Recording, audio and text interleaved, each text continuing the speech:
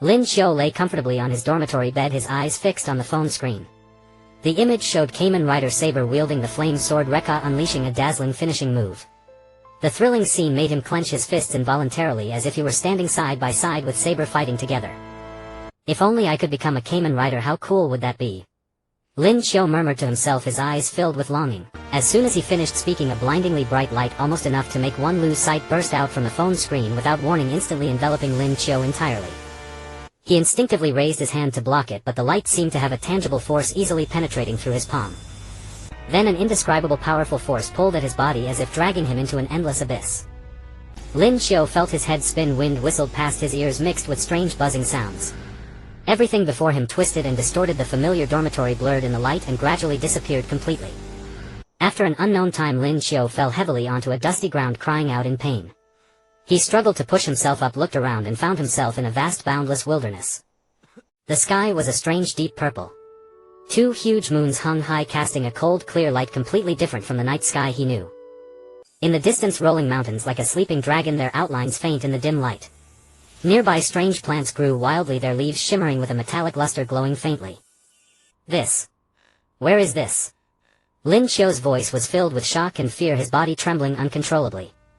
He pinched himself hard, the pain clear and sharp. This was no dream. Just as he was full of doubt and confusion, a familiar sensation came from his waist. He looked down instinctively, and there it was, the Kamen Rider Saber belt, now firmly fastened around his waist, glowing with a mysterious light. What's going on? How did I bring this with me through? Lin Qiu's mind was in chaos, countless thoughts racing through his head, but none could explain the bizarre situation. He took a deep breath, trying to calm himself, thinking since he was here he should make the best of it and figure things out first. Lin Qiu stood up, dusted off his clothes, and walked toward a distant twinkling light. He guessed there might be people there, maybe he could get some answers. As the distance grew closer, a magnificent city appeared before him. The tall, thick city walls were built from huge black stones. Guards patrolled the walls holding long spears, their armor glinting coldly in the moonlight. The city gate was closed. Two burly guards stood in front, wearing heavy armor, their faces stern and imposing. Lin Qiu cautiously approached, politely greeting the guards. Hello, excuse me, where is this? I am lost. The guards looked him up and down, eyes full of vigilance. One asked gruffly, where do you come from? Why are you dressed so strangely? Only then did Lin Qiu realize he was still wearing modern casual clothes, completely out of place. He had a sudden idea and said, I come from a very far place, suffered a shipwreck and drifted here.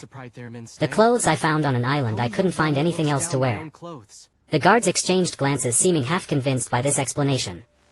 Seeing this, Lin Qiu felt a little anxious. He didn't want to be turned away, so he added, I just want a place to rest and get something to eat. I can help you with work, just let me into the city. Just then there was a commotion at the city gate.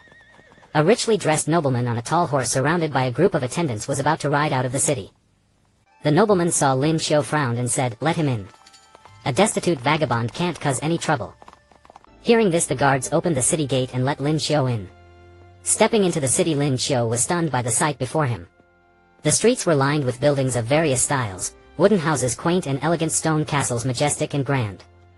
Pedestrians came and went on the streets, mages in robes, knights carrying longswords, and all sorts of people in exotic costumes.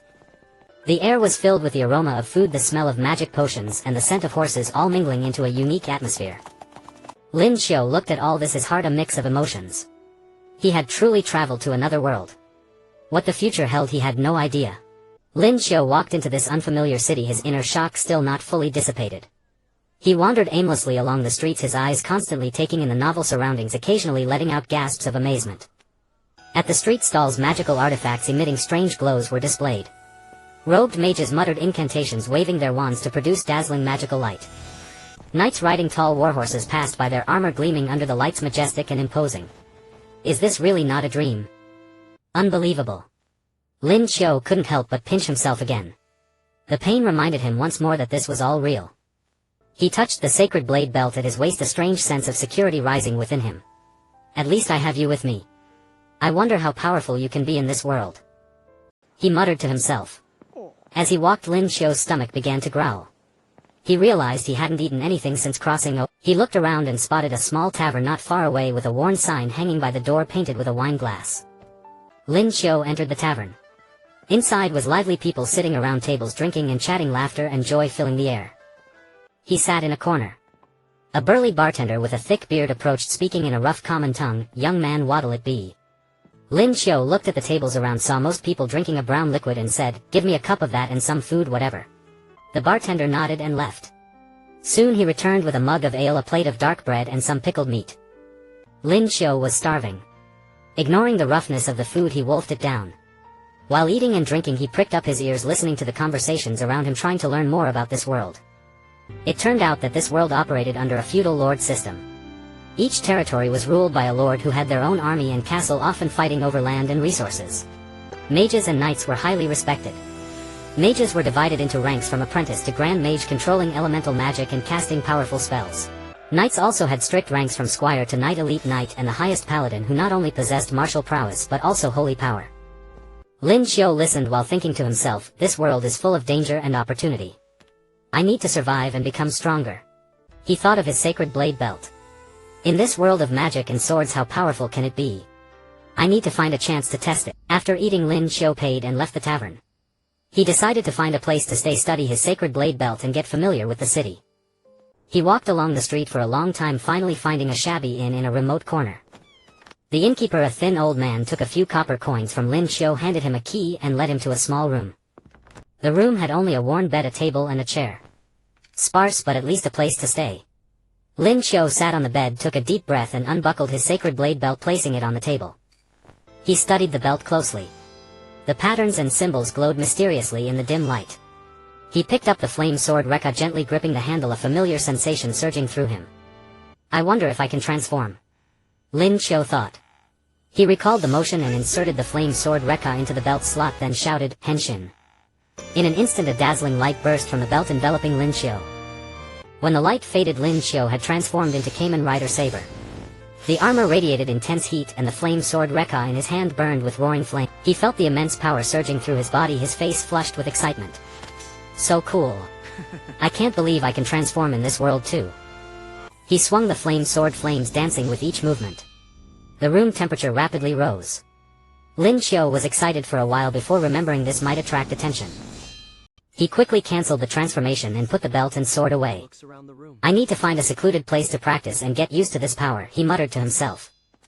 "I need to find a secluded place to practice and get used to this power," he muttered to himself. Lying on the bed staring at the ceiling, Lin Qiu silently vowed, "Since I've come to this world, I must live well, become a hero like Kamen Rider, and maybe find a way back." Thinking, he gradually drifted into sleep. His adventure in this other world had just begun. The morning sunlight filtered through the grimy window of the inn, casting a warm glow on Lin Qiu's face.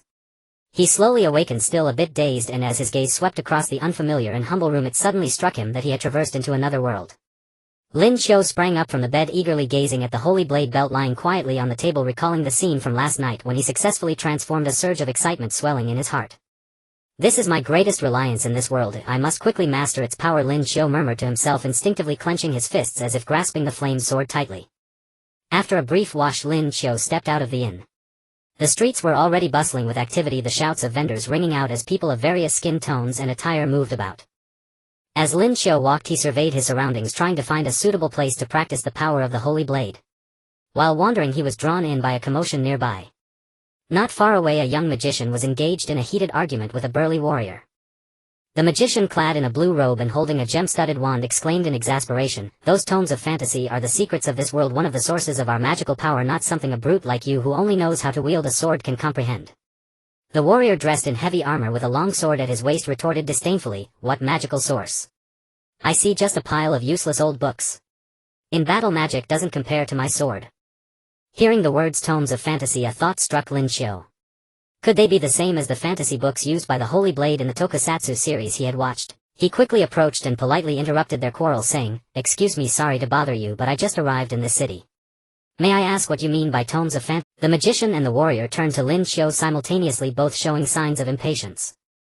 However, Lin Qiu's sincere and curious expression prompted the magician to explain patiently, "The Tome of Fantasy is an ancient book that contains immense magical power and mysterious knowledge.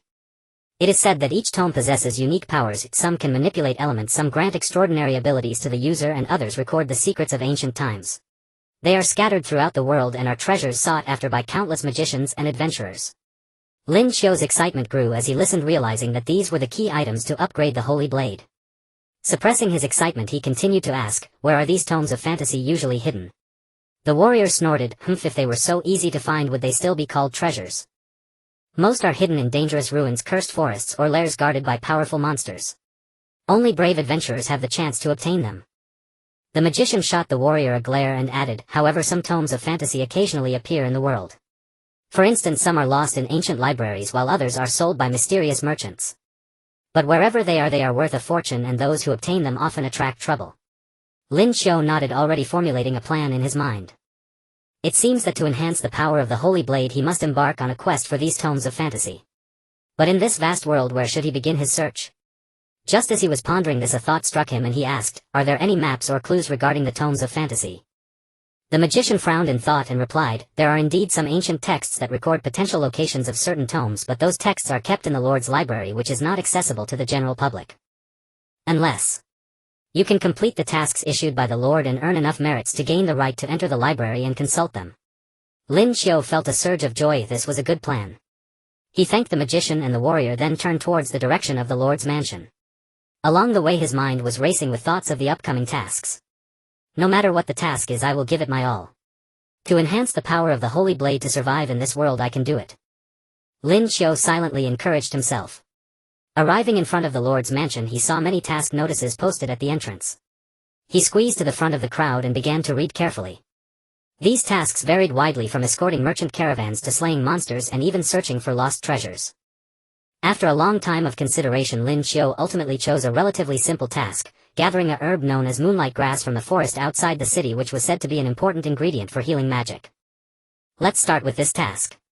Not only can I earn merits, but perhaps I can also find clues about the tomes of fantasy in the forest. Lin Qiu murmured to himself before entering the Lord's mansion to collect the task certificate. After leaving the mansion, he began to prepare for the task. He went to the market to buy some essential supplies such as food, water, and ropes. Additionally, he consulted an old hunter about the situation in the forest outside the city, learning that there were not only various dangerous beasts but also monsters tainted by magic requiring extra caution. With everything prepared, Lin Qiu confidently set off towards the forest outside the city, carrying the Holy Blade belt and the flame sword. The sunlight bathed him, outlining a resolute silhouette. He knew that this journey into the forest was fraught with uncertainty and danger, but he felt no fear, for his goal was to become a powerhouse in this world, and this was merely the first step on his journey. Lin Qiu carried a backpack filled with supplies and held the fire flame sword in his hand as he strode towards the forest beyond the city. As he ventured deeper, the clamor of the city faded away, replaced by the dense woods, the melodious chirping of birds, and the moist fragrant air filled with the scent of grass and trees. Sunlight filtered through the layers of leaves, casting golden beams that made the forest appear serene and mysterious. This forest looks quite beautiful, but I wonder what I might encounter. Lin Qiu observed his surroundings cautiously as he walked. He understood well that in the forests of this otherworld, beauty often coexisted with danger. Following the old hunter's guidance, Lin Qiu advanced towards the depths of the forest, seeking a place where moonlight grass might grow. It is said that moonlight grass prefers to grow in dark, damp places where moonlight can shine directly, usually found in more secluded corners of the forest. As he walked, Lin Qiu suddenly heard a faint rustling sound coming from the nearby bushes. He immediately stopped, gripping the fire flame sword tightly, his muscles tensed and his eyes fixed on the source of the sound. A lithe black leopard sprang out from the bushes, its eyes shimmering with an eerie green light fixated on Lin Qiu, emitting a low growl as if it regarded Lin Qiu as an intruder in its territory. Lin Qiu was taken aback. Although he had seen many animals in modern society, facing a living aggressive leopard instilled immense pressure in him. Calm down, I am a person with the Holy Blade belt, Lin Qiu encouraged himself mentally while slowly stepping back, trying to increase the distance between himself and the leopard. However, the leopard did not give him that opportunity. It crouched down, assuming an attacking stance, then leaped forward abruptly towards Lin Qiu. Lin Qiu reacted swiftly, dodging to the side while swinging the fire flame sword in an attempt to intimidate the leopard. The flames burning on the sword caused the leopard to hesitate. It changed direction midair, landing a few steps away from Lin Qiu, continuing to seek another opportunity to strike. It seems that it won't back down unless I deal with it. Lin Qiu took a deep breath, knowing that simply avoiding it was not a solution. He sheathed the fire flame sword into the Holy Blade belt and shouted, "Transform." In an instant a brilliant light flashed and Lin Qiu transformed into Kamen Rider Saber in his fiery armor and blazing flames, making him look imposing. The leopard appeared startled by this sudden change, but its wild instincts quickly overcame its fear as it charged at Lin Qiu once more. Lin Qiu charged forward to meet the leopard. He was no longer the ordinary person who could only dodge in the face of danger. The power of Saber filled him with confidence. He swung the fire flame sword, the blade engulfed in flames, slicing through the air as it collided with the leopard's sharp claws. The leopard let out a painful cry, its claws were scorched by the flames and it was pushed back several steps by the force of the sword. However, it did not give up and quickly readjusted to launch another attack. This time Lin Qiu did not give it a chance. He timed his advance perfectly as the leopard lunged, making a quick dash forward, then leaping high into the air, his fire flame sword wielded with powerful force and fire striking down towards the leopard. Boom! Accompanied by a loud crash, flames enveloped the leopard, which struggled momentarily in the fire before collapsing to the ground motionless. Lin Qiu detransformed, panting heavily. Although he successfully drove off the leopard, the fight left him feeling somewhat fatigued. Qiu finally dealt with it. Lin Qiu wiped the sweat from his forehead, secretly relieved to have the power of the Holy Blade Belt, otherwise he wouldn't have known how to handle such a fierce leopard. After dealing with the leopard, Lin Qiu continued on. After a thorough search, he finally discovered moonlight grass in a shadowy valley. Moonlight grass grew on a patch of moist moss, its slender leaves shimmering with a silvery glow in the dim light, resembling moonlight falling upon it, incredibly beautiful. Lin Qiu carefully crouched down, preparing to collect the moonlight grass. Just as his hand was about to touch the moonlight grass, suddenly a gigantic spider fell from the branches above, enveloping him in a massive web. This spider was as tall as a person, covered in black fur, with 8 eyes glimmering with an eerie red light, and its mouth dripped with green venom. What kind of monster is this? Lin Qiu struggled in terror, but the web was incredibly tough. The more he struggled, the more strands ensnared him. The spider slowly crawled towards him, its venom dripping onto the ground with a sizzling sound, instantly eroding the earth into small pits. Damn it, am I really going to perish here? Lin Qiu was filled with reluctance, desperately writhing his body to try to break free from the web. Just as the spider was about to reach him, Lin Qiu suddenly thought of the Holy Blade Belt. He exerted all his strength to stretch his hand towards his waist, groping for the Holy Blade Belt. Finally he touched the belt and, using the last bit of his strength, shouted, "Transform." Light shone again and Lin Qiu successfully transformed into Kamen Rider Saber. A powerful force erupted, instantly shattering the web that had ensnared him. The spider seemed startled by this sudden turn of events, halting its advance and watching Lin Qiu warily. Lin Qiu would not give it a chance to breathe. He swung the fire flame sword and charged towards the spider.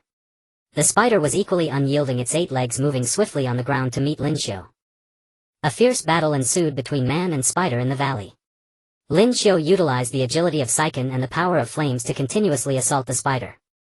Each strike of his sword left a charred wound on the spider's body, and the spider's fur ignited, emitting a pungent odor.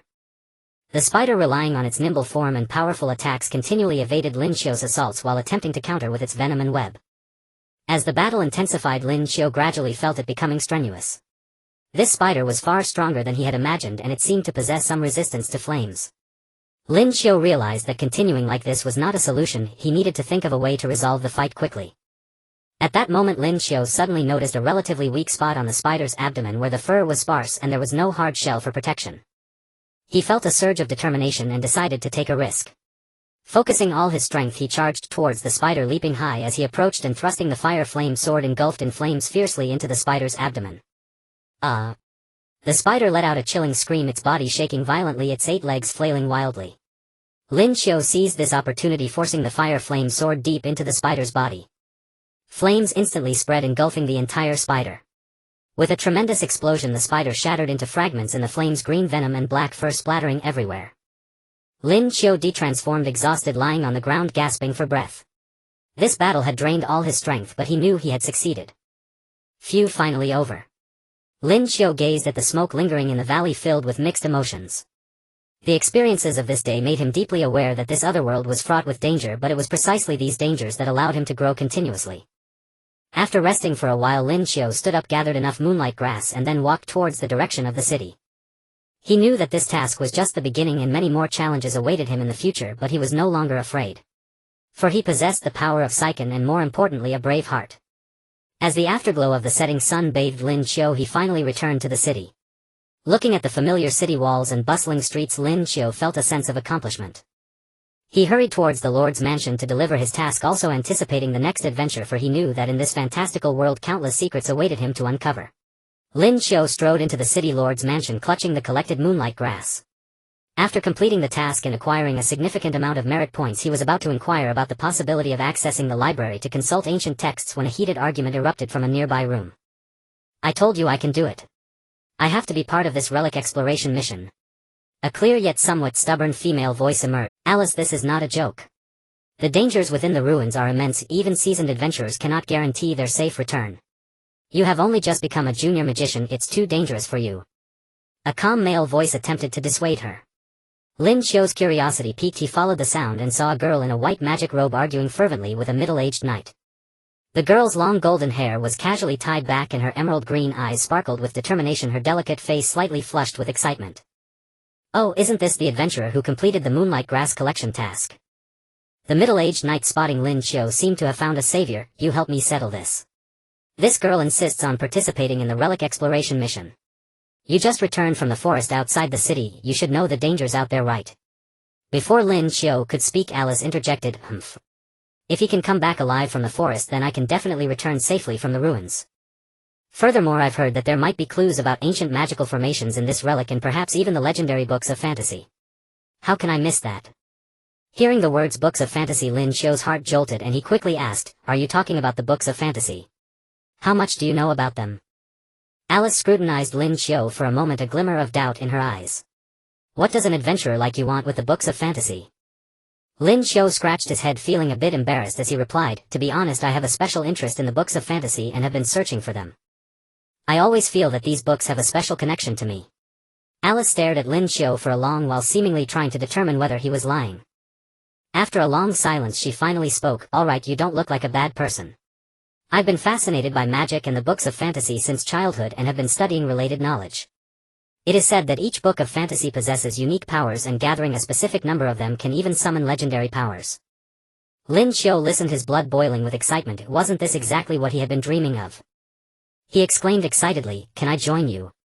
Although I'm not a magician, I have my own abilities and have defeated quite a few dangerous monsters in the forest. I can definitely help.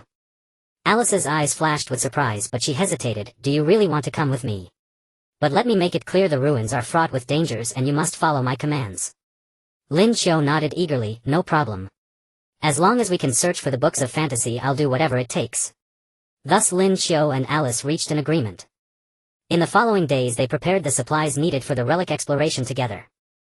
Lin Qiu polished his sacred blade belt and fire blade until they gleamed, and even specially crafted a concealed scabbard so he could quickly transform without attracting too much attention when necessary. Alice prepared various magical potions, rune scrolls, and a magical notebook documenting her research findings. On the night before their departure, Lin Qiu lay in bed tossing and turning, unable to sleep. His mind was filled with thoughts of the upcoming relic adventure and those mysterious books of fantasy. This is a great opportunity for me to enhance my power, I must seize it. Moreover, adventuring with Alice might allow me to understand this world more deeply, Lin Qiu silently vowed. The next morning the two met at the city gate. Alice was dressed in a lightweight magic robe, carrying a backpack filled with supplies, holding a wand embedded with a blue gemstone, looking spirited and heroic. Lin Qiu wore a black tight-fitting outfit with leather armor over it, the fire blade strapped at his waist brimming with energy. Are you ready?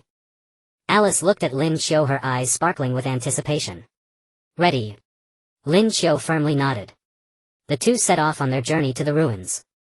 Along the way they traversed dense forests, climbed rugged mountains, and encountered many beasts and small monsters, all of which they dealt with one by one.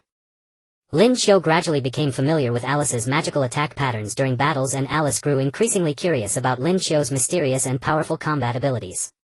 Lin Qiu, you seem to transform into a different person during battles. Your power becomes incredibly strong.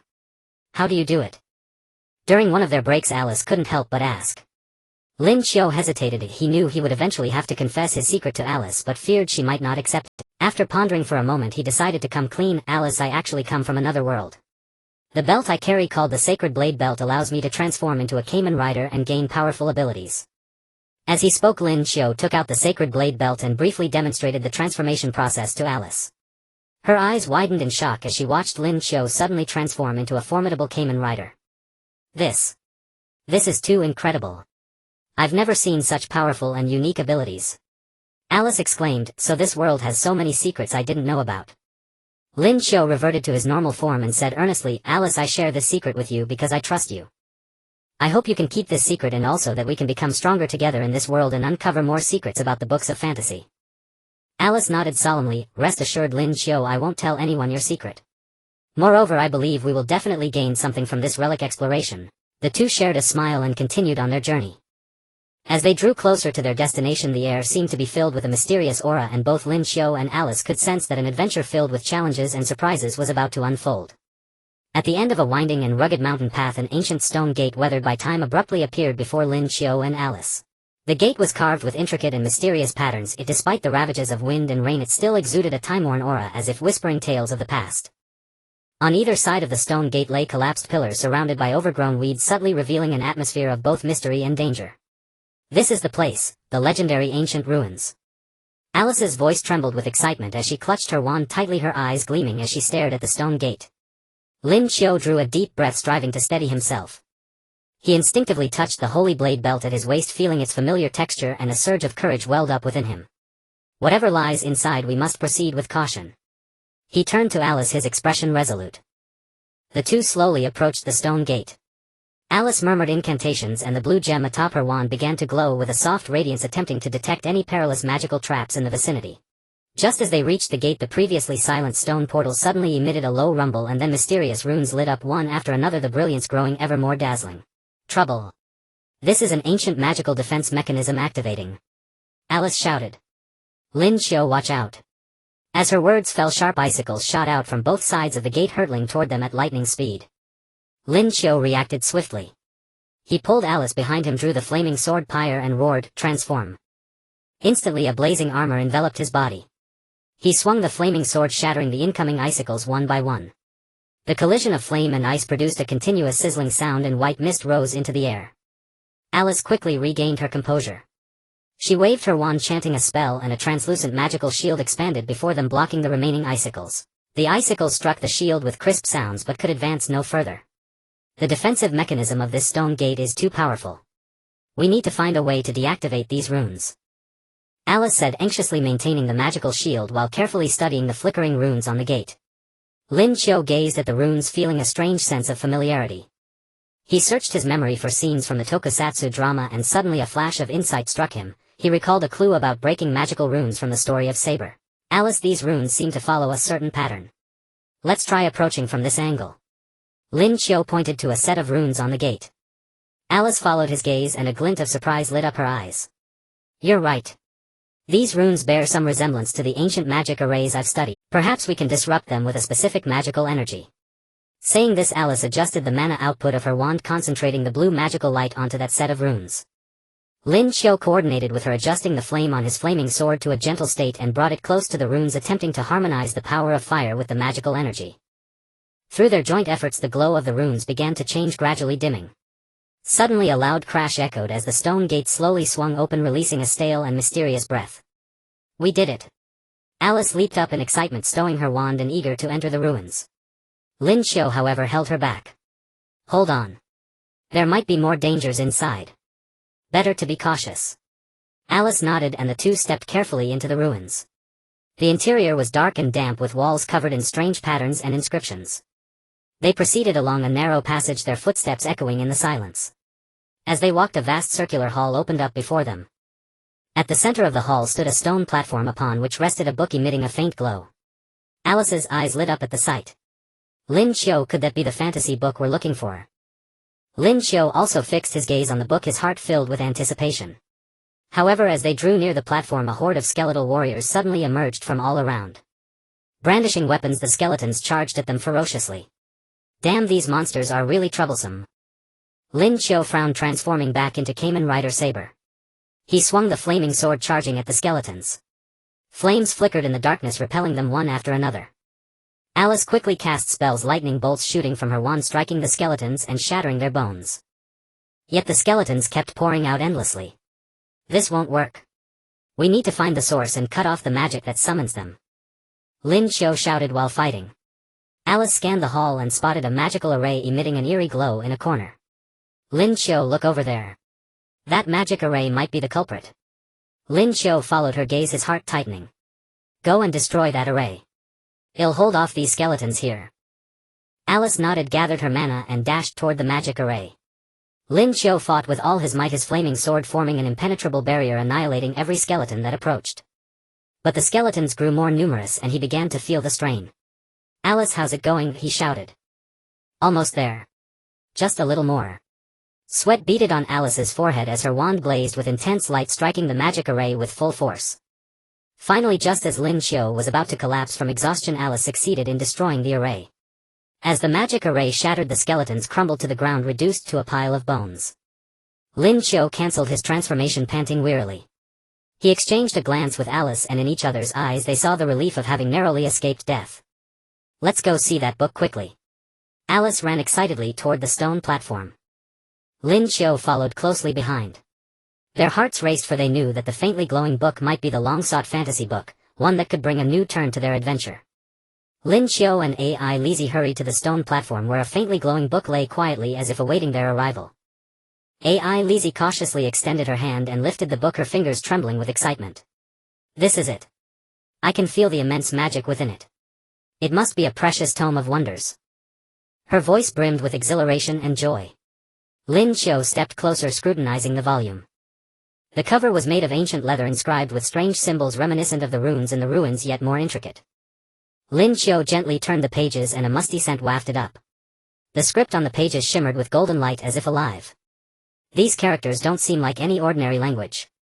I've never seen them before, Lin Qiu remarked with a frown. Ai Lizzie closed her eyes, concentrating, attempting to decipher the words with her magical perception. After a moment she slowly opened her eyes, a look of surprise spreading across her face. I sense it. This book contains clues about a mysterious power seemingly linked to an ancient magical creature sealed away. If we can find and release that creature, we could gain formidable strength, perhaps enough to help us locate more of these mystical books. Lin Qiu's heart stirred with excitement, but he remained cautious. It sounds enticing, but there must be great danger hidden within. We need to plan carefully. As they discussed the clues, a low rumble echoed from the depths of the ruins and the entire structure began to shake violently. Stones rained from above and cracks spread across the floor. Something's awakening. Ai Lizzie cried in alarm. Lin Qiu swiftly drew his flame sword, scanning their surroundings warily. Let's get out of here first. We'll study the book later. They rushed back along the passage only to find the original exit blocked by collapsed rubble. They searched for another way out but found each passage sealed by stone doors, all engraved with runes similar to the earlier defense mechanisms. These doors look impossible to open. We're trapped, Ai Lizzie said anxiously. Lin Qiu refused to give up studying the runes on the door, trying to find a solution. Suddenly he noticed that one rune closely resembled a symbol in the book. With a flash of inspiration he brought the mystical tome close to the door. The symbol in the book resonated with the rune, emitting a radiant glow. So this book is the key to opening these doors. Lin Qiu exclaimed. Following the sequence of symbols in the book, he used the book's light to illuminate the runes on the door one by one. As the runes lit up, the stone door slowly swung open. They dashed forward, but the danger was far from over. A colossal rock golem emerged from the darkness, towering twice the height of a man, its body composed of solid rock. Each step made the ground tremble. It's a guardian golem. Ai Lizzie shouted. Its power is immense, we must be careful. Lin Qiu instantly transformed into Kamen Rider Saber and charged at the golem. He swung the flame sword at the golem's legs, trying to hinder its movement. Sparks flew as fire met rock, but the golem merely staggered slightly, barely affected. Ai Lizzie cast her magic, sending a barrage of ice arrows at the golem. The arrows struck, forming a thick layer of frost, but the golem shook itself, shattering the ice with ease. This won't work. We have to find its weakness, Lin Qiu called out. He circled the golem, studying its structure. Finally he spotted a faintly glowing gem on its chest, likely its core. Ai Lizzie, concentrate your attacks on its chest. Lin Qiu shouted, charging at the golem with his flaming sword to draw its attention, while Ai Lizzie prepared a powerful magical assault. Bolts of lightning and ice arrows streaked toward the golem's chest. Sensing the danger, it swung its massive arms to block their attacks. Lin Qiu dodged nimbly, closing in on the golem's chest.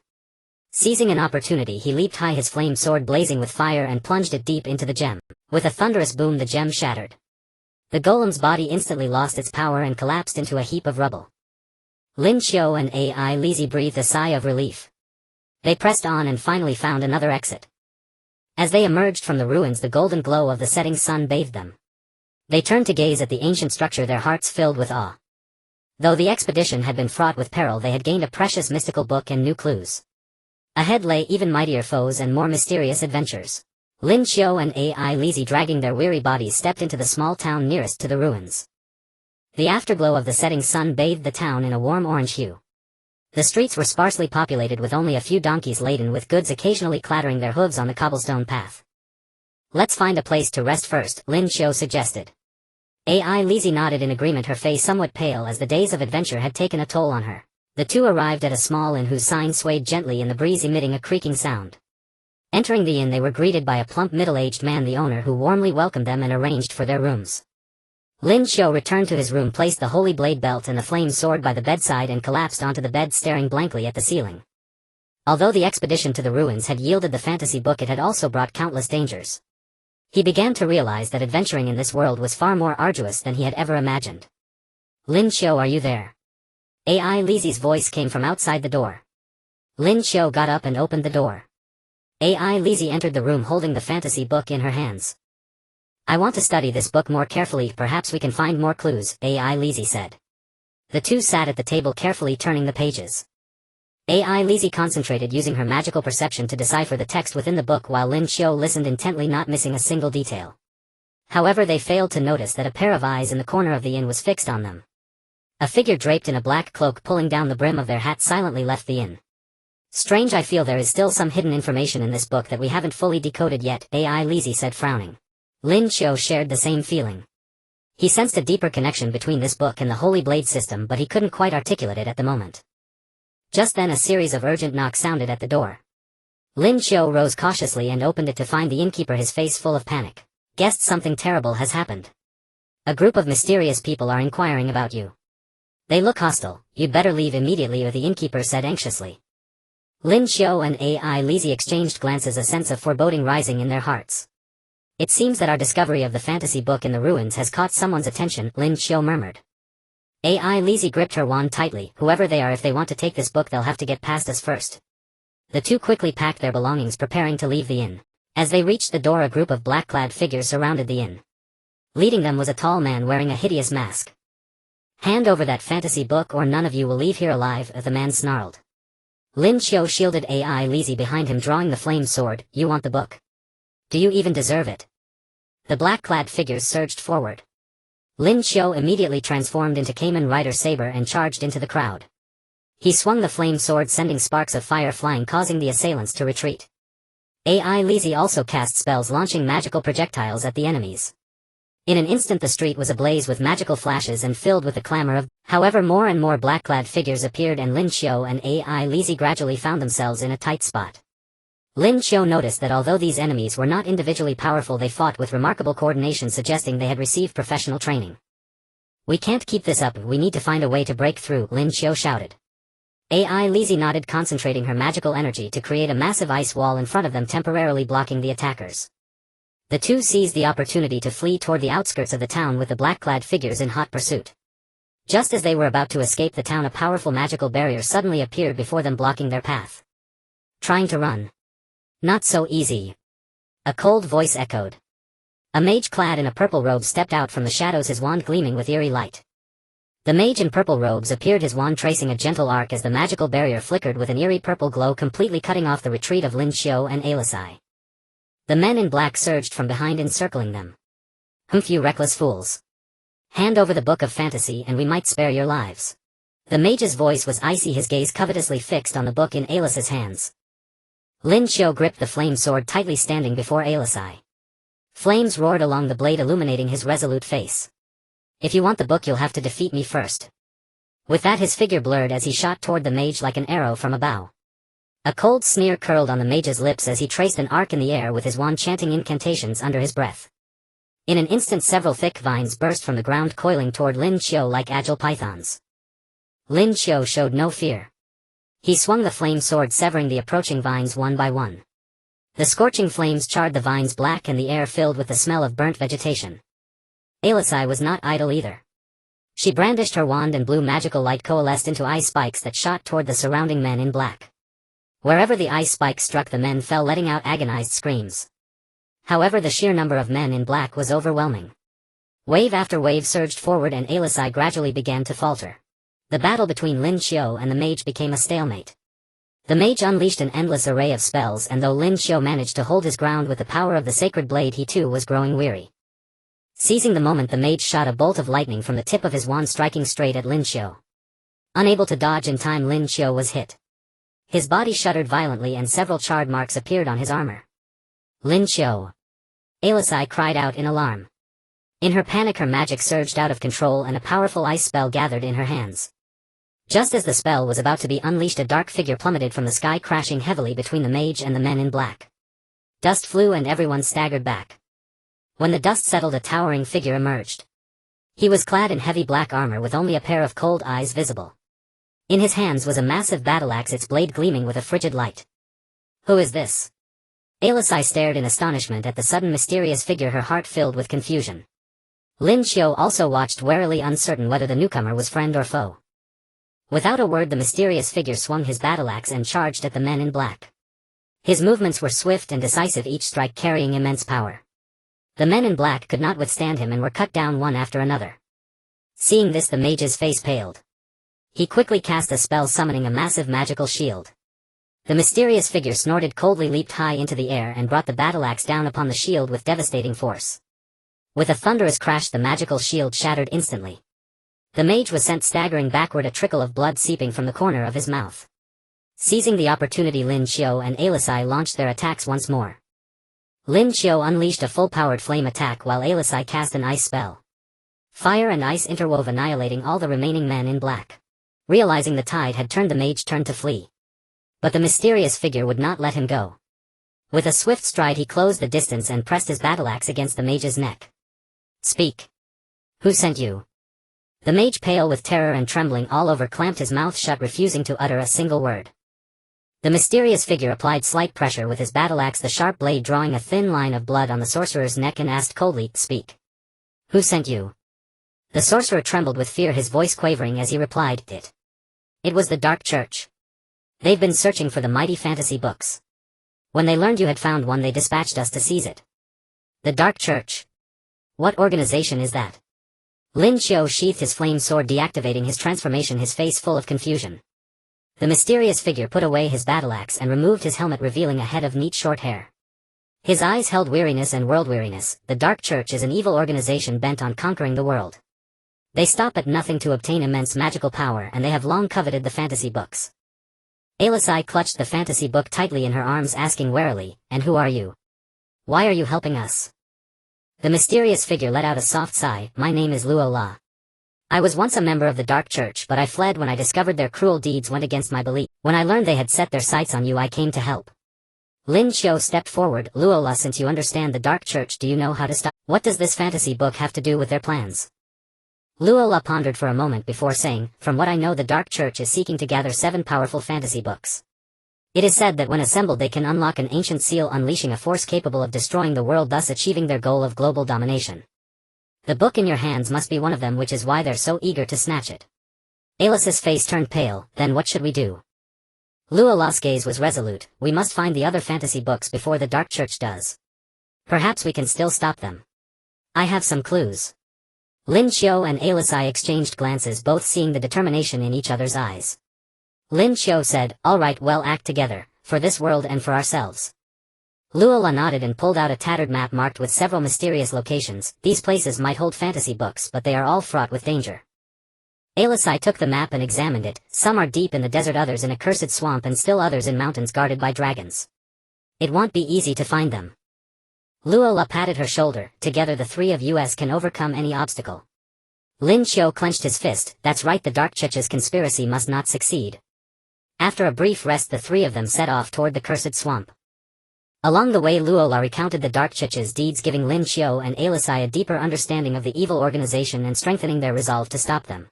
Several days later they arrived at the edge of the swamp. The stench of decay assaulted their senses. The trio cautiously entered the swamp, where mist hung thick around them and the low growls of unknown creatures echoed from time to time. Suddenly a horde of swamp monsters wreathed in black miasma surged forth, encircling them completely. The monsters lunged with claws bared. Lin Qiu swiftly drew out the Seiken Sword Driver and the Brave Dragon Wonder Ride book, shouting, Blazing Sword Draw. Blazing armor enveloped his body. In his brave dragon form he brandished the flame sword and engaged the monsters in fierce combat. Alisai cast magical support while Luo La fought in close quarters with her battle axe. During the battle, Lin Qiu realized that ordinary fire attacks inflicted only limited damage on the monsters. Just as he was struggling, the fantasy book Alisai had obtained from the ruins began to emit a faint glow. A flash of inspiration struck Lin Qiu. He brought the holy sword close to the fantasy book, and in that instant a mysterious energy surged into the blade. His armor underwent a subtle transformation, gaining a temporary boost in power that allowed him to drive back a wave of monsters. After the battle, Lin Qiu picked up the fantasy book and examined it closely. Drawing on his knowledge of the Kamen Rider Saber, he recognized that the patterns on the book matched the clues related to the power of King Arthur in his memory. He said excitedly to Alisai and Luo La, "I think I know the secret of this book. It contains the power of King Arthur, enabling me to unlock a stronger form, the Dragon Arthur form. With this form we stand a much better chance against the Dark Church." Though Alisai and Luo La did not fully understand why Lin Qiu was so certain, his confident demeanor filled them with anticipation. They knew that to unlock this formidable form they would need to venture deeper into the swamp and find the method to activate this power. After shaking off the pursuit of the swamp monsters, Lin Qiu and his companions took a moment to regroup before venturing deeper into the swamp. The damp mist enveloped the surroundings and the ground beneath their feet was soft and muddy. With every step they took, a squelching sound accompanied them, as if the swamp would swallow them whole at any moment. The pungent odor of decaying vegetation filled the air, making one feel nauseous. "I never expected this swamp to be so difficult to navigate," Alice said with a frown, tapping her wand on the ground to maintain her balance with magical energy. Lola scanned the surroundings warily. "Be careful, this place not only has a harsh environment, but we also don't know what dangers lurk here." As they proceeded deeper, the mist thickened, severely obstructing their vision. Suddenly a low rumble of a roar echoed from ahead, followed by the emergence of a gigantic multi-headed serpent from the fog. Its body was as thick as a tree trunk, each head adorned with sharp fangs continuously dripping green venom that corroded the ground into small pits upon contact. "Be careful, that's a swamp multi-headed serpent," Lola shouted, brandishing her battle axe and charging forward. Lin Qiu quickly drew his flame sword, transforming once more into the courage dragon form, the blazing flames illuminating the surrounding mist. He charged towards the multi-headed serpent, the flames on his sword scorching its scales. However, the serpent's attacks were fierce, with multiple heads striking simultaneously, making it difficult for Lin Qiu to defend himself. Alice stood back, chanting incantations as ice arrows shot towards the multi-headed serpent, attempting to slow its movements. Yet the serpent's tough exterior merely left shallow marks upon impact. "This isn't working, we need to find its weakness," Lin Qiu exclaimed. Just then the mystical book containing the power of King Arthur in Lin Qiu's arms suddenly emitted a brilliant light. The light resonated with the holy blade belt, and a mysterious force surged into Lin Qiu's body. He felt the power within him stirring, as if on the verge of breaking through some kind of restraint. Lin Qiu focused his mind, attempting to channel this power. With his movements, the holy blade armor began to transform, the original red patterns gradually replaced by golden lines, and the flames grew even brighter.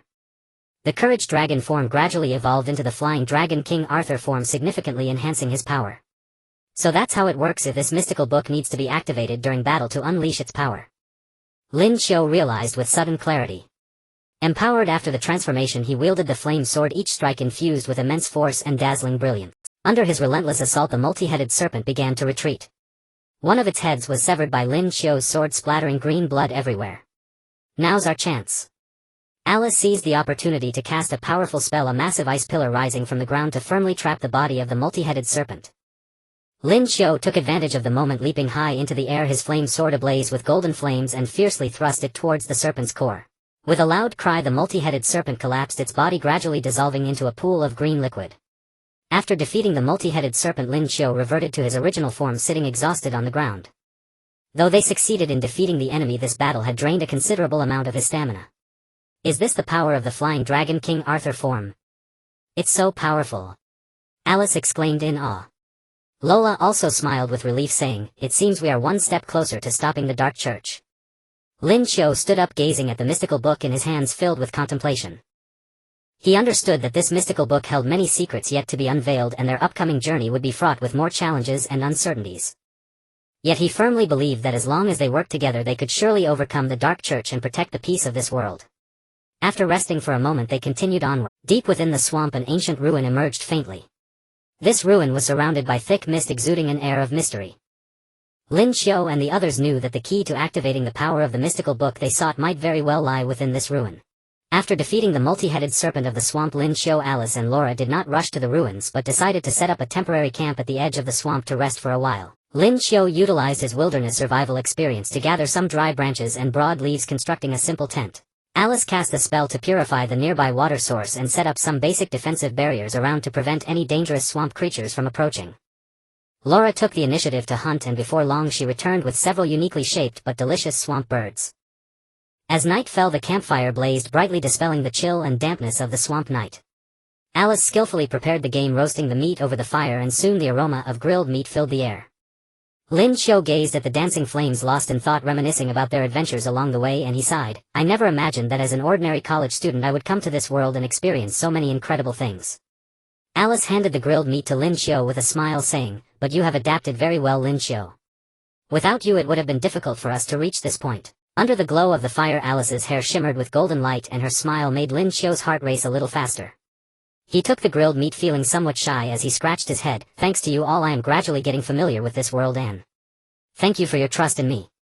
Laura, watching the two, raised the corners of her mouth slightly and teased, you two can stop flattering each other now, let's eat, finish quickly and rest early.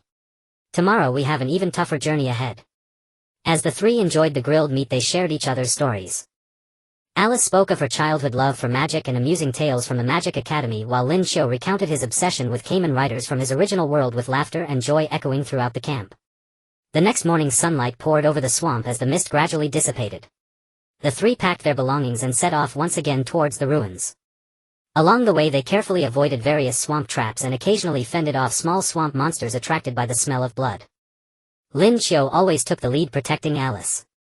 Whenever danger approached he would instinctively shield her behind him, which filled Alice's heart with warmth. Finally they arrived once more at the ancient ruins. Just as they were about to delve deeper, Lin Qiu suddenly felt a strong sense of unease. He halted, cautiously observing his surroundings closely, and noticed that the plants around the ruins seemed even more withered than before, with a faint stench of decay in the air. Wait, I sense something's not quite right, Lin Qiu said, drawing his flame sword.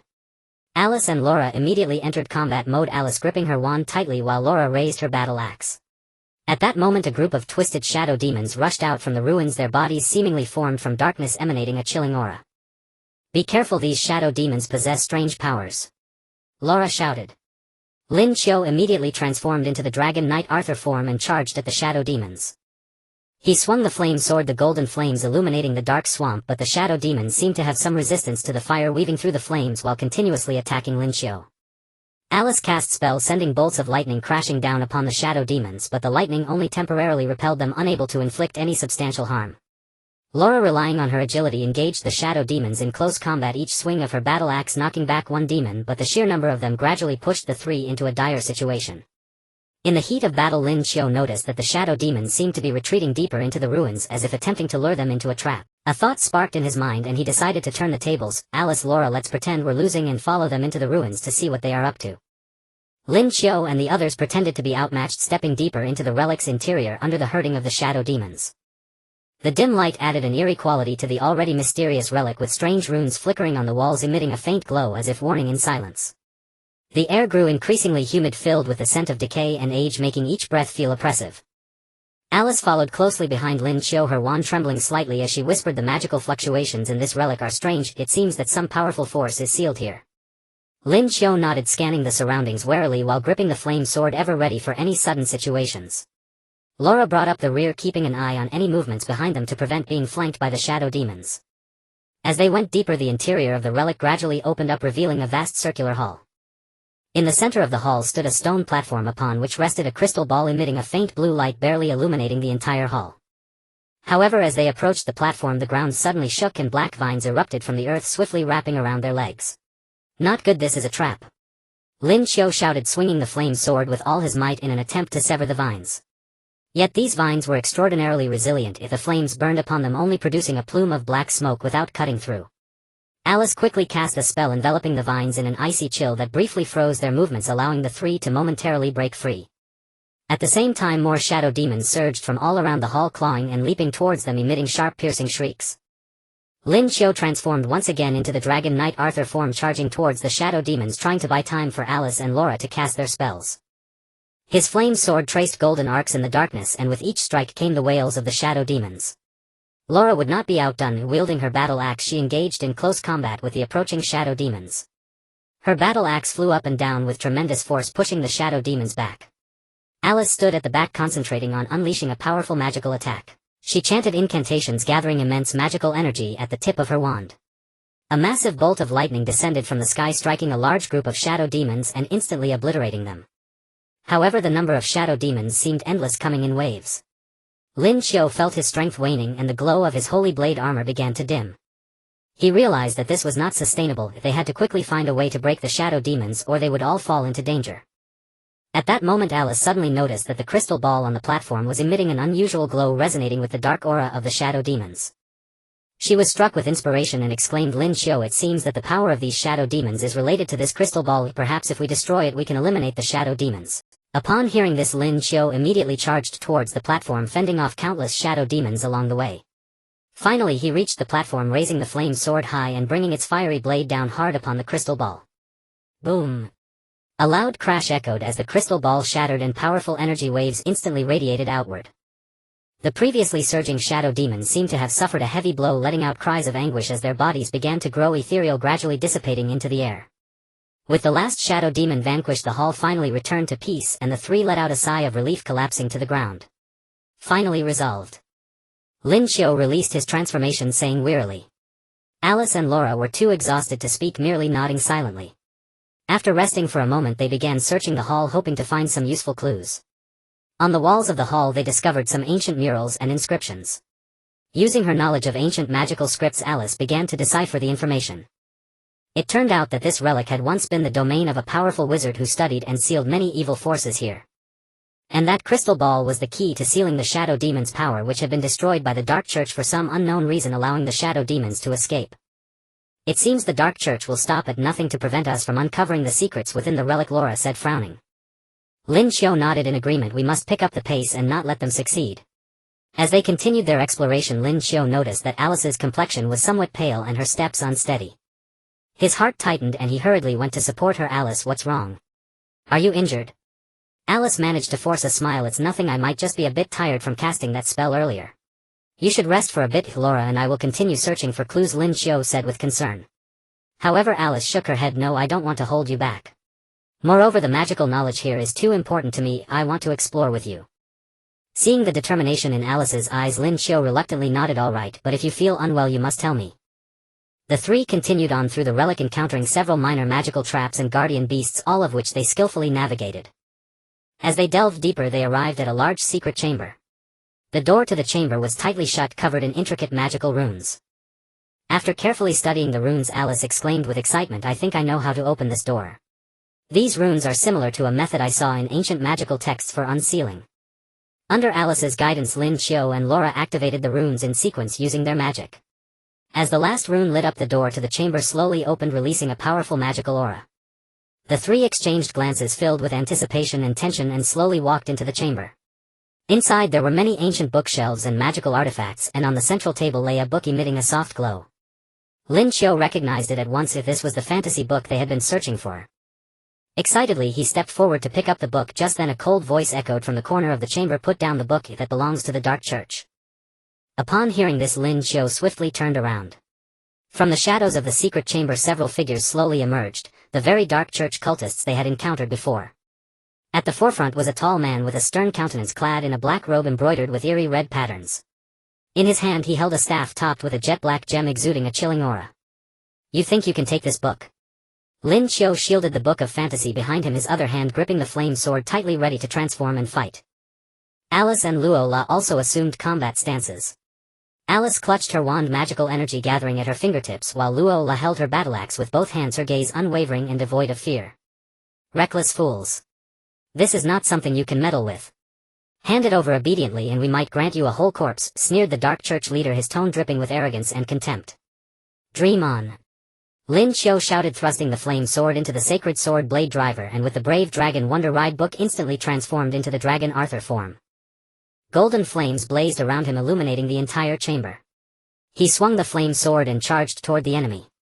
The Dark Church cultists retaliated by unleashing dark magic. Bolts of black lightning and corrosive rays shot toward Lin Qiu. He dodged nimbly, leveraging the agility and strength of his dragon Arthur form to close in on the enemies. He slashed his sword, sending a powerful flame-imbued blade that knocked a cultist back several steps, slamming him against the chamber wall. Alice was not to be outdone. She chanted an incantation and a blue light bloomed at the tip of her wand. In an instant icy rain fell within the chamber, sharp icicles lancing toward the Dark Church cultists. These icicles were not only highly destructive but also slowed the enemy's movements. One cultist failed to dodge and was struck by an icicle, letting out a pained cry. Luo La meanwhile charged into the enemy ranks with her battleaxe.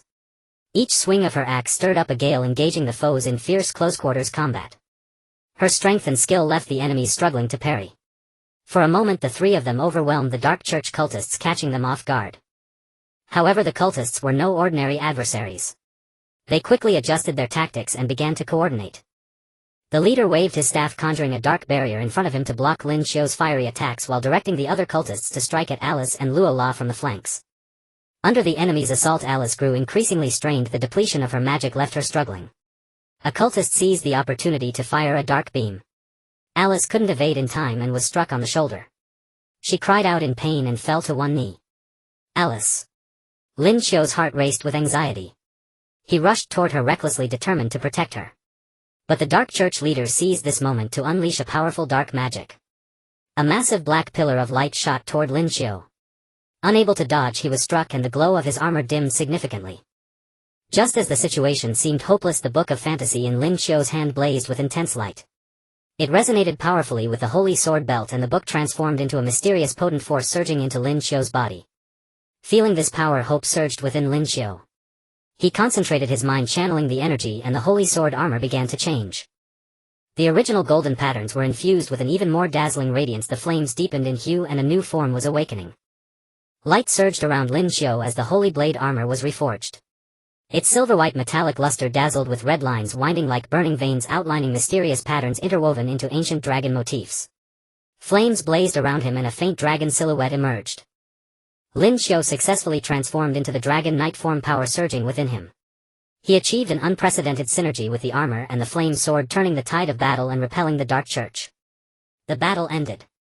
Lin Qiu dismissed his transformation and sat down wearily on the ground, his clothes soaked with sweat, yet a victorious smile lingered on his lips. Alice and Laura ran over quickly. Although Alice's shoulder was injured, making her movements a bit sluggish, her eyes were full of concern and joy. Lin Qiu, you were amazing just now. This new form is like a god descending. Her cheeks flushed and her eyes sparkled with admiration. Laura also nodded with a smile, stepping forward to pat Lin Qiu on the shoulder. Indeed, with this power the Dark Church is nothing to fear. But don't get too happy yet. We need to find a safe place to rest quickly. As she spoke, she reached out to help Lin Qiu up. The three returned to the camp. Alice cast healing magic, treating her own shoulder wound while also helping Lin Qiu relieve the fatigue after the battle. The faint glow of magic danced at her fingertips, illuminating her focused expression. Lin Qiu looked at Alice, a warm current surging in his heart. Alice, thanks to you I really don't know what I would have done. Lin Qiu said softly, his gaze tender. Alice's cheeks flushed slightly and she lowered her head, her hair covering her expression. Don't say that. We're together, helping each other is only natural. Laura, watching them from the side, curled her lips slightly, revealing a meaningful smile, and deliberately teased, you two stop being so mushy. I'm starving. Let's find something to eat first. At night the campfire blazed, dispelling the darkness and chill. Lin Qiu recounted his life in his original world, those ordinary yet interesting daily routines, which fascinated Alice and Laura. You know, in my world there's something called movies which can present all kinds of stories like magic. I used to love watching superhero movies, never expecting to become a hero like them myself. A glimmer of reminiscence shone in Lin Qiu's eyes. Alice leaned in curiously, her eyes wide. Wow, that must be amazing. I really want to see your world. As she spoke, she gently rested her shoulder against Lin Qiu's. Laura added firewood nearby, smiling. Alright, don't just talk about your side. Tell us about ours too. Alice, tell Lin Qiu about the Magic Academy. Alice sat up straight and enthusiastically recounted her life at the Magic Academy, the complex incantations, amazing magical experiments, and amusing anecdotes with classmates. Lin Qiu listened with great interest. Magic is truly amazing. I've always been curious, where does the power of magic come from? Lin Qiu asked earnestly. Alice tilted her head, thought for a moment, and said, it's said to originate from the source of magical power in this world. Mages use their spiritual power to sense and channel mana, thereby casting spells. Everyone's affinity for mana is different, so the spells they excel at also vary. Laura joined the discussion. And training in magic is no easy task, it requires a great deal of time and effort. Alice's current level is the result of her hard work. Alice smiled sheepishly. It's nothing really, I just like it. By the way, Lin Qiu, when you transform, do you feel any similarities with magic? Lin Qiu fell into thought, then said after a moment, I think it's somewhat similar, both require concentration to sense and control that power. It's just that my power comes from these fantasy books and the Holy Blade Belt. The night grew deeper and the three continued their discussion. The campfire illuminated their faces, warm and beautiful. In this world full of unknowns and dangers, the tranquility of this moment seemed especially precious. They all knew that such moments might be fleeting, but they were enough to become the strength that would sustain them as they moved forward. At dawn, soft sunlight filtered gently through the gaps between leaves, spilling across the campsite and gilding everything with a delicate golden hue. Lin Qiu stirred awake from his slumber while Alice and Laura remained soundly asleep inside the tent. He rose quietly, careful not to disturb them, and walked alone to the small stream beside the camp. The water ran crystal clear, and kneeling at its bank, Lin Qiu cupped a handful in his palms and splashed it onto his face, the coolness instantly dispelling the last traces of drowsiness. Gazing at the rippling current, his thoughts drifted back to the previous night, the warmth of Alice leaning against his shoulder, the flicker of curiosity and admiration in her eyes. Each memory quickened his pulse without his consent. "Lin Qiu, you're up so early." Alice's voice floated from behind him, laced with the gentle huskiness of recent sleep. Lin Qiu sprang to his feet and turned. There she stood, draped in a pale blue mage's robe, her golden hair cascading loosely over her shoulders like a celestial being descending into morning light. "Good morning, Alice. Did you sleep well last night?" Lin Qiu asked with a warm smile, his eyes brimming with quiet concern. Alice nodded softly and stepped beside him, her gaze resting on the stream. "I slept wonderfully. Ever since embarking on adventures with you, each day feels brimming with wonder." A faint blush rose to her cheeks, as if realizing how candid she'd sounded, as she added quickly, "Of course, Laura too. We three together can overcome any hardship." Just then Laura emerged from the tent, yawning. "You two are up so early. What are you chatting about?" Lin Qiu smiled in reply, "Nothing much, just idle conversation." "You must be hungry. Let's pack up and head to the nearby town to restock supplies." The three swiftly dismantled camp and set off toward the town. Along the way, Alice walked side by side with Lin Qiu, their voices low and intimate as they exchanged confidences and shared fragments of their inner worlds. Laura trailed behind them, watching their silhouettes with a knowing smile, and occasionally interjected with playful teasing. When they arrived, the town square bustled with lively commerce. Vendors hawked fresh produce, artisans displayed finely wrought weapons, and enchanters peddled arcane artifacts beneath fluttering banners. Alice was drawn to a stall selling magical trinkets. She picked up a necklace set with a sapphire, holding it aloft in the sunlight. The gem shimmered with prismatic radiance. "Lin Qiu, look how exquisite this is. Wearing it might even amplify my magical affinity," she declared, her eyes alight with exhilaration. Meeting her hopeful gaze, Lin Qiu reached for his coin purse without hesitation. "If you love it, buy it. Let it be a memento of our journey." Delighted, Alice accepted the necklace and fastened it around her neck. She spun before him with a radiant smile. "How do I look?" "Stunning. Truly perfect for you," Lin Qiu replied sincerely, his gaze lingering on her, unwilling to part. At that moment a commotion erupted nearby. Curious, the trio pushed through the crowd to find an emaciated elder being forcibly driven away by several guards. Clutched tightly in his trembling hands was a worn leather-bound tome, from which he murmured urgently, "This is a priceless grimoire. You shall not seize it." Lin Qiu's heart stirred. He exchanged a glance with Alice. Both saw intrigue and unease reflected in the other's eyes. Stepping forward, Alice addressed the guards politely, "May I ask what has occurred? Why is this elder being displaced?" The guards glanced dismissively at Alice and replied impatiently, "This old man parades about daily with that tattered book, claiming it's some ancient grimoire, but no one can decipher its script, and he refuses to pay taxes. We have no choice but to evict him." Alice turned gently to the elder. "Sir, might I examine your book? I have studied ancient magical texts extensively." After a moment's hesitation, the elder placed the volume into her hands. As Alice opened it, an aura of antiquity and mystery washed over her like a silent tide. Her eyes scanned the cryptic script, and gradually her expression grew solemn. "Lin Qiu, Laura, this book appears linked to the legendary tome we seek." She whispered the words softly, barely audible above the murmur of the crowd. In a tranquil inn room on the outskirts of the town, Alice was engrossed in studying a mysterious ancient book, her expression focused. Lin Qiu and Lola had just returned from gathering news, and the atmosphere in the room was thick with tension and excitement. "I have made a new discovery." Alice suddenly stood up, her eyes sparkling with light. "The book says that the entrance to the Hall of Magic is related to a special magical plant that grows on the peak of a snow-capped mountain. It only blooms at specific times, and its fragrance can guide us to the entrance." Just as Lin Qiu was about to respond, a commotion erupted outside the window. He alertly walked to the window and peered out, his face instantly turning grave. "Not good, it's the people from the Dark Church." He saw a group of people in black closing in on the inn, led by a member of the Dark Church he had encountered before, their eyes filled with greed and ferocity. "Protect the ancient book." Lin Qiu shouted, swiftly drawing his flame sword and inserting it into the sacred sword blade activator. With the Courage Dragon fantasy writing book, he bellowed, "Flame blade, arise." In an instant a surge of intense energy erupted, enveloping him in radiance as he transformed into the dragon pattern knight form. The silver-white armor was adorned with red lines that resembled burning veins outlining mysterious patterns. Flames blazed around him with faint dragon shadows emerging, and a powerful aura instantly filled the entire room. Lola tightened her grip on her battle axe and stood beside Lin Qiu while Alice carefully secured the ancient book, holding her wand at the ready. The black-clad men brutally kicked open the inn's door and surged into the room. "Hand over the ancient book and we'll spare your lives," the leader of the cult shouted viciously. "Dream on," Lin Qiu replied, fearlessly charging at the enemy. His speed was astonishing, creating ripples in the surrounding air. As he swung the flame sword, golden flames surged forth with the force of his strikes, repelling the black-clad men in all directions. The cultists of the Dark Church immediately unleashed their dark magic, shooting streams of black light like arrows toward Lin Qiu. His gaze unwavering, he wielded the flame sword with such precision that he deflected all the attacks, sparks flying. With the attacks blocked, the black-clad men began to panic. Taking advantage of the opportunity, Lola charged into the enemy ranks with her battle axe. Each swing of her axe was infused with powerful force, pushing back a group of enemies, and she worked in perfect harmony with Lin Qiu. Alice was not idle either. She chanted incantations, and a tremendous magical force gathered at the tip of her wand.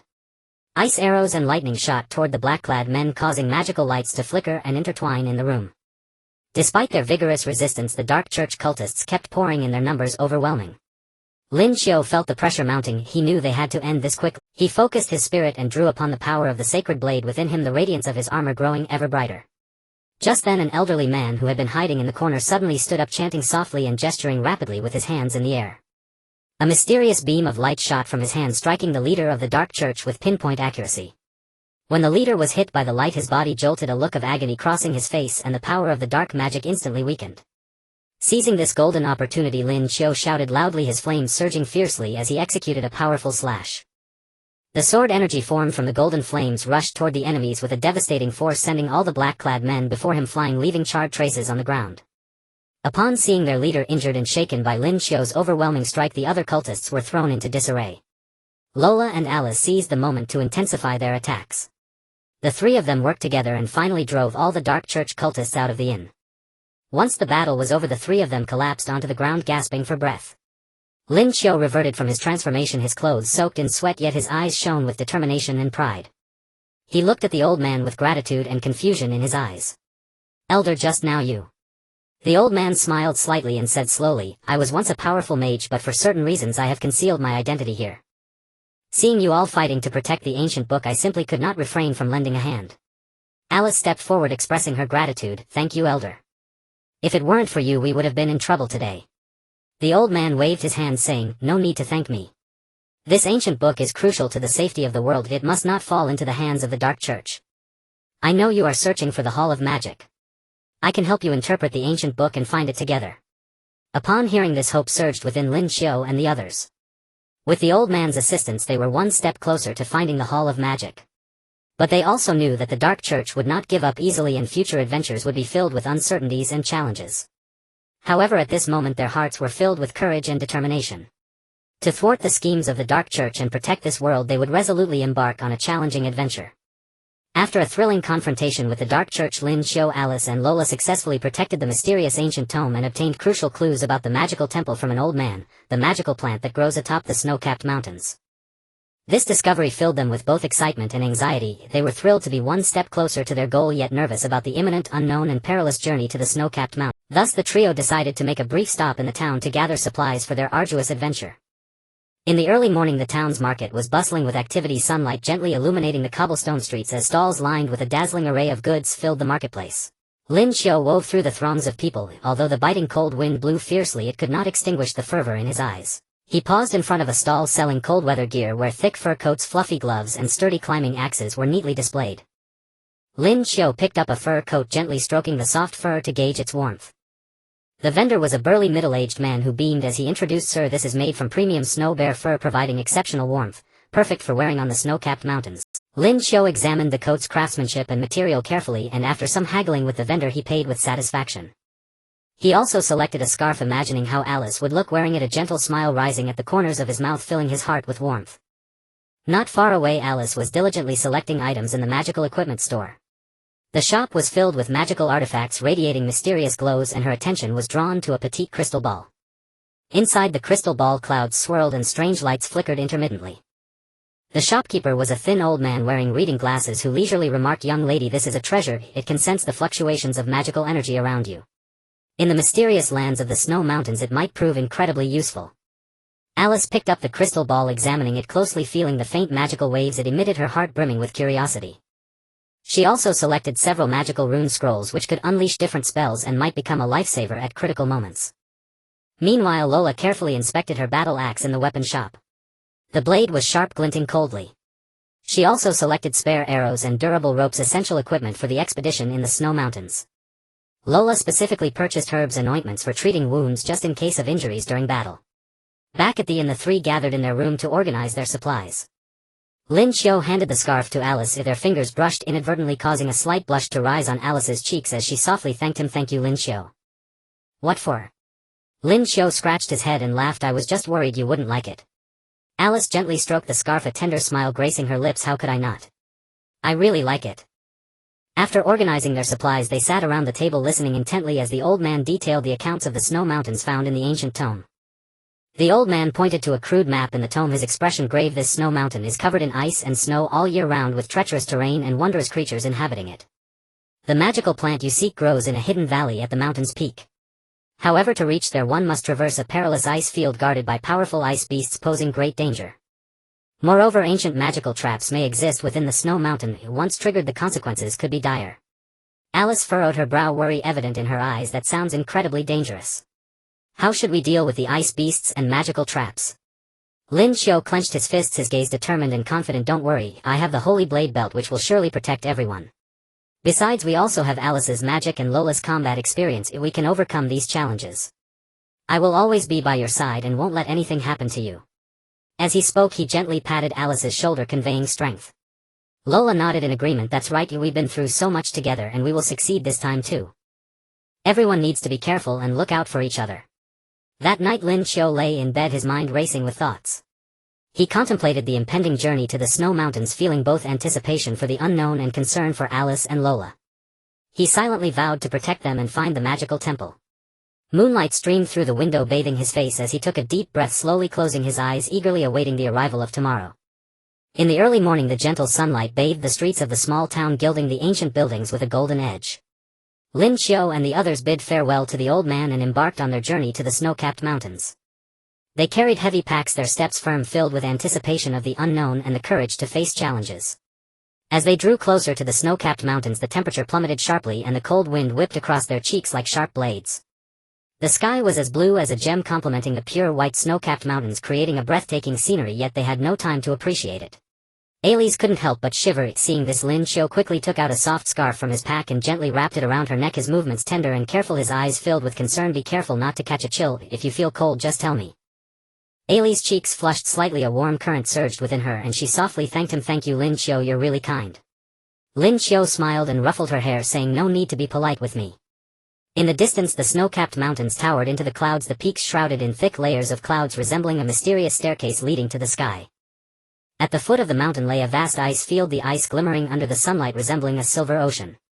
"This is the ice field mentioned in the ancient texts. We must cross it to reach the snow-capped mountains," Lin Qiu said, pointing at the ice field, his tone carrying a hint of gravity. The three of them cautiously stepped onto the ice field, the ice beneath their feet cracking and creaking as if recounting the ancient stories of this place, also reminding them of the dangers that could arise at any moment. Lola walked in front, gripping a long knife, vigilantly observing her surroundings, every step taken with utmost caution, ready to respond to any sudden situation. Her eyes were sharp, missing no details. Years of adventure had taught her that even a slight negligence in such an environment could lead to deadly danger. Suddenly a massive crack appeared in the ice ahead, icy air gushing from it as if the ice field had opened a terrifying maw. Lin Qiu hurriedly grabbed Alice, stepping back a few paces, and said nervously, "Be careful, this ice field is unstable and may collapse at any moment. Alice, stay close to me." Alice tightly held on to Lin Qiu's arm, nodding vigorously. Though scared, she felt an inexplicable sense of security with Lin Qiu beside. They cautiously moved along the edge of the crack, trying to avoid the seemingly fragile ice layers. Alice cast magic ahead to scout the path, ensuring they wouldn't fall into hidden ice holes. Her magical light flickered across the ice field, illuminating their path ahead. Lin Qiu closely followed her, one hand holding hers while the other was ready to draw his holy blade belt in case danger approached. Lola was on guard at the back, protecting their retreat. Yet danger still came in succession. A gigantic ice wolf charged out from the depths of the ice field, its body made of ice blocks emanating a chilling aura, each breath releasing a cloud of white mist. Its eyes glowed with an eerie green light, sharp claws leaving marks on the ice.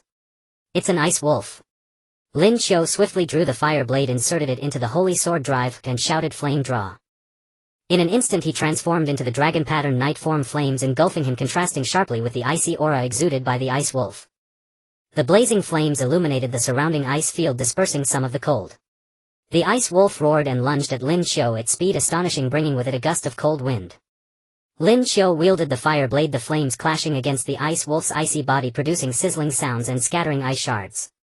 The ice wolf's attacks were ferocious, relentlessly biting and pouncing, attempting to break through Lin Qiu's defense. Lin Qiu deftly dodged the ice wolf's attacks while continuously striking at its weaknesses with the fire blade. His movements were agile and swift, each sword swing imbued with tremendous power. Ailey cast magic from the side, launching fire magic missiles at the ice wolf, attempting to weaken its strength. The magic missiles struck the ice wolf, creating dazzling flashes of light, and cracks appeared on its body. Lola circled to the side of the ice wolf, searching for an opportunity to attack its weak points. The long knife in her hand gleamed with a cold light, waiting for the perfect moment. The ice wolf's attacking power was formidable, each strike carried a powerful chill, making Lin Qiu feel somewhat pressured. However, relying on the power of the holy blade and his agile skills, he evaded the ice wolf's attacks time and again. In the heat of battle, Lin Qiu discovered that the wolf's abdomen was its weak point. He focused his spirit, mobilizing the power within him, and delivered a powerful slash. The fire blade's energy struck directly at the ice wolf's abdomen. The ice wolf let out a tragic howl, cracks appearing on its body, and it ultimately collapsed with a thunderous crash, transforming into a pile of ice blocks. After defeating the ice wolf, Lin Qiu reverted from his transformation, gasping for breath. Ailey and Lola hurried over, concerned about his condition. "I'm fine, just a bit fatigued," Lin Qiu said with a smile. Though tired, his eyes shone with the joy of victory. Ailey looked at him with concern, took out a bottle of restorative potion from her pack and handed it to Lin Qiu. "Drink this quickly to replenish your strength." Lin Qiu accepted the potion, downing it in one gulp, gratefully looking at Ailey. "Thank you, Ailey." After a brief rest, the three continued onward. They knew this was only the beginning of their adventure in the snow-capped mountains, with more dangers awaiting them ahead. But they were undaunted, for they believed that as long as they worked together they could overcome any difficulties and find the magical temple. Hand in hand they left a trail of resolute footprints on the ice field, heading deep into the snow-capped mountains. After a brief rest in the mysterious tribe, Lin Qiu, Ailey, and Luola set off again, their goal aimed directly at the depths of the snowy mountain where the magical plants grew. The mountain path grew increasingly steep and rugged, each step demanding immense physical exertion. The blinding glare reflected by the pristine snow forced them to squint, while the biting wind like a sharp blade of ice cut into their exposed skin. As a novice mage, Ailey had limited magical power, yet she persisted in using her magic to scout the path ahead, trying to sense any potential dangers. Her forehead was covered in fine beads of sweat and her breathing became rapid. Seeing this, Lin Qiu handed her a canteen with concern and said softly, "Ailey, take a sip of water and rest a while. Don't overtire yourself." Ailey took the canteen and smiled slightly. "I'm fine as long as I can help." Her smile appeared especially warm in this frozen world, stirring a tender feeling in Lin Qiu's heart. As they ventured deeper, the air grew thinner and colder, and the breath of the three instantly condensed into white mist. Suddenly Luola stopped warily and whispered, "Something's wrong, everyone be careful." No sooner had the words left her mouth than a group of agile snow leopards leaped out from the snowdrifts around them. These snow leopards were entirely white, blending into the snowfield, nearly invisible save for their eerie glowing green eyes. Their bodies were powerful and taut, with sharp claws scratching marks on the ice. Low growls echoed through the valley, full of menace. Lin Qiu swiftly drew his flame sword blaze and inserted it into the sacred sword blade driver, shouting, "Blaze draw." Instantly the driver emitted a stirring sound effect, "Sacred sword river. Flame sword blaze." The flame sword burst into raging flames and a searing energy enveloped Lin Qiu. With a flash of light he transformed into the Dragon Knight form. The flames burning around him formed a stark contrast with the surrounding snow and ice, dispelling some of the chill and illuminating the shadow-laden snowfield. The snow leopards showed no fear, roaring and lunging at Lin Qiu. He swung the flame sword, flames dancing wildly with each motion. Every attack brought a wave of heat that clashed with the snow leopard's cold breath, producing a sizzling sound. One snow leopard leaped high, aiming for Lin Qiu's face. He sidestepped and swung his sword in one fluid motion, the flame slicing across the leopard's side and leaving a charred wound. The leopard yelped in pain and crashed heavily to the ground. Ailey stood behind, chanting incantations and casting basic magic to assist. However limited by her own power, she could only produce small ice spikes that temporarily disrupted the snow leopard's movements but could not inflict substantial damage. She bit her lower lip, her forehead etched with anxiety as she struggled to focus and gather more magic. Luo La wielded a battle axe, engaging the snow leopards in close combat. Relying on her rich combat experience and agile reflexes, she moved fluidly through the pack of snow leopards.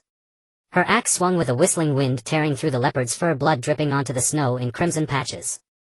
However, the snow leopards were numerous and she gradually grew overwhelmed, sustaining several wounds.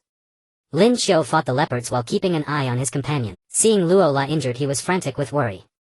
Gathering all his strength, he unleashed a powerful flame sword aura. The sword aura, like a fiery dragon, surged toward the snow leopards with scorching heat and immense force, sending several of them flying several meters away. AI Lizzie, find a way to blind them. Luo La, let's focus our attacks and find a breakthrough. Lin Qiu shouted. AI Lizzie took a deep breath, channeling all her magic power to release a frost mist spell.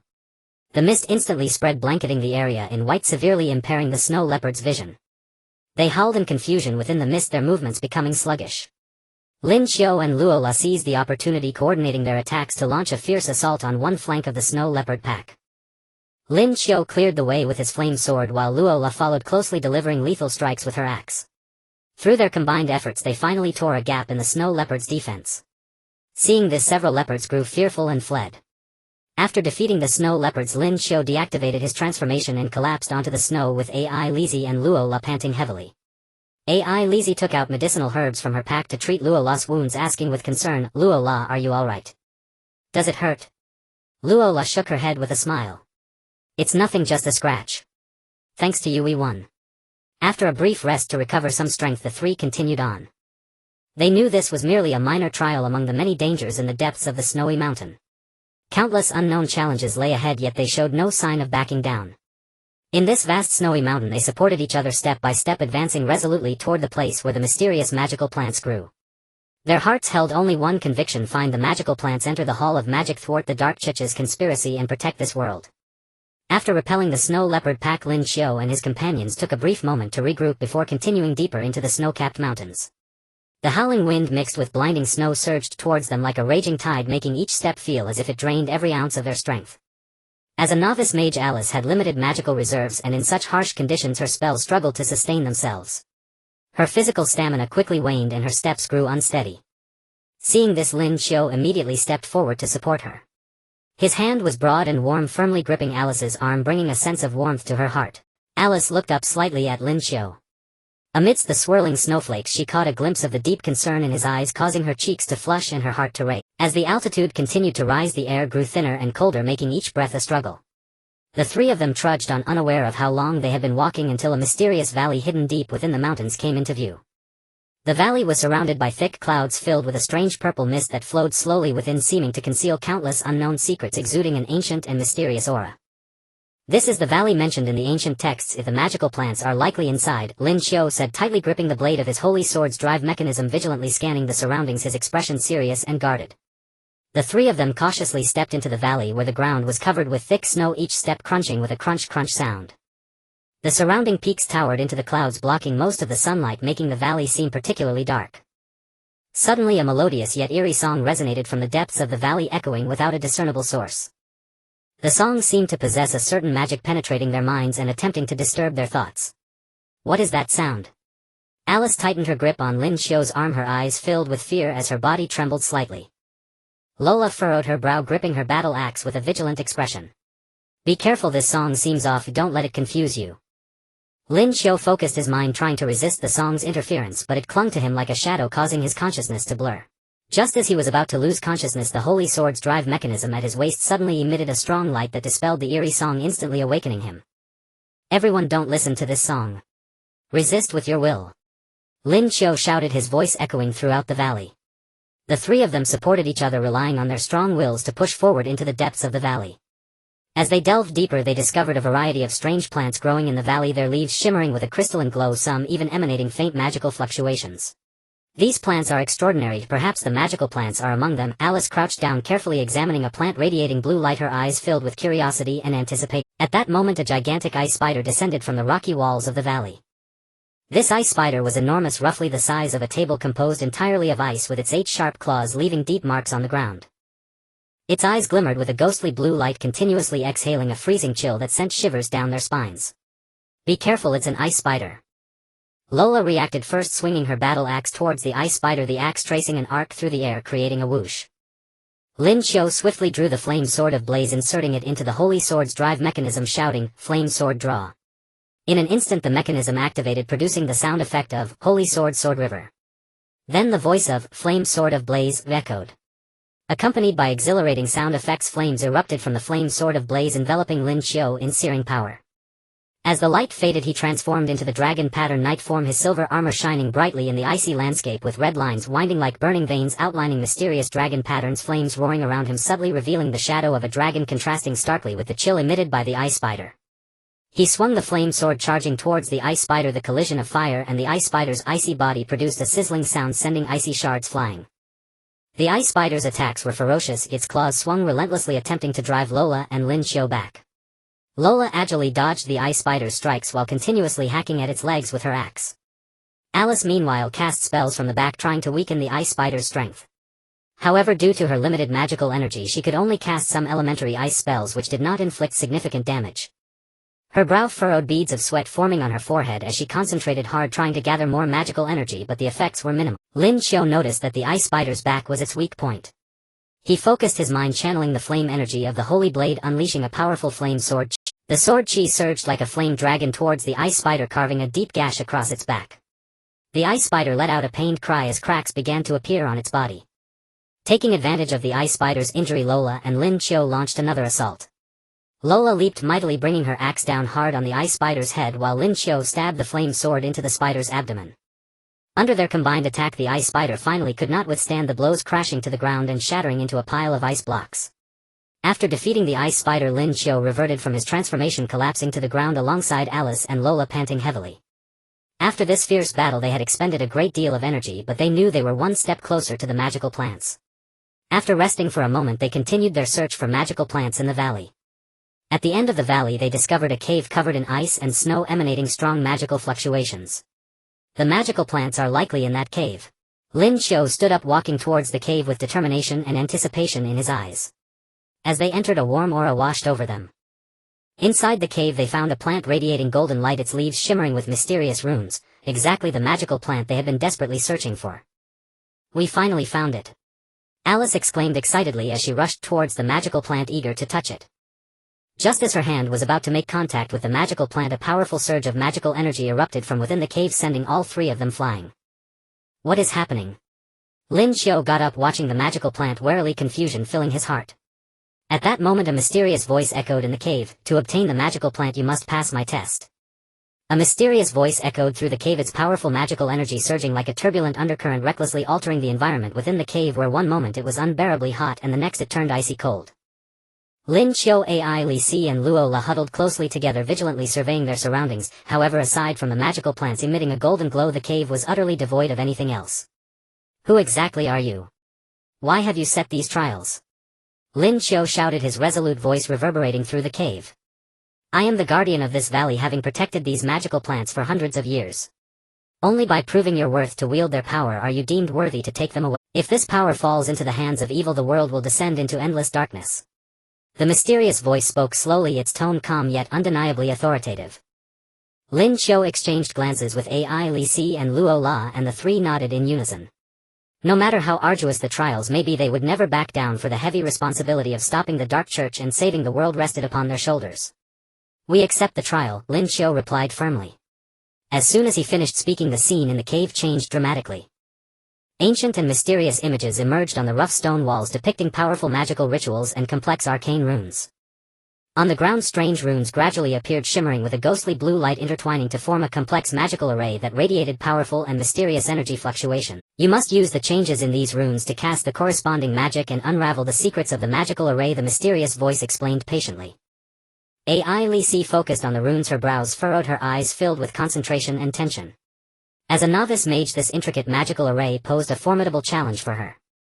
But she took a deep breath, striving to recall the knowledge she had learned at the Magic Academy and the experiences she had accumulated during her adventures. She crouched down, carefully observing the arrangement and patterns of the runes, attempting to find a way to crack the code. Lin Qiu and Luo La stood nearby, guarding Ai Li Si. Lin Qiu gripped the blade of the Holy Sword's drive tightly with the fantastical writing book of Dragon Arthur and the fantastical writing book of Dragon Knight secured at his waist, his gaze scanning every corner of the cave, ever vigilant against impending danger. Luo La wielded a battle axe, her posture agile, sharp eyes missing no subtle anomalies. AI Li Si concentrated, channeling the elemental forces around her, attempting to respond to the changes in the runes with her basic ice magic. She muttered incantations, her fingertips gleaming with a faint blue light as a small mass of ice elements gathered in her palm. But when she released the ice element into the magical array, the glow of the runes dimmed instantly, as if the array was resisting her magic. "Don't rush, AI Li Si, think carefully again," Lin Qiu encouraged softly, his warm voice like a spring breeze dispelling the anxiety within AI Li Si. AI Li Si bit her lip and closed her eyes again, fully immersing herself in the flow of the surrounding elements. She recalled the teachings of her professors at the Magic Academy and the records in ancient magical tomes. Suddenly inspiration struck her, perhaps combining different elemental magics could unravel this magical array. This time AI Li Si simultaneously summoned both ice and fire magic. Her hands glowed with blue and red light respectively as the two elemental forces merged in her grasp, forming a unique energy. When she released this energy into the magical array, the glow of the runes surged brightly, indicating that the magical array was beginning to respond. The temperature in the cave altered dramatically as the powers of ice and fire collided, unleashing powerful energy fluctuations. With the continual changes of the runes, AI Li Si adjusted her method of casting magic. Her forehead was beaded with sweat, her body trembling slightly from the excessive consumption of magical energy. Yet gritting her teeth, she relied on her strong will and love for magic to gradually unravel the secrets of the magical array. As the last rune illuminated, a mysterious box slowly rose at the center of the magical array. The box was engraved with ancient runes, emitting a soft glow as if narrating ancient tales. "Open the box and you will gain the recognition of the magical plant," the mysterious voice echoed once more. Lin Qiu stepped forward, carefully opening the box. The moment the box opened, a golden light shot out, enveloping the magical plant.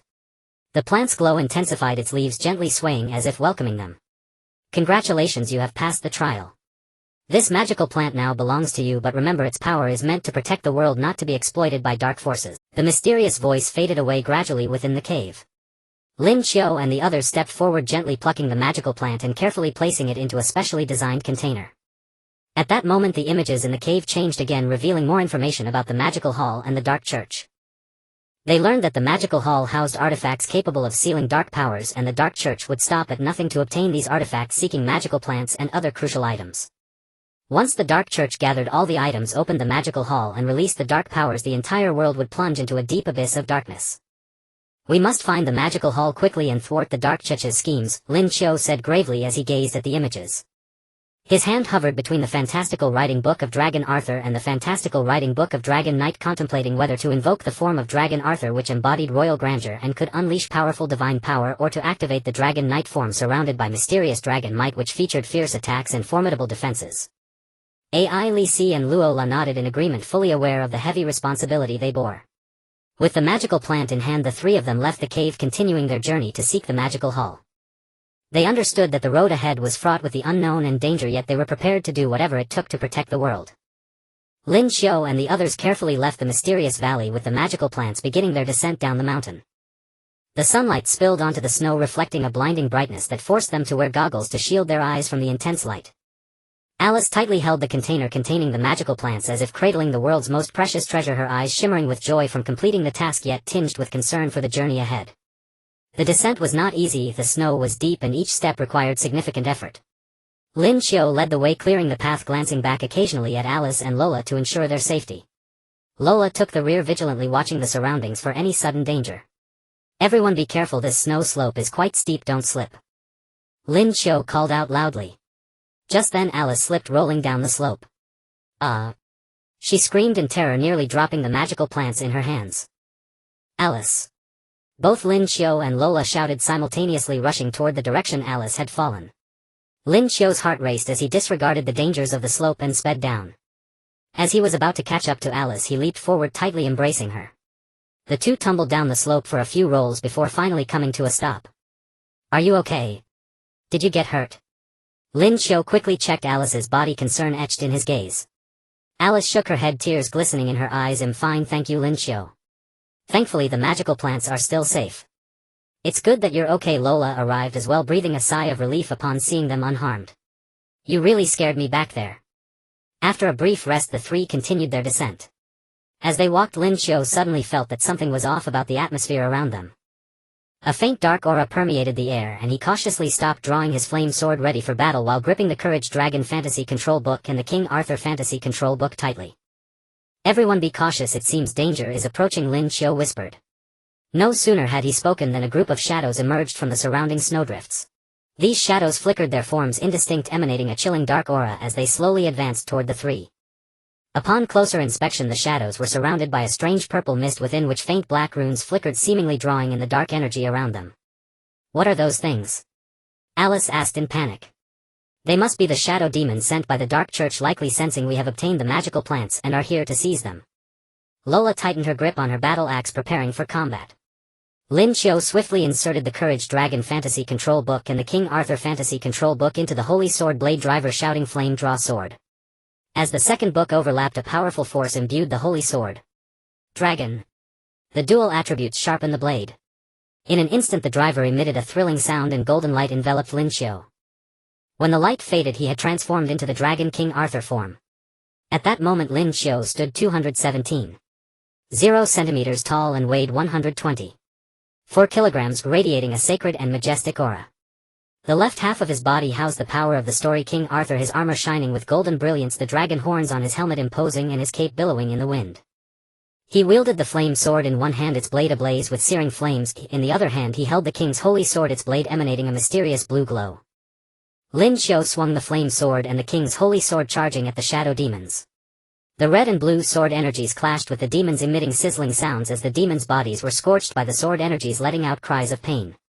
These shadow demons were exceedingly cunning. They did not confront Lin Qiu head-on, but instead used their elusive forms to continuously attack his vulnerabilities from various directions. Alice stood back, casting beginner-level spells to assist. She focused her energy, unleashing ice arrows that shot toward the shadow demons. While the ice arrows inflicted limited damage, they were enough to temporarily halt their advance. Lola wielded her battle axe, engaging the approaching shadow demons in close combat. Her axe swung with ferocity, each strike carrying immense power that repelled the demons. However, the number of shadow demons was overwhelming, continuously pouring in. Lin Qiu felt the pressure mounting. He noticed that the demons were gradually developing resistance to ordinary sword energy attacks and the damage was beginning to diminish. "This won't do, we need to come up with a different plan to deal with them," Lin Qiu shouted. At that moment Alice suddenly recalled a passage from an ancient book she had read about shadow creatures which were said to fear light and purifying energy. "Lin Qiu, try combining the power of the magical plants with your current purifying energy," she shouted urgently. Lin Qiu felt a stir in his heart. He brought the container with the magical plants close to the Holy Sword Blade Driver, and instantly a mysterious and pure energy surged into his body. He felt the power of the Holy Blade armor intensify and the light of his dual swords became even more radiant. Lin Qiu swung the dual swords, this time infused with powerful purifying energy, dealing immense damage to the shadow demons. The shadow demons struck by the sword energy instantly dissipated, turning into wisps of blue smoke. With the last shadow demon vanishing, peace returned to the surroundings. Lin Qiu reverted to his original form, collapsing in the snow alongside Alice and Lola, gasping for breath. Finally dealt with them, if those shadow demons were so annoying. Lola wiped the sweat from her forehead. "Thanks to Alice's idea, otherwise we wouldn't have known what to do," Lin Qiu said gratefully, looking at Alice. Alice smiled, her cheeks slightly flushed. "We are a team, it's only right to help each other." After resting for a moment, the three continued their descent. They understood that the Dark Church would not give up easily. If the upcoming journey would be even more challenging, but they were prepared to face any challenge. Meanwhile, Lin Qiu was also looking forward to finding new fantasy control books to unlock more powerful forms to confront the Dark Church's impending schemes. After enduring numerous perils on their descent, Lin Qiu and his two companions finally arrived at the small town at the foot of the mountain. Dusk enveloped the town with dim yellow lights flickering into existence, lending an illusion of tranquility and peace. But Lin Qiu knew well that the Dark Church would not let them off so easily. Danger might lurk beneath this seemingly calm surface. "Let's find a place to stay, rest well for the night, and meanwhile gather clues about the magic hall," Lin Qiu said, his voice tinged with fatigue. They arrived at the town's only inn, had a simple dinner, and then each retired to their rooms. Lying in bed, Lin Qiu's thoughts refused to settle. He caressed the Holy Sword Blade Driver and the Dragon Knight Fantasy Ride book beside him, pondering the journey ahead. The Dragon Knight bore a mysterious and formidable power. Every time Lin Qiu grasped it, he could feel a surging energy flowing within him. In the dead of night, a sudden clamor shattered the silence. Lin Qiu sprang up from the bed, ears pricked alertly. Immediately, urgent knocking came at the door, followed by the voices of Ai Lizzie and Luola. "Lin Qiu, open up. Lin Qiu quickly opened the door to find AI Lizzie with a worried face while Luo La gazed gravely toward the street. Something seems to be happening outside, there are so many people screaming. AI Lizzie said. The three hurried outside to find the townsfolk fleeing in panic, a strange mist permeating the streets. Within the mist, vaguely discernible twisted monsters were wreaking havoc, radiating dark energy. Wherever they passed, objects were destroyed and the residents' cries of terror rose and fell. It's the Dark Chicha's evil beasts. They've tracked us here. Lin Qiu gritted his teeth. Without a moment's hesitation, he swiftly picked up the Holy Sword Blade driver that housed the Flame Sword Blaze, loaded the Dragon Knight Fantasy Ride book into the right slot and flipped the pages to activate it. Blaze draw. Lin Qiu shouted, accompanied by the rousing sound effects, Dragonic Knight. Don't miss it. Super Metal Armor. Super Glorious Booster. Super Impressive Knight. A brilliant light enveloped Lin Qiu. When the radiance faded, he had transformed into the Dragon Knight form. He wore a robust silver armor, its sleek lines exuding a sense of power. On his left wrist was the Dragon Amplifier, an armed speed reading device that unleashed Crimson Inferno, while the shoulder armor resembled dragon scales gleaming with a cold luster. The compound eyes on his helmet shimmered with a red light as if they could pierce the darkness. Lin Qiu brandished the Flame Sword Blaze and charged at the evil beasts. With each swing, the sword carried the immense power of the Dragon Knight, the blade whistling as it cut through the air. An evil beast lunged at him, claws bared. Lin Qiu sidestepped and swung the flame sword, unleashing a slash infused with holy fire and draconic might. The beast was struck, let out a pained roar, and was knocked back several meters. But the beasts were legion, and new ones kept emerging from the mist, surging forward relentlessly at Lin Qiu. AI Lizzie cast basic magic on the side, focusing her mind to gather mana and sending ice spikes toward the monsters. Though her magic could only inflict limited damage, it successfully drew the attention of some beasts, easing Lin Qiu's burden. Sweat beaded on AI Lizzie's forehead.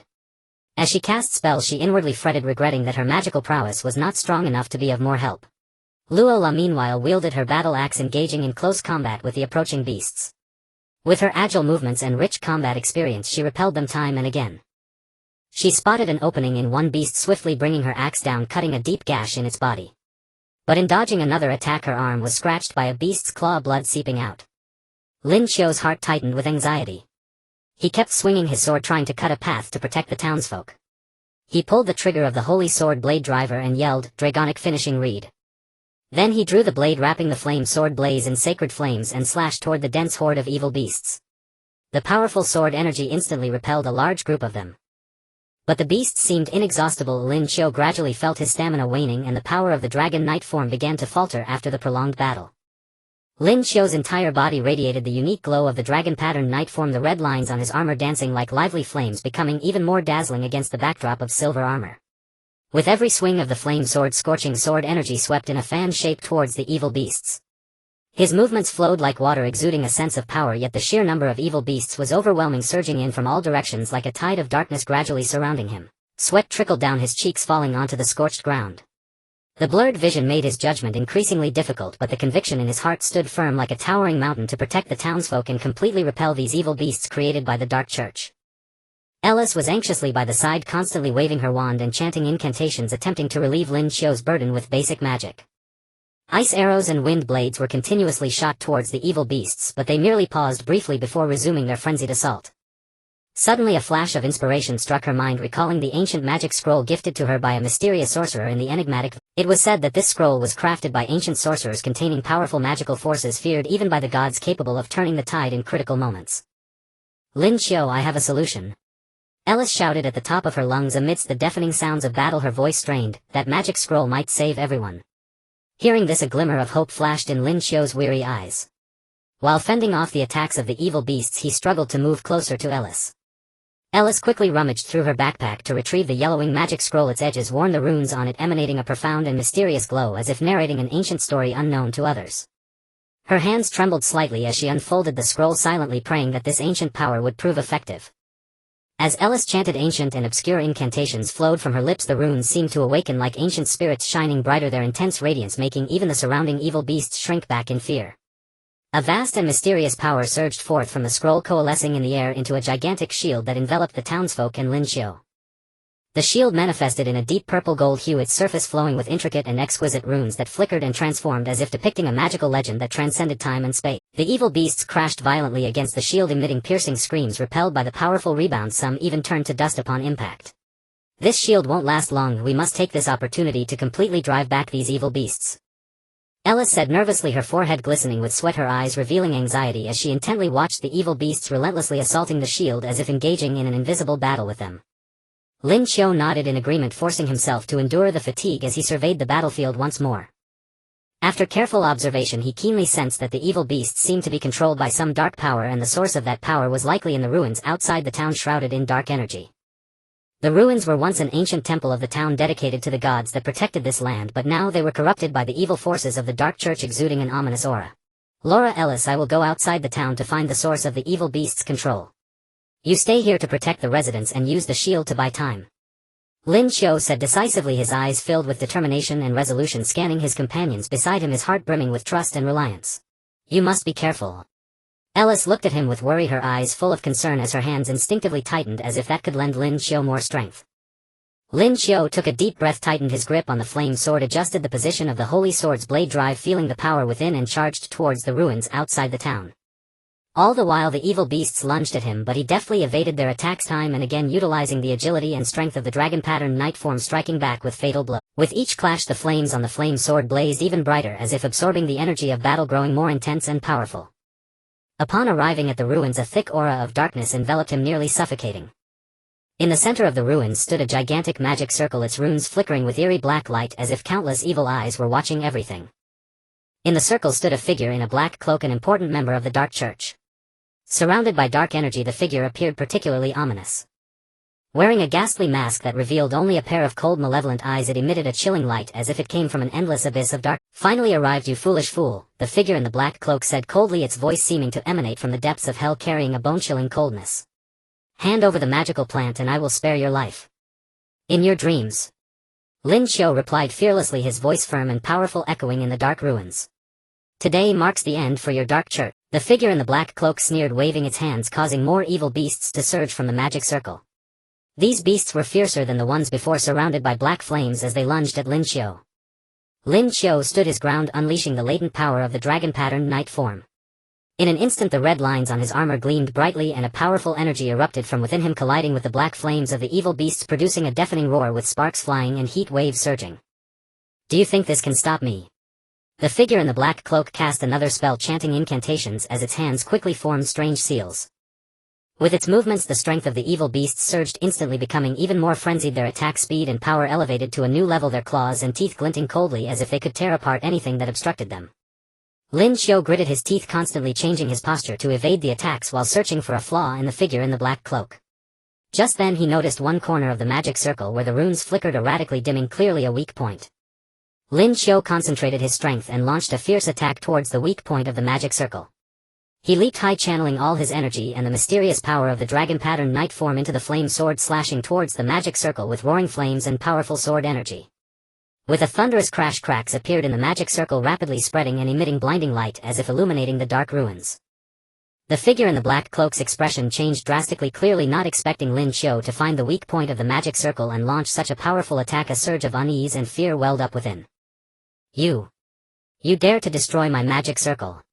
The figure in the black cloak roared in anger, its voice filled with unwillingness and fear, its body trembling slightly, the wand in its hand flickering erratically with unstable light due to its rage. Lin Qiu pressed the advantage once again, swinging his sword towards the figure in the black cloak. The figure, now in panic, attempted to defend itself but could not stop Lin Qiu's assault. In the end Lin Qiu's sword struck the figure in the black cloak, which let out a scream and fell to the ground, the dark power controlling the evil beasts dissipating with it.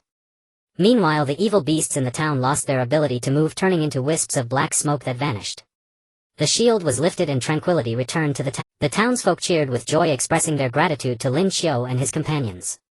Children excitedly surrounded Lin Qiu, their eyes filled with admiration. Elderly people grasped their hands with heartfelt thanks, continually expressing their gratitude. We did it! Ellis exclaimed excitedly as she ran over and tightly hugged Lin Qiu. Tears sparkled in her eyes, a mix of joy and relief. Her body trembled slightly as the tension and fear in her heart were finally released in that moment. Yes, thanks to everyone, Lin Qiu said with a smile, but he knew this was merely a trial from the Dark Church and the real challenges lay ahead. He looked up towards the distance, his eyes revealing determination and resolve. After the incident in the small town, Lin Qiu and his two companions took a brief respite before resuming their quest to find the magic sanctum. Based on clues provided by the townsfolk, they learned that the key to the magic sanctum might be hidden within an ancient forest. Shrouded in mist and steeped in mystery, that forest was a forbidden zone for countless adventurers, yet it was the very direction they had to venture. As they reached the edge of the ancient forest, a damp and enigmatic aura rushed toward them. A thick fog permeated the forest within which faint growls of unknown creatures echoed. Towering dense trees blocked out the sky, allowing only scattered specks of sunlight to filter through the gaps in the foliage. Stay alert. This forest seems far from ordinary, Lin Qiu said, warily gripping the holy sword blade driver tightly, ready to face any danger. Alice and Laura also tensed up, staying close behind Lin Qiu, their weapons and wands gleaming with a faint glow. The trio cautiously entered the forest, the rustling leaves beneath their feet whispering the ancient secrets of the woods. Suddenly a low roar emanated from deep within the forest, reverberating through the stillness and sending chills down their spines. The roar carried a primal force, as if from a colossal beast of antiquity. What's that sound? Laura asked, nervously gripping her battle axe, her eyes scanning the mist in search of the source. No idea, but it's certainly nothing good, Lin Qiu said. He inserted the Dragonic Knight Wonder Ride book into the holy sword blade driver. As the device emitted a familiar stirring sound effect, light instantly enveloped Lin Qiu, and in the blink of an eye he transformed into the Dragon Knight form. The red lines on his armor contrasted with the silver plating, radiating an imposing presence. As the roar drew nearer, a massive demonic beast burst forth from the thick fog. The creature was enormous, the size of a small hill, its entire body covered in black scales etched with eerie runes. Its eyes glowed with a blood-red light, and it spewed blazing flames from its mouth. With every breath it emitted scorching heat that instantly set the surrounding trees ablaze. It's a flame demon beast, Alice exclaimed in terror. Legend says it guards the forest's secrets, possessing immense power, and it's not easily provoked. Lin Qiu did not retreat. He swung the blazing sword of fire and charged toward the flame demon beast. The flames of the blazing sword clashed with the beast's fiery breath, producing a blinding glare and a thunderous roar. Waves of heat surged forward, making it difficult to approach. The flame demon beast's attacks were ferocious. It continuously spewed flames in a fan-shaped spread, attempting to engulf Lin Qiu. Lin Qiu agilely dodged the attacks, using the trees as cover and weaving through the gaps in the flames while searching for the beast's weak point. He noticed that the scales on the beast's abdomen were thinner, and it briefly exposed a vulnerability when turning. Dragon Amplifier activate, Lin Qiu shouted, and the Dragon Amplifier on his left wrist released a powerful explosion of fire. The blast combined with the blazing sword's attack, forming an even greater force. Seizing the moment the beast turned, Lin Qiu leaped high and thrust the blazing sword into its abdomen. The beast let out a pained roar and angrily swung its claws, trying to swat him away. Laura seized the opportunity to attack from the side. She swung her battle axe at the beast's claws. The axe clashed against the scales, sending sparks flying. Though it didn't inflict a fatal wound, it successfully diverted the creature's attention. Alice meanwhile cast magic from behind. She focused her mind, channeling the surrounding water elements, and released a volley of ice arrows aimed at the flame demon beast. The ice arrows neutralized the flames, weakening the beast's power and reducing the intensity of its fiery breath. Through their combined efforts, the flame demon beast gradually grew weary. Its movements became sluggish and its attacks lost their initial ferocity. However, just as Lin Qiu prepared to deliver the final blow, the flame demon beast suddenly let out a furious roar. Its body began to swell and the surrounding flames grew even more intense. In its desperation, the beast had tapped into its latent potential, entering a berserk state. It lashed out with its tail, sweeping down all the nearby trees, and charged toward Lin Qiu and his companions. Watch out! Lin Qiu shouted, quickly shielding Alice and Laura behind him while amplifying the blazing sword's output to try to withstand the beast's assault. But the flame demon beast's power was overwhelming. Lin Qiu felt his own strength gradually being suppressed, and his feet began to slide backward. The flame demon beast, in a state of fury, exhibited a geometric increase in strength, resembling a moving fortress of fire charging in with scorching heat waves. Lin Qiu gritted his teeth, using all his might to resist, but the force still pushed him backward, involuntarily leaving deep footprints in the ground. Alice and Lola stood behind him, anxiously observing the battle, their weapons trembling slightly, yet they remained ready to re-enter the fray at any moment. Lin Qiu knew that this situation could not continue if the flame demon beast's attacks were becoming increasingly ferocious and their lives were in constant danger. He quickly recalled the power of the dragon pattern knight form, seeking a way to break through the predicament. Suddenly he remembered that the dragon pattern knight form possessed a highly powerful move, Dragonic Explosive Flame Break. This move required the concentration of all one's energy to unleash a supercharged explosive flame through the dragon pattern amplifier, delivering a fatal blow to the enemy, but it also consumed tremendous physical and magical energy. Alice, Lola, in preparing to unleash a full-force strike, you find a way to dodge. Lin Qiu shouted. Alice and Lola exchanged glances and nodded in understanding. They began to disperse, drawing the attention of the flame demon beast to create an opportunity for Lin Qiu. Alice waved her wand, releasing a series of ice spells. Although the damage to the flame demon beast was limited, it successfully attracted its gaze. The flame demon beast turned angrily, spewing a thick column of flame towards Alice. She nimbly dodged, using the cover of trees to continuously change her position. Lola charged towards the flame demon beast from the other side, wielding her battle axe. She aimed for the beast's leg, leaping with force to strike at its joint. The beast howled in pain, lifting its leg in an attempt to throw Lola off. Lola tightly gripped her battle axe, swaying with the beast's movements, narrowly avoiding its attack. Seizing the opportunity, Lin Qiu concentrated all his strength, continuously infusing magical energy into the dragon pattern amplifier. The runes on the amplifier shimmered with dazzling light as the explosive flame energy gathered within. The flame demon beast seemed to sense the impending danger. It abandoned its attack on Alice and Lola and turned to charge at Lin Qiu. Dragonic Explosive Flame Break. Lin Qiu shouted, merging the supercharged explosive flame released from the dragon pattern amplifier with the power of the flame sword, unleashing a massive wave of flame sword energy towards the flame demon beast. The sword energy surged with a destructive momentum, vaporizing trees in its path and carving a deep ravine in the ground. The flame demon beast attempted to counter with flames, but against such a powerful attack its fire was utterly ineffective. The sword energy directly struck its chest, producing a resounding roar. The beast staggered for a moment, the light in its eyes gradually dimming before it finally collapsed with a thunderous crash, raising a cloud of dust. The three of them sighed in relief at the fallen flame demon beast. They collapsed onto the ground, panting heavily, their clothes soaked with sweat and their bodies bearing numerous scrapes and burns, but fortunately none were in life-threatening danger. "We succeeded," Alice said weakly, a hint of a tired smile on her face. "Yeah, we almost didn't make it here," Lola said with a bitter smile. Lin Qiu stood up, dispelling the dragon pattern knight form. His legs felt a bit weak, but his eyes showed determination and relief. "Thanks to everyone's cooperation, I wouldn't have been able to execute that move otherwise." After resting for a moment, the three continued deeper into the forest. In the depths of the forest they discovered an ancient ruin. The walls of the ruin were etched with mysterious runes and patterns which emitted a faint glow as if telling an ancient story. "These runes seem to relate to the magic hall," Alice said, carefully observing the runes on the wall. She gently touched the runes, feeling the mysterious energy contained within. After some research they found that these runes recorded the location and the method of entering the magic hall. It turned out that the magic hall was hidden in a mysterious space, requiring a specific magical key to open. And this magical key was likely hidden somewhere within the ruins. "It seems we are getting closer to the magic hall," Lin Qiu said excitedly, "but we must find that magical key quickly if the Dark Church must also be searching, and we cannot let them get ahead of us." Just then a sinister laugh echoed from the shadows of the ruins. "Finding the magical key won't be so easy." A figure slowly emerged, revealing another member of the Dark Church. Dressed in a black robe with a strange mask covering his face, he held a staff exuding dark energy, the crystal at the top flickering with a ghostly purple light as if connecting to an endless abyss of darkness. The Dark Church member appeared, his body exuding a chilling aura of darkness that starkly contrasted with the ancient mysterious atmosphere of the ruins. The crystal atop the staff in his hand flickered with a sinister purple glow, like an evil eye peering into souls, pulsing eerily in the darkness. "Did you think you could easily find the magic key and enter the magic hall?" "What a fool's dream," the Dark Church member said coldly, his voice like the screech of a night owl echoing off the ruin walls. Lin Qiu instantly became alert, quickly pulling out the Holy Sword Blade Driver and loading the Dragon Knight Wonder Ride book into it. As the driver's iconic rousing sound effect rang out, light enveloped his body. In the blink of an eye, Lin Qiu transformed into the Dragon Knight form. His silver-white armor radiated a cold gleam in the dimness, red lines like flowing flames, and the shadow of a dragon faintly appeared around him, exuding an overwhelming pressure.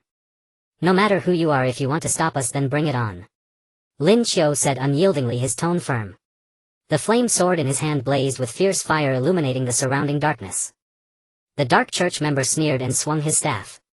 Instantly the ground of the ruins began to tremble violently, and black spikes burst out from underground like blades, thrusting swiftly toward Lin Qiu and his companions. The spikes moved with incredible speed, accompanied by a sharp whistling sound as they cut through the air. Lin Qiu reacted swiftly, swinging the flame sword, sending out sword chi that sliced through the approaching spikes. But the spikes were endless and their attack range kept expanding. Alice and Luola quickly sprang into action. Alice chanted incantations, her hands forming seals, rapidly casting wind magic. A fierce gale howled forth, blowing toward the black spikes and disrupting their attack trajectories. Luola, with her agile physique, jumped and rolled flexibly, dodging the spikes while seeking an opportunity to approach the Dark Church member. Seeing this, the Dark Church member's eyes flashed with disdain. He swung his staff again, summoning a group of shadow demons. These shadow demons moved as if ethereal, like black ghosts darting through the darkness, silently closing in on Lin Qiu and the others. The shadow demons' attack patterns were extremely bizarre. They could instantly become intangible to dodge attacks, then suddenly materialize to strike. Lin Qiu remained cautious, gripping the flame sword tightly, keeping a close watch on the shadow demon's movements. When a shadow demon suddenly pounced at him, he quickly spun around, chopping at the demon with the flame sword ablaze with searing fire. The shadow demon immediately turned intangible to evade, but Lin Qiu had anticipated that. In the moment it became intangible, he channeled the power of the dragon amplifier, unleashing a true crimson blast toward the spot where the demon had dematerialized. The blast struck the shadow demon, which let out a piercing shriek, its form dissipating by half.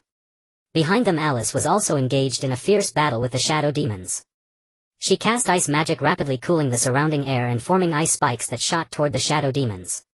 The ice spikes hit the demons, slowing their movements, but the shadow demons were numerous, with new ones constantly emerging from the darkness. Alice gradually felt overwhelmed. Meanwhile, Luola finally found an opportunity to get close to the Dark Church member. Using the cover of a collapsed stone pillar, she quickly closed in. When she was close enough, she leaped out, swinging her battle axe with tremendous force toward the Dark Church member. The Dark Church member hastily raised his staff to block. A loud clang echoed through the ruins as metal collided. The force of Luola's strike pushed the Dark Church member back a few steps, but he quickly regained his footing, swung his staff and fired a dark energy wave at Luola. Luola couldn't dodge in time and was hit by the energy wave, her body flying backward and crashing heavily to the ground. Luola! Lin Qiu cried out, his heart burning with anxiety. He concentrated his power and charged toward the Dark Church member, constantly repelling the shadow demons and black spikes that tried to block him. When he got close, he leaped high, the flame sword gathering all his strength and the mysterious energy of the Dragon Knight slashing down at the enemy. The Dark Church member quickly summoned a dark barrier to defend. Lin Qiu's strike hit the barrier, producing a dazzling light and a thunderous sound with ripples spreading across its surface. The Dark Church member sensed the immense power of Lin Qiu's attack and was inwardly startled, but he didn't panic. Seizing the gap after Lin Qiu's strike, he cast a spell, rapidly thickening the surrounding darkness into a dark vortex that trapped Lin Qiu inside. Struggling fiercely within the dark vortex, Lin Qiu swung the flame sword, repeatedly trying to break free from the dark bonds. But the vortex's power was immense, severely restricting his movements. Seeing Lin Qiu in trouble, Alice gathered all her magical power and unleashed a powerful light spell. A dazzling beam of light shot from her hands, illuminating the entire ruin. The dark vortex's power gradually weakened under the impact of the light magic. Seizing the moment, Lin Qiu activated the dragon amplifier again. Dragonic blazing break, he roared, unleashing a massive flaming sword chi toward the Dark Church member. The sword chi, carrying tremendous force, pierced through the dark vortex and struck the Dark Church member's dark barrier. The dark barrier shattered instantly and the Dark Church member was hit by the sword chi, his body flying backward and crashing violently into the ruin wall. The Dark Church member struggled to his feet. His mask had shattered, revealing a hideous face with blood trickling from the corner of his mouth. He glared viciously at Lin Qiu and the others, realizing he could not win today. He cast dark magic, transforming into a wisp of black smoke and vanishing. Lin Qiu detransformed and he and Alice hurried to Luola's side. Although injured, she was not seriously hurt. The three breathed a sigh of relief. They knew that although they had temporarily repelled the Dark Church member, the challenges ahead would only grow more severe. We need to find the magic key quickly. The Dark Church won't let this go, Lin Qiu said, his eyes showing determination. Alice and Luola nodded in agreement. The three began searching the ruins carefully for the magic key, leaving no corner unturned, studying the runes and patterns on the walls for clues. In a hidden corner of the ruins, Alice discovered a stone box engraved with runes. The runes gave off a faint glow, seeming to be connected to the surrounding runes. She quickly called Lin Qiu and Luola over. After examining the stone box, they found that the runes formed a puzzle. Only by solving it could they open the box. Working together, drawing on their accumulated knowledge and experience from previous adventures, they began deciphering the puzzle. Time passed minute by minute as they focused intently on the runes. Finally, with their efforts, the runes on the stone box gradually lit up and the box slowly opened. A golden light shone out, revealing a key radiating golden brilliance. "This is it, the magic key!" Alice exclaimed excitedly. However, just as they picked up the key, an intense wave of dark energy suddenly surged from outside the ruins. A large group of Dark Church members had arrived, surrounding the ruins. "Looks like we're surrounded," Luola said, gripping her battle axe, her expression serious.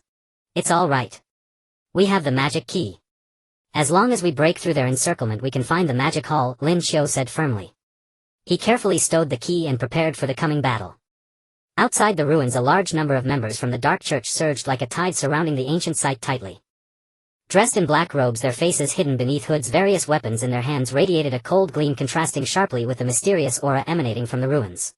The air was thick with tension and a sense of impending death akin to the silence before a storm. Lin Qiu and his companions stood at the entrance of the ruins, backed against the ancient stone wall, vigilantly scanning their surroundings. Lin Qiu's hand unconsciously tightened around the sacred sword blade driver, fully aware that the battle ahead would be exceptionally arduous. However, to protect the magical key and find the magical sanctuary to save the world, there was no retreat. Hand over the magical key. You are surrounded and resistance is futile. The leader of the Dark Church stood at the forefront, his voice deep and icy, carrying an undeniable sense of oppression. Tall and imposing, the tip of his staff was embedded with a massive black crystal within which countless vengeful spirits seemed to struggle, continuously exuding a potent dark aura. Not a chance. Your schemes will never succeed. Lin Qiu replied fearlessly, his voice firm and powerful, echoing through the ruins. He swiftly inserted the Dragon Pattern Knight Fantasy control book into the sacred sword blade driver. Accompanied by the familiar and stirring sound effect, a radiant light instantly enveloped his body. In the blink of an eye, Lin Qiu transformed into the Dragon Pattern Knight form, his silver-white armor gleaming with a chilling luster, the red lines reminiscent of flowing flames, with faint dragon shadows swirling around him, exuding an immense deterrent force. Ailey stood behind Lin Qiu, her hands tightly clutching her wand, the tips of her fingers sparkling with magical light. Her eyes revealed tension, but more importantly determination. Having fought previously, her magic, while still not powerful enough, had ignited her resolve to protect her companions and the magical key with her own strength. Lola wielded a battle axe adorned with the scars of past battles. Her gaze was as sharp as an eagle's, always ready for close combat with the enemy. At the leader's command, the members of the Dark Church launched their attack. Magic beams shot toward Lin Qiu and his companions like raindrops, while dark sword energy sliced through the air with a piercing whistle. Lin Qiu swung the fire sword, forming a fiery shield that deflected all incoming attacks. The flames collided with the magical beams, producing dazzling light and immense sound, and for a moment the area before the ruins was ablaze, shrouded in smoke. Ailey's Lola, let's charge out. Lin Qiu shouted, leading the charge toward the enemy. His fire sword swung through the ranks of the Dark Church members, each strike imbued with powerful force, pushing the enemies back. The blade sliced through the air, leaving behind blazing trails as nearby enemies were scorched by the flames, letting out pained screams. Ailey from the back cast spells, concentrating her mind to summon the elemental forces around her. Wind magic formed blades that sliced through the approaching enemies, while ice magic froze their weapons and footsteps, slowing their movements. Beads of sweat dotted her forehead, her gaze focused and resolute, constantly shifting her spellcasting methods to provide support to Lin Qiu and Lola. Lola fought alongside Lin Qiu, her agility and rich combat experience allowing her to weave effortlessly among the enemies. The battle axe in her hands swung with the force of a gale, each chop delivering immense power. Spotting an opening in the enemy's defenses, she swung her axe down hard, severing the enemy's weapon and sending their body flying with the sheer force. However, the members of the Dark Church were numerous and kept pouring forward, trying to encircle Lin Qiu and his companions. Lin Qiu realized that the enemy's attacks were becoming increasingly fierce and their encirclement was tightening. Understanding that this could not continue, he needed to find a way to break through the lines quickly. He fought while observing the enemy's formation, searching for weaknesses. At that moment he noticed the enemy's left flank was relatively weak, seemingly a breakthrough point. Ailey's Lola, let's break through from the left flank. Lin Qiu shouted, charging toward the enemy's left flank. He increased the output of the fire sword, the flames growing hotter, forming a wall of fire that forced the enemies back. Lola closely followed, her axe swinging to clear the enemies around Lin Qiu. Ailey's from the back cast spells to cover their advance. However, the leader of the Dark Church quickly noticed their intentions. He waved his staff, sending a wave of black energy toward Lin Qiu. Lin Qiu sensed the danger and swiftly dodged to the side, but the energy wave still grazed his armor, leaving a black mark. The energy shield on his armor weakened instantly and Lin Qiu felt a strong impact, his body trembling slightly. Lin Qiu. Ailey's and Lola shouted simultaneously, their faces showing concern. I'm fine, keep moving. Lin Qiu gritted his teeth, enduring the pain, and swung the fire sword again, attacking the enemy's left flank. After a fierce battle, they finally broke through the enemy's left defense. Yet the members of the Dark Church did not give up the chase. Under the leader's command, they closely followed Lin Qiu and his companions. The trio desperately ran through the forest, using the terrain to evade their pursuers. They traversed through dense woods, leaped over rushing rivers, and climbed steep hills, but the enemy remained relentless. During their flight, Lin Qiu noticed a wizard among the enemies skilled in tracking magic. No matter how they hid or changed their routes, the enemy could always accurately locate their position. Running like this won't work, we must deal with that tracking wizard. Lin Qiu said, his voice laced with fatigue, yet his gaze remained resolute. After a discussion, the three decided to set a trap. They found a narrow valley in the forest flanked by steep cliffs with only a narrow passage. Lin Qiu and Lola hid on either side of the valley while Alice cast magic at the end of the valley, creating an illusion to draw the enemy's attention. The members of the Dark Church chased after them, believing they had found their target when they spotted Alice. They rushed forward. As the enemies entered the valley, Lin Qiu and Lola launched their attack simultaneously. Lin Qiu transformed into the dragon pattern knight form, charging down from one side of the valley, his fire sword striking the enemies with immense force. The flames on the blade collided with the enemy's dark powers, producing dazzling light and a thunderous sound. Lola surged from the other side, her battle axe swinging among the enemies, throwing them into chaos. Amidst the turmoil, Lin Qiu spotted the tracking wizard. He unleashed his full power, launching a lethal attack. Leaping high, the fire sword in his hand gathered all his strength and the mysterious energy of the dragon pattern knight, striking down toward the tracking wizard with blazing flames and fierce sword energy. The tracking wizard's eyes widened in terror as he attempted to cast a spell in defense, but his magic proved feeble against Lin Qiu's overwhelming attack. With a scream, the tracking wizard fell to the ground motionless. Without their tracking wizard, the members of the Dark Church began to panic. Seizing the opportunity, Lin Qiu and his companions broke through once more, weaving through the enemy's encirclement, and finally succeeded in shaking off their pursuers. "We've finally escaped them." Ailey sighed in relief, her body trembling slightly and a tired smile on her face. "We can't let our guard down yet, we must find the magical sanctuary quickly," Lin Qiu replied, and the three resumed their journey in search of the magical sanctuary. Lin Qiu and his companions managed to escape the relentless pursuit of the Dark Church, following the mysterious guidance of the magical key, and finally arrived at the entrance of the magical hall. The magical door before them was grand and enigmatic, towering into the clouds, its surface etched with intricate and ancient runes. Each rune emitted a soft and mysterious glow, as if quietly narrating the vicissitudes of time and the secrets of magic. "This is at the entrance to the magical hall," Lin Qiu exclaimed in surprise and delight, his voice carrying a hint of fatigue from the long journey, but more so the anticipation of completing their mission. He cautiously took out the magical key and slowly inserted it into the keyhole. As the key turned, the runes burst forth with brilliant light and a deep rumbling sound echoed. The magical door slowly opened, a wave of ancient and profound aura wafting toward them, bringing with it the weight of history and an air of mystery. The three of them entered the magical hall with great reverence. The interior of the hall was extremely spacious, with massive magical crystals embedded in the walls, radiating a spectrum of colors that illuminated the entire hall. At the center of the hall, on a massive stone platform, lay a book radiating golden light. It resembled a gigantic ancient tome with mysterious runes on its cover, flickering and dancing, seemingly containing boundless power that inspired awe. "Is this the fantastical book we have been searching for?" Alice exclaimed in astonishment, her eyes fixated on the fantastical book, filled with curiosity and reverence. "It should be correct. Legend has it that it possesses the immense power to seal dark forces," Lola said as Lin Qiu slowly approached the stone platform. As he drew nearer, the runes on the book shone more intensely, and a powerful attraction emanated from the fantastical book, as if a mysterious will was calling out to him. Lin Qiu involuntarily reached out his hand, and the moment his fingertips touched the fantastical book, an unimaginable surge of power flooded into his body. He felt as if his body were tightly enveloped by an unseen force, everything around him becoming instantly blurred. Suddenly, bizarre and fantastical images flashed through his mind like a revolving lantern. Brutal wars of ancient times, dragons soaring freely in the skies, powerful magical forces wreaking havoc, and countless lives extinguished amidst the intertwining of fire and magic. As these images continued to flash, Lin Qiu's consciousness gradually became hazy and his body uncontrollably trembled violently. The light of the fantastical book enveloped him completely, his figure flickering in and out of visibility within the glow. "Lin Qiu!"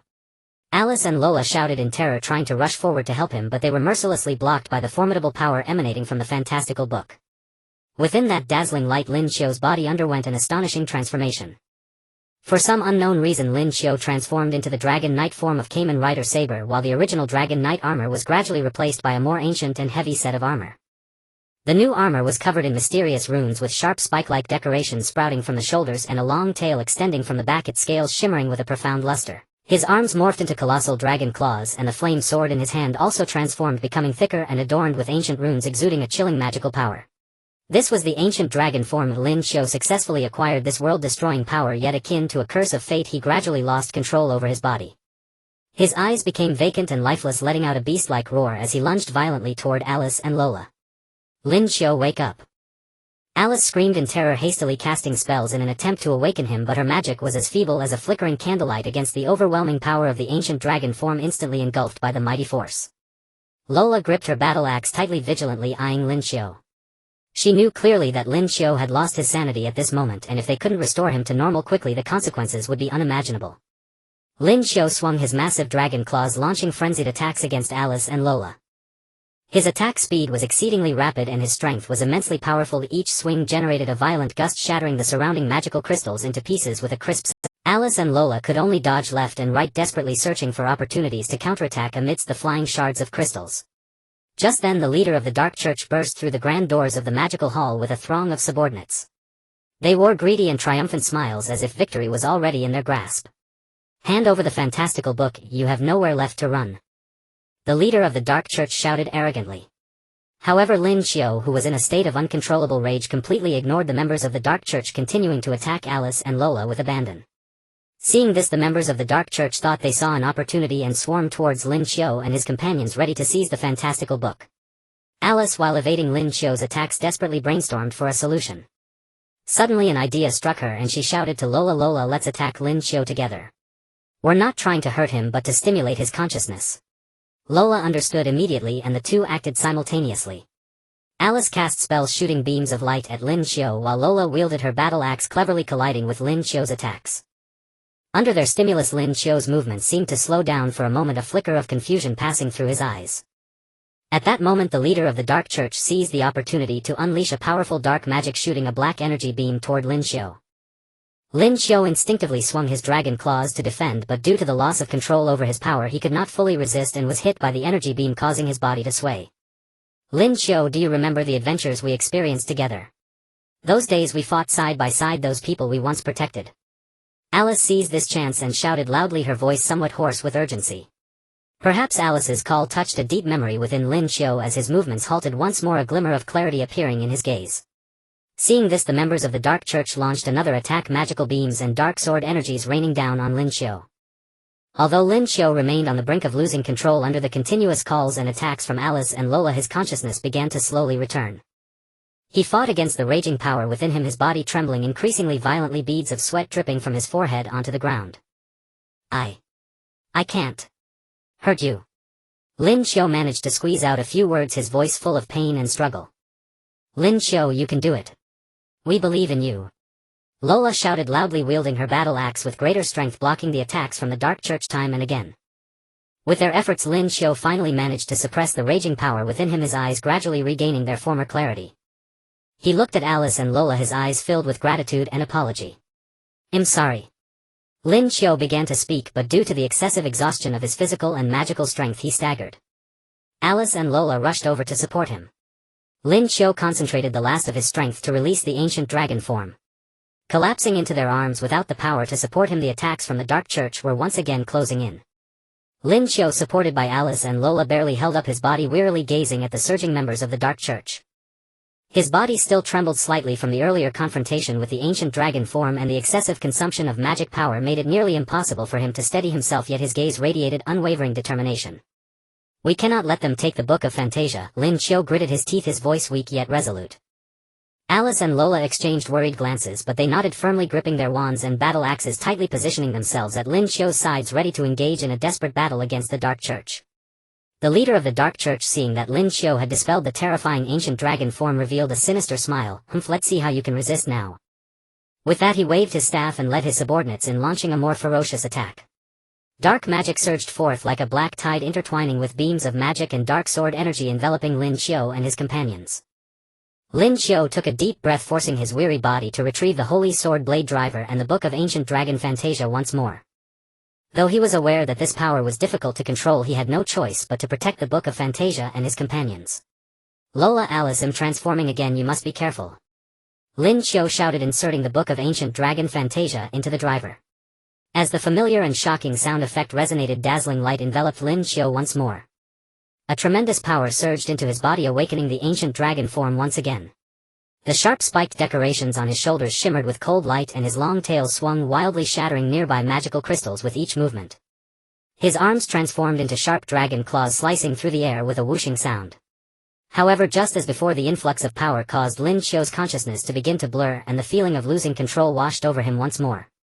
His eyes became hollow as he let out a wild roar, charging uncontrollably toward the members of the Dark Church. The members of the Dark Church were caught off guard by this sudden attack. Lin Qiu's strikes lacked any form, yet they were imbued with destructive force. Wherever his dragon claws struck, members of the Dark Church fell and their magical shields crumbled like thin paper before his might. However, having lost his sanity, his attacks became chaotic and indiscriminate, causing not only harm to his enemies but also immense damage to the surrounding environment. Amidst the chaos, Alice and Lola struggled to evade Lin Qiu's attacks while simultaneously fending off the onslaught of the Dark Church. Alice continuously cast spells attempting to protect herself and Lola while trying to awaken Lin Qiu's rationality, but all efforts were in vain. Lola swung her battle axe, engaging nearby members of the Dark Church in close combat, her face drenched in sweat and anxiety, constantly worried for Lin Qiu and their safety. The leader of the Dark Church realized that Lin Qiu was completely out of control, which posed a significant threat to them. He hurriedly commanded his subordinates to change tactics, trying to evade Lin Qiu's attacks while seeking opportunities to seize the artifact. Yet Lin Qiu's attacks were like a torrential storm, offering them no respite. In the midst of the frenzied assault, Lin Qiu's power began to dominate. The members of the Dark Church began to retreat in disarray, and some of the weaker members had already lost their fighting capability due to Lin Qiu's assaults. Seeing this, the leader felt both alarmed and enraged, but he also had to consider retreating. Just as the Dark Church prepared to withdraw, Lin Qiu seemed to sense the enemy's intentions. He let out a furious roar, channeling his final strength, charging towards the leader of the Dark Church.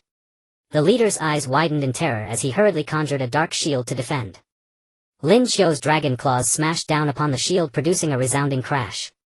The shield shattered instantly and the leader was sent flying by the force, crashing heavily against the wall of the magical hall. With the fall of the leader of the Dark Church, the morale of the members plummeted and they scattered in a panic. Lin Qiu watched the fleeing enemies, wanting to pursue, but his body could no longer hold up. His strength began to dissipate and his consciousness gradually blurred. Lin Qiu. Alice and Lola rushed to his side at the sight. A flicker of clarity crossed Lin Qiu's eyes as he looked at the two, wanting to say something but unable to produce a sound. "Hold on, Lin Qiu, you can do it," Alice cried anxiously, tears brimming in her eyes. Lin Qiu used his last ounce of strength to slightly nod before losing consciousness and collapsing towards the ground. Alice and Lola hurriedly supported him, gently laying him down on the ground. The magical hall fell into silence, with only the sound of shattering magical crystals echoing. Alice and Lola stood vigil by Lin Qiu's side, their hearts filled with worry. They did not know when Lin Qiu would wake up nor what awaited them next. But they knew that no matter what happened, they would always stand by Lin Qiu, facing the challenges of the future together. Alice gently stroked Lin Qiu's forehead, attempting to alleviate his pain with her magic. Lola remained vigilant, watching the surroundings for any sign of the Dark Church attacking again. The magical hall had been utterly transformed, with shattered magical crystals adorning the walls and the floor marked by the traces of battle. Meanwhile, the second book of Fantasia, which had granted Lin Qiu the ancient dragon form, lay quietly on the stone pedestal, radiating a golden light as if witnessing the unfolding events. Uncertain time passed and Lin Qiu's breathing gradually steadied, yet there were still no signs of him waking. Alice and Lola sat beside him, fatigue etched on their faces, filled with confusion and worry. They understood that Lin Qiu had paid a great price in his battle against the power of the ancient dragon form, and the road ahead for them was still long, very long. Lin Qiu lay in a deep coma, his consciousness seemingly trapped in a dark abyss. Though his body remained still, beads of sweat formed on his forehead as if he were engaged in a fierce battle against a powerful force. Alice and Lola stayed by his side, not daring to leave for a moment. Alice's eyes were filled with worry and urgency as she continuously cast healing magic, attempting to alleviate Lin Qiu's suffering, but to little effect. Lola tightly held Lin Qiu's hand, softly calling his name, hoping to awaken him from his stupor. "Lin Qiu, please wake up, we still need you." Alice's voice trembled with a hint of tears. She had been casting spells for several hours and was beginning to feel the strain, yet she gritted her teeth and persevered. Outside the magic hall, the Dark Church had temporarily retreated, but they would surely not give up and might return at any moment. Alice was well aware that they needed to quickly find a way to help Lin Qiu recover and devise a method for him to master the power of the ancient dragon form. Otherwise they would stand no chance when facing the Dark Church again. "Lola, I want to become stronger," Alice suddenly declared, her eyes revealing a determined resolve. "Lin Qiu has repeatedly put himself in danger to protect us. I can't always stand by and do nothing. I want to become powerful so that I can help him and all of us." Lola looked at Alice and nodded. "I understand how you feel, Alice. But becoming stronger is not something that happens overnight. We need to find the right way. Perhaps we can find clues in this book of fantasy." Both of them turned their gazes towards the book placed on the stone platform. This book of fantasy emanated a mysterious golden light, and they knew that the power for Lin Qiu to attain the ancient dragon form originated from it. Alice stood up and slowly approached the book of fantasy. She cautiously extended her hand, touching the surface of the book. The runes on the book flickered as if responding to her touch. Perhaps this holds the secret to helping Lin Qiu control the ancient dragon form and the method for me to grow stronger, Alice murmured. Just then Lin Qiu's body suddenly moved, letting out a faint groan. Alice and Lola hurried back to his side. Lin Qiu, are you awake? Lola asked anxiously. Lin Qiu slowly opened his eyes, still carrying a hint of confusion. He looked at Alice and Lola opened his mouth, but words did not come out. Lin Qiu, how are you feeling? Alice asked with concern as she cast healing magic again, a warm light enveloping Lin Qiu's body. Lin Qiu took a deep breath and weakly said, I feel much better. It's just that remnants of the ancient dragon form's violent power still linger in my mind and am worried. Don't worry for now, Lin Qiu. Alice comforted him, we will figure this out together. I've decided to become stronger so I can help share the burden with you. Lin Qiu looked into Alice's determined eyes, feeling a warmth surge in his heart. Alice, thank you. But the path to becoming stronger is fraught with difficulties and hardships. I'm not afraid, Alice replied, as long as I can help you and protect our home I am willing to endure any hardship. Lola also encouraged, Alice, I will be with you. We will work hard together and we will surely find a way for Lin Qiu to control the ancient dragon form and make you stronger. Lin Qiu struggled to sit up, his body was still weak, but he knew they didn't have much time to rest. The Dark Church could reappear at any moment and they had to act quickly. Let's study this book of fantasy together, Lin Qiu said. Perhaps the answer lies within it. The three of them gathered again in front of the book of fantasy, carefully examining the runes on its pages. For some reason, although it was also a book of fantasy, the first book was much smaller, and after granting Lin Qiu power it transformed into the Arthurian Fantasy Control Book and the Dragon Tamer Fantasy Control Book, while this one still remained. The runes in this book of fantasy were complex and mysterious, seemingly containing ancient magical knowledge. Lin Qiu, drawing on his previous encounters with the book and his understanding of magic, began to attempt to decipher the meanings of these runes. Alice and Lola assisted him from the side, consulting the magical books they carried, hoping to find clues related to these runes. Time passed second by second as they immersed themselves in the study of the runes, completely oblivious to the passing of time. Suddenly Lin Qiu's eyes lit up, it seemed he had discovered something. Look, these runes seem to tell a story about the balance of power. Lin Qiu pointed to a row of runes in the book of fantasy and said, the reason the power of the ancient dragon form is difficult to control is that it disrupts the balance of power. We need to find a way to rebalance this power. So what should we do? Alice asked. Lin Qiu furrowed his brows, falling into deep thought. I'm not sure yet. But I think it may be related to my consciousness and mental strength.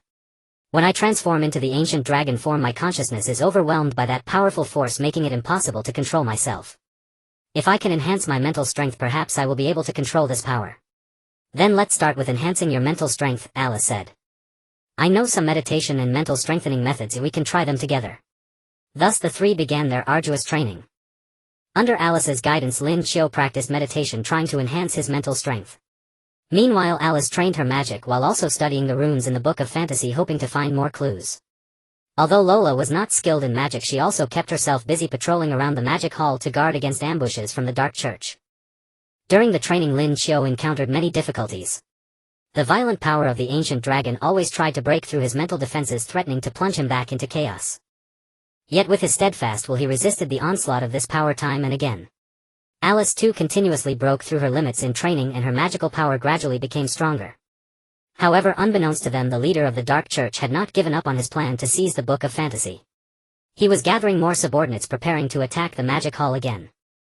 This time they brought more powerful dark magic.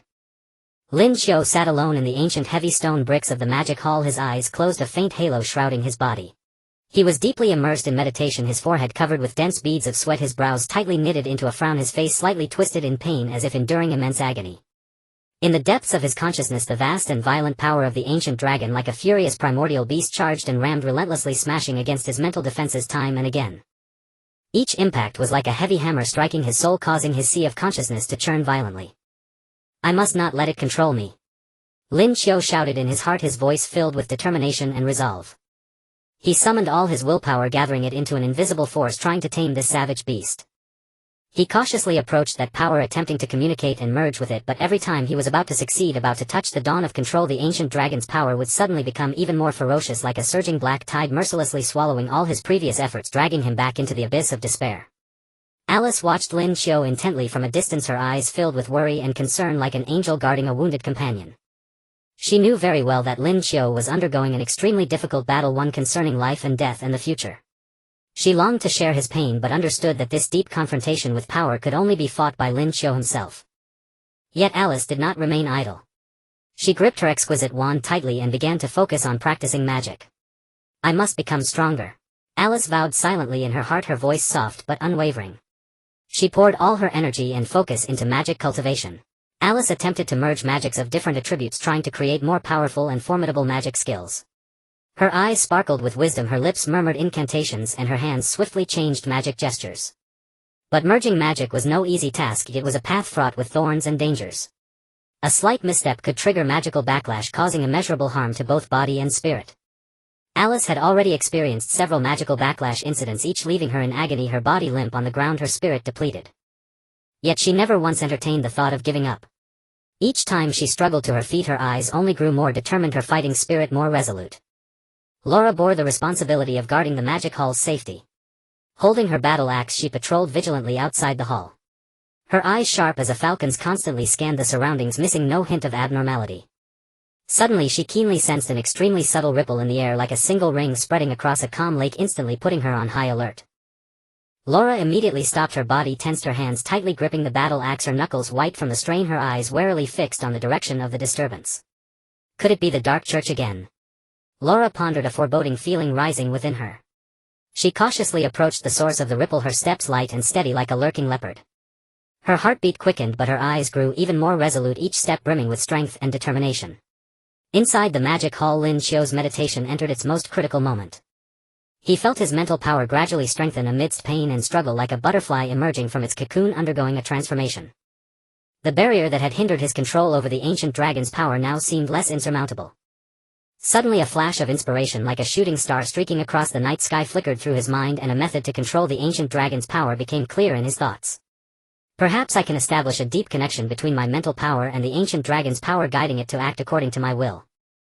Lin Qiu pondered silently, a glimmer of hope shining in his eyes. Without hesitation he immediately began attempting to merge his mental power with the formidable force of the ancient dragon. At first the merging process was fraught with difficulties. The ancient dragon's power, like a wild and untamable beast, fiercely repelled Lin Qiu's mental energy. This repulsion caused Lin Qiu a piercing pain, as if countless steel needles were stabbing into his brain simultaneously. But Lin Qiu had an innate tenacity. He gritted his teeth, large beads of sweat rolling down his forehead, dripping onto the cold stone bricks. Relying on his indomitable will and unwavering faith, he continued his efforts. Gradually a miracle occurred. He felt the ancient dragon's power begin to grow docile, no longer resisting as wildly as before, as if the beast had finally been moved by his persistence and began to accept his guidance. Success! Lin Qiu exulted inwardly, his emotions surging like a tidal wave, nearly overwhelming him. He slowly opened his eyes, which sparkled with excitement and joy. He stood up, stretching his body, feeling the mighty yet gentle power within him, filled with unprecedented confidence. At this moment he felt like the master of this power, capable of controlling everything. Alice, I think I found a way to control the ancient dragon's power. Lin Qiu shouted excitedly to Alice, his voice brimming with barely concealed excitement and pride. Upon hearing Lin Qiu's shout, Alice was momentarily stunned, then a brilliant smile bloomed on her face like a flower in spring, full of vitality and hope. Really? That's great, Lin Qiu. Tell me, how did you do it? Alice asked eagerly, her eyes filled with curiosity and anticipation. Lin Qiu quickly walked over to Alice and told her his method in detail. Alice listened intently, nodding occasionally, a thoughtful gleam in her eyes. That's indeed a good method. But you still need more practice to truly master this power. After all, actual combat is quite different from meditation, Alice said earnestly, a hint of worry in her eyes. Just then Laura rushed in, her face very solemn, her forehead covered in sweat, her hair slightly disheveled. Bad news, the Dark Church people are here again. And their numbers are greater than last time, their power stronger. Laura panted, her voice tinged with anxiety. Lin Qiu and Alice's faces instantly turned grim, a sense of impending crisis enveloping them. They knew that a more brutal and difficult battle was about to begin, and this time the challenges they faced would be far beyond imagination. Lin Qiu, try using your newly acquired power first. Alice looked at Lin Qiu, her eyes full of trust and anticipation. Perhaps it can help us fend off the Dark Church's attack. Lin Qiu nodded firmly without hesitation. He took out the Holy Sword Blade Driver and the Ancient Dragon Fantasy Rider book, preparing to transform.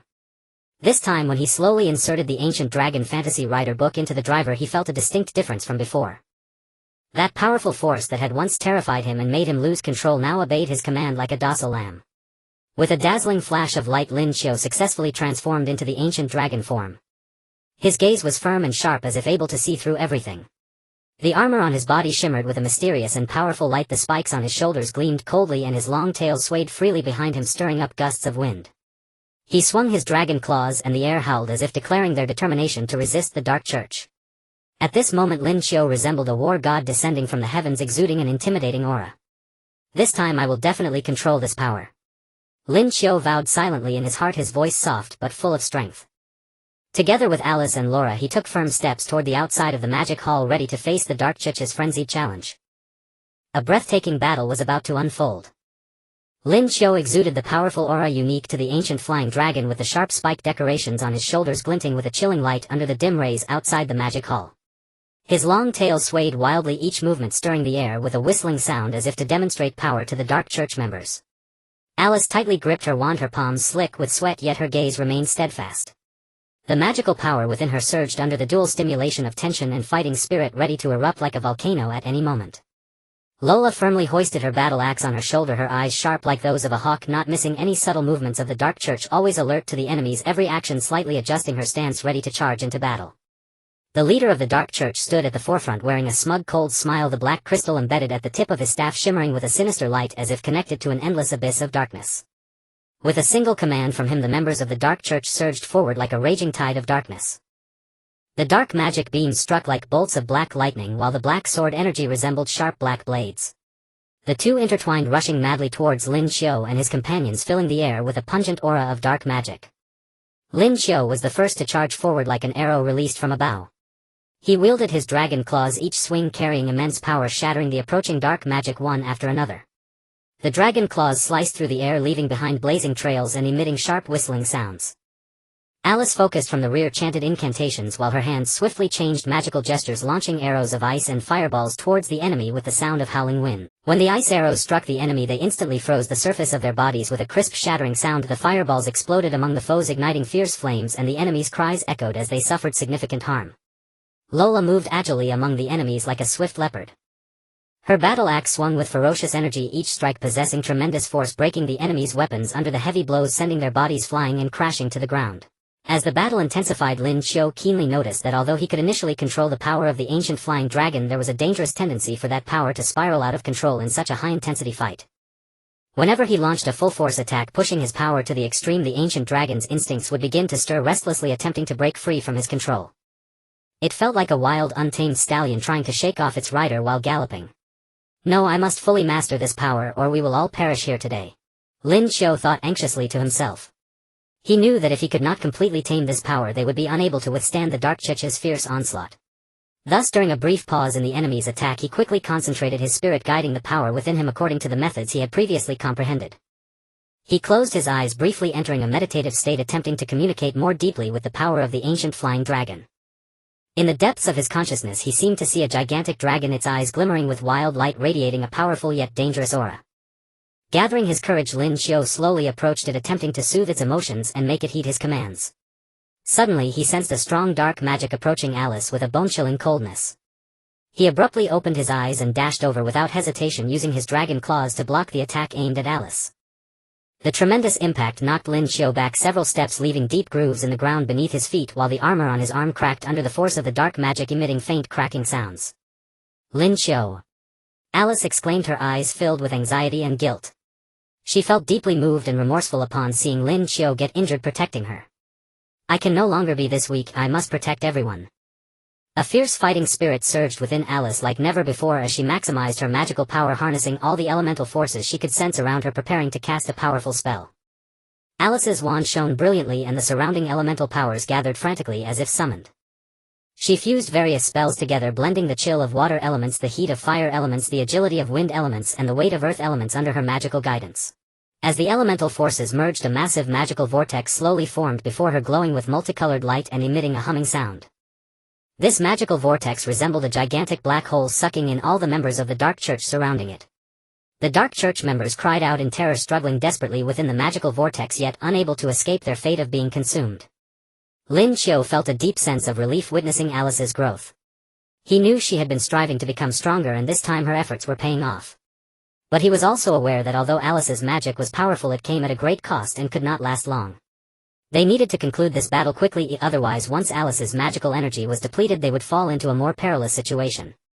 Lin Qiu refocused his mind, continually trying to find a deeper harmony with the power of the ancient flying dragon amidst the fierce battle. Through repeated attacks and defenses he gradually discovered that when he shifted his focus from mere combat to coexisting harmoniously with the power of the ancient dragon, that power became far easier to control.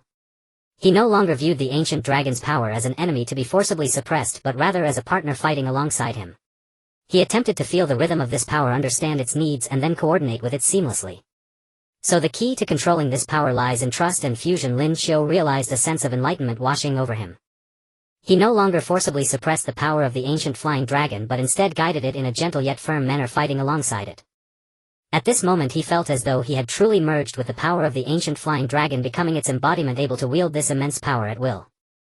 With Lin Qiu's newfound understanding, his fighting style underwent a tremendous transformation. His attacks became smoother and more natural, and his power was better utilized. With a swing of his dragon claws he could unleash powerful energy waves which hit the enemies like an invisible tide, pushing them back several meters. A flick of his tail acted like a formidable whip, sweeping down multiple foes.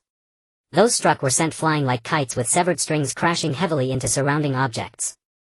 The leader of the Dark Church watched Lin Qiu's transformation with shock and fear. He had initially thought Lin Qiu would need some time to adapt and skillfully wield the power of the ancient flying dragon, but he never expected Lin Qiu to grasp the essence of this power in such a short time. His expression turned grim, beads of sweat appearing on his forehead as he hastily invoked more powerful dark magic, trying to turn the tide. The staff in the Dark Church leader's hand flickered wildly as a massive dark energy ball slowly formed in his grip. This energy ball was as black as ink, its surface swirling with eerie black mist, emitting an aura that sent chills down the spine.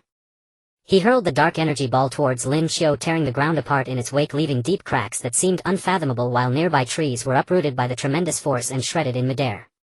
Lin Qiu felt the immense threat posed by this dark energy ball. He concentrated all his strength to form an energy shield in front of himself. The energy shield emitted a faint golden glow with mysterious runes flowing across its surface. The dark energy ball collided with the shield, producing a deafening sound, and the powerful impact forced Lin Qiu back several steps, leaving deep furrows in the ground beneath his feet. But Lin Qiu did not flinch. He gritted his teeth, his facial muscles tense from exertion as he continuously injected power, resisting the assault of the dark energy ball. The energy shield quivered under the impact of the dark energy ball. The runes on its surface began to flicker erratically as if it might shatter at any moment. Alice and Lola were also fully engaged, knowing that this was a crucial moment in the battle and they had to give it their all. Despite nearing the limit of her magical energy, Alice gritted her teeth and persisted, continuously casting small spells to disrupt the Dark Church leader's attack. Lola, on the other hand, wielded her battle axe, attacking the Dark Church leader from the side in an attempt to distract him. Through their combined efforts, the Dark Church leader's attacks gradually unraveled. Seeing their leaders' failed assault, the members of the Dark Church began to panic and their originally orderly formation fell into disarray. Seizing the opportunity, Lin Qiu launched his final attack. He leapt high, powerful energy gathering on his dragon claws, forming a massive energy vortex around them that emitted a dazzling light. Like a shooting star, he dashed towards the Dark Church leader, his speed so swift that it left no time for reaction. The Dark Church leader's eyes widened in terror as he attempted to evade, but it was too late. With a scream, the Dark Church leader was struck by Lin Qiu, his body flying out like a kite, with severed strings crashing heavily against a distant boulder which shattered instantly. Seeing their leader fall, the morale of the Dark Church members crumbled and they scattered in panic. Lin Qiu and his companions successfully repelled the Dark Church's assault. After the battle, Lin Qiu reverted from his ancient flying dragon form, collapsing onto the ground alongside Alice and Lola, gasping for breath. Sweat drenched their clothes, their bodies marked with the scars of battle, yet their faces radiated the joy of victory. Though they had achieved victory, they also paid a hefty price. They understood that the Dark Church would not relent and they must continue striving to become stronger to face the even graver challenges ahead. After the battle, the magic hall was deathly silent, thick with the acrid smell of gunpowder and blood. Lin Qiu, Ai Lizi and Luo La lay on the ground, strewn with rubble and scorched earth, gasping for breath. Sweat mingled with blood trickled down their cheeks, dripping onto the war-torn soil. Their chests heaved violently, each breath laden with exhaustion and pain, yet their eyes gleamed with the relief of survival and the faint light of "We made it through again," Lin Qiu said hoarsely, his voice weak and weary, barely concealing his fatigue. He struggled to sit up and looked around. The once majestic magic hall was now unrecognizable, its walls riddled with holes, shattered magic crystals scattered everywhere, and the mystical radiance of nowhere to be seen. Luo La slowly sat up as well, rubbing her sore shoulders. Gazing at the ruins, she frowned and said worriedly, "We repelled them this time, but the Dark Church won't let it go. Next time it will be even more troublesome." AI Lizzie forced herself to sit up, her eyes gleaming with determination and reluctance. That's why we must become stronger. I can no longer be so helpless holding everyone back. Lin Qiu looked at AI Lizzie, his eyes full of encouragement and trust. AI Lizzie, you've done well. Without your magic just now we wouldn't have won so easily. No, it's far from enough. AI Lizzie shook her head gently, her eyes blazing with resolve. I want to become stronger, strong enough to stand on my own, to truly fight alongside you, not always needing protection. Just then a strange ripple suddenly spread through the air, carrying a mysterious rhythm. Like an invisible force, it gently touched AI Lizzie's senses. AI Lizzie froze instantly. She closed her eyes and concentrated, trying to grasp the information contained in that ripple. In a flash, countless ancient and arcane magical knowledge surged into her mind like a tidal wave. Complex runes, exquisite magical principles, and powerful spells flickered and danced in her consciousness. A look of shock and delight crossed AI Lizzie's face. She immersed herself in this sudden torrent of knowledge, greedily absorbing every detail. This magical knowledge was ancient and mighty, as if from a distant primordial age, filled with boundless mysteries and power. After a long while, AI Lizzie slowly opened her eyes, which sparkled with excitement and passion. Lin Qiu Luo La, I just received a stream of wondrous magical knowledge. It contains many powerful magic techniques and cultivation methods. I feel like I've opened a brand new door to magic. AI Lizzie said excitedly, her voice trembling with barely contained joy. Lin Qiu and Luo La exchanged glances, their eyes also filled with surprise. Really? AI Lizzie, that's wonderful. Perhaps this knowledge can help you realize your wish to become stronger, Lin Qiu said with a smile, a relieved expression appearing on his weary face. However, after the brief joy, Lin Qiu's expression gradually turned solemn. He stood up and looked toward the forest outside the magic hall, still shrouded in darkness. But while AI Lizzie received that ripple, the Dark Church might have detected it too. This place is no longer safe. They could strike again at any moment. We must leave here with the artifact as soon as possible. Luo La also stood up, gripping her battle axe, and nodded in agreement. Right, we shouldn't linger here. Let's find a safe place first so AI Lizzie can digest this magical knowledge and Lin Qiu can further consolidate his control over the ancient dragon form. AI Lizzie took a deep breath, suppressing her inner excitement, and nodded. You're right. Let's leave first. Once safe, I will work hard to cultivate these new spells, and I won't let you down. The three of them walked to the stone platform where the Book of Fantasy rested. The Book of Fantasy still emitted a soft golden glow, its runes shimmering as if telling of its mystery and power. Lin Qiu carefully picked up the Book of Fantasy and closed it, feeling its heavy weight and the boundless power within. Let's go. I hope we can find a safe shelter. Lin Qiu said, taking firm steps toward the exit of the magic hall. AI Lizzie and Luo La followed closely behind, gripping their weapons and wands ever vigilant. They crossed the ruins and arrived at the main gate of the magic hall. The gate had been destroyed in the battle, leaving only a twisted frame. As they stepped out of the gate, all three felt an invisible pressure. The outside world seemed shrouded in the shadow of the Dark Church, fraught with danger. No matter what we encounter next, we will face it together, Lin Qiu said in a low voice, his eyes firm and resolute. Yes, together. AI Lizzie and Luo La replied in unison, their voices filled with courage and determination. The three moved cautiously along a winding path. AI Lizzie occasionally closed her eyes, recalling the newly acquired magical knowledge in her mind, trying to find ways to deal with future crises. Lin Qiu remained alert, holding the holy sword blade driver tightly, ready to respond to any sudden situation. Luo La walked at the rear, watching carefully behind to ensure no enemy was stealthily following. As time passed, the sky gradually darkened. The mist in the forest grew thicker, blurring their vision. Suddenly Lin Qiu stopped, gazing ahead warily. Wait, I sense something moving up ahead. AI Lizzie and Luo La immediately tensed up, ready for battle. The three slowly approached and saw a group of dark figures moving in the distance. Lin Qiu gently set down the artifact and took out the holy sword blade driver, preparing to transform. Don't rush, AI Lizzie whispered. Let me use the new sensing magic I've learned. AI Lizzie closed her eyes, concentrated, and cast the newly acquired perception spell. After a moment she opened her eyes and breathed a sigh of relief. It's not the Dark Church. They seem to be a group of lost adventurers. The three relaxed and continued on. After a long trek they finally found a hidden cave. It was nestled between cliffs covered by dense vegetation and not easily discovered. Let's stop here for now, Lin Qiu said as he entered the cave. The three settled down inside. AI Lizzie eagerly began studying the newly acquired magical knowledge. She took out paper and pen, documenting the runes and magical principles from her mind, pondering them repeatedly. Lin Qiu sat nearby taking out the ancient dragon fantasy wonder book and entering a meditative state again, trying to gain deeper control over the power of the ancient dragon. Luo La set up some simple defensive traps outside the cave to guard against enemy attacks. As night fell, the cave was filled with a tranquil atmosphere. AI Lizzie was immersed in the world of magic, sometimes frowning in thought, sometimes breaking into delighted smiles. Beads of sweat covered Lin Qiu's forehead as he communicated deeply with the power of the ancient dragon. Luo La sat at the cave entrance gazing at the pitch-black night sky, silently praying that the days ahead would pass safely. They all knew the road ahead was long and the dark church could appear any time. But for now, in this hidden cave, they had found a moment of peace, gathering strength for the challenges to come. A sleepless night passed in the cave, and the first rays of morning sunlight struggled to pierce through the dense foliage at the entrance, casting light upon Lin Qiu, AI Lizzie, and Luo La's weary yet expectant faces. Last night they engaged in a heated discussion about their upcoming journey and how to grow stronger with limited resources, ultimately deciding to head to the nearest and largest adventurers' guild. There they could take on tasks to earn funds for their livelihood and leverage the guild's abundant resources and information to help Lin Qiu and AI Lizzie further master their powers. After quickly packing their belongings, the three set off on their way to the adventurers' guild.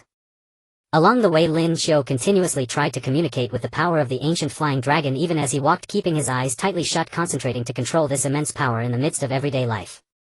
With each attempt he could feel the flow and change of the ancient flying dragon's power more clearly, and that once ferocious strength gradually became docile under his effort. AI Lizzie meanwhile hurried along while holding a sheet of paper, recording new magical knowledge, murmuring incantations and gesticulating various complex hand signs in the air, attempting to transform the magical theories in her mind into actual spells.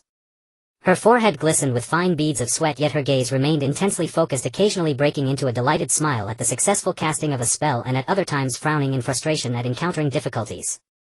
Luo La wielded her battle axe, vigilantly walking around the team to provide protection. She frequently observed the surrounding environment to ensure there were no hidden dangers. Occasionally she would glance back at Lin Qiu and AI Lizzie, who were engrossed in their training, her eyes filled with encouragement and anticipation. After several days of trekking, they finally arrived at the town where the Adventurers Guild was located. The town was bustling with activity, the streets filled with traffic as adventurers from various regions equipped with diverse weapons and gear traversed between taverns, shops, and the guild. The three stood before the guild's grand entrance, gazing at the magnificent building with a mix of nervousness and excitement. Upon entering the guild hall, the cacophony of voices greeted them. Adventurers of all kinds gathered around tables, discussing tasks and sharing their adventure experiences. The walls were covered with a multitude of task notices ranging from monster hunting to treasure hunting, with everything imaginable. Lin Qiu took a deep breath and approached the task board. His gaze quickly swept across the numerous tasks, trying to find one that suited them.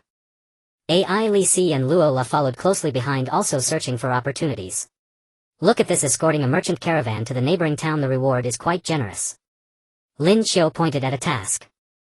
AI Lizzie leaned in to take a look, frowning slightly. However, escorting merchant tasks are usually quite dull and the risks are not small. What if we encounter bandits or monsters? Just as they were discussing, a burly adventurer with a thick beard approached. He sized up the three of them with a smile, saying, "Newbies, huh? Be cautious when taking on tasks for the first time. How about teaming up with us? Our team is experienced and we are perfectly suited for such escort tasks." Lin Qiu, AI Lizzie, and Luo La exchanged hesitant glances. Lin Qiu smiled politely. "Thank you for your kindness, but we need to think about it first." The bearded adventurer shrugged and turned to leave. Lin Qiu continued searching for tasks when suddenly his attention was drawn to a special task, exploring a cursed abandoned castle to search for lost magical tomes within. The reward was substantial and there were special bonuses from the guild. "This task looks challenging, but the rewards are tempting," Lin Qiu said. AI Lizzie's eyes sparkled with excitement. "Perhaps the castle holds clues that can help me master new magic. But a cursed castle sounds very dangerous. Can we handle it?" Luo La expressed her concerns. Lin Qiu pondered for a moment. "Let's first gather more information. If it seems feasible, we will make a decision." The three approached the guild's task administrator to inquire in detail about the task regarding the abandoned castle. It turned out that this castle had once been the residence of a powerful sorcerer, but was later cursed for unknown reasons, with all who entered it never re-emerging.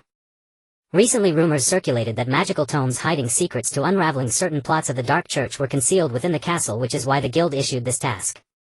After understanding the situation, Lin Qiu and the others returned to the hall to discuss. AI Lizzie exclaimed with excitement, "I think we should give it a try. This is a great opportunity for us to train, and if we can find the magical tomes, it could greatly aid us in opposing the Dark Church.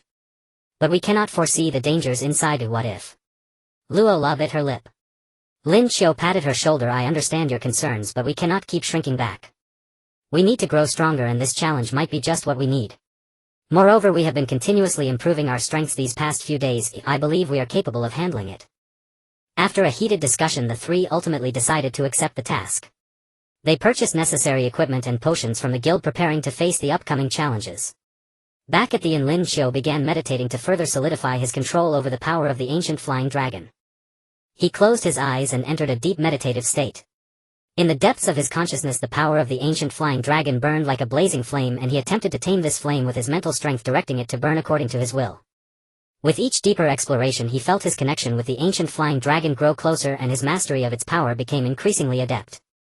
AI Li Si, on the other hand, was studying the new magical knowledge she had acquired, combining the knowledge gained from the magical hall with the existing magical system to create new spells. She practiced these spells repeatedly, constantly adjusting the output and control of her magical energy, and each successful casting elevated her mastery of magic to a new level.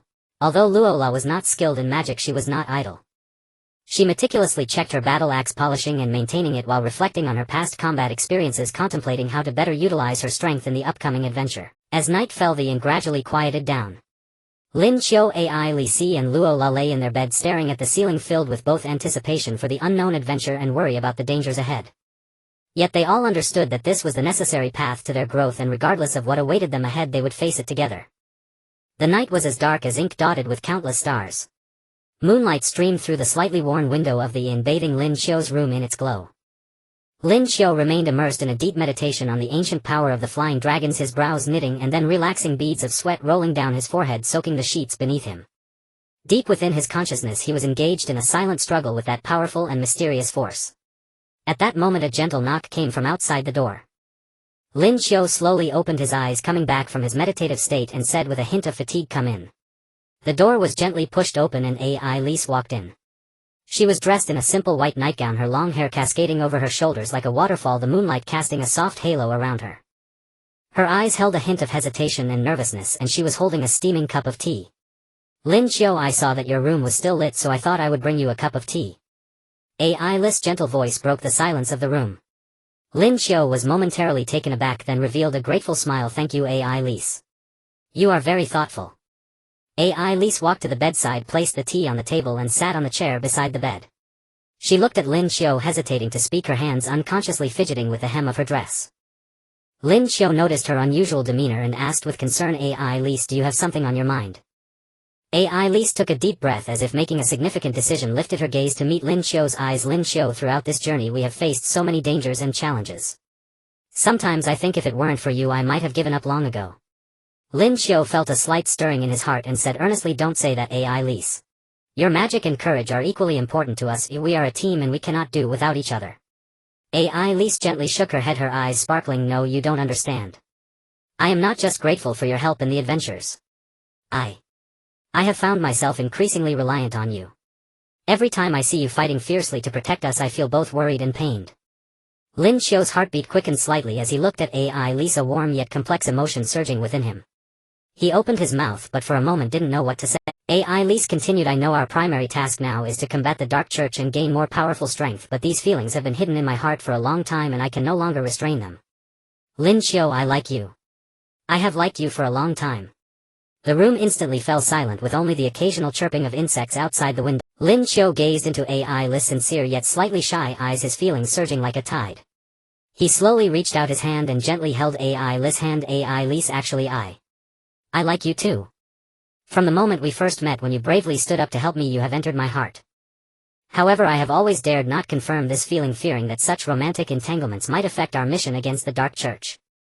AI Li's face blossomed with a surprised and happy smile, her eyes shimmering with tears. "So you like me too? I thought." Lin Qiu gently embraced AI Li Si, feeling her warm body and slight tremble. "Silly girl, how could it be otherwise? But the road ahead is long, filled with uncertainties and dangers.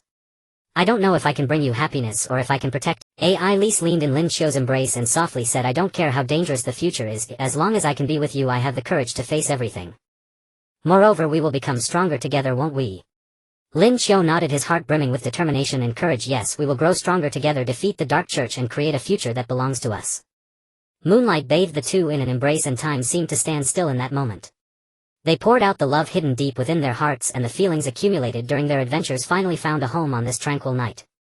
They both knew that countless challenges awaited them in the future, but at this moment in each other's arms they found the strength and courage to face all the unknown storms. After a long while they parted. Ai Lise with a happy blush on her face said, "Then you should rest quickly. Tomorrow we need to prepare for exploring the castle." Lin Qiu smiled and nodded. "All right, you should rest early too." Ai Lise stood up, walked to the door, glanced back at Lin Qiu, her eyes filled with love and tenderness, then gently closed the door. Lin Qiu lay on the bed staring at the ceiling, the corners of his mouth rising involuntarily. His heart was filled with happiness and strength, filled with longing and anticipation for the future as he gradually drifted into sleep. The morning sunlight streamed through the inn's window, casting a gentle glow upon Lin Qiu and Alice's faces. The sweet confession of the previous night still echoed in their ears, adding a touch of unique warmth to this new day. Yet they could not linger in this sweetness. The task of exploring the cursed castle loomed imminent, and before that they needed funds to procure better equipment and supplies. The three arrived at the Adventurers Guild, where the task board was bustling with noise. Adventurers of all kinds gathered around searching for suitable quests. Lin Qiu, Alice and Laura's eyes darted across the myriad of missions until an escort quest caught their attention, escorting a batch of precious medicinal herbs to a clinic in a neighboring town with substantial rewards and moderate difficulty. "This quest looks promising. It pays well and carries relatively lower risk," Lin Qiu said, pointing at the notice. Alice nodded. "Yes, and the neighboring town isn't far. We should be able to finish it quickly." Laura crossed her arms, frowning slightly. "But escort missions are most prone to accidents like bandits or magical beasts. We need to be fully prepared." After discussing briefly, they decided to take the quest. They went to the guild's reception desk, completed the formalities, and then met with the employer. The employer was a middle-aged merchant named Carl who looked anxious and placed great importance on the herbs. "This batch of herbs is crucial for the lives of many patients in the neighboring town. I implore you to deliver it safely," Carl pleaded earnestly. Lin Qiu patted his chest. "Rest assured, we will deliver the herbs safely." After agreeing on the departure time, the three began purchasing supplies and equipment in town. Lin Qiu bought some reinforced armor plates to upgrade his own armor. Alice selected several mana potions for emergencies. Laura purchased a new battle axe, its sharp blade glinting coldly in the sunlight. On the day of departure, Carl waited at the town gate with a cart laden with herbs. The cart was pulled by two sturdy horses and the carriage was tightly covered with thick oilcloth. "I entrust everything to you," Carl said, handing Lin Qiu a heavy pouch of coins, the advance payment. Lin Qiu took the pouch and nodded, reassuring Carl. Then he mounted a spare horse while Alice and Laura rode on either side of the cart. The escort team set off slowly. The road was bathed in bright sunlight, flanked by endless fields and lush forests. At first everything went smoothly, with the three chatting cheerfully while keeping a vigilant watch. However, as they entered a dense forest, the atmosphere suddenly grew strange. "Stay alert, everyone. This forest feels off," Lin Qiu murmured, tightening his grip on the reins, his eyes turning where Alice and Laura also prepared for battle. Alice's wand glowed faintly and Laura hoisted her new axe onto her shoulder, scanning the surroundings. Just then a rustling sound came from the woods, followed by a swarm of black figures emerging from all directions surrounding them. Lin Qiu focused his eyes. It was a group of bandits brandishing blades with greedy grins. The leader shouted, "This road is ours, these trees are ours. If you want to pass, leave your toll." Lin Qiu snorted coldly. "Do you think you can rob our cargo?" The bandit leader sized up the trio, seeing their youth, and felt contempt. "Brat, be smart and leave the cart behind, or else we won't be polite." Lin Qiu wasted no more words. He quickly took out the holy sword blade driver and prepared to transform. Alice began chanting a spell, powerful mana gathering around her. Laura swung her axe with a roar and charged at the bandits. The battle erupted instantly. Lin Qiu transformed into Dragon Knight form, startling the bandits. Lin Qiu wielded the flame sword, sending sword energy in all directions, repelling the approaching bandits. Alice cast ice magic, sending icy spikes piercing through the bandits, eliciting painful screams. Laura moved nimbly among the bandits, her new axe unleashing tremendous power, with every swing leaving trails of blood. The bandits hadn't expected the trio to be so formidable and began to panic, but relying on their numbers they continued their frenzied assault. The battle grew intensely fierce. Lin Qiu noticed that although the bandits were not powerful, they were vicious and coordinated well. He constantly adjusted his tactics, working closely with Alice and Laura, gradually gaining the upper hand. However, just as they were about to triumph, a massive magical beast burst out from the woods. The beast was enormous, its body covered in black scales spewing raging flames from its mouth, the infamous flame lizard of this forest. The appearance of the flame lizard intensified the tension. The bandits, seeing the beast, retreated. Lin Qiu frowned, not expecting to encounter such a powerful beast at this moment. "Be careful, everyone. This beast is formidable," Lin Qiu shouted. Alice focused her mind and cast a powerful wind spell attempting to blow the flame lizard over.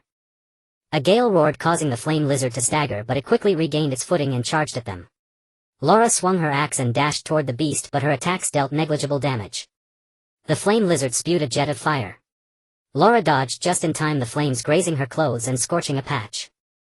Seeing this, Lin Qiu rushed forward, activating the power of his Dragon Knight form to engage the flame lizard in fierce combat. He sought its weak point, striking repeatedly with the flame sword, sending sparks flying. Alice provided support from behind, weaving multiple spells together to create powerful attacks. Beams of light struck the flame lizard, slowing its movements. Through their combined efforts, the flame lizard's stamina waned, its attacks growing weaker. Lin Qiu seized the moment, gathering all his strength for a lethal strike. He leaped high, the flame sword blazing with fire as it cleaved into the flame lizard's head. With a scream, the beast crashed to the ground. The bandits, seeing the beast defeated, scattered in all directions. Lin Qiu and the others collapsed to the ground, panting heavily. After a fierce battle, they had successfully repelled the bandits and the beast, protecting the herbs. After resting a while, they continued their journey. After several days of travel, they finally reached the neighboring town and delivered the herbs safely to the clinic. Carl was already waiting at the clinic. Seeing the herbs intact, he grasped their hands excitedly, thanking them repeatedly. "You are truly remarkable. Thanks to you, these herbs arrived in time." Carl handed over the remaining payment. Lin Qiu took it, filled with a sense of accomplishment. Though this escort mission had been arduous, they not only completed it successfully but also gained training through battle, further enhancing their strength. "Let's go back and prepare for the castle exploration mission," Lin Qiu said to Alice and Laura. They bid farewell to Carl and set out on the return journey to town. They knew that tougher challenges awaited them ahead, but through this mission they were more convinced that as long as they worked together, no obstacle was insurmountable.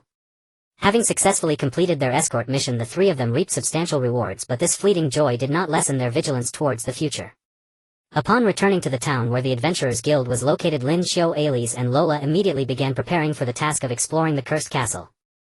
However, they discovered that the funds required to acquire top-tier equipment and precious magical items far exceeded the rewards from this escort. To raise more funds, the three decided to continue taking on tasks at the guild. The guild hall was still bustling with voices, noisy and chaotic. Adventurers of all kinds were either gathered together discussing tasks or lingering in front of the mission board selecting jobs. Carefully searching in front of the mission board, Lin Qiu and the others eliminated several tasks due to their high difficulty or danger level. At that moment, a task to clear the monster den outside the town caught their attention. The task had a moderate difficulty, a decent reward, and flexible completion time, allowing them enough time to practice their individual skills in between. "This is the one. Clearing the monster den will not only earn us money but also hone our combat skills," Lin Qiu said, pointing at the task notice. Alice and Lola nodded in agreement. They accepted the task and then inquired with the guild staff about the detailed location of the monster den and the characteristics of the monsters. They learned that the den primarily housed a group of bloodthirsty magic rats which, despite their small size, were agile and possessed a degree of toxicity, becoming extremely aggressive in group. Once prepared, the three set off towards the outskirts of the town. The scenery outside was supposed to be tranquil and harmonious, with crops in the fields swaying in the wind and distant mountains rolling gently. However, as they gradually approached the monster den, the air was filled with a pungent stench and the surrounding plants had withered away, creating a desolate silence. "Everyone be cautious, something feels off here," Lin Qiu whispered, gripping the blade of his holy sword's driver tightly, always ready to transform and respond to any sudden developments. Alice and Lola were also entirely focused as the gem on Alice's wand flickered with a faint glow, magic surging quietly within her, while Lola hefted her battle axe on her shoulder, her gaze sharp as she vigilantly scanned the surroundings. When they arrived at the entrance of the monster den, a swarm of bloodthirsty magic rats surged out like a tide. These magic rats were entirely black, their eyes shimmering with eerie red light and their sharp teeth glinted in the sunlight, emitting a chilling sound of squeak squeak that sent shivers down the spine. Lin Qiu was the first to launch an attack. He quickly transformed into the dragon pattern knight form, and with a swing of his flame sword, the sword energy surged, instantly slashing several of the leading magic rats. The bodies of the magic rats were cleaved in half by the sword energy, blood splattering onto the ground. Alice unleashed wind magic, causing a fierce gust to blow, toppling the magic rats in disarray. The magic rats struggled in the gale, some were blown into distant trees, crashing and bleeding. Meanwhile, Lola swung her battle axe, charging into the swarm of magic rats, each strike infused with tremendous power, toppling them under her axe. However, there were simply too many bloodthirsty magic rats surging in waves. Lin Qiu noticed that these magic rats seemed to be driven by some force, their attacks growing increasingly frenzied, disregarding their lives. "This won't do, we must find the core of the den and eliminate them completely," Lin Qiu shouted. The three coordinated with each other, gradually advancing deeper into the den. While fending off the attacks from the magic rats, they searched for the core of the den. During their advance, Alice discovered a pattern in the movements of the magic rats. She utilized magic to disrupt their trajectories, creating better opportunities for Lin Qiu and Lola to attack. Lin Qiu, I think these magic rats are being controlled by some form of magic. We need to find the source controlling them quickly, Alice shouted. Lin Qiu nodded and quickened his pace. Finally, deep within the den, they found a crystal radiating a strange glow. Surrounding the crystal were numerous magic rats seemingly guarding it. This must be it, Lin Qiu said as he charged towards the crystal. Seeing this, the magic rats frantically lunged at him in an attempt to stop him from getting closer. Lin Qiu swung the flame sword, repelling the magic rats one by one, finally reaching the crystal. Without hesitation, he swung his sword at the crystal. With a loud bang, the crystal shattered, releasing a cloud of black smoke. The magic rats instantly lost control, becoming chaotic in their attacks. Seizing the opportunity, the three launched their final assault, annihilating the remaining magic rats. After completing the task, they returned to the town weary yet rewarded. After submitting the task at the guild, they received a generous reward. However, while collecting their reward, Lin Qiu keenly sensed an unusual atmosphere within the guild. Some adventurers were gathered together, whispering about something, their eyes revealing anxiety and fear. Lin Qiu pulled a familiar adventurer aside and asked, "What happened? Everyone seems very tense." The adventurer hesitated for a moment, then whispered, "You don't know yet. Recently, mysterious shadows have appeared around the town, and some say they are the minions of the Dark Church, seemingly searching for something. Moreover, there are rumors that a huge secret is hidden within the cursed castle, and the Dark Church also has its sights set on it." Lin Qiu's heart tightened as he exchanged glances with Alice and Lola, seeing the worry in each other's eyes. They knew that the task of exploring the castle had become even more daunting and dangerous, but they had no intention of retreating. After returning to the inn, the three began to discuss countermeasures. Lin Qiu said, "It seems we need to accelerate our training if the Dark Church could strike at the castle at any moment, and we must find something useful before they do." Alice nodded, saying, "I will work hard to master the new magic to play a greater role in the castle." Lola clenched her fists, stating, "I will also strengthen my training to protect everyone." In the days that followed, the three utilized the funds they earned to purchase equipment and supplies while engaging in intense training. Lin Qiu delved deeply into exploring the power of the ancient flying dragons, attempting to perfectly integrate it with his combat skills. Alice immersed herself in the ocean of new magical knowledge, striving to create more powerful magical abilities. Lola continuously honed her combat skills and improved her physical fitness. The atmosphere in the town grew increasingly tense, with undercurrents surging beneath the calm surface. Lin Qiu and the others knew that a greater storm was imminent, and the task of exploring the cursed castle would be a significant test they would face. Amidst the hustle and tension of the small town, Lin Qiu, Alice and Laura spent a busy yet fulfilling few days. Their figures frequently flitted between the Adventurers Guild weapon shops and inns, with each preparation and training session filled with their anticipation and determination for the unknown challenges ahead. In the room of the inn, Lin Qiu immersed himself wholeheartedly in the deep mastery of the ancient dragon's power. With his eyes tightly shut, beads of sweat rolled down his forehead and his breathing was heavy and rapid. Deep within his consciousness, the power of the ancient dragon surged like a tsunami, relentlessly battering against his mental defenses. Yet Lin Qiu showed no signs of retreat. With his tenacious willpower and unwavering belief, he strove to tame this formidable force, attempting to establish a deeper connection with it. "I must master this power. I cannot let everyone down," Lin Qiu silently vowed to himself. Each confrontation with the power made him more familiar with its characteristics and further enhanced his control over it. Meanwhile, Alice studied the ancient magical tomes obtained from the magic hall in her room. Her gaze was focused and fervent, with a feather quill swiftly inscribing important magical runes and spells onto parchment. The mysteries of magic unfolded before her as she continually tried to combine the newly learned magical knowledge with her existing skills to create more powerful spells. "These magical insights are so powerful. If I could fully master them, they would surely help Lin Qiu and Laura," Alice whispered softly, her voice filled with love for magic and a sense of responsibility towards her companions. Each successful casting of a new spell greatly boosted her confidence and filled her with anticipation for the upcoming challenges. Laura was undergoing rigorous physical training in the open area behind the inn. She swung her battle axe, each strike carrying immense force, the air resonating with the sound of whistling wind. Her clothes were soaked with sweat, yet she showed no signs of slackness, continuously simulating various combat scenarios to enhance her fighting skills and reaction speed. "I cannot hold everyone back. I must become stronger," Laura gritted her teeth and said firmly. Her eyes revealed a tenacious will. Each breakthrough in her training reinforced her belief that she could play a crucial role in future battles. However, the situation in the small town grew increasingly tense. People were discussing various rumors about the Dark Church in every corner. It was said that the minions of the Dark Church had infiltrated every nook and cranny of the town, watching every potential threat to them in the shadows. Some adventurers mysteriously disappeared while on missions, their fates unknown, casting a shadow of fear over the entire town. One day Lin Qiu and the others heard an even more shocking piece of news in the Adventurers Guild. An adventurer returning from afar brought intelligence that the Dark Church had learned of their plan to explore the cursed castle and was preparing to launch a full-scale attack once they entered the castle to seize the mysterious power within. It seems our plan has been exposed to the Dark Church. If this exploration of the castle will be exceptionally dangerous, Lin Qiu said with a frown, his expression grave. Alice tightly gripped her wand, her eyes shining with determination. No matter how dangerous it is, we must not back down. The secrets within the castle may be key to combating the Dark Church. We must obtain them. Laura nodded vigorously. Yes, we will face it together. I believe we can succeed. Despite the immense pressure and danger, the three were not defeated by fear. They decided to hasten their preparations and enter the cursed castle ahead of schedule. To ensure everything was foolproof, they inquired around the town for more information about the castle, visiting some older adventurers and local sages, hoping to obtain useful clues. Under the guidance of an old adventurer, they learned that the entrance to the castle was concealed with powerful magical traps, and only by unraveling these traps could they enter safely. Moreover, the interior of the castle was filled with various powerful monsters and mysterious magical forces, and a moment's carelessness could lead to irreversible doom. It seems we need some special equipment to deal with these traps and monsters, Lin Qiu pondered aloud.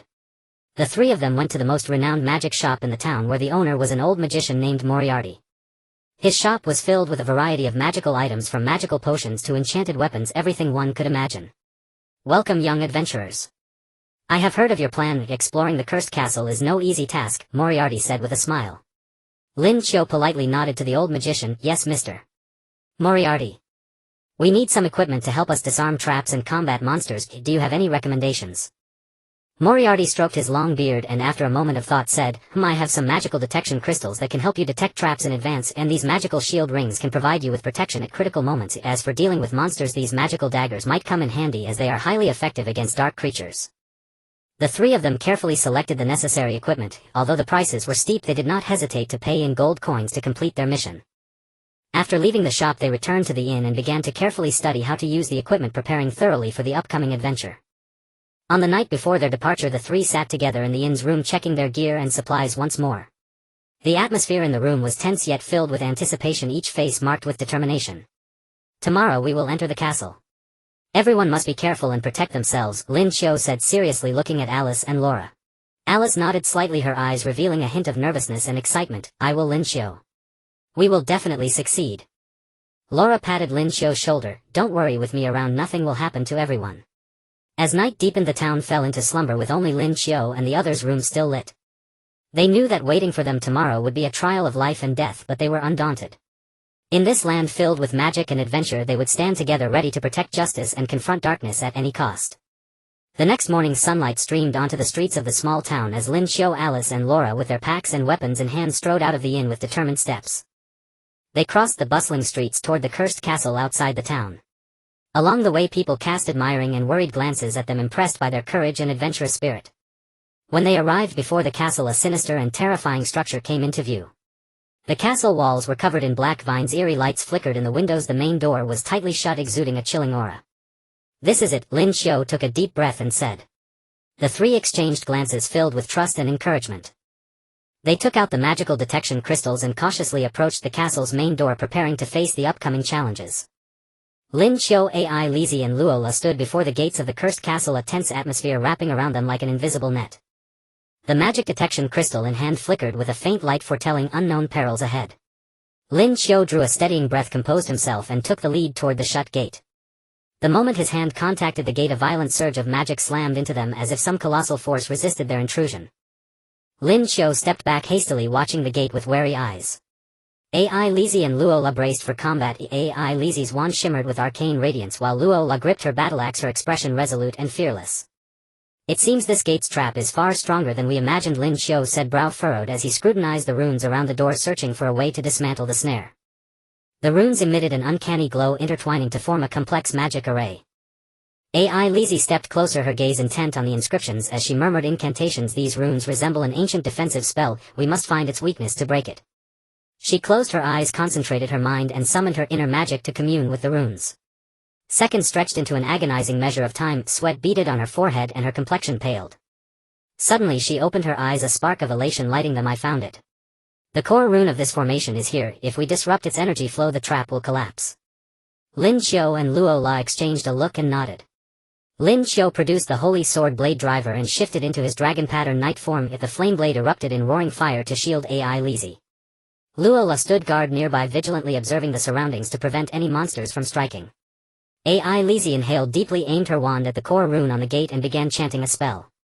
A potent beam of magical energy shot from the wand's tip and struck the core rune. The symbol flickered and the magic array began to shudder. Seeing the opening, Lin Qiu swung the flame blade and launched an assault upon the formation. Flames collided with the array, producing blinding light and thunderous clamor. As their attack persisted, the array's power waned. At last, with a tremendous crash, the magic formation shattered and the gate slowly opened.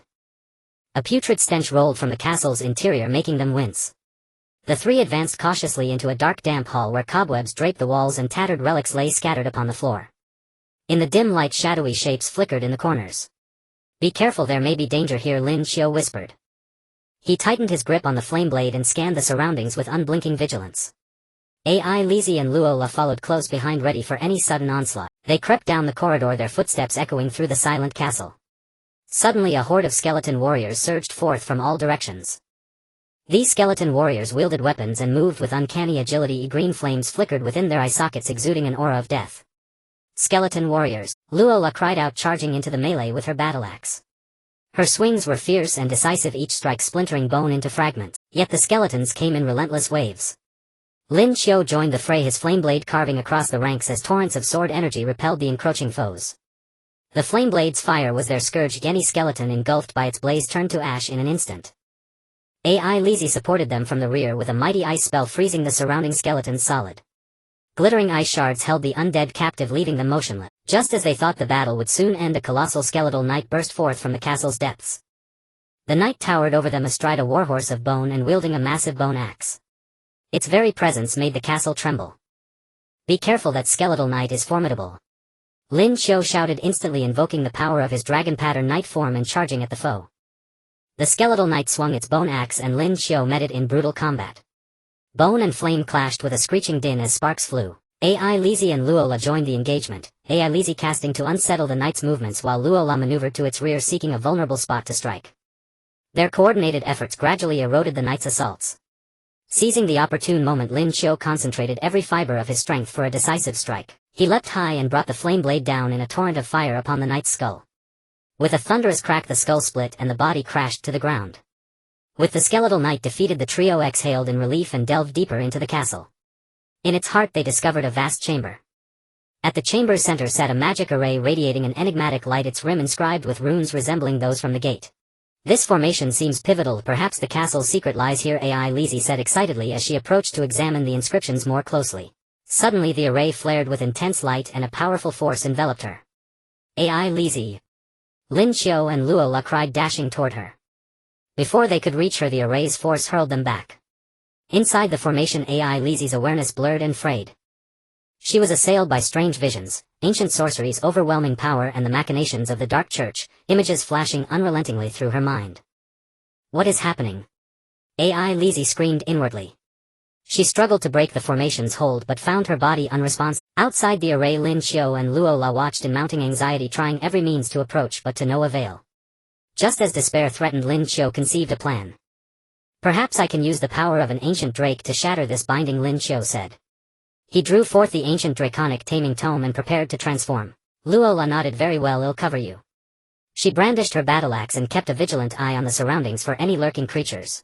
Lin Qiu inserted the ancient draconic taming tome into the Holy Sword Blade Driver. A flash of light later, he assumed his ancient drake form. He felt the draconic power meld with his being as if he were the drake incarnate. Lin Qiu steadied his spirit and unleashed that draconic might at the magic array. A vast wave of energy surged from his hands and struck the formation. Its light flickered and the formation began to falter. Under Lin Qiu's assault, the array's strength steadily diminished. At last, with a resounding crash, the magic array fractured and AI Lizzie collapsed from the radiance. Lin Qiu rushed forward and caught her. "AI Lizzie, are you all right?" Lin Qiu asked, voice thick with concern. AI Lizzie opened her eyes slowly and weakly said, "I'm all right. I saw certain secrets about the castle and the Dark Church." At that moment a sinister chuckle drifted from the shadows. "You think you could so easily dismantle the array and claim the castle's secrets? Too naive." A figure stepped forth, a senior member of the Dark Church. He held a staff that exuded dark energy, his gaze alight with greed and triumphant malice.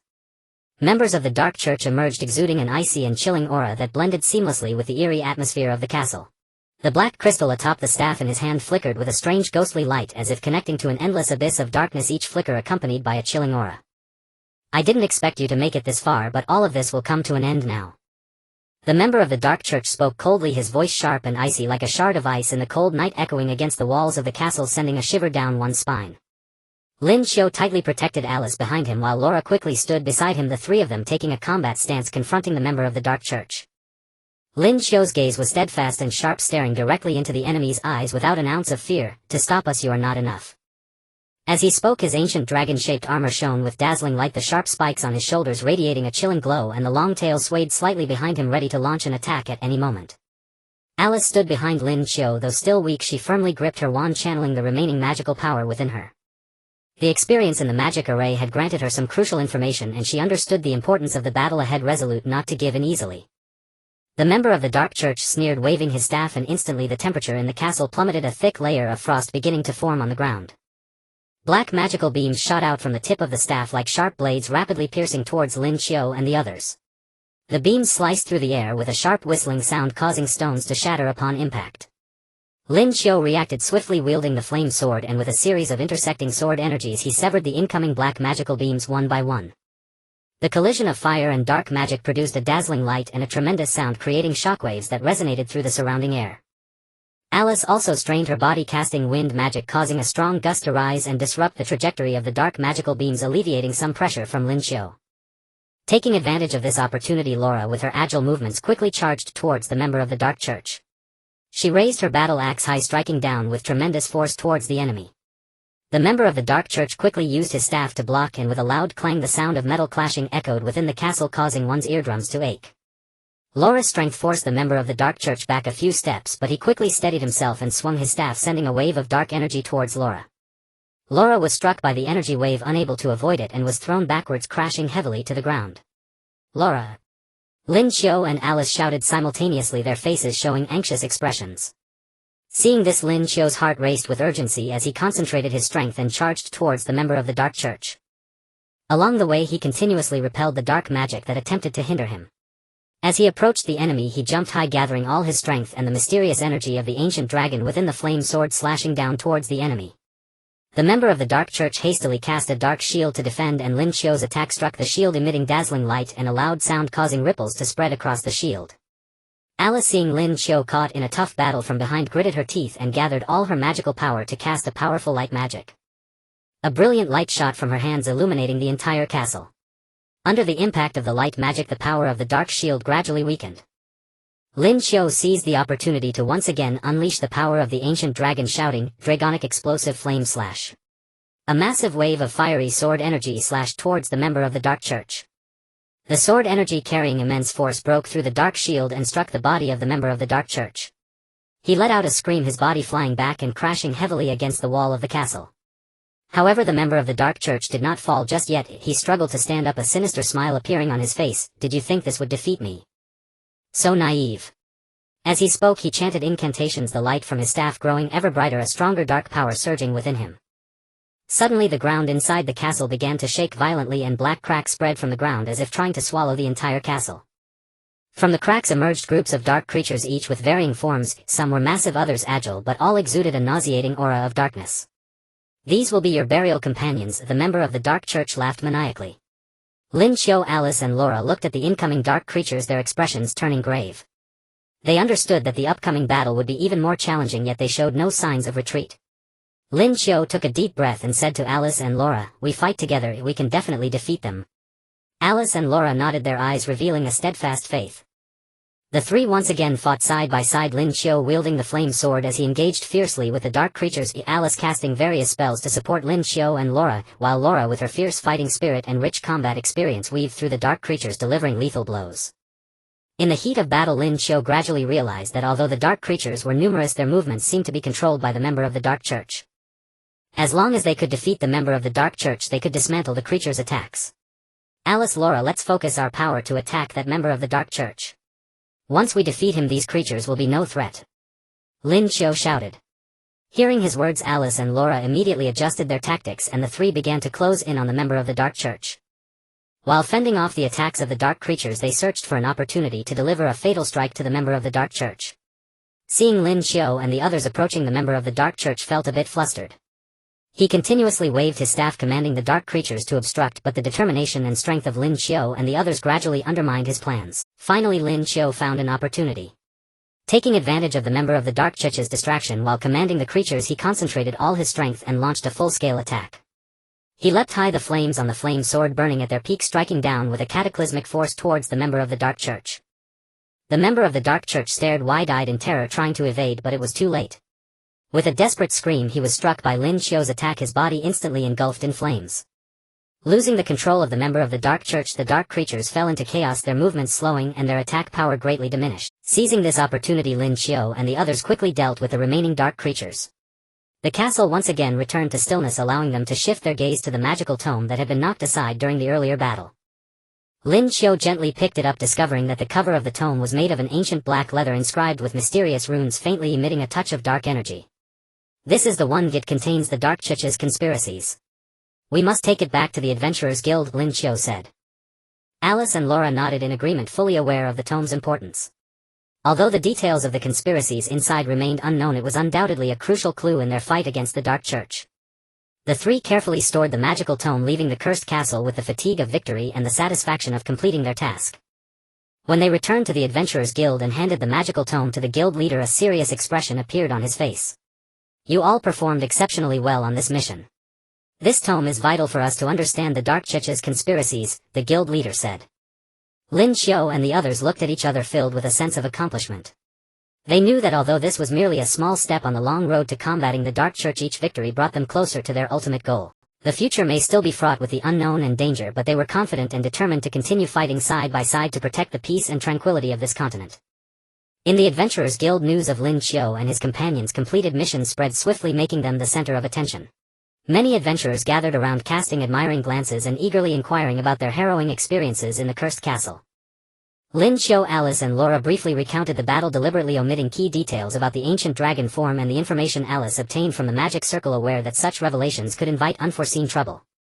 The guild master, after securely storing the magical tome detailing the Dark Church's conspiracy, expressed heartfelt gratitude to Lin Qiu's group and rewarded them generously with both coin and guild contributions. This remuneration greatly replenished their funds and elevated their standing within the guild. However, with fame came undercurrents of envy and intrigue. In a dim corner of the guild, several adventurers whispered among themselves. "Humph, those three newcomers are just lucky to have stumbled upon the magical tome about the Dark Church's conspiracy," sneered a short, sharp-eyed adventurer. "Exactly. They might be hiding some hidden strength. We'd better watch our step," chimed in a scar-faced adventurer.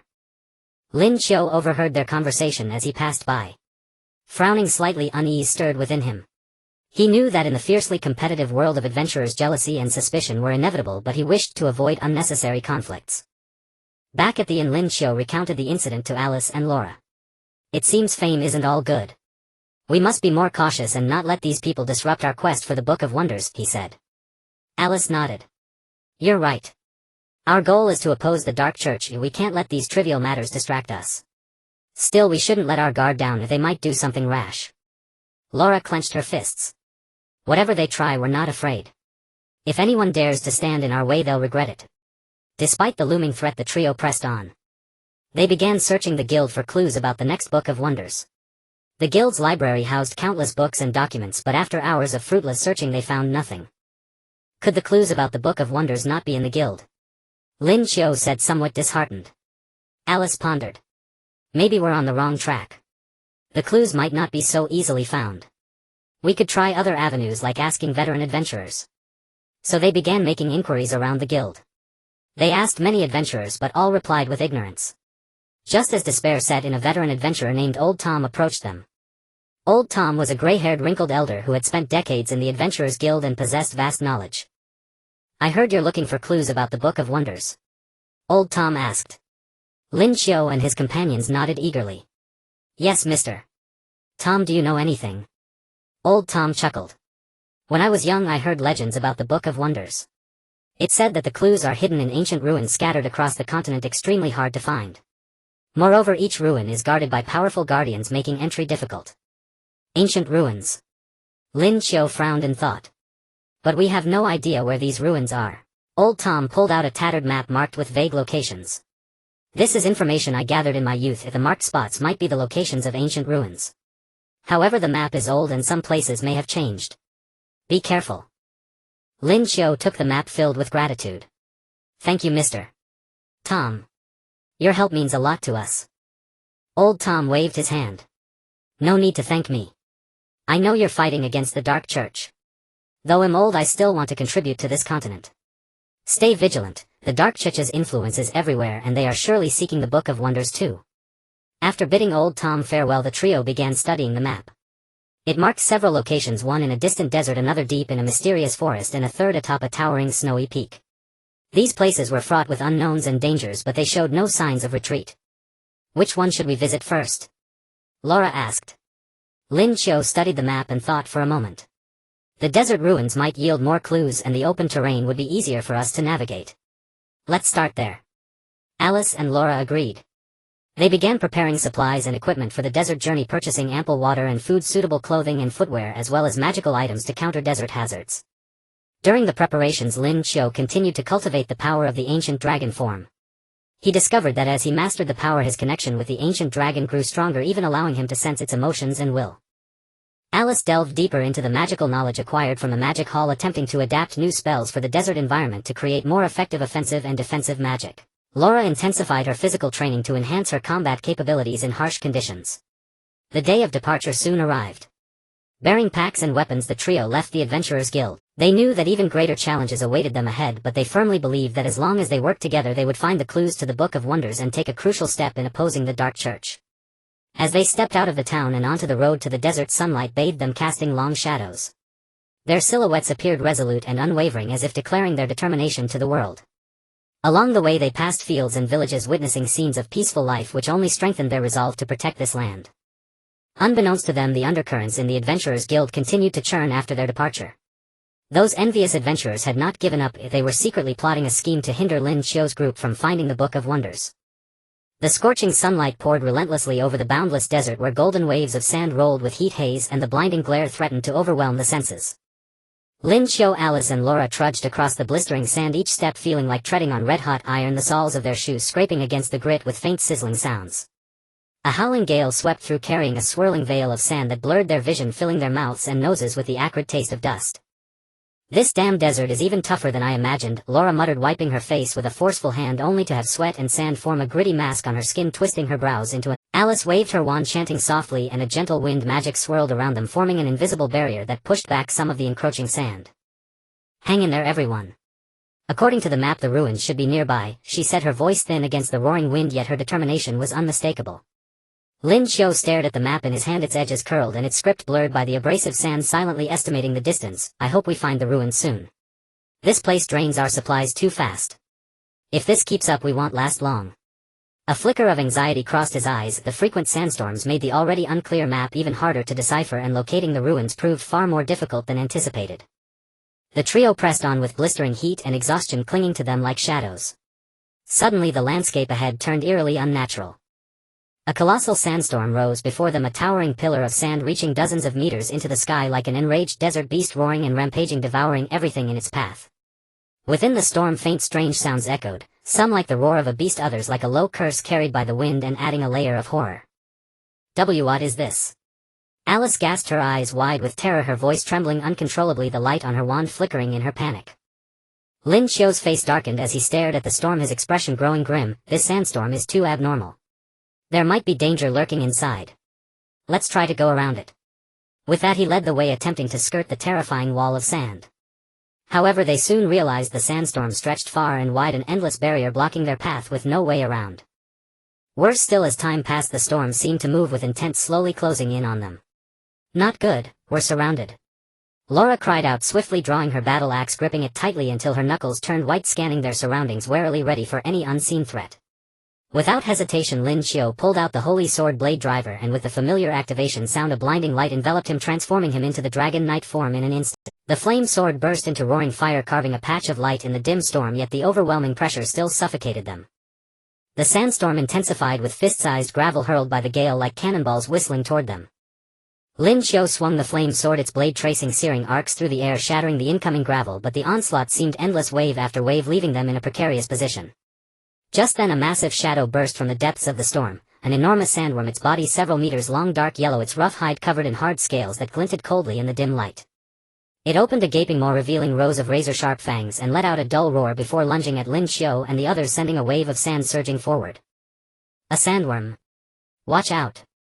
Lin Qiu shouted, charging at the creature with the flame sword raised high, bringing it down with blazing force aimed at the worms. The sandworm reacted swiftly, twisting its massive body with surprising agility to evade the lethal strike, then whipped its tail like a thick, heavy lash toward Lin Qiu. Lin Qiu sidestepped just in time, the tail grazing his armor and leaving a deep scratch. Seeing this, Alice cast a spell, chanting rapidly as ice arrows shot from the tip of her wand, piercing the air with biting cold toward the sandworm. The ice arrows struck the worm's hard scales with dull thuds, leaving only shallow marks, failing to inflict real damage. Laura, not to be outdone, circled to the worm's flank with nimble footwork, seizing the moment to swing her axe in a fierce strike. The axe bit into the worm's body, kicking up a cloud of sand. Enraged, the worm thrashed wildly, churning the surrounding sand into a blinding storm, worsening the battle conditions. In the heat of combat, Lin Qiu gradually noticed the worm's weakness seemed to be its underbelly. Seizing a gap as the worm turned, he gathered all his strength and charged straight at its belly. The flame sword drove into the worm's abdomen with immense force. This time the worm couldn't dodge. It let out a pained roar, its body convulsing violently, its once swift movements slowing. Now! Alice shouted, focusing her magic to cast a powerful spell. The surrounding sand under her influence rapidly condensed into a thick shell of ice, trapping the worm firmly. The worm thrashed within the ice cocoon, sinking deeper with each struggle, its movements growing more labored. Lin Qiu seized the chance, leaping high, the flame sword blazing at its peak, and brought it down with earth-shattering force on the worm's head. With a thunderous crack, the worm's head was cleaved open and its colossal body crashed to the ground, sending up a massive wave of sand. After defeating the sandworm, the trio barely had time to catch their breath before the sandstorm surged again, fiercer than before. Lin Qiu stared at the raging storm, a strange feeling rising in his chest. Wait, this storm doesn't feel natural. It's like there's magical power controlling it. His eyes held suspicion and vigilance, and this ever-shifting desert danger seemed unending. Alice also sensed the anomaly. She closed her eyes, concentrated, and cast a detection spell. Moments later she opened her eyes, her face turning pale. Lin Qiu, you're right. The storm is being controlled by dark magic, and the dark church is nearby. Her voice trembled with shock and dread. The appearance of the dark church made their already perilous situation even more dangerous. As she spoke, several figures emerged from the storm. Leading them was a tall black-robed man with an eerie black mask, revealing only a pair of eyes as cold as frost. Behind him followed several other dark church members, also in black robes, wielding weapons that exuded dark energy, surrounded by a chilling aura of evil that contrasted sharply with the scorching desert, as if bringing a whole other world of cold and darkness. Didn't expect to run into you here. What a stroke of luck, searching high and low, and here you fall right into my lap. The black-robed man spoke coldly, his voice low and grating like sandpaper, sinister against the howling storm. Hand over those 2 fantasy books. Howling gales whipped across the endless desert, hurling sand like lethal shuriken. Lin Qiu and his 2 companions stood locked in tense confrontation with members of the Dark Covenant. The robed man gripped a twisted staff, its tip crowned with a black crystal pulsing with eerie abyssal light, as if summoning primordial darkness itself. You dare demand the phantasmic codex from us? You are unworthy. Lin Qiu declared without flinching. Flames roared ever brighter along his flame blade, crackling fiercely against the gale and casting defiant light upon the encroaching shadows. His gaze remained unyielding, sharp, resolute, piercing directly into the robed man's eyes as though seeking to shatter his cold mask and unveil the Covenant's hidden machinations.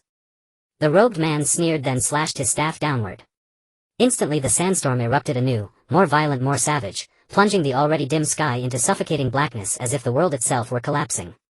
Dark Covenant acolytes surged forward, chanting incantations in guttural cadence, while their weapons discharged searing beams of obsidian magic, streaking toward Lin Qiu and his ally. Lin Qiu reacted instantly, swinging his flame blade in swift overlapping arcs, weaving an impenetrable wall of fire before them. The dark beam struck the barrier with sharp sizzling bursts, spitting forth showers of molten sparks, but could not breach its searing, unrelenting defense. Yet Lin Qiu knew this was mere stalling, only decisive action could shatter their desperate impasse. Behind him Elise clutched her wand tightly, sweat beading on her brow. The earlier battle had drained much of her mana, yet she clenched her jaw, drawing upon every last reserve within her.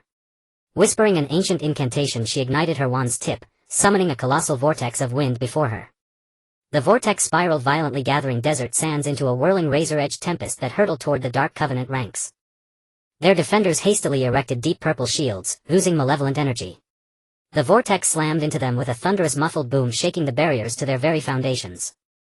But the acolytes seasoned and coordinated reinforced their shields in unison, channeling steady streams of dark mana to hold the line. In that fleeting opening, Luo La lunged forward like a stalking panther. Her war axe rose high above her head, cleaving through wind and will alike as she charged the robed man, its descent fierce, unstoppable. His eyes narrowed, he raised his staff to parry. A deafening clang rang out, metal striking metal, sharply piercing the storm's roar. The sheer force of her blow drove him back a single staggering step. Not bad, he remarked coldly. But still utterly insufficient. Then, chanting low and rapid, he ignited the black crystal, its glow surging with terrifying intensity. Suddenly towering columns of sand erupted from the dunes, coalescing swiftly into grotesque shifting construct sand elementals. Some loomed twice the height of a man wielding crude but deadly weapons forged from compacted grit, others darted with spectral agility, flickering through the storm like phantoms. With fangs bared and limbs thrashing, the elementals surged toward the trio. Lin Qiu's heart sank, he saw at once their grim reality. They were legion, animated by dark sorcery, unervingly swift, their attacks unpredictable and treacherous. Defeating them would demand more than strength, it would demand strategy, sacrifice, and resolve. Yet retreat was unthinkable. Drawing a deep breath, Lin Qiu reawakened the power of the dragon-emblazoned knight, and charged headlong into the tide of sand. Each swing of his flame blade carried crushing force, fire meeting sand in dazzling eruptions of light and furious snapping detonations. Still the elementals seemed inexhaustible, falling one only to have another rise instantly in its place. Elise too found herself embroiled in desperate combat. She unleashed ice spears, fireballs, lightning bolts, yet the constructs resisted magic with uncanny resilience, rendering her spells frustratingly ineffective. Worse, her mana waned with each spell, her movements slowed, her breath grew ragged. Meanwhile Luo La fought on, cutting, dodging, enduring. Relying on battlefield instinct and razor-sharp reflexes, she evaded blow after blow, her axe a blur of relentless motion, impenetrable, unceasing. But numbers overwhelmed, even skill exhaustion weighed upon her limbs, wounds bloomed crimson across her tunic, staining the desert dust with her blood. Amidst the chaos Lin Qiu discerned a truth: the elementals' movements were tethered, synchronized, bound to the robed man's staff like marionettes to a single string. Destroy the staff and their cohesion would shatter. He relayed the insight to Elise and Luo La. Agreed, we focus all our strength on that staff. Elise gasped, then summoned the last of her reserves, unleashing a radiant burst of holy light. Its brilliance flooded the storm, blinding the acolytes and slowing their motions to sluggish uncertainty. Luo La seized the moment, rushing the robed man, drawing his full attention with furious, unrelenting axe strikes. He was forced to divert focus, parrying her onslaught, his control over the elementals faltering, their coordination fraying at the edges. Lin Qiu seized the opening, launching himself skyward, muscles coiled, flame blade blazing with apocalyptic fury, aimed not at flesh but at the staff itself. The robed man's eyes widened in terror as he poured every ounce of dark power into his staff to block the descending blade. A cataclysmic boom shook the air, waves of concussive force rippling outward. A hairline fracture split the staff's shaft, the black crystals glowed, dimmed, flickering weakly. The elementals staggered, movements disjointed, attacks erratic, their unity undone. Lin Qiu's pulse quickened. Channeling the ancient power of the celestial sky dragon, he roared, "Dragonic Inferno Sunder!" and loosed a colossal beam of incandescent flame. The robed man failed to evade. Struck full force, he was hurled backward, crashing hard onto the dune. His acolytes recoiled in shock, their formation crumbling instantly. Lin Qiu, Elise and Luo La pressed their advantage, driving the remnants back, scattering them into the desert winds. As the robed man fell, the storm subsided, golden sunlight spilled once more across the sands. Lin Qiu approached the fallen man, pressing the tip of his flame blade beneath his chin. "Speak, what other schemes does the Dark Covenant plot?" The man stared back, lips curling into a chilling smile. "You think this defeats us? How naive. The Covenant's reach is infinite, you cannot halt what has already begun." With that he bit down on a black pill, and dissolved into viscous inky liquid, vanishing into the sand. Lin Qiu stared at the spot where the man had vanished, his brow furrowed. He knew, the Covenant would not relent. They must locate the remaining phantasmic codices, and fast, before darkness consumed all. He turned to Elise and Luo La. Exhausted, battered, but their eyes burned with unbroken resolve. "We press on. We will find the codex." They nodded, silently shouldered their gear, and stepped once more onto the path leading toward forgotten ruins, toward destiny, danger, and revelation. Their silhouettes receded across the golden dunes, small, steadfast, indomitable, while ahead lay trials unknown and truths yet buried deep. The blazing sun hung high, scorching the endless desert, while Lin Qiu, Elise and Lola left a trail of varying footprints in the sand, each step heavy and resolute. After repelling the Dark Church, their physical and mental strength had suffered greatly, yet the belief in finding the enchanted book burned even more fiercely within them, serving as a powerful motivation to continue their journey. This desert seems endless, and I don't know how much longer we must walk to find the ruins, Lola rasped, her cracked lips oozing blood with each word, each utterance laced with pain. Lin Qiu looked up into the distance, trying to find a glimmer of hope amidst the vast sea of sand. Just hold on a little longer, according to the map we should be close to our destination. His voice carried a tone of exhaustion, yet his gaze was exceptionally firm, fixated on the map in his hand, worn by the wind and sand as if it were their only guide in this desolate land. Ailey waved her wand, releasing a weak wind magic that brought a momentary coolness to everyone. Come on, we've already been through so much, we cannot give up now. Despite her dwindling magical energy and her body on the verge of collapse, she still tried to encourage her companions, wearing a determined smile on her face. The three continued onward, the harsh environment of the desert constantly testing their willpower. Suddenly Ailey slipped and her body pitched forward. Lin Qiu reacted swiftly, catching her. Ailey, are you okay? Ailey weakly shook her head. I'm fine, just a bit dizzy. Her face was as pale as paper, beads of sweat dotting her forehead, clearly having reached the limits of her physical endurance. At that moment Lin Qiu's gaze was drawn to something unusual ahead. At the edge of a sand dune a faint glimmer of light flickered, as if calling them with some mysterious power. Look over there!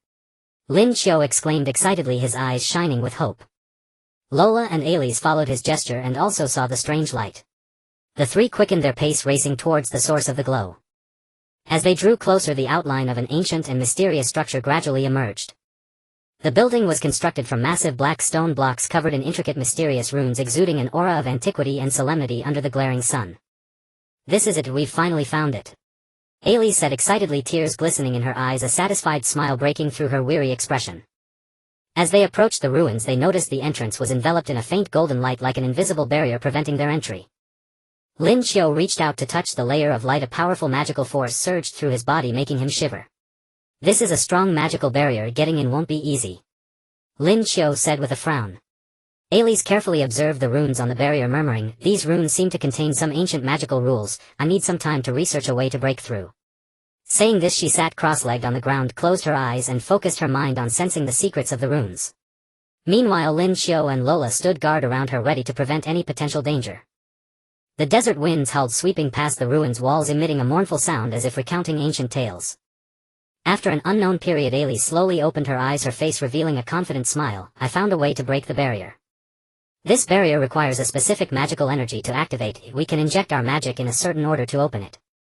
Lin Qiu and Lola nodded, and the three of them lined up, gradually injecting their magical energy into the barrier as per Ailey's instructions. As the magical energy flowed in, the runes on the barrier began to flicker, the light growing ever stronger. Suddenly a loud crash echoed and the barrier slowly dissipated, revealing the entrance to the ruins. A musty and mysterious aura surged forth as the three cautiously stepped into the ruins.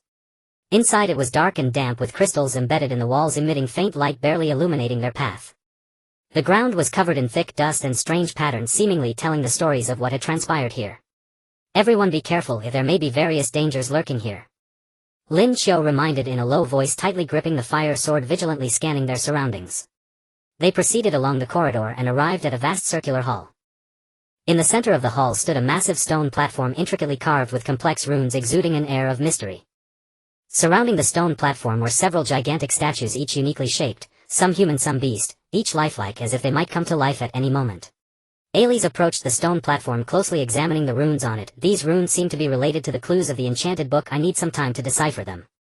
Just then a low rumbling roar echoed from the corner of the hall. Lin Qiu immediately turned around, and to his astonishment a massive stone beast slowly emerged from the darkness. This stone beast was colossal, towering over two people, composed entirely of hard stone, its eyes glowing red, exuding a powerful sense of oppression. Be careful, if this is a guardian beast. Lin Qiu shouted, swiftly transforming into the dragon pattern knight form, the fire sword ablaze with fierce flames ready for battle. The stone beast roared and charged at Lin Qiu with astonishing speed, reaching him in an instant. Lin Qiu swung the fire sword, aiming for the beast's head. The stone beast raised its front paw, effortlessly blocking Lin Qiu's attack, the immense force pushing him back several steps. Ailey and Lola joined the fight as well. Ailey unleashed her magic, sending bolts of lightning towards the stone beast. The beast's body crackled under the strikes, yet it seemed to possess high resistance to magic, sustaining minimal damage. Lola swung her battle axe, attacking the stone beast from the side. The beast turned, whipping its tail towards Lola. She quickly dodged as the tail grazed her body, creating a gust of wind. In the heat of battle, Lin Qiu noticed that the stone beast's weakness appeared to be on its back. Seizing the moment, he leaped high, the fire sword imbued with tremendous power aimed at the beast's back. The stone beast sensed the danger and tried to evade, but it was too late. With a loud crash, the fire sword struck the beast's back, creating a crack in its body. The stone beast let out a pained roar, swaying for a moment but refusing to fall. It glared at Lin Qiu in anger and charged again. Lin Qiu knew well the power of the stone beast. Defeating it with just the three of them would not be easy. He began to devise a strategy. Suddenly a thought flashed through his mind. Alice, can you use magic to interfere with the stone beast's movements? I'll look for its fatal weakness. Alice nodded and immediately cast a powerful wind magic. A fierce gale swept up, causing the stone beast to sway unsteadily. The stone beast struggled to maintain its balance in the raging wind, its movement slowing. Lin Qiu seized the opportunity to sneak behind the beast, carefully examining its body. Finally he discovered a minuscule flaw beneath the beast's neck where the stone was slightly lighter in color. It seemed to be its fatal weakness. "I've found its weakness," Lin Qiu shouted, concentrating all his strength as he charged towards the stone beast's vulnerability. The beast sensed the danger and attempted to turn, but the gale slowed its movements. Lin Qiu leaped high, the fire sword ablaze to the utmost, striking towards the beast's weak point. With a roar, the fire sword pierced into the beast's body. The stone beast let out a wail, its body instantly shattering into a pile of rubble scattering across the ground.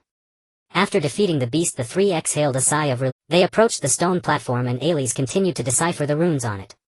As the runes gradually unraveled, an ancient text emerged, revealing part of the clues to the third enchanted book. After defeating the guardian stone beast, Alice's fingers gently brushed over the ancient characters gradually emerging on the stone platform. Her brow slightly furrowed, her eyes filled with focus and confusion. Lin Qiu and Lola stood quietly behind her, not daring to breathe, fearing to disrupt her train of thought as she deciphered the runes. These clues are too vague, only mentioning that the third book of fantasy is related to an ancient power, yet failing to specify its exact location. Alice raised her head, a flicker of anxiety crossing her eyes, her voice tinged with fatigue and helplessness. The continuous adventures and high-intensity use of magic had placed immense pressure on both her body and mind. Lin Qiu approached the edge of the stone platform, carefully scrutinizing the mysterious characters, attempting to uncover the key information that Alice had overlooked. Could the clue be hidden within this ruin? Now that we have found this place, perhaps the book of fantasy is hidden in some unknown corner. His gaze was resolute, filled with confidence in finding the book of fantasy despite the uncertain and dangerous path ahead. Lola vigorously nodded in agreement, tightly gripping her battle axe, her eyes scanning the surroundings vigilantly. No matter what, we cannot give up easily. This ruin is so mysterious, it must hide some secrets. Perhaps if we delve a little deeper we can find the answers. Her voice was steady and powerful, providing a sense of solidity in this unknown ruin. Her determination shone like a lighthouse in the dark. The three took a short break, replenishing some food and water before deciding to venture deeper into the ruins. They proceeded down a narrow passage, the crystals on the walls shimmering with faint light, elongating their shadows against the dusty ground. The surrounding silence was eerie, only their footsteps echoed in the corridor, each step seemingly awakening the long-dormant memories of this ancient ruin. As they walked, Alice suddenly stopped, a look of surprise on her face. "Wait, I sense a powerful magical fluctuation ahead." She tightened her grip on her wand, the magic within her body beginning to flow, ready to face any potential dangers. Lin Qiu and Lola immediately became alert, positioning themselves on either side of Alice, forming a tight combat formation. The flame sword in Lin Qiu's hand flickered to life, radiating a searing light illuminating the path ahead. Lola hoisted her battle axe onto her shoulder, her muscles tense, her eyes revealing a determination to fight at any moment. As they drew closer, the magical fluctuations intensified, a mysterious and dangerous aura permeating the air. Suddenly a massive stone door appeared on the wall ahead, intricately engraved with complex runes emanating an eerie light. These runes were somewhat similar to those they had seen on the stone platform earlier, but with subtle differences, as if telling a tale of a forgotten history. Something must be hidden behind this stone door, Lin Qiu murmured, his gaze fixed on the runes, trying to find a way to open the door. Alice stepped forward, carefully examining the runes, murmuring to herself, "These runes seem to be an ancient magical lock that requires a specific energy to open. We must proceed with caution to avoid triggering any traps." Her fingers lightly touched the runes, sensing the magical power contained within, her mind racing as she contemplated a method to unlock it. Just then a deep rumbling sound emanated from behind the stone door, as if some massive creature was awakening. The ground began to tremble slightly, the crystals on the walls flickering more violently, as if foretelling a terrible disaster about to descend. "Everyone be careful!" Lin Qiu shouted, swiftly transforming into his dragon pattern knight form, the flame sword ablaze with fierce flames, ready to face the unknown challenges. The stone door slowly opened, a stale yet oppressive aura rushing towards them. A gigantic mechanical monster slowly emerged from behind the stone door, its body composed of black metal engraved with mysterious runes, its eyes flickering with red light emanating a powerful energy wave. "What is that thing?" Lola exclaimed in surprise, her grip on the battle axe tightening. Facing this unprecedented mechanical monster, a strong desire to fight surged within her. Lin Qiu fixed his gaze on the mechanical monster, a serious expression in his eyes. No matter what it is, we cannot retreat. Everyone attack together and be wary of its strikes. With that he charged ahead, the flame sword wielded with great power slashing towards the mechanical monster. The mechanical monster emitted a shrill cry, easily blocking Lin Qiu's attack with its massive mechanical arm. The tremendous impact sent Lin Qiu staggering back several steps, his feet carving deep marks in the ground. Alice immediately cast a spell, shooting ice arrows at the mechanical monster. The ice arrows struck the mechanical monster's body, producing a series of bangs and scattering ice shards. However, the mechanical monster seemed highly resistant to magic, and the ice arrows did not inflict substantial harm. Lola joined the battle as well, using her agility to maneuver to the mechanical monster's side, swinging her battle axe fiercely against its body. The axe struck the metallic surface with a piercing sound, leaving only a shallow scratch. Amidst the intense battle, Lin Qiu noticed that the mechanical monster's movement seemed to be controlled by some energy core. He focused his mind, carefully observing the mechanical monster's structure, trying to locate the energy core. Alice, Lola, let's concentrate our attacks on its back. That might be its weak point. Lin Qiu shouted. Alice and Lola immediately adjusted their attack directions upon hearing Lin Qiu's call. Alice unleashed a powerful wind-type magic, causing the mechanical monster to sway. Lola then seized the opportunity to leap onto the mechanical monster's back, swinging her battle axe towards its energy core. The mechanical monster sensed the danger and desperately shook its body, trying to throw Lola off. Lola clung tightly to its back, her battle axe swinging fiercely, each strike carrying tremendous force. Lin Qiu also charged forward, leaping high, the flame sword burning at its peak, charging towards the mechanical monster's energy core with devastating momentum. With a loud bang, the flame sword pierced into the mechanical monster's energy core, causing it to emit a wretched scream as its body began to tremble violently. Suddenly, the mechanical monster's body exploded, the tremendous shockwave sending Lin Qiu and the others flying. They crashed heavily to the ground, covered in dust and wounds. Is everyone okay? Lin Qiu struggled to stand, asking with concern. Alice and Lola slowly stood up, shaking their heads. We're fine. Despite the fatigue and pain in their voices, their eyes revealed determination and resilience. After a grueling battle, they had finally triumphed over the mechanical monster. However, they had no time to rest, for they knew that more dangers awaited them within this ruin, and they were still far from their goal of finding the Book of Fantasy. While clearing the battlefield, Alice discovered the first piece of the mysterious rune block. It lay quietly amidst the ruins of the mechanical monster's explosion, emanating a faint light covered in strange runes seemingly connected to the runes on the stone door. Come look, what is this? Alice exclaimed excitedly. Lin Qiu and Lola hurried over, gazing at the rune block in Alice's hands with expressions of astonishment. Could this be the key to unraveling the secrets of the ruins? Lin Qiu speculated. Alice carefully examined the rune block, her eyes sparkling with excitement. Very likely. Let's keep it safe, perhaps we will find other clues related to it during our exploration of the ruins. She carefully placed the rune block into her backpack as if it were an incredibly precious treasure. The three continued forward, filled with anticipation and tension. They knew that with each step they took they might encounter new dangers, but they also firmly believed that as long as they persevered they would certainly find the whereabouts of the third book of fantasy and unveil the secrets hidden within this ruin. Carrying a mix of curiosity and anticipation regarding the mysterious rune block, Lin Qiu, Alice, and Lola ventured deeper into the ruins. The passage grew increasingly narrow, and the crystalline glow on the walls dimmed as if it might extinguish at any moment. A musty odor hung in the air, causing them to frown involuntarily. As they walked, a fork in the path appeared ahead, with 3 tunnels extending in different directions, each cloaked in darkness and unfathomable depths. Which path should we take? Lola asked, gazing at the 3 tunnels, her brow furrowed and her battle axe gripped tightly in her hands, seemingly ready to confront any unknown danger.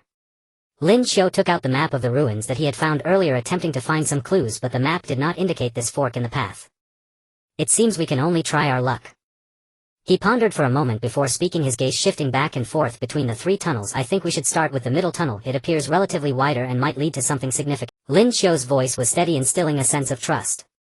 Alice and Lola nodded in agreement, and the 3 of them cautiously stepped into the middle tunnel. The passage was filled with a damp scent and the ground was covered with puddles, making their footsteps sound particularly loud in the silence. Suddenly Alice felt a chill rising from her feet. She halted, looking around warily. Wait, I have a feeling something is off here. It's as if something is watching us. Her eyes revealed unease and her wand faintly glimmered, ready to unleash magic at any moment. At that moment, countless black vines suddenly emerged from the walls like a swarm of hungry serpents, swiftly wrapping around them. These vines were covered in sharp thorns, glinting ominously in the dim light. Be careful! Lin Qiu shouted quickly, swinging his flame sword to sever the approaching vines. As the flames made contact with the vines, a sizzling sound erupted, releasing a burnt odor. The glow of the flame sword illuminated the surrounding darkness, casting Lin Qiu's resolute face in stark relief. Lola was equally undeterred, wielding her battle axe to chop down the vines that entangled her. However, the vines seemed endless, surging in waves quickly surrounding them. Alisai focused her energy and unleashed a powerful fire magic, conjuring a massive fireball in her hands, which she then hurled at the vine. The fireball exploded, incinerating the surrounding vines instantly, but soon new vines emerged from the walls. This isn't working. These vines seem to be controlled by some force. We need to find the source. Lin Qiu shouted. While fending off the vine attacks, he carefully observed the environment, trying to locate the origin of the vines. At that moment he discovered a small hole in the wall of the passage, emanating a faint magical fluctuation. Over there. Lin Qiu pointed at the hole, saying, Alisai, can you use magic to seal that hole? Alisai nodded and immediately cast an earth magic spell, causing a massive rock to rise from the ground and fly toward the hole. The rock blocked the hole, and the attacks from the vines indeed diminished significantly. But before long the rock was blown apart by a powerful force and more vines surged forth. It seems this method won't work, Alisai said helplessly, showing signs of fatigue on her face. Lin Qiu took a deep breath, channeling all his strength to activate his Dragon Knight form. Then we have no choice but to break through. Everyone stay close to me. He shouted, swinging his flame sword as he charged toward the densest area of vines. The flames of the flame sword blazed even brighter, severing the vines as he advanced. Alisai and Lola followed closely behind, fending off the vine attacks while pushing forward. In the heat of the battle they gradually approached the hole. Lin Qiu seized the opportunity and thrust the flame sword fiercely into the hole, the tremendous force shattering the rocks around it. With a resounding crash, the attacks from the vines finally ceased, withering and falling to the ground. The three of them let out a sigh of relief and continued along the passage. After a trek they arrived at a vast chamber. The floor of the room was etched with strange patterns, and massive mirrors were embedded in the walls, reflecting their weary figures. This room is peculiar. What are these mirrors for? Lola asked curiously, her gaze shifting between the mirrors and the patterns on the floor, trying to discern their connection. Alisai observed everything in the room closely and suddenly changed her expression. Not good, this could be a trap. Everyone beware of the mirrors. Just as she finished speaking, beams of bright light shot out from the mirrors, blinding them. Immediately a horde of monsters made of light and shadow surged forth from the mirrors, clawing their way towards the three. These monsters moved quickly and nimbly, reaching them in an instant. Lin Qiu swung his flame sword at the monsters, but the sword passed straight through their bodies, inflicting no. These monsters are composed of light and shadow. Ordinary attacks are ineffective against them. Lin Qiu shouted. Alisai quickly devised a strategy, noticing that the monsters seemed to react strongly to magical energy. Everyone use magic attacks if they respond to magic power. She yelled, then unleashed a powerful lightning magic. Bolts of lightning shot from the tip of her wand, striking the shadow monsters. The monsters emitted piercing shrieks, their bodies becoming blurry and their movements slowed. Lola understood as well. She took out a magical amplifier from her backpack, infused her power into it, and then released a powerful wave of energy toward the monster. The energy wave struck the monsters, sending them flying against the wall before dissipating. Through their combined efforts the light and shadow monsters were gradually defeated. But before they could catch their breath, a deep rumbling echoed in the room and the ground began to shake violently. Not good, this room is going to collapse. Lin Qiu shouted, we must leave here quickly. The three of them dashed toward the exit of the room, but a massive stone door suddenly blocked their way. Lin Qiu pushed against the door with all his might, but it wouldn't budge. What should we do? Lola asked anxiously, beads of sweat forming on her forehead. Alisai concentrated her energy and cast a barrier-breaking spell, trying to open the stone door. However, the door seemed to have a powerful magical defense, and Alisai's magic had no effect. Just as they felt despair, Lin Qiu suddenly noticed a hidden mechanism on the wall. He rushed over and pressed the mechanism forcefully, causing the stone door to slowly open. The three of them swiftly dashed out of the room, followed by a loud crash as the room collapsed behind them. They continued down the passage, unaware of when the next danger might arise. At the end of the passage, Alisai discovered the second mysterious rune block. It was embedded in the wall, radiating a soft glow, and the symbols on its surface were similar to the first block. We found another one. Perhaps once these rune blocks are gathered we can uncover the secrets of the ruins, Alisai said excitedly, her eyes shining with hope. Lin Qiu and Lola also felt joy at this discovery, carefully taking down the rune block as they continued their journey to explore the ruins. After escaping from the perilous room, Lin Qiu, Alice and Lola took a brief pause before continuing their journey along the winding passage. Strange symbols occasionally flickered on the walls of the passage, seemingly recounting the ancient history of the ruins, but the trio had no time to spare, focused solely on finding more clues related to the Book of Fantasy. As they walked, a deep rumbling sound echoed from ahead, as if a slumbering giant beast was awakening. The closer they got, the clearer the sound became, and the air began to tremble slightly. Turning a corner, they found themselves in front of a massive cave. The ground of the cave was cracked with enormous fissures spewing forth raging flames and thick smoke, the scorching air hitting them like a wall, making it almost impossible to breathe. What? What is this place? Lola exclaimed in shock, gripping her battle axe tightly, fear evident in her eyes. Alice frowned, carefully observing the surrounding environment. I sense a powerful fire elemental force here. These fissures seem to lead down into the depths below. Her voice was somewhat weak amidst the rumbling, yet it carried a tone of determination. Lin Qiu gazed into the abyss before him, a sense of inexplicable unease rising within him. No matter where this leads, we must proceed cautiously. Perhaps the clue to the third book of fantasy lies at the bottom of this abyss. He took a deep breath, trying to calm himself, and then led the way towards the edge of the abyss. As they approached the abyss, several enormous flame lizards suddenly sprang out from the fissures. These lizards were covered in burning scales, their eyes glowing with a blood-red light, mouths wide open to reveal sharp fangs, and they let out a series of ferocious roars. Be careful, it's a flame lizard. Lin Qiu shouted, quickly transforming into his Dragonic Knight form, the flame sword ablaze with fierce flames resonating with the fire on the lizards. One flame lizard launched the first attack, leaping towards Lin Qiu. Lin Qiu swung the flame sword, a wave of scorching sword energy slicing towards the lizard. The lizard agilely twisted in the air, dodging the sword energy, then struck Lin Qiu hard with its tail. He quickly raised his sword to block the clash of metal against scales, producing a shrill sound.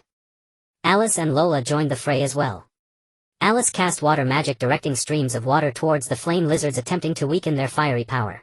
However, the flame lizards seemed to possess a certain resistance to the water element, if the water merely dulled their flames slightly. Lola swung her battle axe, attacking the flame lizards from the side. She timed her strike perfectly, bringing her axe down onto the back of one lizard. The lizard let out a pained screech and turned to pounce on Lola. She deftly evaded the lizard's attack while searching for her next opportunity to strike. In the heat of battle, Lin Qiu noticed that the underbelly of the flame lizard was relatively vulnerable. He seized the moment as one lizard leaped, jumping high and thrusting the flame sword with great force towards its abdomen. The lizard was caught off guard and struck by the flame sword, letting out a shrill cry before crashing heavily to the ground, struggling a few times before falling still. Having dealt with one flame lizard, Lin Qiu immediately turned to support Alice and Lola. Through their combined efforts, the flame lizards were gradually vanquished. But before they could catch their breath, several more flame lizards crawled out from the fissures. This isn't sustainable if the flame lizards are coming in waves and our strength and magic will be exhausted. Alice said anxiously, beads of sweat dotting her forehead, her face pale, clearly drained of magical energy. Lin Qiu pondered for a moment before suddenly coming up with an idea. Alice, can you cast a powerful wind magic to blow these flame lizards into the fissures? Alice nodded, concentrating her remaining magical energy. She chanted incantations, her wand glowing brilliantly, and a powerful whirlwind erupted in the cave. The whirlwind sent the flame lizards tumbling in all directions, several of them losing their footing and being swept into the fissures, emitting cries of distress. Taking advantage of the chaos created by the whirlwind, Lin Qiu and Lola intensified their attack, systematically eliminating the remaining flame lizards. After the battle, the three collapsed onto the ground, gasping for breath. After resting for a moment, they continued onward towards the abyss depths. Due to the flame lizard's attack, the already treacherous path became even more dangerous. They cautiously walked along the edges of the fissures, each step exceedingly difficult, with the slightest misstep threatening to plunge them into the abyss. As they progressed, Lin Qiu noticed that the walls of the abyss were engraved with ancient patterns and writings. These patterns and words were different from what they had seen in the ruins before, seemingly containing deeper secrets. He stopped to carefully examine the patterns and writings, trying to find clues related to the book of fantasy. Alice and Lola also noticed the patterns and writings on the wall and gathered around to study them together. Alice, utilizing her extensive magical knowledge, began to interpret the meanings of the writings. These texts seemed to tell a story about the power of fire and mention an artifact capable of controlling flames. Lin Qiu's eyes lit up. Could this artifact be related to the book of fantasy? Just as they were engrossed in their research, a sudden surge of magical energy emanated from the bottom of the abyss. Immediately after, a gigantic firebird soared from the abyss. This firebird was engulfed in golden flames, its wings spanning several meters, and its cries were death. What kind of monster is this? Lola shouted in terror, her battle axe trembling slightly in her hands. Alice's expression turned grave. This is a fire phoenix, an extremely powerful fire elemental beast. I didn't expect it to appear here. The fire phoenix circled in the air before diving towards Lin Qiu and the others. It was incredibly fast, reaching them in an instant, and the heat waves from its massive wings distorted the air around them. Lin Qiu quickly stood up, raising the flame sword to defend.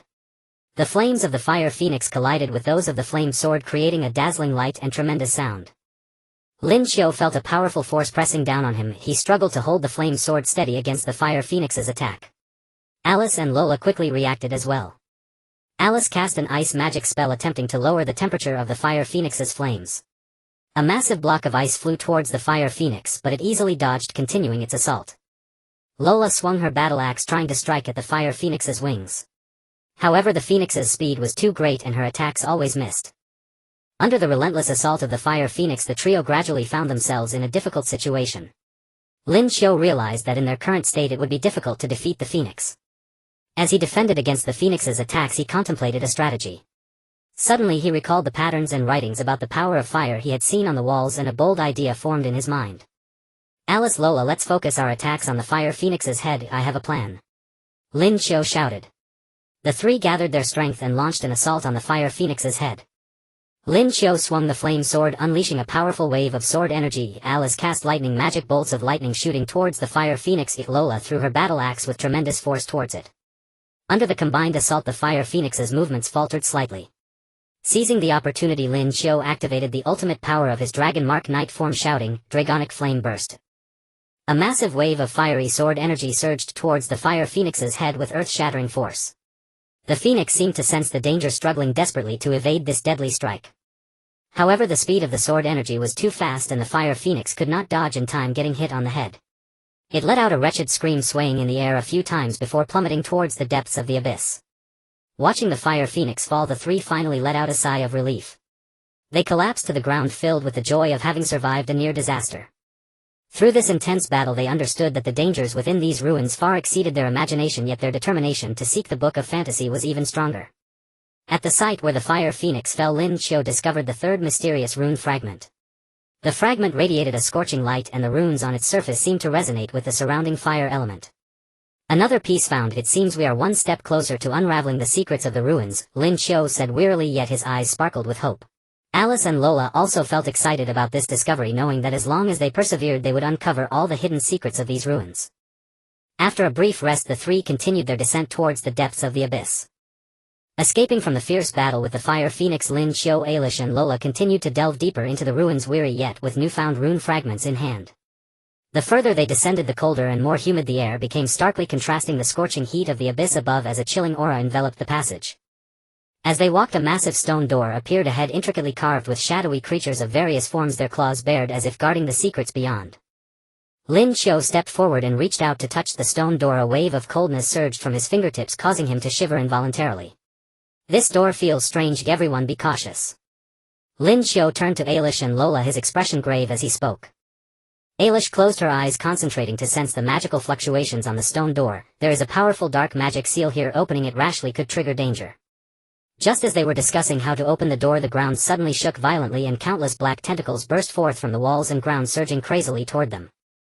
The tentacles were slimy to the touch, exuding a nauseating stench. Watch out! Lin Qiu shouted, swiftly drawing the Holy Sword's blade driver while pulling out the ancient dragon fantasy writing book. He inserted the book into the driver, and with an exhilarating sound effect, the call of dragon resonated, light enveloping Lin Qiu in an instant. Armor rapidly formed around him. The spikes on his shoulders gleamed with a cold light. Large dragon wings unfolded from his back, and the flame sword ignited with roaring flames, officially transforming him into the masked knight Saiken in ancient dragon form. Leave it to me. Lin Qiu, now transformed, spoke in a deep and powerful voice as he swung the flame sword, cutting through the approaching tentacles one by one. With each swing a blazing trail of fire followed, and when the tentacles were struck they hissed and emitted thick black smoke. Lola was equally determined, gripping her battle axe tightly as she nimbly maneuvered between the tentacles. With each swing of her axe she struck with tremendous force, cleaving the thick tentacles into disarray. However, the tentacles seemed endless, waves upon waves gradually surrounding them. Alice stood in the center, rapidly waving her wand and chanting incantations. She first cast a wind-based magic, summoning a fierce gale that sent some tentacles tumbling in disarray, granting Lin Qiu and Lola a brief respite. Next she unleashed an ice-based magic, sharp icicles shooting toward the tentacles, colliding with them and scattering ice shards and black slime. This isn't a solution, we must find the source of these tentacles. Lin Qiu shouted, fending off the attacks while searching for the origin of the tentacles. At last he discovered a concealed opening beneath the stone door from which the black tentacles incessantly emerged. Alice, use your magic to restrain these tentacles, I will block that opening. Lin Qiu declared loudly. Alice nodded, immediately focusing her magic and casting a powerful gravitational. The tentacles seemed to be pulled by an invisible force gathering toward Alice's wand, temporarily alleviating the pressure on Lin Qiu and Lola. Seizing the opportunity, Lin Qiu charged toward the opening, his flame sword blazing even brighter.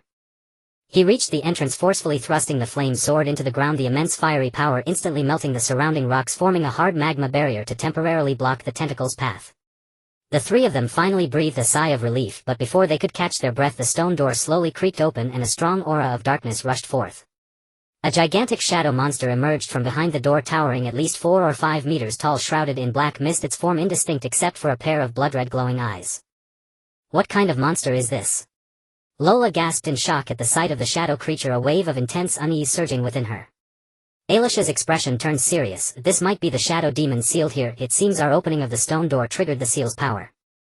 The shadow demon let out a low rumbling roar, its voice echoing like rolling thunder in the passage. It swung its massive arms, creating a whirlwind of darkness that charged toward Lin Qiu and the others. Lin Qiu quickly met the charge, slicing at the shadow demon's arm with the flame sword. The blade collided with the arm, producing a resounding clang, the force of the impact causing Lin Qiu to stagger back a few steps. He was astonished to discover that his attack inflicted minimal damage on the shadow demon. This monster's defense is too strong, Lin Qiu shouted. Seeing this, Ailish immediately cast a spell to enhance Lin Qiu's attack power. She waved her wand and a golden light enveloped Lin Qiu, the flames of his flame sword intensifying and significantly increasing its power. Lola also circled to the side of the shadow demon, looking for an opportunity to strike. Seizing the moment, she leaped powerfully, bringing her axe down toward the demon's leg. The shadow demon sensed the attack and quickly turned, using another arm to block. The axe struck the demon's arm, sending sparks flying. Under their combined assaults, the shadow demon's movements began to slow. Lin Qiu seized the opportunity, channeling all his strength to prepare for a decisive strike. Dragonic Explosive Flame Break. Lin Qiu bellowed as the flames on the flame sword coalesced into a massive sword energy, shooting toward the shadow demon with the force to obliterate. The shadow demon seemed to sense the threat as well. It opened its gaping maw and unleashed a wave of black energy, colliding with Lin Qiu's sword energy. In that moment, brilliant light erupted and the immense energy shockwave shattered the surrounding rocks, filling the passage with dense smoke. As the smoke cleared, the three of them anxiously gazed at the shadow demon. They saw a massive crack appear on its body, black mist continuously oozing out. However, the shadow demon did not fall. It let out an even angrier roar and charged at them once more. Damn it, why is this monster so tenacious? Lola gritted her teeth. Just then, Ailish suddenly noticed that the shadow demon's eyes seemed to be its weak point. She quickly shouted, "Lin Qiu, attack its eyes. That might be its weakness." Hearing this, Lin Qiu immediately adjusted his attack direction, aiming the flame sword directly at the shadow demon's eyes. He leaped high, the flame sword thrusting toward the shadow demon's eye with scorching flames. The shadow demon attempted to evade, but Lin Qiu's attack was too swift. It couldn't dodge in time and the flame sword struck its left eye. The shadow demon let out a piercing shriek, its body shaking violently. It flailed its arms wildly and the surrounding black mist thickened.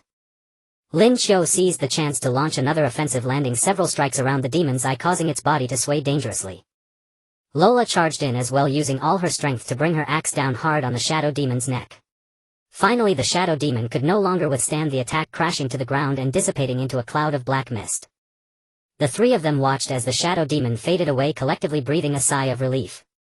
They collapsed to the ground, filled with the joy of having survived. Through this intense battle, they realized that the dangers within the ruins far exceeded their expectations, but their determination to seek the Book of Fantasy had only strengthened. At the spot where the shadow demon fell, Ailish discovered the fourth mysterious rune fragment. It emitted a soft glow and the runes on its surface seemed to narrate a story of resisting dark powers. "We found another piece, we're getting closer to unraveling the mystery," Ailish exclaimed excitedly. After a brief rest, the three of them continued deeper into the ruins, where more unknown challenges awaited them. After defeating the shadow demon Lord, Lin Qiu, Alice and Lola took a brief rest to reorganize before continuing their exploration of the ruins.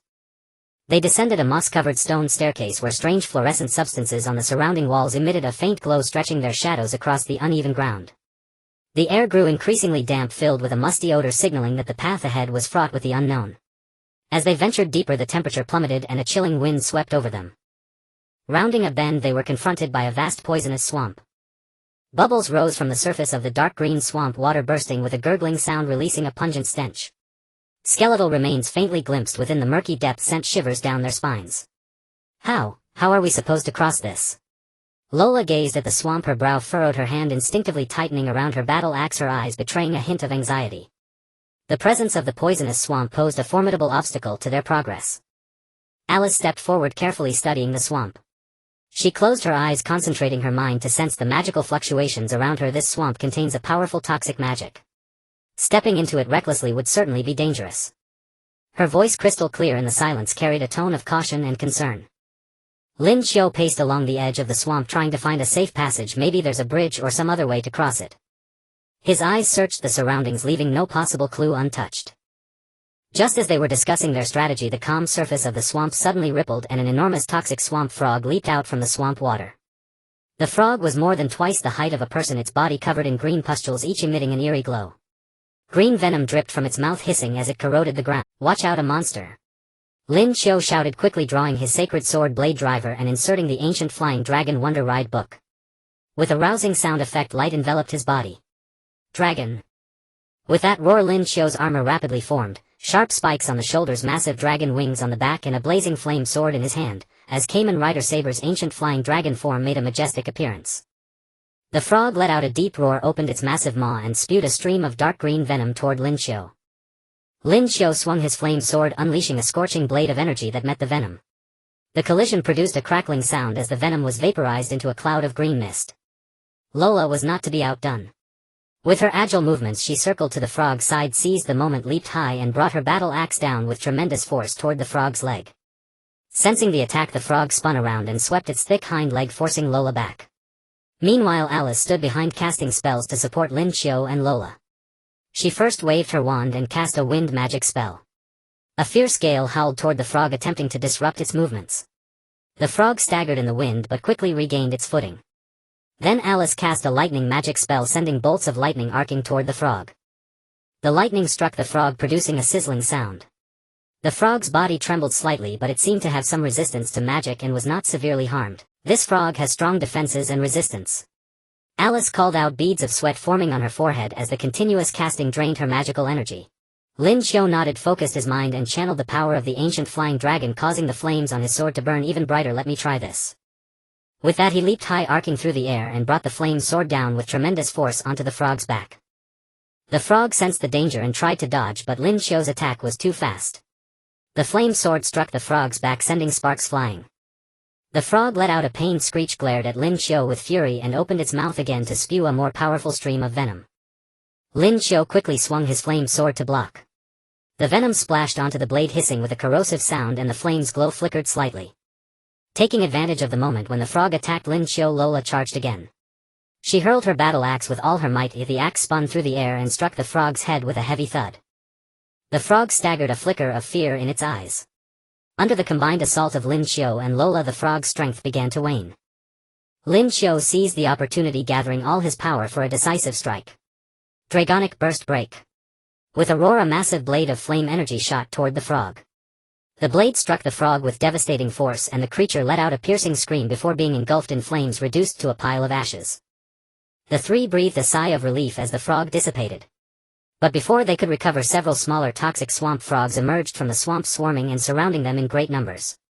"It seems the trouble isn't over," Lin Qiu said, gripping his flame sword once more, ready to face the new challenge. In the heat of battle, Lin Qiu noticed that these smaller frogs seemed instinctively afraid of fire. He immediately adjusted his attack, unleashing more flames to form a wall of fire blocking the small frogs. Alice also cast a spell combining wind and fire magic to create a powerful firestorm that swept toward the small frogs. The small frogs shrieked as they were consumed by the firestorm. Lola, wielding her battle axe, took advantage of the cover provided by the firestorm to slay the frogs that came close. After a fierce battle, they finally eliminated all the small frogs. Exhausted, the three collapsed to the ground.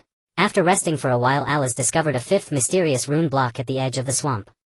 The block lay half buried in the soil, emitting a faint glow, and its surface bore runes similar to the ones they had found before. "Another one!" Alice exclaimed excitedly, carefully digging out the block and examining the runes, trying to decipher more information. Lin Qiu and Lola gathered around, joy filling their hearts as they looked at the newly discovered rune block. They knew they were one step closer to collecting all 6 rune blocks, and the hope of unraveling the clues to the third wonder book grew stronger. After regrouping, the three continued along the edge of the swamp, searching for a way to cross.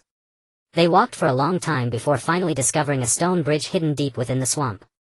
The bridge was made of black stones, its surface covered with strange runes exuding a mysterious aura. "This bridge looks very old. I wonder if it can bear our weight," Lin Qiu said, a hint of worry in his voice. Alice stepped forward, carefully studying the runes on the bridge. These runes seem to stabilize the bridge. It should be passable, she said. But we still need to be cautious in case we trigger any traps. The three stepped onto the stone bridge with extreme caution, taking each step carefully. The bridge trembled slightly beneath their feet, emitting creaking sounds as if it might collapse at any moment. When they reached the middle of the bridge, countless poisonous swamp snakes surged out from the swamp on both sides. These snakes were slender, covered in green scales with eyes glowing red. They lunged at the three, baring their fangs. "Watch out, swamp snakes!" Lin Qiu shouted, transforming again into Kamen Rider Saber's ancient flying dragon form, swinging his flame sword to cut down the approaching snakes. Lola and Alice reacted swiftly. Lola swung her battle axe, repelling the snakes that lunged at her. Alice cast spells, shooting ice arrows that struck the snakes and froze them into ice blocks. However, the snakes were too numerous, continuously emerging from the swamp, gradually surrounding the trio. Lin Qiu realized that they had to get across the bridge quickly. "Everyone focus and charge through!" Lin Qiu yelled. He unleashed a powerful burst of flame, opening a path ahead with Lola and Alice following closely behind. In the intense battle, they struggled to advance toward the far end of the bridge. Finally, with Lin Qiu's flame power and Alice's magical support, they successfully broke through the snake encirclement and set foot on the opposite shore. Having freed themselves from the entanglement of the toxic swamp serpent, the three of them proceeded along a gradually widening passageway. The fluorescent substance on the walls grew dimmer, replaced by irregularly embedded crystals that emitted a faint blue light, adding an air of mystery to the entire corridor. The air became increasingly thin, each breath carrying a chill, as if reminding them that they had delved deep into the core area of the ruins. As they advanced, a massive circular hall appeared at the end of the passage. The floor of the hall was paved with black stone slabs, each etched with mysterious symbols and patterns intertwining to create a complex tableau. In the center of the hall, an ancient altar rose, majestically constructed from massive stone blocks, its surface inscribed with peculiar runes that emanated a powerful and mysterious energy. "Is this the core area of the ruins?" Laura whispered, her voice echoing in the vast hall, tinged with awe. Alice carefully observed the altar and the patterns on the ground, her brow furrowed, her eyes glimmering with concentration. These runes and patterns seemed to tell an ancient story linked to some powerful force. She slowly approached the altar, eager to further explore its mysteries. Just as Alice drew near, the ground around the altar began to tremble, cracks spreading outward. Suddenly, a swarm of monsters composed of blue crystals emerged from the fissures. These monsters varied in shape. Some resembled humanoids with long limbs wielding crystal weapons, while others appeared as massive beetles, their hard shells shimmering with a cold blue light. "Be careful, there are enemies!" Lin Qiu shouted, swiftly retrieving the blade of the holy sword driver, inserting the ancient dragon fantasy writing book into it. With a triumphant sound effect, light instantly enveloped his body, and the Kamen Rider Seiken ancient dragon form reappeared. The flame sword blazed with fierce flames, illuminating the entire hall. A humanoid crystal monster was the first to launch an attack, swinging its crystal longsword toward Lin Qiu. Lin Qiu swung the flame sword to block the blades, clashing with a crisp sound, sparking brilliant flames. The strength of the crystal monster was unexpectedly powerful, and Lin Qiu felt an immense impact, forcing him to stagger back a few steps to regain his balance. Laura quickly joined the fight, wielding her battle axe as she charged at a beetle-shaped crystal monster. The axe struck the monster's tough shell with a clanging sound, leaving only a shallow mark. The beetle monster spread its wings, releasing a blast of icy cold air. Laura swiftly dodged to the side, the cold air brushing past her body, causing her to shiver. Alice stood back, casting spells to support Lin Qiu and Laura. She first unleashed a lightning spell, sending bolts of electricity toward the crystal monsters. The lightning struck the monsters with a sizzling sound, causing their bodies to tremble slightly, but they seemed to possess a certain resistance to magic, suffering minimal damage. "These monsters have strong defenses and resistance, we must be cautious." Alice shouted, beads of sweat dotting her forehead as continuous spellcasting drained her magical energy significantly. Lin Qiu focused his mind, channeling the power of the ancient dragon, the flames on the flame sword burning more fiercely. "Let me try this." With that, he leapt high, carving an arc through the air as the flame sword swung down with tremendous force toward a humanoid crystal monster. The monster attempted to evade, but Lin Qiu's attack was too swift, it could not escape in time, and the flame sword severed its arm. The monster let out a sharp scream, turning into a pile of shattered crystals.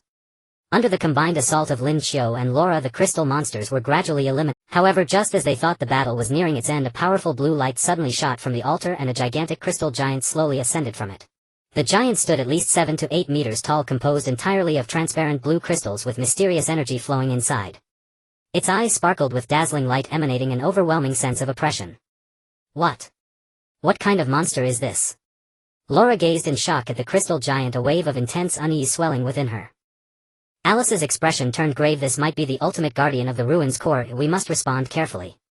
The crystal giant let out a low growl, its voice rumbling like thunder in the hall. It swung its massive arms, generating a powerful gust of wind that bore down on Lin Qiu and the others.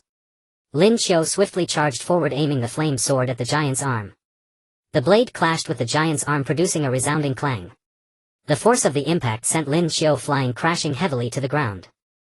Seeing this, Laura and Alice immediately rushed over. Laura threw her battle axe with all her might, the axe spinning toward the crystal giant, striking its leg. The giant swayed slightly but did not suffer significant damage. Alice then cast a powerful gravity spell, attempting to restrain the giant's movements. Under the influence of gravity, the giant's movements slowed. Seizing the opportunity, Lin Qiu stood up and charged once more at the crystal giant. He concentrated all his strength, unleashing the ultimate power of the Dragon Knight form, Dragonic Blaze Break. A massive wave of fiery sword energy surged toward the crystal giant with earth-shattering momentum. The crystal giant seemed to sense the threat. It opened its mouth wide, releasing a powerful wave of blue energy that collided with Lin Qiu's sword energy. In an instant, brilliance erupted as the immense energy shockwave shattered the surrounding stone slabs, filling the hall with thick smoke. As the smoke cleared, Lin Qiu and his companions anxiously gazed at the crystal giant. They saw a massive crack appear on its body, the energy within becoming unstable. However, the crystal giant did not fall. It let out an even angrier roar and charged toward them once more. Damn, why is this monster so resilient? Laura gritted her teeth. Just then, Alice suddenly noticed a glowing core on the giant's chest, seemingly its weak point. She quickly shouted, "Lin Qiu, attack the core on its chest. That could be its weak spot." Hearing this, Lin Qiu immediately adjusted his attack direction, pointing the flame sword directly at the crystal giant's core. He leaped high, the flame sword engulfed in searing flames pierced toward the crystal giant's chest core. The giant attempted to block, but Lin Qiu's attack speed was too fast. It could not evade, and the flame sword struck true. The crystal giant let out a sharp wailing cry, its body shaking violently. It began to crack, with countless crystal shards scattering across the ground. With a resounding crash, the crystal giant collapsed, turning into a pile of shattered crystals. The three of them looked at the dissipating giant, relief washing over them. Exhausted, they collapsed to the ground, their hearts filled with the joy of having survived. After this intense battle, they all understood that the dangers within this ruin far exceeded their imagination, yet their determination to seek out the fantasy book was now stronger than ever.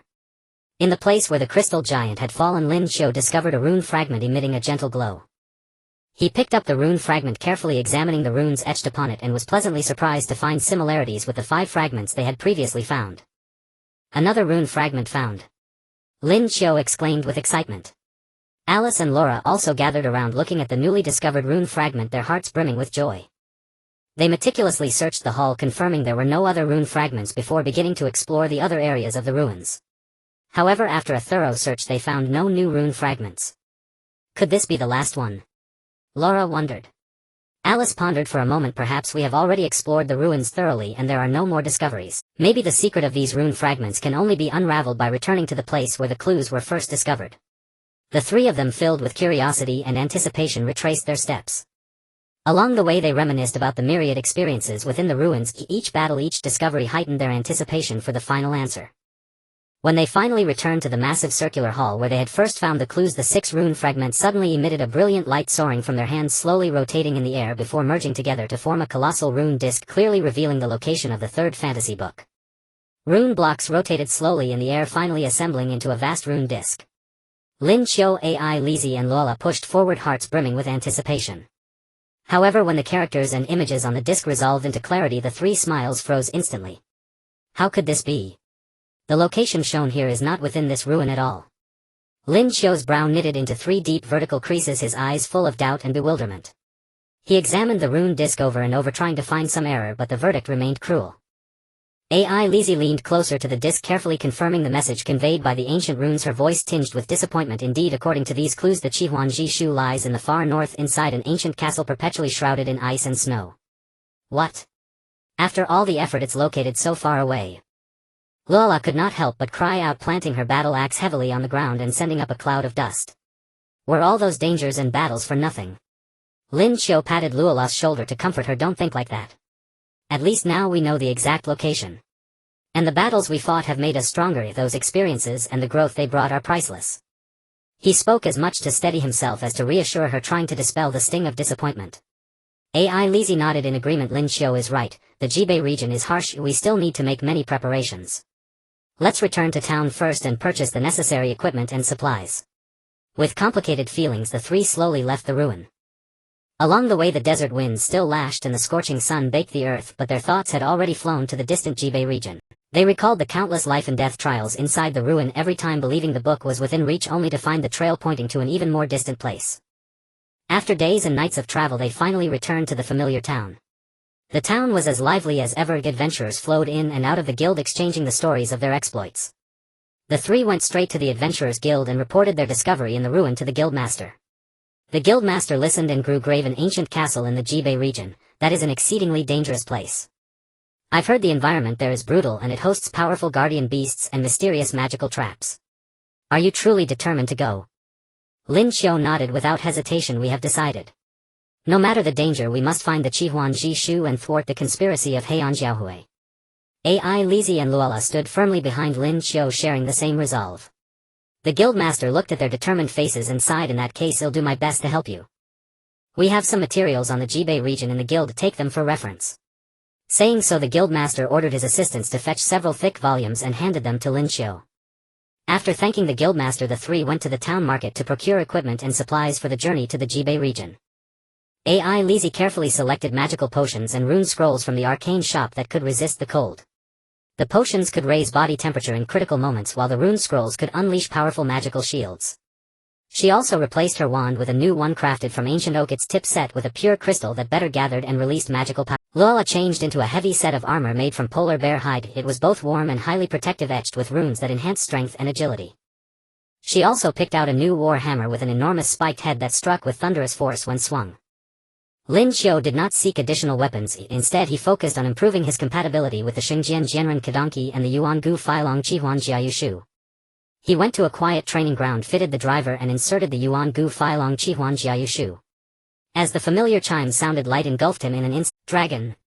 He cried, assuming the masked blade's ancient dragon form. A dragon wings spread and flames roared around him. During training Lin Qiu continually experimented with new combat techniques using the ancient dragon's power to counter the icy conditions they might face in the Jibei region. He discovered that when he focused he could feel the ancient dragon's strength resonate in time with his heartbeat, and the flame's temperature seemed to change with his will. Besides equipment they also purchased ample food, water and wilderness survival gear such as tents, sleeping bags and ropes. While preparing supplies the three sought advice from seasoned adventurers about survival techniques and precautions for the Jibei region. An old adventurer who had been to the Jibei region warned them, the blizzards there are terrifying. Should you encounter one you must find shelter immediately. The monsters there are adapted to the cold and not to be underestimated. There is an ice demon that can command ice and snow with formidable magical power. Lin Qiu and his companions listened intently and engraved the old adventurer's words in their minds. They understood that the trials ahead would be harsher than any they had faced, but they had prepared thoroughly. Back at the inn the three studied the materials and books obtained from the guild. Those materials recorded in detail the Jibei region's geography, climate, traits, monster species and the legends surrounding the ancient castle. They learned that the ancient castle had been built by powerful ice mages and concealed countless treasures and secrets, yet it was riddled with deadly traps and guarded by mighty creatures. The castle's defenses must be formidable. We must craft a careful plan if we are to locate the Qihuan Jishu successfully, Lin Qiu said as he turned the pages. Ai Lizi nodded. I will research targeted magics to handle magical traps and monsters. Luola, you must intensify your physical training. Maintaining good combat condition in such harsh environs is vital. Luola patted her chest. Don't worry, I'll train hard these days and won't be a burden to anyone. Over the next few days the three prepared with focused urgency. Ai Lizi immersed herself in the study of magic, constantly testing new combinations to strengthen her arcane power. Luola undertook high-intensity field endurance training, running with heavy gear and scaling steep peaks to accustom her body to extreme combat conditions. Lin Qiu practiced daily at the training ground, delving ever deeper into the potential of the ancient dragon form. He discovered that when he fused his flame power with the biting cold, a unique energy fluctuation arose that not only amplified his attacks but also helped repel certain ice magics. As the day of departure approached, the town's atmosphere grew tense. Everyone knew that Lin Qiu and his companions were about to journey to the Jibei region in search of the Qihuan Jishu, a quest that concerned not only them but the fate of the entire continent. On the eve of their departure the three sat together in their room and checked their gear and supplies once more. The room hummed with nervous expectation, each face set with resolve. Tomorrow we begin our journey to the Jibei region. Be careful and protect yourselves, Lin Qiu said earnestly as he looked at Ai Lizi and Luola. Ai Lizi nodded slightly, eyes alight with anxious excitement. I will, Lin Qiu. We will succeed. Luola patted Lin Qiu's shoulder. Don't worry, with me here I won't let anything happen to you all. Night deepened and the town fell asleep, only the light in Lin Qiu's room still burned. In the early morning the small town was gently bathed in sunlight as Lin Qiu, Ai Lizi and Luo La stood at the town's gate, backpacks slung over their shoulders and gear in hand, ready to embark on their long journey to the far north. Surrounding them were several townsfolk casting admiring yet worried glances, quietly discussing the unknown challenges that awaited these three brave adventurers. An elder stepped forward, his eyes filled with concern, saying, "The journey to the far north is fraught with peril, you must be cautious." Lin Qiu smiled and nodded in gratitude. "Thank you for your concern, we will surely return safely." His voice was firm and powerful, instilling confidence in Ai Lizi and Luo La beside him. Ai Lizi took a deep breath, feeling the cool morning breeze. "No matter what awaits us ahead, as long as we work together we can overcome anything." Her gaze sparkled with anticipation and determination as she turned to Lin Qiu. They exchanged a smile that flowed with unspoken understanding between them. Luo La waved her hand exuberantly. "Haha, don't worry everyone. Once we find the Book of Wonders, we'll come back and share our adventure story." With that she took the lead, stepping onto the path toward the unknown. Lin Qiu and Ai Lizi followed closely behind, their figures gradually disappearing from the townsfolk's sight. They followed the winding mountain path surrounded by lush trees, with the occasional chirping of birds adding a touch of vitality to the otherwise somber journey. "Lin Qiu, do you really think we can find the Book of Wonders smoothly this time?" Ai Lizi asked softly, a hint of worry glimmering in her eyes. Lin Qiu turned slightly to look at Ai Lizi. "Of course. We've overcome so many difficulties already, we can surely do it this time too. Moreover, with you and Luo La by my side, I feel completely confident." His sincere and warm gaze stirred a wave of warmth in Ai Lizi's heart.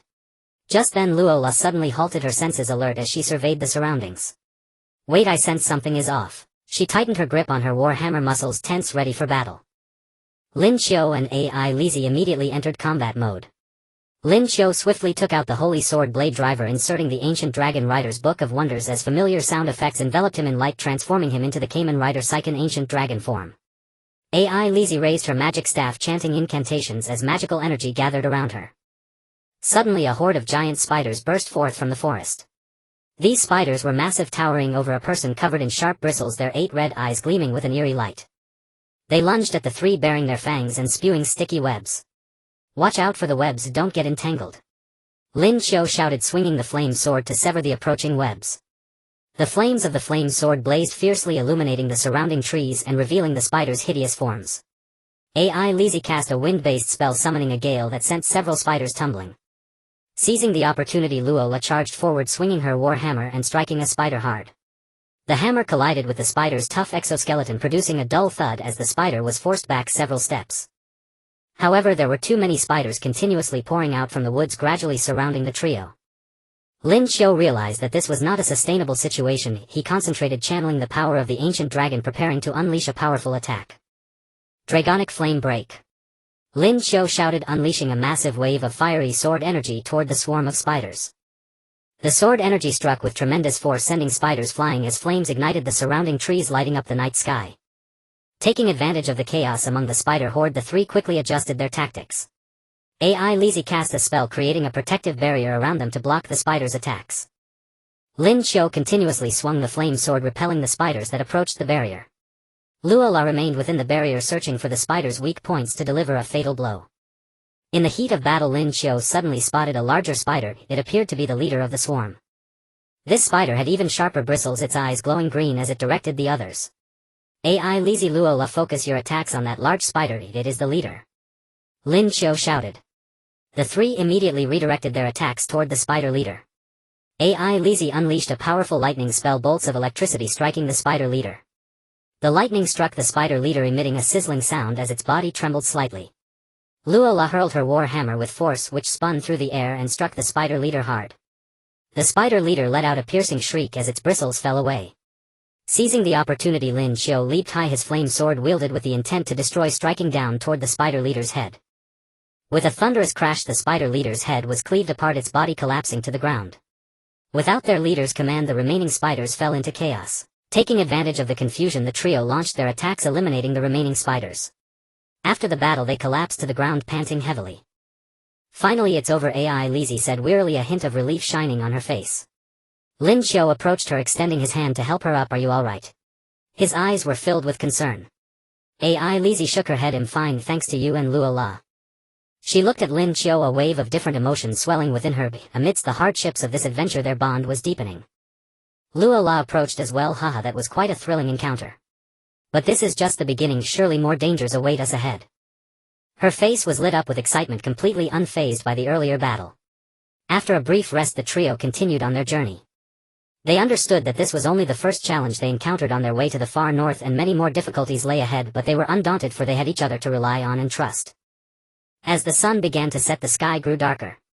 The three stopped in an open grassy area, deciding to set up camp and rest here. Lin Qiu and Luo La were responsible for setting up the tent, while Ai Lizi took out food and water, preparing dinner for everyone. Thank you all for your hard work today. Ai Lizi handed the food to Lin Qiu, and Luo La, a gentle smile gracing her face.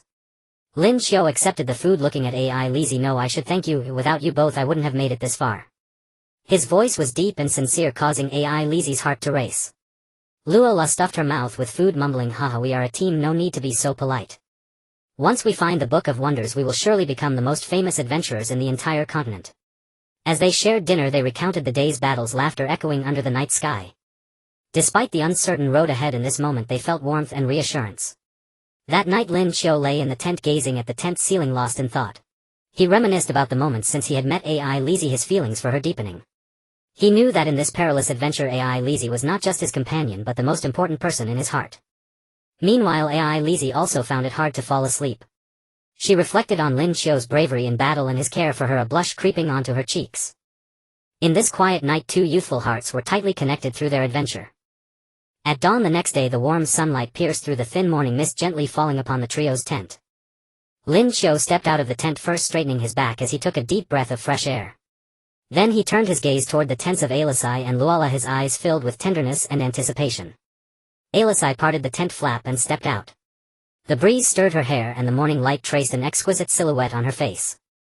She noticed Lin Qiu staring at her, and a blush instantly crept across her cheeks. She greeted him softly, good morning, Lin Qiu. Morning, did you sleep well? Lin Qiu's lips curled into a warm smile, a smile that seemed to have the power to dispel all gloom.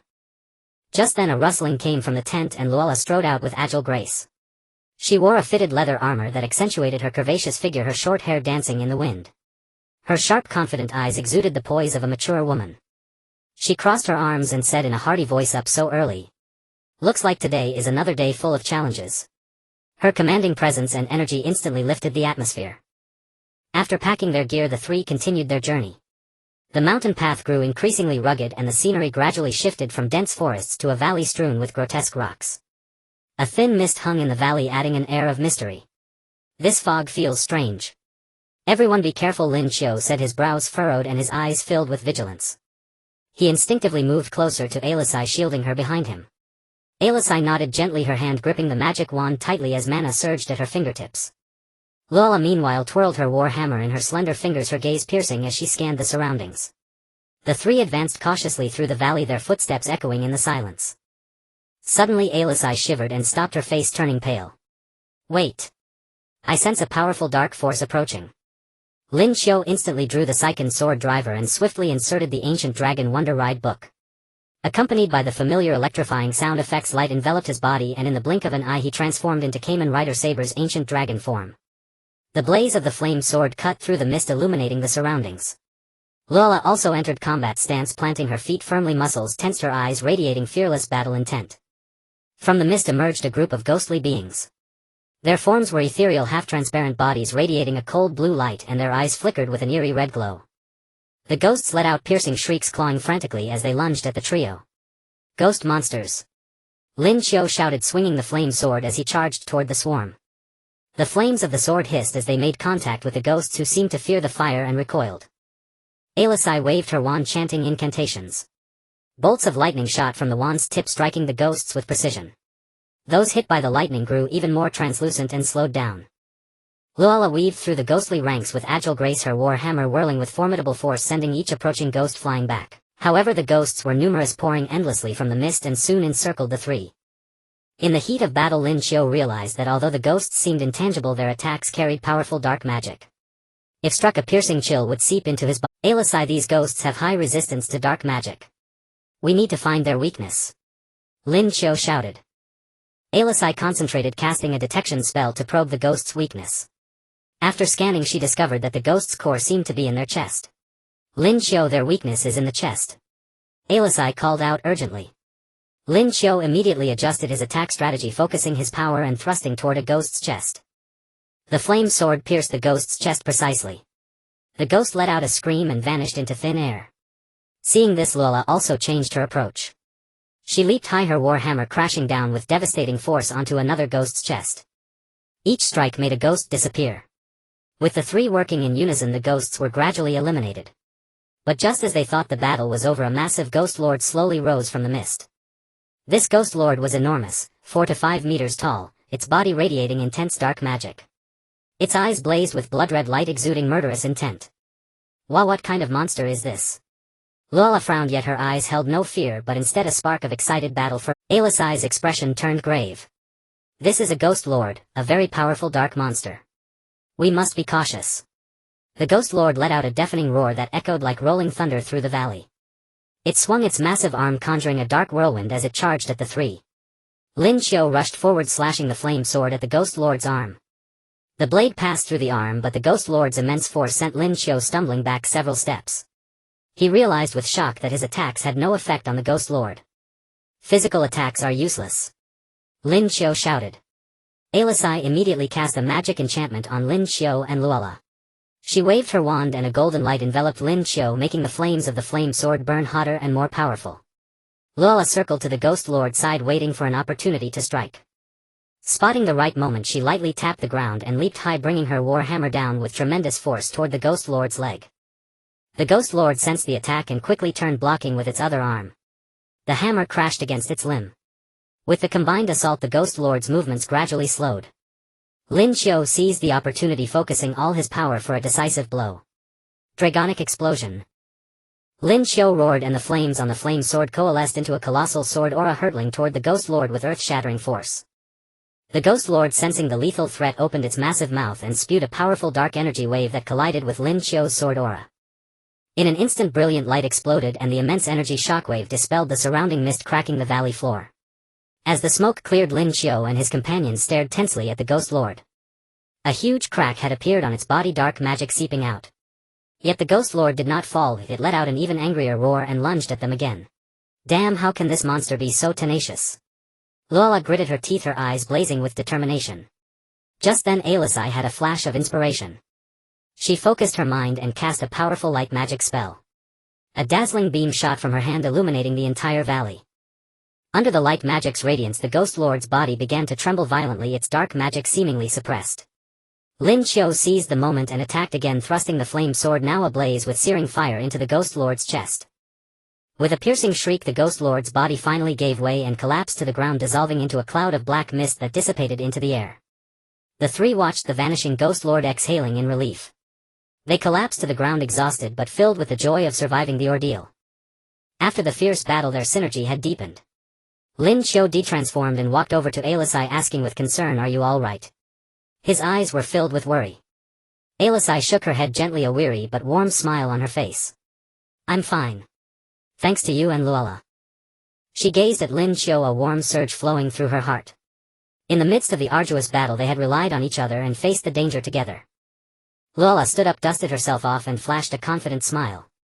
"Ha, we succeeded again. Looks like nothing can stop us from finding the Wonder Book." Her optimism and resilience always brought strength to the group. After resting a while, the trio continued traveling through the valley. The mist gradually dissipated and sunlight bathed the valley, illuminating the path ahead. Lin Qiu and Alisai walked side by side in front, their figures glowing warmly in the sunlight. Luola followed behind, watching the two from the back. A flicker of relief crossed her eyes as she murmured, "These two kids.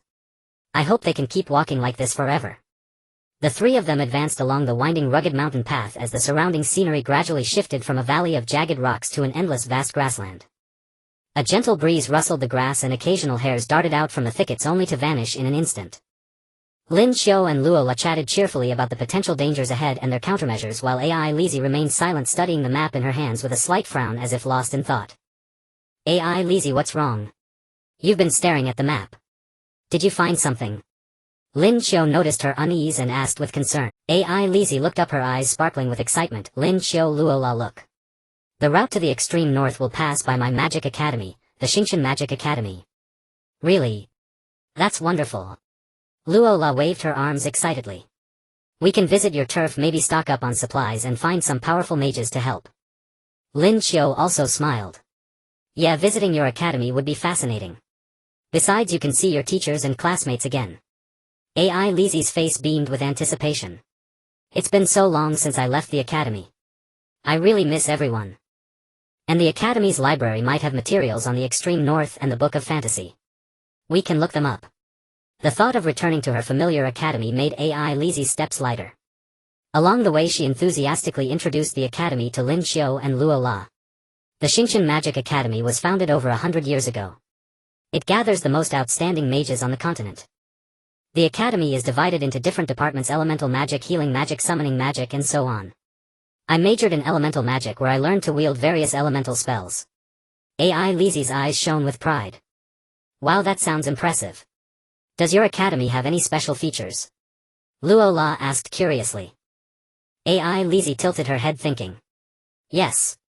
In the center of the academy stands a massive magic tower, the landmark of the campus. The tower isn't just where the teachers research magic, it also stores immense magical energy. At the top is a huge magic crystal that at certain moments resonates with the power of the stars and unleashes tremendous magic. Lin Qiu listened intently. That must be spectacular. I can't wait to see it. As the trio pressed on, they drew closer to the Xingqian Magic Academy. However, the once clear sky suddenly turned gloomy. Thick dark clouds gathered rapidly, blocking the sunlight. A cold wind howled past, making the grass rustle. The weather's changing fast. Looks like a storm's coming, Lin Qiu remarked, frowning as he looked at the sky. AI Lizi closed her eyes, concentrating to sense the magical fluctuations.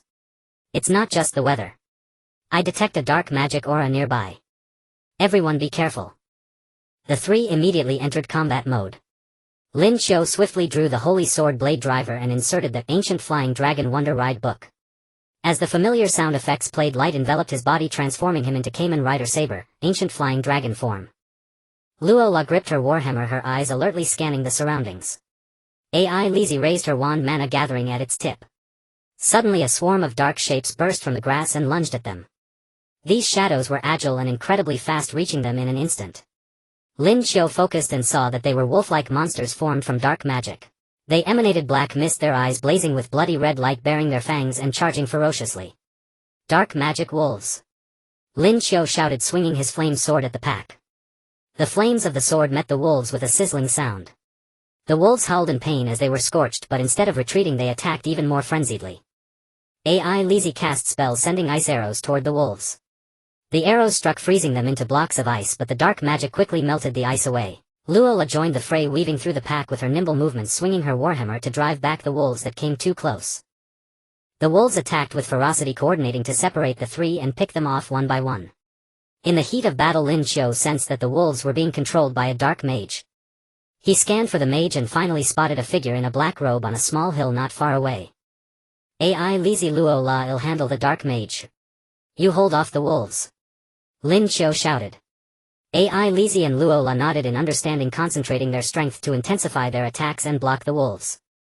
Lin Qiu charged toward the dark mage, his flame sword blazing with fierce fire, leaving a trail of heat. Seeing him approach, the dark mage immediately cast a dark magic barrier for defense. A black barrier formed in front of him, blocking Lin Qiu's attack. Lin Qiu struck repeatedly with the flame sword until he shattered the barrier. The dark mage turned to flee, but Lin Qiu wouldn't let him escape so easily. He accelerated and appeared behind the mage in an instant, pressing the flame sword against his. Don't move. Lin Qiu said coldly. The dark mage froze, trembling slightly. Mercy, please. Tell me, why did you attack us? Lin Qiu demanded sternly. The dark mage hesitated, then said, I was hired to stop you from reaching the Xingqian Magic Academy. They said you'd cause them trouble. Who hired you? Lin Qiu pressed. The dark mage lowered his head. I don't know. They wore masks. I never saw their faces. All I know is they paid me a lot to block you here. Lin Qiu frowned, filled with confusion. Who would want to prevent them from going to the academy? Could it be the Dark Church? Just then AI Lizi and Luo La finished off the remaining wolves and walked over. Lin Qiu, what happened? AI Lizi asked. Lin Qiu relayed the dark mage's words. After hearing them, both women's faces turned grave. It seems someone doesn't want us to reach the Xingqian Magic Academy. We need to be cautious. Lin Qiu nodded. He looked at the dark mage. I'll spare you this time. But if I catch you doing evil again I won't be lenient. With that he withdrew the flame sword. The dark mage, as if granted a pardon, turned and fled. After dealing with the dark magic wolves and the dark mage, the three resumed their journey. Despite the obstruction, their determination to reach the Xingshan Magic Academy remained unshaken. They knew that the academy might hold the key to unraveling the secrets of the Book of Fantasy. No matter how many difficulties lay ahead, they had to explore. As time passed, the silhouette of the Xingshan Magic Academy gradually appeared on the horizon. A towering magic spire stood at the center of the campus, piercing the clouds. Around the tower, buildings of various sizes were arranged in a pleasing layout, their walls shimmering with mysterious magical runes. The academy's main gate was closed, guarded by two sentinels clad in magical armor holding staffs, watching the surroundings alertly. Finally, we're here, Ai Lizzie said emotionally, tears glistening in her eyes. Lin Qiu and Luo La were also awed by the sight. This mysterious magic academy filled them with anticipation. Yet little did they know that within the academy even greater challenges and secrets awaited them. Lin Qiu, Alisai and Luola stood before the towering, formidable iron gates of the Starlight Magic Academy. Alissa's gaze was fixed on the academy, her eyes brimming with the excitement and joy of a long-awaited reunion, like a wanderer finally returning home. The guards on either side of the gate stood tall and stern, their expressions grave. Sensing the trio's approach, they immediately tightened their grip on their staffs, their eyes scanning the newcomers like hawks, as if assessing a potential threat. Halt! This is the Starlight Magic Academy. Unauthorized personnel are not allowed near, or one of the guards bellowed, his voice echoing through the air with an unyielding authority. Alisai stepped forward quickly, a warm and friendly smile spreading across her face like the spring sun. I am Alisai, a student of the Elemental Magic Department. I was on an expedition and have now returned. As she spoke, she deftly pulled a badge engraved with the Academy's emblem from her pocket and gently handed it to the guard.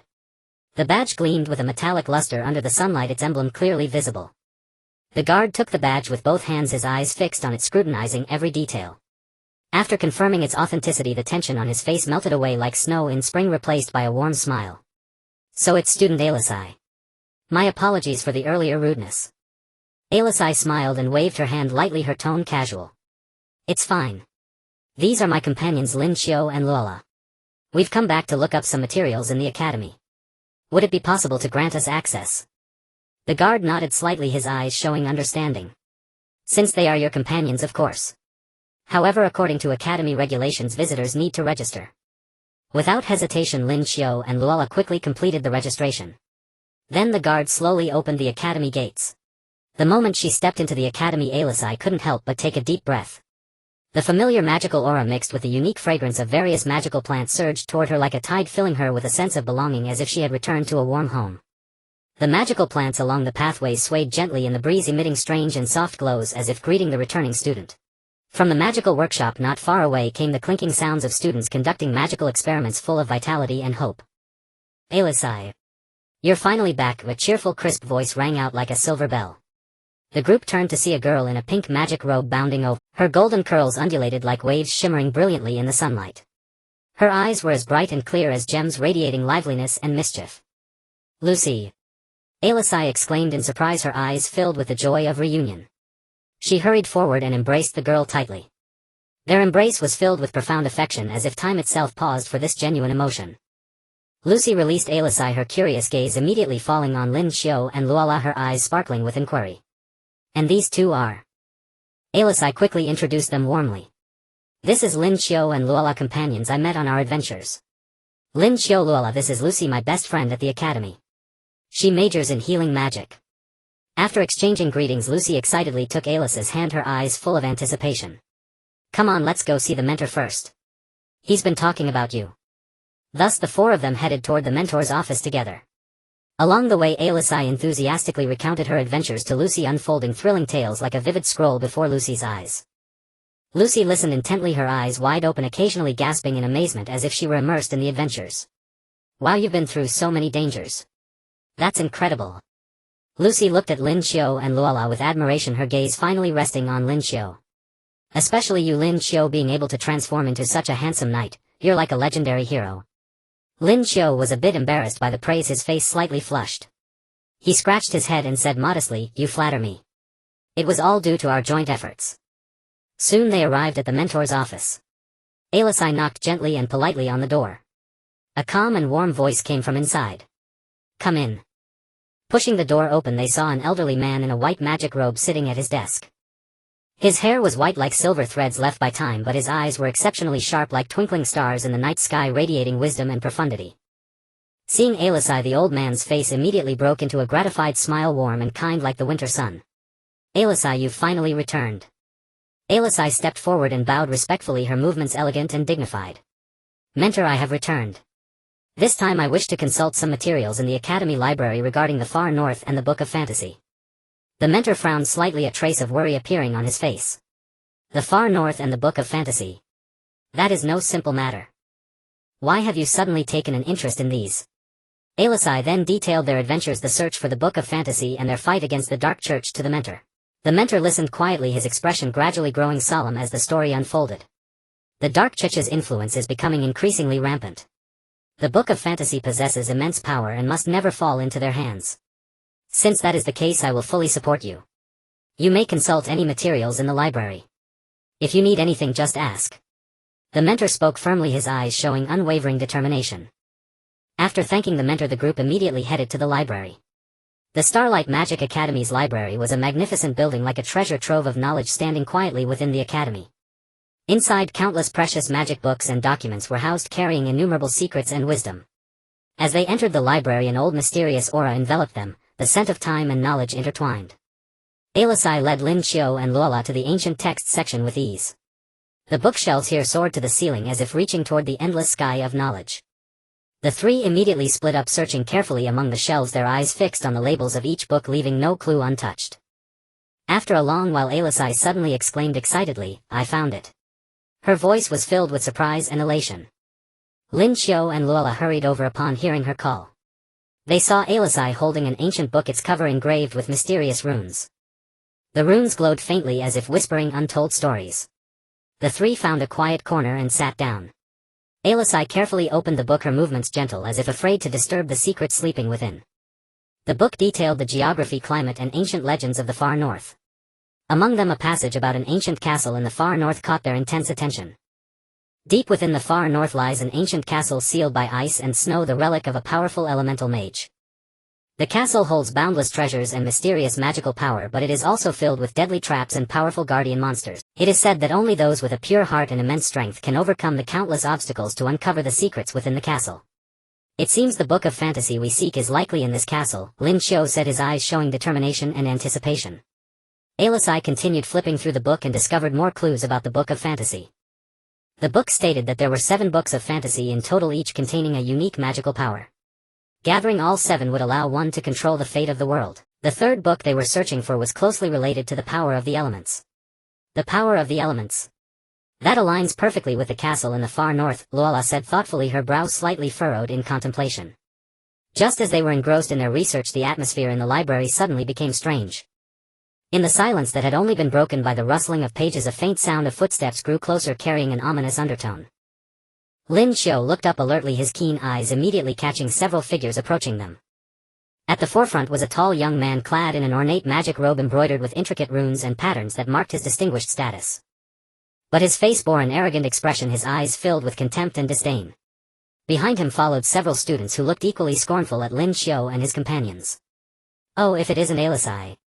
Did your expedition bring back 2 outsiders? The young man sneered, his tone dripping with sarcasm. Alisai frowned slightly at the sight of the young man, a flicker of annoyance in her eyes. Lin Qiu, this is the Academy Library. Mind your manners. It turned out that this young man named Lin Qiu was a well-known rich kid in the Academy who had always harbored a crush on Alisai. But Alisai had no feelings for him, in fact she found him repulsive, which made Lin Qiu bear a grudge and often seek opportunities to harass her. Lin Qiu snorted, a mocking smirk curling at the corner of his mouth. I thought you'd amount to something after your expedition, but you're still back here looking up materials. You think you can find the Book of Fantasy? Don't dream. Seeing this, Lin Qiu immediately stood up, stepping in front of Alisai without hesitation. He stared coldly at Lin Qiu, his gaze sharp as a blade. Please don't disturb us. We have important matters to attend to. Lin Qiu looked Lin Qiu up and down, his eyes full of contempt, a sneer on his face. And who are you? Some nobody dares to act tough in front of me. In Starlight Magic Academy you have no say.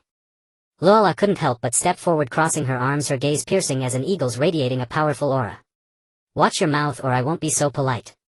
Luola's commanding presence made several of Lin Qiu's followers involuntarily step back, a hint of fear on their faces. Lin Qiu's expression shifted slightly, but he forced himself to remain calm, blustering, "What, want to start a fight? This is the academy. Would you dare?" Just as the tension was taut as a bowstring, the librarian, hearing the commotion, hurried over with a stern face. "Quiet. This is a library. No loud noises. If you have a conflict, settle it outside." Lin Qiu shot Lin Qiu and the others a venomous glare, his eyes brimming with resentment. "You got lucky. This isn't over." He then turned and slunk away with his followers. The group watched Lin Qiu's retreating figure, a sense of unease stirring within them. Alisai sighed helplessly.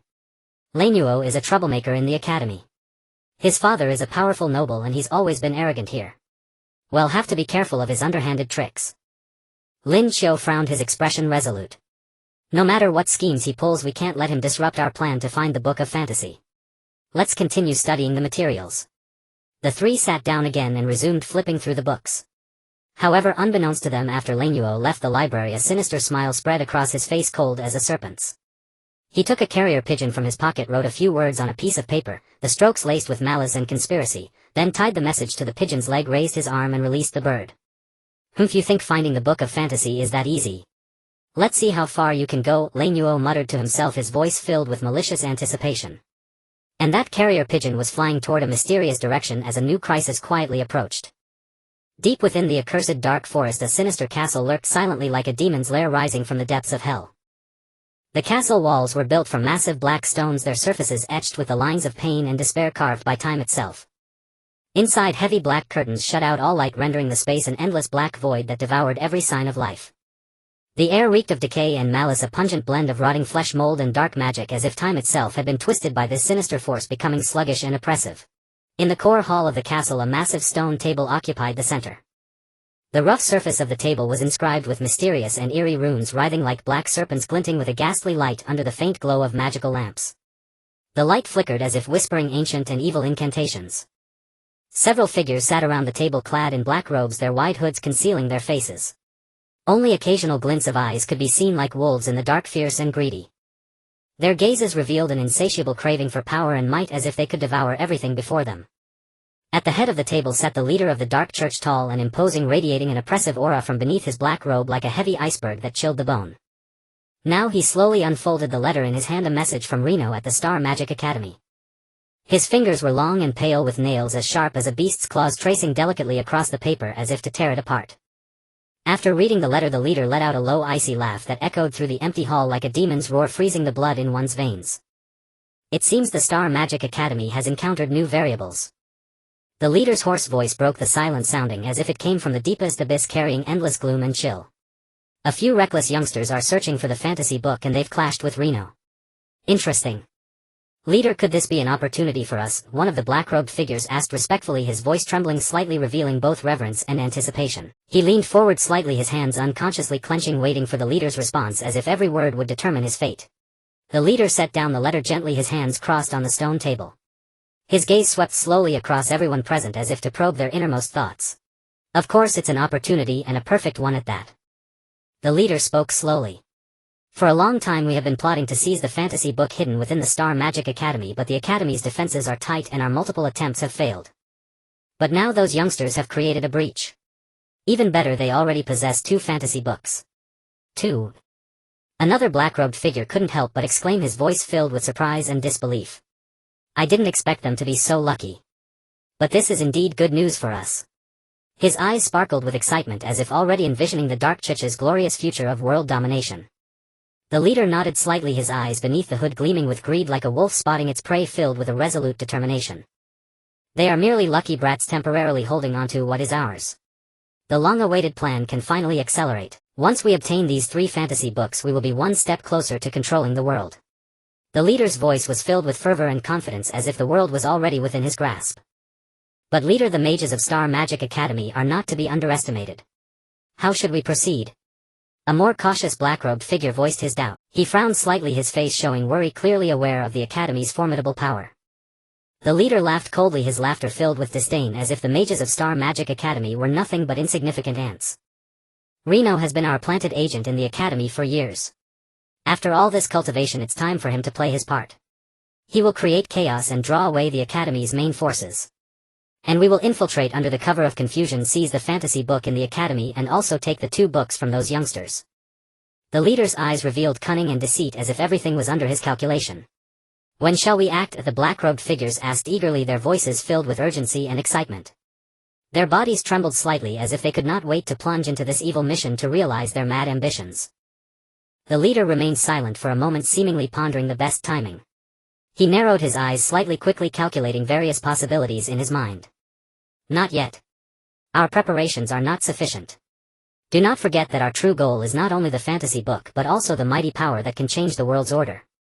The leader spoke slowly, his voice carrying a mysterious and solemn air. With that he stood up, clasped his hands behind his back, and walked slowly to a wall in the hall. His steps were steady and powerful, each one seeming to step on the hearts of all present. He pressed lightly on the wall and a hidden door slowly opened, revealing a secret chamber. Inside the chamber a massive magic array was laid out, carved from black stone covered with complex runes. Those runes were like ancient codes, emitting a mysterious and evil aura. Strange lights flickered between them, as if telling ancient and sinister stories, making one's soul feel as if it might be devoured at a glance. This is the ancient summoning ritual we have spent years gathering materials to prepare. The leader's voice was filled with reverence and fervor, as if he was displaying a priceless treasure. Once successfully summoned, we will possess enough power to destroy everything. The resistance of Star Magic Academy will be as fragile as an ant's. The black-robed figures all rose and followed the leader into the chamber. Their eyes were drawn to the magic array, their faces showing awe and reverence. Some trembled slightly, as if feeling the immense power contained within the array. But leader, this summoning ritual still lacks several key materials. We haven't found them yet. A black-robed figure said, worriedly, frowning with anxiety, knowing that the lack of essential materials would be a major obstacle. The leader frowned slightly, a flash of displeasure in his eyes. I know. That's why we cannot act rashly. The materials we need, the Spring of Life, the Flame Demon Core, and the Moon Crystal, some are still missing. But I have received news that the Spring of Life may be hidden deep in the Elven territory. The Flame Demon Core lies in the Flame Demon's nest in the Flame Mountains, and the Moon Crystal is said to be kept by a mysterious mage near the Misty Swamp. The leader spoke slowly, his voice tinged with helplessness and urgency. The Elven territory is heavily guarded. The Flame Demons in the Flame Mountains are extremely powerful, and the Misty Swamp is full of dangers and unknowns. How do we obtain these materials? Another figure questioned. His voice carried a hint of fear, clearly worried about the dangers ahead. The leader said coldly, that is for you to figure out. I will dispatch several elite squads to these 3 locations. Remember, no matter the cost, bring back the materials. Especially the Spring of Life, it is the key to activating the summoning ritual. It must not be lost.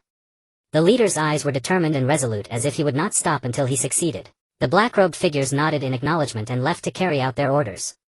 The leader stood alone in the chamber, gazing at the magic array, contemplating the next step. He knew this was a high-stakes gamble. If successful, the Dark Church would become the master of this world. If failed, they would face utter destruction.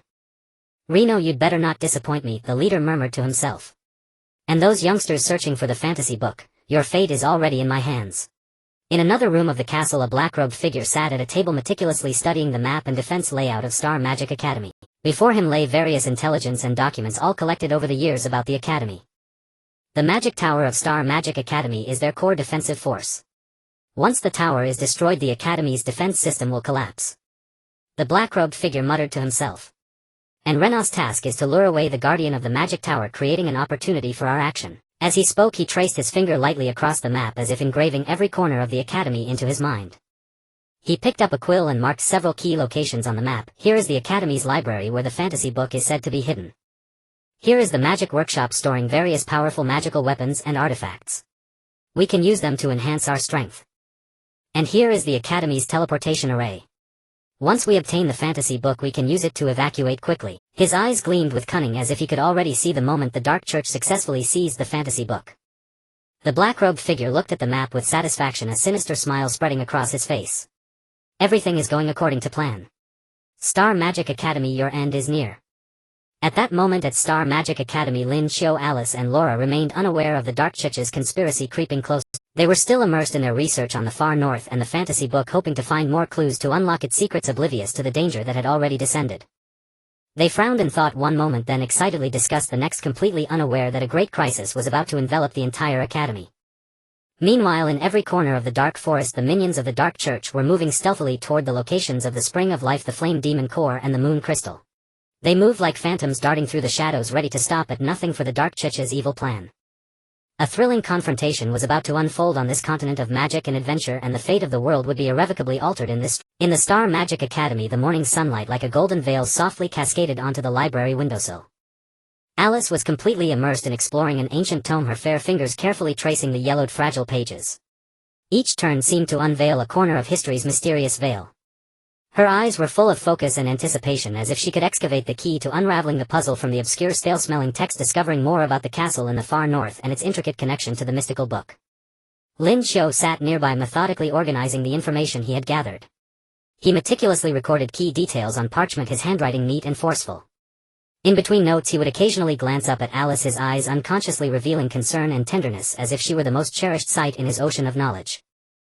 Lola was in a corner of the library, engaging in an animated discussion with an elderly mage with white hair and a kind face about the geography of the far north. She idly fiddled with a quill in her hand while her heavy war hammer rested quietly against the wall, as if gathering strength. She would occasionally frown, lost in deep thought, and then nod emphatically in agreement with the elder's insights, leaving no detail overlooked that might prove crucial in future adventures. Meanwhile, in another dim room of the academy, Reno was hiding in a corner, speaking in a low, submissive tone into a magic crystal ball. In the crystal ball, the dark cult leader's grim visage flickered like a demon's gaze from the abyss. The leader's voice was cold and stern like the biting wind of winter. Reno listened carefully. The plan is moving up. Though the summoning materials are not yet complete, the situation within the academy allows no further delay. You must create enough chaos within 3 days to draw away the academy's main mages. Rena's forehead instantly beaded with sweat, glistening eerily in the dim room. His voice trembled slightly, laced with fear and helplessness. Leader, 3 days is too tight. The academy mages are already suspicious of me. Silence. The leader roared, his voice like a thunderclap inside the crystal ball, making Rena's ears ring. This is an order. If you fail, you will bear the consequences. Remember, at all costs destroy the academy's defensive systems and create an opening for our infiltration. With that, the image in the crystal ball vanished like a burst bubble, leaving Reno sitting alone, his eyes filled with fear and resentment like a beast trapped in a snare. Reno slowly stood up, pacing back and forth in the cramped room, his steps rapid and frantic. His mind raced with various thoughts as he pondered how to accomplish the leader's nearly impossible task. Suddenly, a glint of ruthlessness flashed in his eyes like a sinister light in the darkness. Since that's the case, don't blame me for being heartless. That afternoon, an earth-shattering explosion occurred without warning in the academy's magic workshop. The deafening blast echoed like a bomb detonating at the academy's heart, shaking the entire institution violently as if the earth itself yielded to the force. Thick black smoke surged from the workshop like a black dragon, rapidly spreading and obscuring the surrounding sky. Students panicked by the sudden calamity fled in all directions, their screams and shouts intertwining as if the apocalypse had arrived. Upon hearing the commotion, the academy's teachers swiftly cast spells, rushing to the scene like a colorful torrent of aid. Lin Qiu, Alice and Lola also arrived at the scene in no time. The workshop was a scene of utter devastation. Expensive precision magical experiment equipment lay scattered everywhere, some twisted and deformed, others shattered into pieces. Several injured students lay on the ground groaning in pain, their faces and bodies covered in dust and blood, their eyes filled with terror and helplessness. What happened? Lin Qiu asked urgently, quickly helping an injured student to his feet, his voice filled with concern. The student's face was pale as paper, his lips trembling, his voice weak and shaky. We were conducting a magic experiment when the materials suddenly exploded. We don't know why. Alice looked around, her brows tightly knit like tangled ropes. She flared her nostrils slightly, keenly sensing the residual aura in the air, and said gravely, "This explosion is too suspicious. I detect a trace of dark magic. This is no ordinary experimental accident. It was deliberately caused." Lola clenched her war hammer angrily, her knuckles turning white, her eyes blazing with fury as she roared, "It must be the dark cult's doing. How dare they act so blatantly in the academy? This is outrageous." Just then the academy's alarm wailed again like a mournful cry. Everyone looked up to see a group of dark shapes in the sky pressing down like black storm clouds. Upon closer inspection, they were giant flying monsters, their wings spanning several meters, glinting with an eerie light under the sun. Riding the monsters were figures in black robes, their faces hidden under hoods, brandishing weapons radiating dark magic, swooping down like demons to launch a fierce assault on the academy. Everyone stay calm. Follow the defense plan and organize a counterattack. A senior teacher stood on high ground, shouting in a firm, powerful voice that echoed like a bell through the chaotic campus, instilling courage in the panicked students and faculty. The mages of Star Magic Academy acted swiftly, casting a dazzling array of colorful spells. Some mages waved their hands and chanted, summoning transparent shields as hard as steel to protect the students and teachers. Others raised their wands, sending attack spells like meteors toward the airborne enemies. For a moment magical light blazed, illuminating the darkened sky, and the clash of battle cries filled the air as if the entire world had been plunged into war. Lin Qiu without hesitation transformed into Kamen Rider Saber, ancient dragon form. The flame sword burned with roaring fire in his hand, ablaze like hellfire, fierce and scorching, lighting up his resolute face. Alice, Lola, let's go. We cannot let the dark cult scheme succeed. Lola swung her war hammer with all her might, letting out a battle cry full of fighting spirit. These guys came at the right time. Let me smash them into pieces and show them that Star Magic Academy is not to be trifled with. Alice with a solemn expression raised her wand and began chanting a series of mysterious incantations. Then powerful spells shot from the tip of her wand like a fountain, accurately striking several flying monsters. The monsters let out miserable shrieks like birds with broken wings, plummeting from the sky and crashing into the ground, leaving deep craters. In the heat of battle, Lin Qiu keenly noticed that the enemy's attacks seemed deliberately targeted. Their goal was not merely slaughter but to concentrate on the Academy's magical defense structures, gradually weakening its protective power. Moreover, he felt their movements were strange. Their coordination appeared chaotic but actually seemed to be stalling, as if waiting for a specific moment. Alice, these enemies are not right. They seem to be waiting for something, Lin Qiu shouted to Alice while deftly parrying enemy attacks, his voice laced with concern. Alice also sensed the anomaly, a flicker of vigilance in her eyes. I feel it too. Their goal might be more than just attacking the Academy. We need to find out their true intention quickly, or the Academy is in danger. If they succeed, the consequences will be catastrophic. Meanwhile, Reno slipped through the chaotic crowd, sneaking toward the Academy's magic tower. In his hand he clutched a black magical device of strange design, its surface etched with eerie runes that glowed with a mysterious, dangerous light. This was the dark cult's secret weapon, said to be capable of disrupting the magic tower's energy core, stripping it of its defensive power and opening the door for the cult's infiltration. Just as he neared the tower, he heard a familiar voice behind him. Reno, where are you going? Rena's heart jolted as if caught red-handed. He turned around slowly to see Lucy. Lucy looked at him with confusion and a hint of suspicion in her eyes, as if sensing something unusual about him. Lucy, what are you doing here? It's dangerous. Leave now, Reno said, trying to appear calm, but his voice trembled involuntarily. Lucy shook her head, her eyes filled with doubt and resolve. I don't trust you. Ever since the explosion, I've felt something off about you. Are you connected to the dark cult? What are you plotting? Rena's face darkened instantly like the sky before a storm.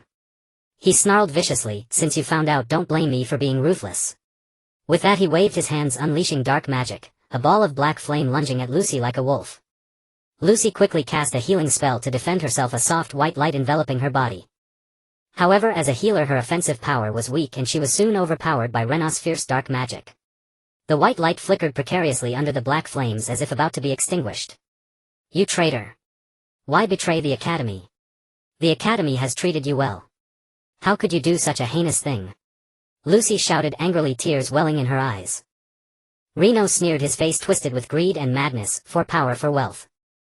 Once I help the dark cult obtain the mystic book, I will have infinite power and riches. As for you, you're nothing but a bunch of foolish sacrifices.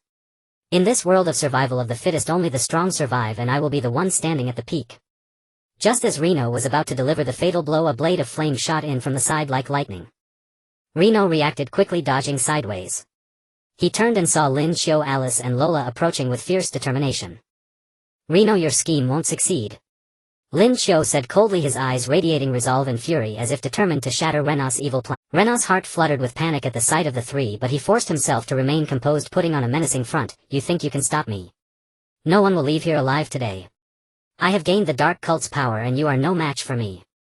Lin Qiu swung the flame sword, sending a powerful blade of fire surging like a wave toward Reno. Then let's see whether your dark magic or my power of justice prevails. Reno quickly cast dark magic to defend, conjuring a black shield before him. The black shield collided with the fiery blade, erupting in a dazzling light. The powerful energy wave spread outward, cracking the ground around them. The two sides were locked in fierce combat. During the fight, Lin Qiu noticed that Rena's strength seemed enhanced. His dark magic was more sinister and unpredictable, his attacks more ferocious, each strike carrying a dark force that threatened to devour everything. Alice, Lola, be careful. This guy is not easy. His dark magic seems boosted. We can't let our guard down, Lin Qiu shouted while blocking Rena's attacks. Alice and Lola nodded in acknowledgement. The three coordinated closely, trying to find Rena's weakness. However, Reno seemed prepared, constantly switching attack styles, sometimes unleashing dark flames, other times summoning dark tentacles, making it difficult for them to find an effective counter. The tension escalated, the air thick with magical energy and the smell of conflict. Meanwhile, above the academy, the dark cult's assault continued unabated. Their attacks came in relentless waves, showing no sign of waning. Their purpose seemed not merely to destroy the academy but to wait for a specific signal or moment. As time passed, the academy's magical defenses were gradually breached under the enemy's onslaught, cracks appearing like grim wounds on the shields. The mages began to tire, their spellcasting slowed and their stamina drained. The situation grew increasingly dire for the academy, as if a catastrophe was about to befall them. We can't go on like this. We have to deal with Reno quickly and then reinforce the defenses. If we delay any longer, the academy won't hold, Lin Qiu said, anxiously, worry in his eyes. Just then Alice spotted a flaw in Rena's movements. In the brief gap between Rena's attacks, she swiftly cast a powerful ice spell which shot toward him like a white dragon. Reno failed to dodge and was struck by the ice spell, his body instantly frozen into a crystal-clear ice sculpture. However, just as the sword was about to strike, Reno broke free from the ice, erupting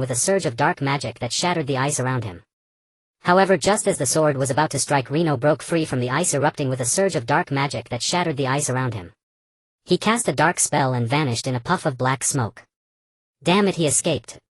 Lin Qiu fumed, the flame sword trembling in his hand with anger, the flames burning even brighter. Alice panted, worry etched on her face. He must be off to execute the next phase of the dark cult's plan. We have to find him quickly.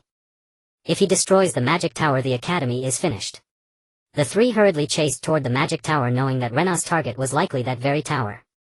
If the magic tower were destroyed, the academy would lose all defensive capability and the dark cult would enter unimpeded with catastrophic consequences. The fate of the entire academy now rested on their shoulders. Meanwhile, at the base of the academy's magic tower, Reno stood there, the black magical device in his hand glowing with an increasingly sinister light. He gazed up at the towering spire, a triumphant smile spreading across his face, as if he already saw the dawn of the dark cult's victory. Magic tower, your end has come. Once you are destroyed, the dark cult will enter the academy unopposed and seize the mystic book. This world will tremble under the dark cult's rule. With that, he pressed the activation button on the magical device. The moment Lin Qiu pressed the activation button of the black magical device in his hand, a powerful and eerie dark energy like a monstrous beast breaking free from its cage surged outward in all directions, spreading wildly. The runes at the base of the magic tower, which had shimmered with mysterious light, now flickered as if encountering a natural enemy, emitting painful buzzing sounds that seemed to foretell the impending doom. The once stable and orderly flow of magical energy was churned into a boiling vortex by this dark force, chaotic and turbulent. When Lin Qiu, Ai Lizi and Luo La arrived, they saw the magic tower enveloped in a thick layer of dark energy as tangible as if it could devour all light. Lin Qiu stood at the center of the magical vortex, his face twisted with frenzied excitement, bearing a look of madness and triumph. You're too late. The magic tower will be destroyed soon and the Xingshan Magic Academy can no longer stand against the Dark Church. His voice, carried by the howling dark energy, was piercing like the cry of a night owl, sending chills down the spine. A glint of determination flashed in Lin Qiu's eyes, a gaze that seemed to burn with an unquenchable flame. He swiftly transformed into the Kamen Rider Saber, ancient dragon form, flames blazing around him like a radiant sun charging toward Lin Qiu. I will never let your scheme succeed. He swung the flame sword, unleashing a powerful fiery sword aura like a torrent of molten lava attempting to break through the layers of dark energy. However, the dark energy, like viscous black sludge imbued with a nauseating evil aura, kept devouring the fiery sword aura, weakening Lin Qiu's attacks as if he were trapped in an endless quagmire. Ai Lizi and Luo La did not slacken either. Ai Lizi gripped her magic wand tightly, her knuckles white from the strain, murmuring incantations. Each syllable seemed to carry divine power, as she attempted to cast a purification spell to dispel the dark energy. Sweat beaded on her forehead, trickling down her cheeks and dampening her hair. With every uttered spell, a golden light shot from the tip of her wand like the dawn, breaking through the darkness, clashing with the dark energy. For a moment, gold and black intertwined, creating a bizarre and awe-inspiring spectacle. Luo La meanwhile swung her warhammer, which whistled through the air, striking at the dark energy tendrils that drew near. Those tendrils, like sinister serpents, writhed and tried to approach Ai Lizi, but Luo La repelled them with precise blows, guarding her like a loyal sentinel. High up in the magic tower, the mages of Xingshan Magic Academy also sensed the crisis. But they were held fast by the dark church's flying monsters and black-robed figures, unable to break free. In the sky, magical lights crisscrossed like a dazzling yet deadly fireworks display. The cries of battle, incantations and roars of monsters mingled into a symphony of brutal combat. The Academy's defensive forces faced an unprecedented trial, with every mage fighting with all their might to protect the school. As the dark energy continued to erode, the runes on the magic tower gradually dimmed like candles about to flicker out, glowing feebly. The magical core inside the tower began to pulse erratically like a heart on the verge of breaking, sending out a dread-inducing throb. No. The magic tower's core is about to lose control. AI Lizzie cried out in alarm, a hint of fear in her voice. If the core went out of control, the magic tower would not only be destroyed in an instant, reduced to rubble, but could also trigger a massive magical catastrophe, a devastating storm that would engulf the entire academy, claiming countless lives. Lin Qiu's heart raced with anxiety, his eyes revealing a fierce resolve. He focused all his spirit, trying to summon the full power of the ancient dragon within him. Dragonic Explosive Flame Break. With a roar, an unprecedented colossal fiery sword aura carrying the force to annihilate heaven and earth shot like a blazing meteor toward Lei Nua and the dark energy. The sword aura was so powerful that the air seemed to ignite wherever it passed, crackling with a sizzling sound. The dark energy was torn open instantly, a glaring rift in the black curtain, and Lei Nua was blasted back several steps, staggering as if about to fall. Seizing the opportunity, AI Lizzie gritted her teeth and amplified the output of her purification magic. Golden light surged like a tidal wave, and under its assault the dark energy began to dissipate, melting like snow under the scorching sun. Meanwhile, Luola charged at Lei Nua like a tiger descending a mountain, raising her warhammer, its cold metallic gleam flashing, and brought it down with ferocious force. Lei Nua hastily conjured a dark magic shield, a deep black barrier with eerie runes flowing across its surface. The warhammer struck the shield with a dull thunderous boom like a great bell tolling, and instantly cracks spread across the shield like a spider's web. Yet just as victory seemed within their grasp, a sharp piercing whistle tore through the sky as if a blade had slashed the air, making eardrums ache. Everyone looked up to see a flock of gigantic flying monsters diving toward the magic tower like a black cloud. These creatures exuded a chilling dark aura, their wings inscribed with ominous runes that glinted with a cold light under the sun. Their target was clear, the precarious magic tower. The dark chiches mages in the sky furiously cast dark spells, sending black beams of light raining down like projectiles to cover the monsters. Though the mages of Xingqian Magic Academy fought back valiantly, unleashing a dazzling array of magical attacks, they gradually became overwhelmed by the relentless assault. Seizing an opening, several flying monsters broke through the defenses and spewed black flames at the magic tower, flames like curses from the abyss bearing the power of destruction. Under the searing black flames, the magic tower's defensive runes shattered one by one, emitting a crisp, despairing sound like breaking glass. What do we do? At this rate the magic tower won't survive. Luola shouted in desperation, her voice tinged with hopelessness. Lin Qiu clenched his jaw, his eyes burning with determination. I'll hold off the monsters. AI Lizzie, keep purifying the dark energy. Luola, assist AI Lizzie. With that he spread his dragon wings, like blazing wings of fire aglow with radiant heat, and soared toward the flying monsters. The flame sword in his hand swept through the air, each swing sending out a burst of brilliant flames like a phoenix spreading its wings, driving back the approaching monsters. Flames engulfed the creatures, emitting an acrid stench of burning flesh as they let out anguished cries. But the flying monsters were too numerous, surging like an endless tide. Lin Qiu began to feel the strain, his breathing labored and sweat pouring from his brow.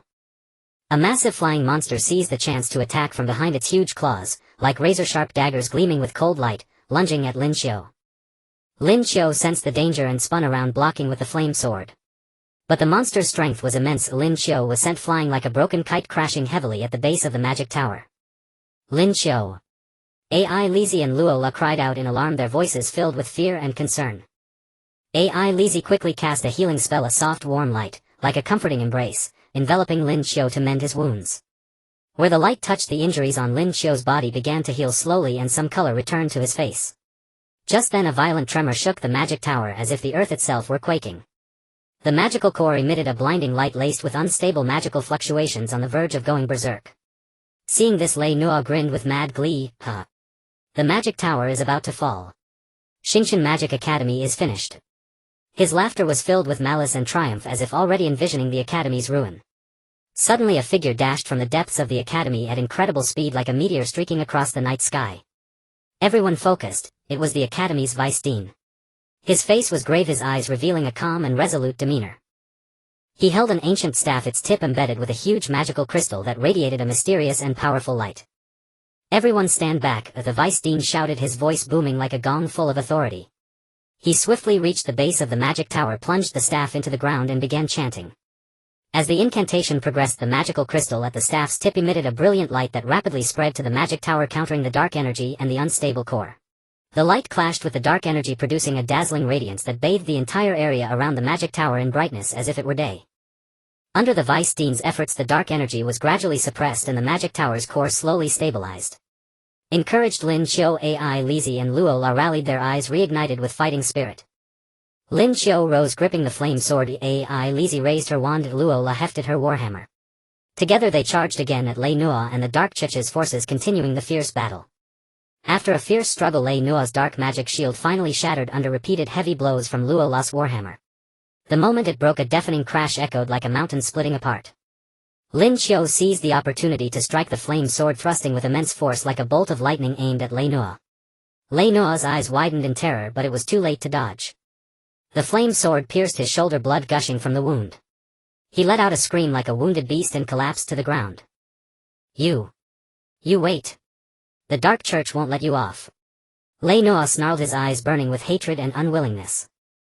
Lin Qiu looked at him coldly. Your scheme has failed. The Dark Church will meet the same fate. Seeing the magic tower's crisis resolved and Lei Nua defeated the Dark Chich's mages in the sky, knew their plan for today had failed. They let out a sharp whistle, summoning the flying monsters, and swiftly fled the academy.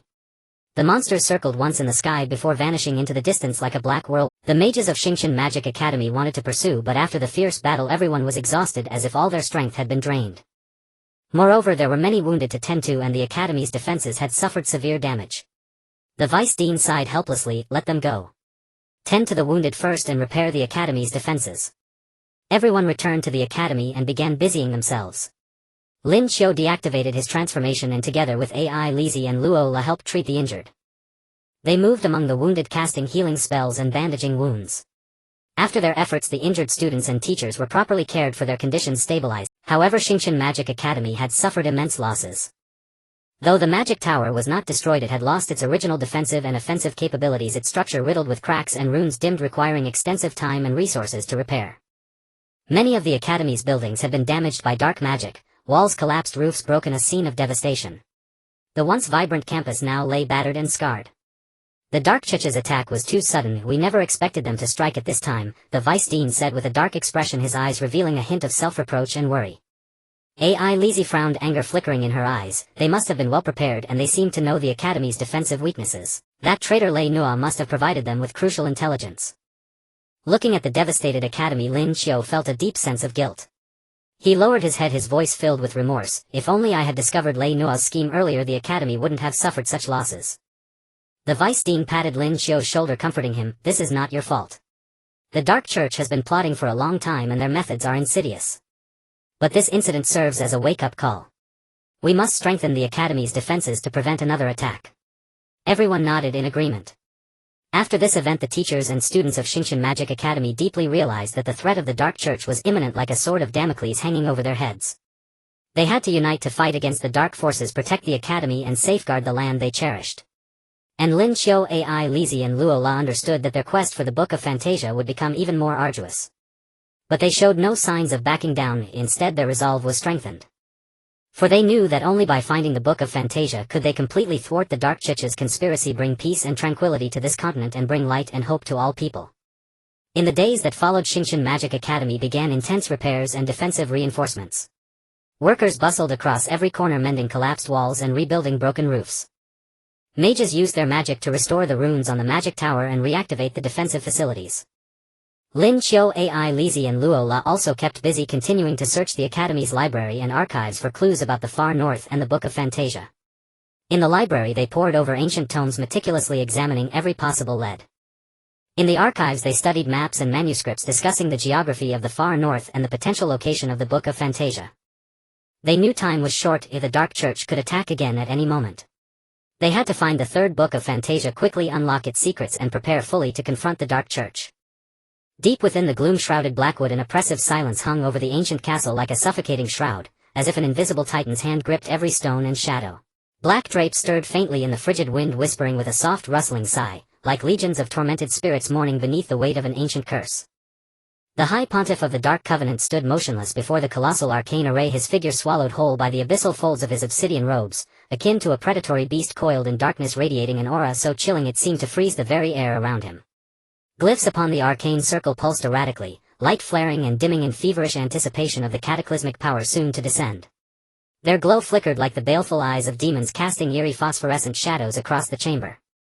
Pontiff we have traced leads to both the Fountain of Life and the core of the infernal flame, announced a robed acolyte as he strode hastily into the hall, his steps quick yet measured with wary reverence. He dropped to one knee, head bowed low, his voice trembled, not with fear alone but with fervent barely contained elation, its resonance echoing through the hushed grandeur of the hall. The pontiff turned slowly. From beneath the deep cowl 2 smoldering embers burned, twin flames of spectral fire that pierced the soul with unnerving intensity. Speak. Every detail. His voice descended like glacial ice from the deepest chasms of the netherworld, low, resonant and laden with absolute dominion and crushing authority. The fountain lies deep within the elven dominion, guarded by elder sentinels whose mastery over the land is absolute, every root, every leaf attuned to their will. Yet our scouts have uncovered a forgotten passage, one that slips unseen past their primary wards. The acolyte paused, swallowing hard before continuing. The core rests within the infernal caldera of the flame peaks, a lair teeming with ravenous fire demons, savage and unrelenting. Yet through meticulous observation and arcane study we have identified the precise moment when their infernal essence wanes to its weakest ebb. He exhaled sharply, beads of sweat glistening faintly on his brow in the dim sepulchral light. The pontiff gave a slight deliberate nod. Beneath his hood the corner of his lips curled, barely perceptible yet unmistakably triumphant. Excellent. Dispatch elite squads at once, retrieve both artifacts without delay. And the moonlight crystal. His gaze locked onto the acolyte, sharp and incisive, as if peeling back flesh to scrutinize the marrow of thought. The enigmatic mage who bears it has recently been sighted near the Mistfen marshes. Our operatives have shadowed his movements relentlessly. Through our web of intelligence the crystal's location shall soon be revealed. His tone carried quiet, unshakable certainty. A cold, mirthless laugh reverberated through the hall, scornful, arrogant and vast as a storm gathering over a dying star.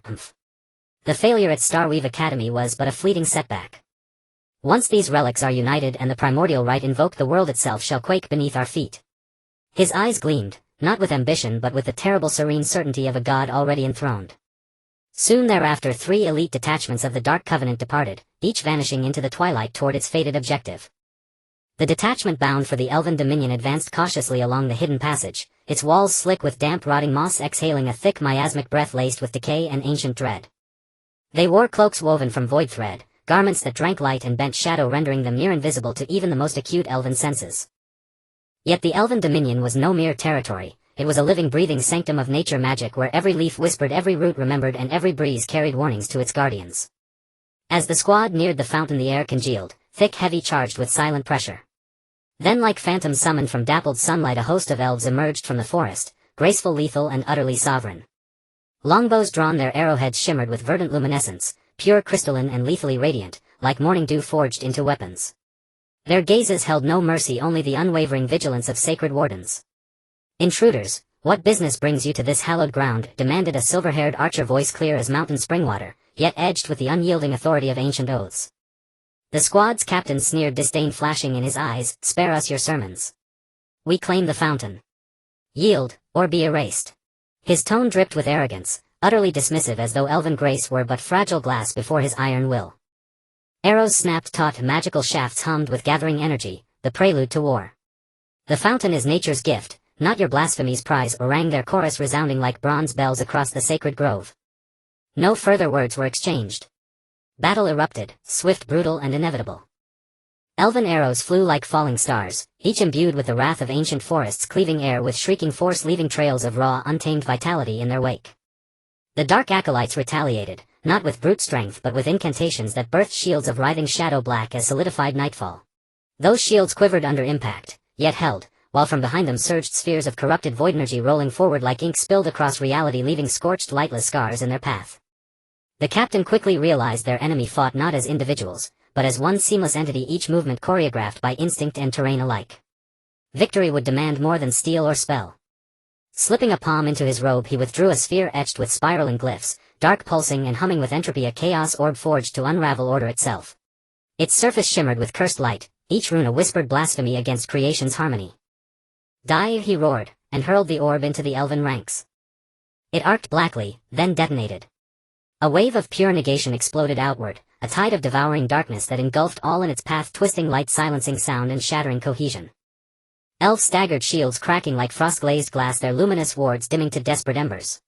Seizing the chaos, the acolytes surged forward, ravenous, relentless, toward the fountain. They ignored arrows, ignored wounds, eyes fixed solely on their quarry, moving with the single-minded hunger of wolves closing on sacred prey. There it lay, the fountain, vast and mirror still, its waters limpid and radiant, glowing with the quiet, inexhaustible pulse of primordial life. The captain produced a vessel wrought from obsidian alloy, its surface inscribed with binding sigils designed to cage living essence. As he dipped it into the water, each drop struck the vessel with a delicate, sorrowful chime, like the weeping of a soul unwillingly severed from its source. "Monsters!" cried Elder Lyran, eyes blazing with white-hot fury, twin sons of righteous wrath. He raised trembling hands, weaving a final desperate spell, but too late. The captain straightened, cradling the vessel aloft, laughter ringing hollow and triumphant. "Your vigilance served us well. The fountain is ours now." With that they vanished into the tree-line, leaving only shattered light and silent, seething grief behind. Meanwhile another detachment descended upon the Flame Peaks. The Flame Peaks resembled a colossal forge, molten rivers coursing through volcanic veins, bubbling and groaning as if the earth itself boiled in perpetual heat. Shimmered above the infernal caldera, so intense that mortal flesh would flash into ash within a breath. The acolytes crouched behind basalt monoliths, eyes locked on the caldera's maw, waiting, patient as predators, for the precise instant when the fire demon's infernal vigor ebbed to its nadir. When it came, the demons slumped their molten forms, cooling, their roars subsiding to guttural wheezes. The squad struck without warning. Dark incantations tore through the air, plunging the caldera into absolute night, a velvet shroud that swallowed flame, heat, and even the memory of light. Enraged, the demons bellowed, roars that shook mountains, cracked cliffs, and sent avalanches thundering down slopes. Each demon towered like a walking volcano, claws carving hurricanes of fire, every step melting bedrock into rivers of incandescent slag. Those skilled the acolytes faltered, dark magics flickering weakly against such primal conflagration, their shields buckling under waves of radiant annihilation. "Hold formation. Execute Phase 2, commanded the captain, his voice thin against the inferno yet steely with resolve. One unit drew demonic fury with illusory constructs, shifting taunting shades that danced just beyond claw's reach, sowing confusion and rage. Another scoured the caldera's heart, until at last one acolyte beheld it, the core. Embedded deep within the caldera's throat it blazed like a captured star, radiating searing brilliance that illuminated every jagged crevice in blinding golden white light. He lunged, only for a colossal demon to pivot, crimson limbs a blur, closing the distance faster than thought, a streak of living fire hurtling toward him. "Intercept it." Now, the captain bellowed. Black tendrils of binding magic lashed out, coiling like serpents toward the demon's throat. But the demon roared, raw elemental fury, and shattered the bindings like brittle glass, surging onward with unstoppable momentum. At the last breath before contact, the acolyte whirled, casting a binding sigil of absolute restraint. Chains of solidified void snapped into existence, locking the demon mid-leap, frozen, furious, immobile. Seizing the core, he fled, rejoining his comrades as the demon's enraged bellows echoed across the peaks, shaking the heavens themselves. Far away in the Mistfen marshes another detachment closed in on their quarry, the reclusive mage who bore the moonlight crystal. He dwelled within a spire half lost in fog, a needle of arcane architecture piercing the mist, its surface thrumming with layered enchantments and lethal invisible wards. Those wards were not barriers, they were sentient traps, each capable of reducing trespassers to dust with surgical precision. The acolytes advanced with glacial care, each footfall tested, each breath measured, walking a razor's edge between survival and oblivion. Their dark arts flared in the mist, obsidian sparks clashing with ward light in kaleidoscopic bursts, beauty and death entwined in every flicker. Yet the wards resisted, ancient, adaptive, and merciless. Progress was measured in inches, and paid for in blood. Then, an acolyte discerned the source, a sapphire crystal buried deep in the marsh's black mud, pulsing with deep cerulean light, like a captured fragment of oceanic midnight. Shatter it and the wards would collapse. So they plunged, into the sucking dark, to battle the marsh's denizens. Horror took many forms: bloated toads armored in venomous spines, serpentine things coiling through murk, spitting viridian acid that hissed where it struck. Amid poison and thorn they fought, bleeding, burning but unbroken, until the crystal shattered beneath their combined assault. The spire's wards winked out, light fading, silence falling, leaving the way open. Inside, the mage sensed intrusion, and raised defenses. Arcane energies flared like constellations reborn, starlight and shadow colliding in dazzling, deadly duels. The mage wielded spells of terrifying elegance, lightning fracturing space, boulders erupting from floorstone, gravity itself bending to his will. The acolytes faltered, dark magics dimming shields splintering, yet refused retreat. Instead they converged, melding their powers into a single devastating synergy. They channeled their collective void energy into a vortex of absolute negation, a spiraling maelstrom that devoured light, sound, and resistance alike, until the mage collapsed broken and still. They claimed the moonlight crystal, its gentle silver radiance spilling like liquid moonlight, serene and ancient as if celestial grace had taken physical form. When all three squads returned, bearing the fountain's waters, the infernal core, and the moonlight crystal, the pontiff awaited them in the great hall, a smile playing upon his lips. It was the smile of a predator who had tasted victory, and knew the feast had only just begun. At last, the relics are united, he murmured, voice vibrating with impatience and triumph. Prepare the primordial rite. Starweave Academy, and those children hunting the grimoire of wonders, they shall know true despair before the dawn breaks again. Academics hurried, placing each artifact upon its ordained node within the arcane array, aligning cosmic resonance with blasphemous intent. The pontiff stepped into the array's heart. Chants rose, not as words but as vibrations tearing at reality's fabric. Around him darkness coalesced, not as absence but as a living roaring torrent. Glyphs ignited, blazing with unholy brilliance, as a wave of primordial malice flooded the castle, then spilled outward, staining the sky. The heavens darkened, clouds churning like bruised flesh, swallowing stars pressing down as if heaven itself recoiled in horror. The earth trembled, not with earthquake but with dread, mountains groaning, rivers slowing, forests holding their breath. Unaware, Lin Qiu, Elise and Laura of Starweave Academy continued their quest, oblivious to the abyss now gathering at their threshold, and the end that walked beside them cloaked in silence. The Starry Magic Academy, recovering from the last attack, was working diligently to mend its wounds while its defensive forces were gradually strengthening. The mages within the academy took turns day and night guarding the magic tower and various key defense points. The magic tower stood like a majestic peak in the center of the academy, shimmering with mysterious runic light as if proclaiming a vow of protection. Lin Qiu, Alice and Lola were also busy, akin to diligent bees, tirelessly searching through the library and data rooms for more clues about the Book of Fantasy in preparation for the possible return of the Dark Church. Inside the library, towering bookshelves were filled with various ancient and mysterious tomes, each carrying the marks of time and the secrets of magic. The data room was stacked with parchment scrolls and magical notes wafting a faint scent of ink. That morning the academy began its daily order as usual. Its students practiced magic on the playground, their youthful faces beaming with love and focus for magic. Their magical lights flickered like stars, some transformed into lively birds soaring and dancing in the air, others coalesced into dazzling flowers gently swaying in the breeze. Teachers lectured in classrooms, their rhythmic voices akin to magical notes floating through the air, conveying the power of knowledge. Suddenly the sky darkened without warning, as if a massive black curtain had shrouded the entire world. Heavy dark clouds quickly gathered, resembling a surging tide of darkness enveloping the academy in a suffocating atmosphere. Immediately a strange black mist spread from all around the academy, within which could be faintly heard eerie roars and whispers as if curses from hell, sending shivers down the spine. The alarm instantly resonated throughout the academy, its sharp sound cutting through the previously tranquil air. Teachers and students quickly stopped what they were doing, their eyes. The alarm instantly resonated throughout the academy, its sharp sound cutting through the previously tranquil air. Teachers and students quickly stopped what they were doing, their eyes flashing with a hint of panic but soon replaced by determination. Without hesitation they grasped their weapons and staffs, ready to face the enemy, their gazes reflecting a resolve to face death head-on. Hearing the alarm, Lin Qiu immediately took out the Holy Sword Blade activator and inserted the ancient dragon fantasy writing book into it. As the familiar sound echoed, light enveloped him like a tide, transforming him into the Kamen Rider Blade ancient dragon form. The light shone like the dawn, illuminating the dark corners and bringing hope. Alice and Lola quickly arrived, Alice holding a wand, her magic gathering at her fingertips, as lively as fairies dancing around her. Her gaze was focused and resolute, as if telling the world that she would not back down. Lola gripped her war hammer tightly, her eyes revealing fearless battle intent. The hammer seemed alive in her hands, trembling, slightly eager for the battle to come. Members of the Dark Church emerged from the black mist, numerous as a swarm of locusts surging towards the academy.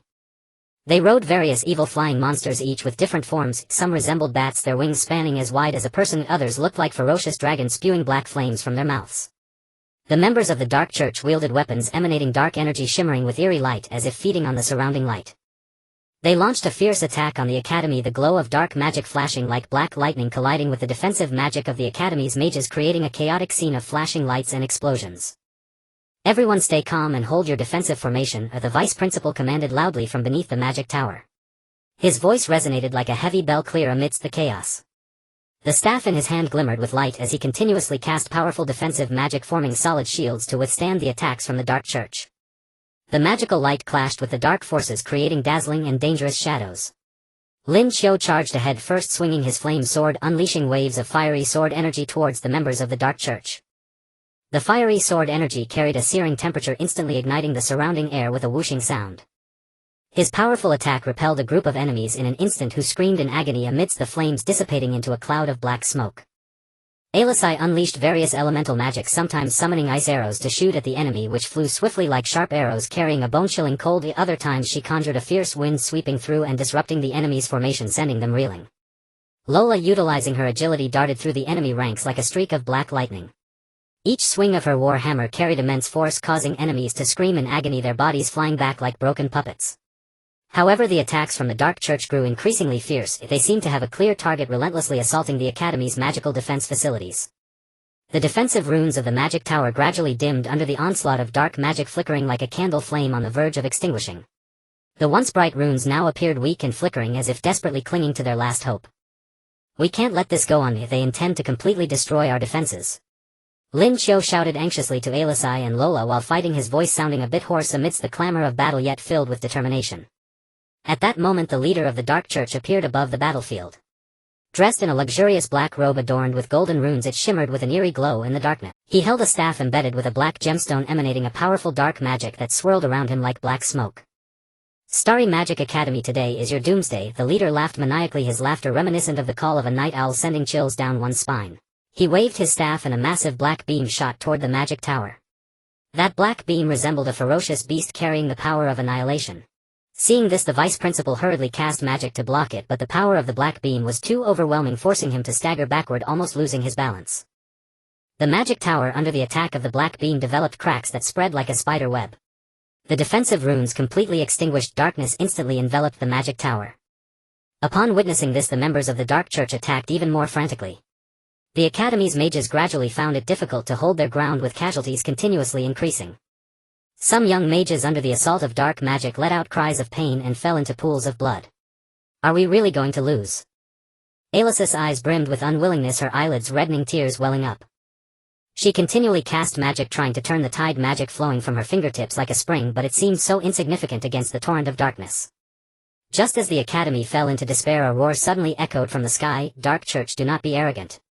Everyone looked up to see a beam of light descending from the heavens, streaking through the dark sky like a meteor. The principal had finally returned. Clad in a white magic robe, the robe was as pure as snow, radiating a sacred light. He held a staff that emitted divine light, shining like the sun, illuminating the entire battlefield. His appearance brought hope to the Academy's teachers and students, as if they had seen the dawn break through the darkness. "Principal!" everyone shouted excitedly, their voices filled with joy and anticipation. The principal landed before the magic tower, glancing at the devastated Academy, a flicker of anger flashing in his eyes, that anger burning like flames. "Dark Church, you will pay for your actions today." As he spoke, he waved his staff and a powerful sacred force surged from it like a torrent, clashing with the dark magic. The sacred power collided with the dark magic, emitting brilliant light as if two stars had collided, illuminating the entire sky. Seeing the principal, the leader's expression changed slightly. "I didn't expect you to return at this time. However, even if you are back, it won't change today's outcome." After saying this, he murmured incantations, beginning to cast an ancient summoning spell. His voice was deep and eerie, as if awakening a slumbering demon. As the leader's incantation progressed, the ground began to shake violently, as if the earth were writhing in pain. A gigantic magic circle slowly emerged in the center of the Academy, its runes flickering with eerie light like the eyes of a demon watching everything in the darkness. A powerful and evil force surged from the magic circle, resembling a black vortex that devoured everything around it. "Not good, he is summoning an evil demon." The principal's face changed dramatically, his expression serious and grave. He immediately intensified the output of sacred power, trying to prevent the completion of the summoning spell. But the leader of the Dark Church was well prepared. He cast dark magic, suppressing the principal's sacred power. The dark magic bound the sacred power tightly like black ropes. "Haha, principal, you cannot stop this," the leader laughed maniacally, his laughter echoing in the darkness filled with arrogance and pride. The magic circle glowed brightly as a massive figure slowly rose from it. It was a gigantic demon, its form like a mountain covered in black scales, each scale emanating a dark aura as if composed of countless sins. Its eyes sparkled with blood-red light like burning flames filled with endless killing intent. It wielded a massive black battle axe with black flames coursing down the blade, capable of burning away all hope. "This is the most evil demon that was sealed," the principal said in terror, his voice trembling as if witnessing the end of the world. The demon let out a thunderous roar, shaking the ground of the entire Academy, causing cracks to appear like the open mouth of a demon devouring everything. It swung its battle axe toward the principal. The principal hastily cast magic to defend, conjuring a divine shield in front of him. The axe struck the shield, producing a sound like mountains collapsing. The shield shattered instantly, scattering into countless fragments of light. The principal was also forced back several steps, a trickle of blood escaping from the corner of his mouth. "Principal, we are here to help you." Lin Qiu, Alisai and Lola rushed over. Lin Qiu swung the flame sword at the demon's leg, the fire on the sword fiercely burning, attempting to incinerate the demon's dark power. Alisai unleashed powerful magic, shooting bolts of lightning at the demon, the lightning dancing like silver serpents upon it, crackling loudly. Lola hurled her war hammer, which spun as it flew toward the demon's head, creating a whistling sound. However, the demon's defenses were extremely robust and their attacks barely inflicted any damage. The demon paused momentarily before resuming its assault on the principal. Its footsteps were heavy and slow, each step causing the earth to tremble. "This demon is too powerful, we are no match for it," Lola shouted anxiously, her voice filled with helplessness and despair. The principal gritted his teeth. "We can't just give up, we must find a way to stop it." Saying this, he waved his staff again, casting powerful magic. But the demon's strength was too overwhelming. The principal's magic could not harm it effectively. The magical light struck the demon like an ant shaking a tree, instantly swallowed by the dark power. The leader of the Dark Church laughed triumphantly. "Haha, Starry Magic Academy, your resistance is futile. This demon's power is unmatched and the entire world will tremble in darkness." The demon swung its battle axe again, this time targeting the entire academy. The axe, imbued with tremendous dark power, cut through the air like a black storm aimed at the academy. The principal, Lin Qiu, Alisai and Lola desperately tried to defend, but their strength seemed so insignificant in front of the demon. As the academy was on the verge of being destroyed by the demon's attack, was there really no way out? The demon god descended with a destructive force resembling a terrifying behemoth that had broken free from the depths of hell, a black battle axe wrapped in intense dark flames, striking down upon the Starry Magic Academy with overwhelming momentum. The earth trembled violently under the pressure of this world-altering power, as if it were a fragile body suffering a grievous blow. Cracks resembling ghastly scars spread frantically outward at a visible speed, and wherever they passed, the once solid ground shattered like a broken spider's web, utterly defenseless. The magic tower creaked under the dual onslaught of howling winds and dark magic, emitting an unbearable groan reminiscent of the anguished moans of a dying creature swaying precariously as if it could collapse into ruins at any moment. The faculty and students of the academy fought with all their might, yet they appeared so small and helpless in the face of the demon god's overwhelming power, like a mantis trying to stop a chariot. The headmaster's forehead bulged with veins as he poured all his strength into casting a holy spell, attempting to erect an indestructible protective barrier. His eyes revealed determination and resolve, but even so, the barrier that concentrated all his life's magic felt as fragile as thin paper against the demon god's assault. The dark magic released by the demon god surged like a torrent, effortlessly breaking through the barrier's defense, and the barrier's glow quickly dimmed, akin to a candle flickering in the wind on the verge of extinguishing. Lin Qiu held the flame sword tightly, its burning flames waning under the erosion of dark magic, as if it could be completely devoured by the darkness at any moment. Grinding his teeth, beads of sweat as large as soybeans rolled down from his forehead, sliding down his cheeks, yet his eyes still sparkled with an indomitable light as he swung the flame sword with all his might, hoping to inflict even the slightest damage on the demon god. Alice gripped her wand tightly, magical energy surging forth from her body like a rushing river. However, as this magical energy approached the demon god, it vanished without a trace like a cow into the sea, unable to inflict any substantial harm. A glimmer of despair flashed in her eyes, but it was quickly replaced by determination as she continued to cast spells. Laura gritted her teeth, her facial muscles trembling slightly from exertion, swinging the war hammer time and again. With each swing she poured all her strength and resolve into it, yet when the hammer struck the demon god's armor as hard as iron, it merely sparked weakly, akin to scratching the surface of a terrifying beast, unable to shake it in the slightest. Just when everyone felt despair, believing the academy was about to be reduced to dust by this devastating blow, a brilliant light suddenly erupted from deep within the academy's library. This light seemed to release the power accumulated over millennia, instantly piercing through the layers of darkness, resembling a dazzling star that illuminated the entire battlefield shrouded in shadows. The brilliance was so radiant that it nearly blinded everyone, yet it brought them a flicker of hope. "What is that?" Alice's eyes widened in shock and disbelief, her voice trembling slightly with excitement. Before them appeared a book radiating a soft glow, its pages flipping rapidly on their own, producing a rustling sound as if reciting ancient incantations. Surrounded by the light, it shot toward the battlefield like a bolt of lightning. Wherever it passed, the dark magic melted away like snow meeting the sun, dissipating into nothingness as if purified by this brilliance. "It's the Academy's Book of Wonders," the headmaster exclaimed, his voice filled with surprise and a hint of relief. This Book of Wonders had always been regarded as the Academy's most precious treasure, personally guarded by successive headmasters akin to the soul of the Academy. Though the ancient texts of the Academy hinted at its immense power, no one had truly witnessed its might. Unexpectedly, in this life-and-death crisis, it awakened on its own, stepping forward as everyone's last hope. The Book of Wonders advanced toward Lin Qiu with an unstoppable momentum. It circled around him slowly, the soft light enveloping him like a warm shield. Lin Qiu could distinctly feel the warmth and trust emanating from the book, as if it were recounting ancient vows and missions, a bond that transcended time and space. A wondrous power surged from the Book of Wonders into Lin Qiu's body, and he who had been utterly exhausted and drained of strength instantly felt revitalized, as if infused with a powerful life force. A surge of unprecedented courage and conviction welled up within him as if a voice deep in his heart was urging him to bravely face the darkness before him. Lin Qiu, the Book of Wonders has chosen you. Alice shouted excitedly, her eyes shining with hopeful light like a torch igniting in the darkness, illuminating the gloom in everyone's hearts. Lin Qiu nodded slightly, his eyes reflecting determination and resolve. He slowly reached out his hand filled with awe and gently touched the cover of the Book of Wonders. The moment his fingertip made contact, a powerful gravitational force like a black hole yanked his consciousness in. Lin Qiu felt a flash of light before his eyes and his body felt as if it were weightless. When he could see clearly again, he found himself in a peculiar space filled with pure white. There were no distinctions of up or down, no sounds, only endless white light filling every inch of space, as if the entire world were suffused with this pristine glow. Just as Lin Qiu felt lost trying to find a direction, ripples began to form in the space ahead, breaking the silence like a stone thrown into a calm lake.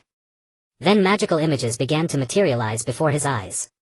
The first was a mysterious forest, ancient trees towering into the clouds as if trying to pierce the heavens, their trunks etched with mysterious runes. These runes glimmered with a soft light like twinkling stars, seemingly narrating ancient tales that felt as if they emerged from deep within time, carrying the memories of the ages. A faint mist enveloped the forest, swirling like a light veil, adding an air of mystery to the scene. Within the mist various strange creatures could be glimpsed, including winged elves, their lithe forms flitting gracefully among the trees like a gentle breeze. Wielding a wand that radiated magic, the tip sparkled with multicolored light resembling the brightest star in the night sky. There were also robust orcs, their muscular frames towering, wielding massive axes that gleamed coldly. Their vigilant eyes guarded this mystical land as if the forest were their supreme faith. The scene shifted and Lin Qiu beheld a castle floating in the air. The castle was constructed of enormous magical crystals which sparkled and shimmered in the sunlight, radiating a kaleidoscope of colors like a dreamlike wonderland. Surrounding the castle were various magical traps and defensive measures, beams of magical light crisscrossing above, weaving an invisible net of protection. These beams of magic shone like dazzling lightning at times, while at others flowed gently like water, intertwining and reflecting one another, forming a vibrant and colorful tapestry. The castle's gates were tightly shut, etched with mysterious patterns that seemed to narrate the castle's history and secrets. Then a rushing river appeared in the scene, its waters not of ordinary liquid but flowing magic. The river's color constantly shifted, sometimes deep blue like the ocean, profound and mysterious as if hiding endless treasures, at other times fiery red like flames, fervent and wild, exuding a chilling aura, and sometimes golden like sunlight, warm and bright, bringing boundless hope. On the surface of the river various strange magical creatures danced about, each in their unique form, some light as birds, others agile as fish. They feasted on magic, frolicking joyfully, emitting clear and melodious sounds as if performing a beautiful symphony. Next an ancient ruin appeared before Lin Qiu. Massive stone pillars stood within the ruins, carved with various scenes of battle, each scene vivid as if pulling Lin Qiu into that era of chaos. Knights clashed with dragons clad in heavy armor and wielding lances, their eyes resolute as they fought fiercely against the dragons which opened their gaping maws, spewing forth torrents of flame attempting to devour the knights. There were also scenes of wizards casting powerful spells against evil forces, wielding their wands and chanting incantations, powerful beams of magic shooting from the tips of their wands, engaging in fierce clashes with the wicked. At the center of the ruins stood a mysterious altar upon which lay a book radiating light resembling the Book of Wonders in Lin Qiu's hands. The glow of this book fluctuated as if engaged in a mysterious exchange with the Book of Wonders Lin Qiu held. These images flashed before Lin Qiu's eyes like a revolving lantern, each filled with wonder and mystery.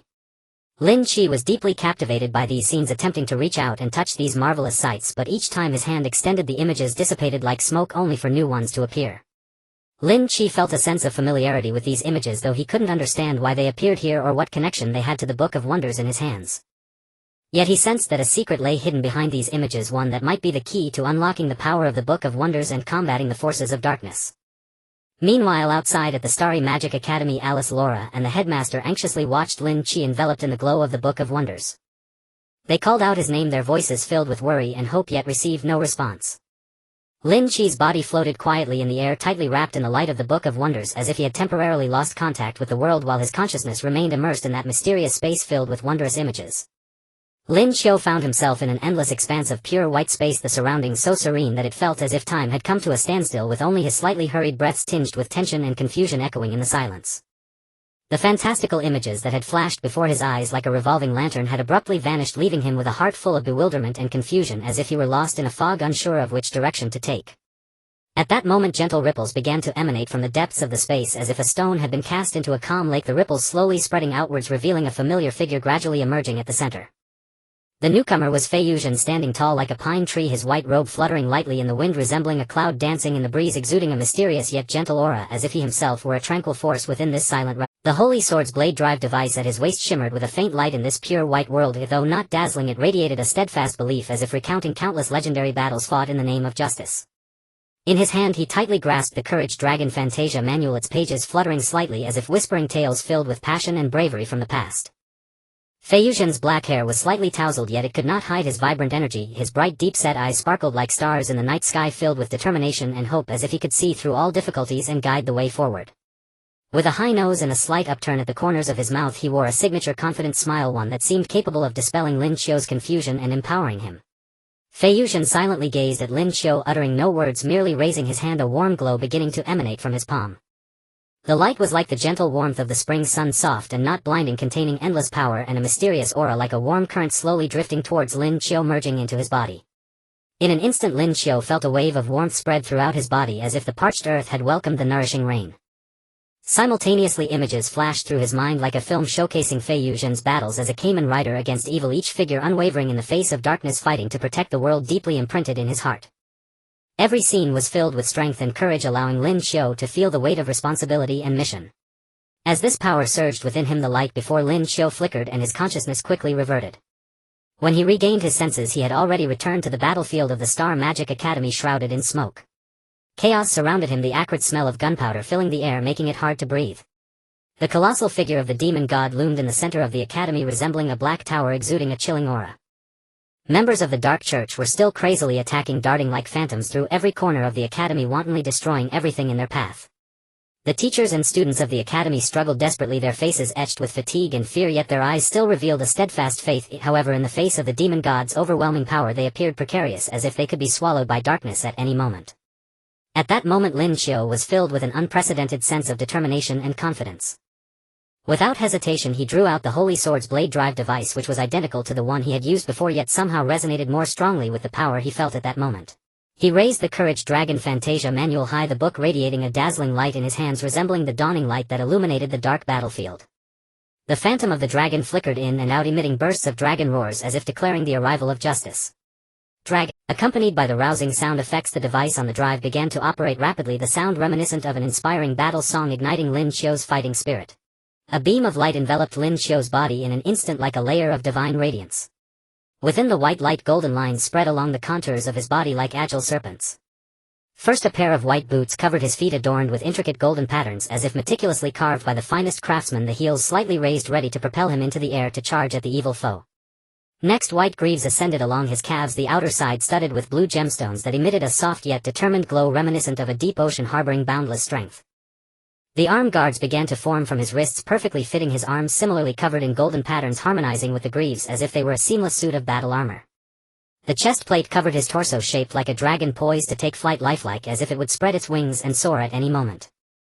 At the center, a prominent blue gemstone pulsed like a fiery heart, radiating immense power, providing Lin Qiu with a continuous source of energy. The right side of his body was imbued with the power of the Courage Dragon, covered in red armor with patterns resembling burning flames, symbolizing its formidable fire power as if it could incinerate all darkness.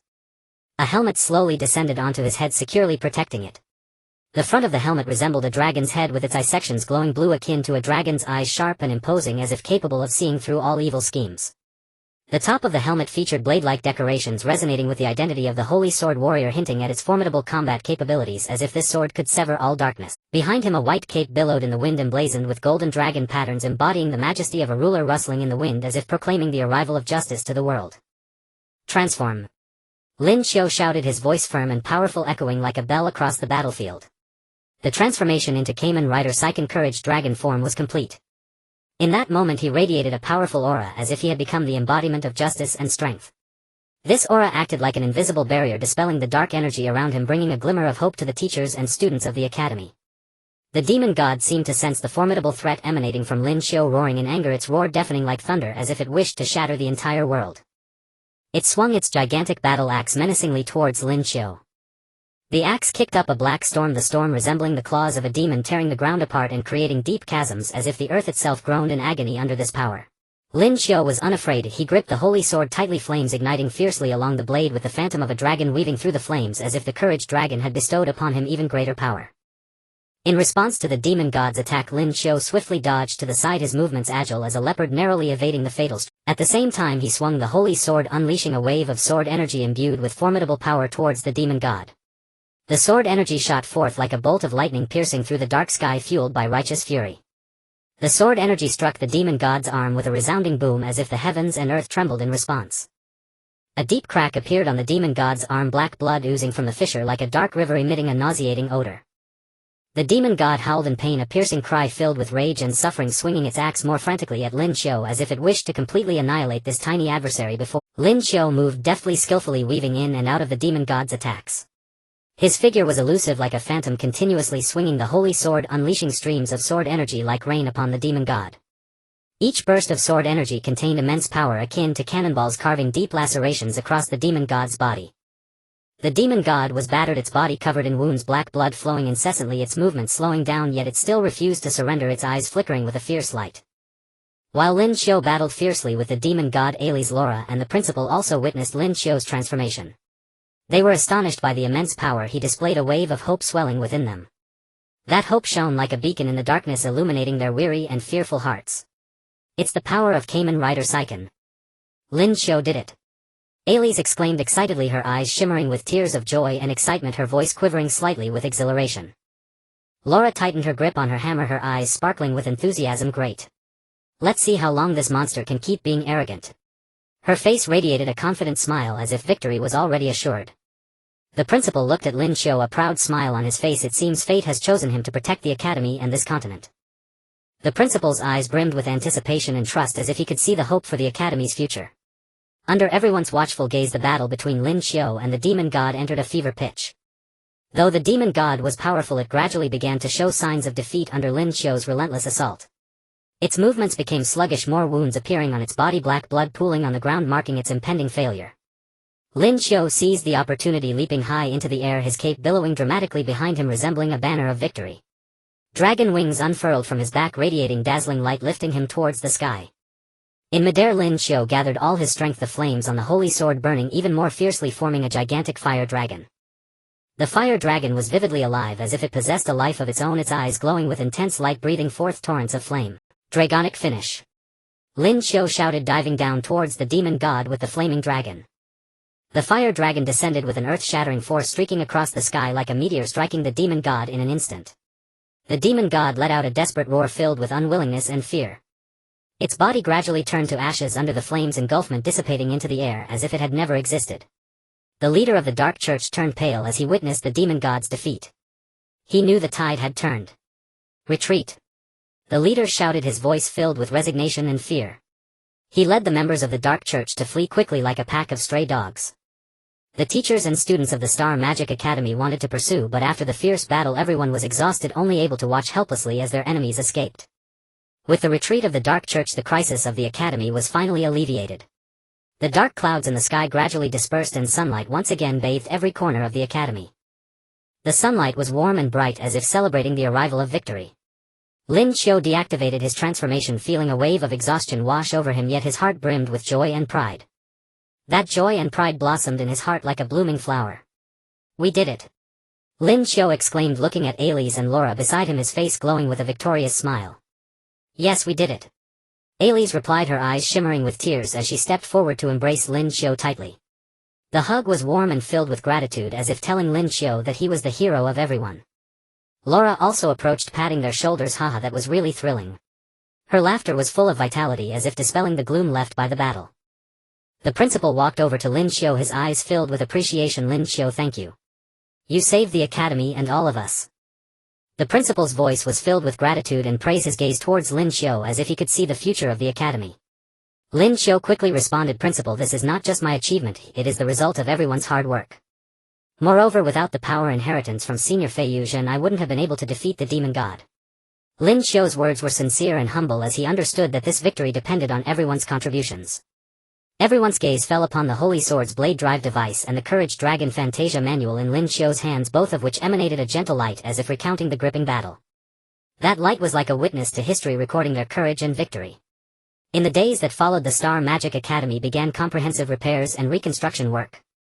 Lin Qiu, Alice and Laura did not leave if they stayed to help and under the guidance of the principal continued exploring the secrets of the Fantasia Manual and the powers of Kamen Rider Saber. They knew that the dark forces would not rest and the road ahead might still be fraught with thorns, but as long as they united as one they would certainly be able to protect the peace and tranquility of this continent. Ever since the battle at the Starfall Academy of Magic, the mystical tome of the academy brimming with arcane power had merged into Lin Qiu's being. Since then, no matter how he tried, he could no longer wield the formidable strength he once commanded. Doubt began to cloud his heart. He started to suspect that perhaps that was the true power of the Holy Blade, while his current form as the masked rider Shinran was merely a hollow imitation, a counterfeit. This self-doubt lingered like a shadow, often shrouding his mind. Yet he knew well that this was not the time to dwell in confusion. Thus Lin Qiu, Alice and Luala threw themselves wholeheartedly into preparations for a new journey. They understood that to obtain the mystical tome hidden in the castle of the far north they must first find the mysterious magic key. All clues pointed to a secluded tribe on the edge of that frozen land. On the morning of their departure, the sky was just beginning to pale and a soft dawn light draped the earth like a gossamer veil. The three gathered early at the academy gate. Lin Qiu wore a light yet warm traveling suit made of a special material that seemed to adapt to the ambient temperature. The sword driver was securely stored in his backpack, a symbol of his power and a companion in battle. The long sword at his side glinted coldly in the faint light, its finely textured blade seeming to whisper of the countless battles it had weathered. Alice donned a thick magical cloak embroidered with intricate runes that shimmered faintly in the morning glow. In her hand she clutched a wand embedded with a gem that radiated a mysterious luster, complementing the unwavering determination in her eye. Luala carried a heavy pack filled with various travel essentials with a war hammer hanging at her hip. Her face beamed with excitement and anticipation as if she were about to embark on a journey full of delightful surprises. "Ready?" Lin Qiu asked softly, looking at his two companions. Though his voice was gentle, it carried a steadiness and resolve that seemed to infuse them with confidence. "I've been ready," Luala replied cheerfully, her voice crisp and resonant like a silver bell ringing in the morning air. "This time we must find the magic key." Her eyes blazed with fervor, a burning obsession for their goal. Alice smiled and nodded. Let's set off." Her smile was like a warm spring sun, radiating a comforting reassurance while also revealing her confidence in this journey. The three bid farewell to the dean and classmates who had come to see them off. The dean's kind eyes were full of hope while the students waved their arms and cheered loudly to encourage them. They embarked on the journey to the far north, their figures gradually fading from view. Along the way they traversed dense forests. In the forest, sunlight filtered through the leaves, casting golden patches on the ground. Birds sang merrily on the branches as if seeing them off. A myriad of exotic flowers and rare herbs bloomed brilliantly, releasing a captivating fragrance. They crossed surging rivers, the water crystal clear and fish swimming freely beneath. The roar of the river was like a stirring battle anthem urging them forward. Gradually they left the warm southern continent behind and headed toward the frigid far north. As they ventured deeper into the far north, the temperature plummeted as if an invisible hand were steadily draining the warmth from the air.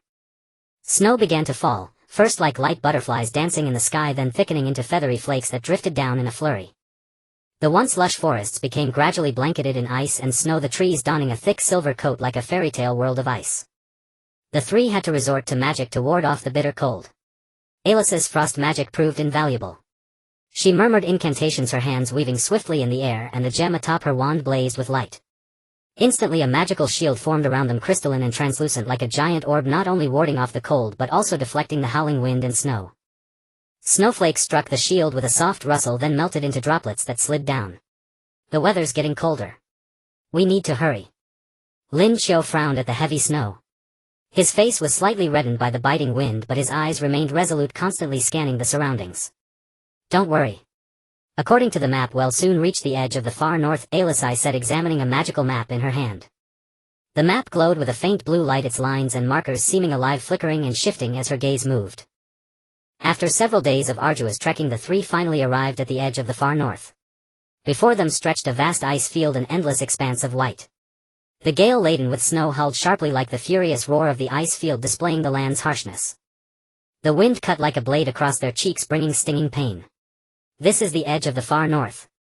Where is that mysterious tribe?" Luala gazed around, trying to find a clue in the frozen wasteland. Her eyes squinted against the wind, but she still searched diligently. Just then Lin Qiu spotted several blurry figures moving in the distance. "Look over there," he shouted, pointing. His voice was muffled by the wind but still reached his companions clearly. The three immediately headed toward the figures. As they drew closer they could see several people clad in animal hides holding long spears. Their leather garments were adorned with various animal teeth and bones gleaming with an eerie light under the sun. Their faces were painted with strange totems, vivid colors and varied shapes as if telling mysterious tales. Their eyes held wariness, scrutinizing the outsiders. "Who are you? Why have you come here?" one tall man asked in a rough common tongue. His voice was deep and resonant, carrying an unyielding authority. Alisai stepped forward, smiling warmly. "We are adventurers from the southern continent. We heard there's a mysterious tribe here and wish to ask for some information." Her gentle smile aimed to ease their vigilance. Hearing her words, the men exchanged glances, a flicker of hesitation in their eyes. Their gaze swept over the trio as if weighing something. "Follow us," the tall man said after a moment's silence. The three followed them into a tribe hidden in an ice valley. The dwellings were built from ice blocks and animal hides, the ice neatly cut, the hides carefully stitched. Though simple, they exuded a unique aura. The tribe's people cast curious glances at the newcomers. Children hid behind adults, secretly peeking at the strangers. Elders sat in front of their homes, watching thoughtfully. "Outsiders, what business do you have with us?"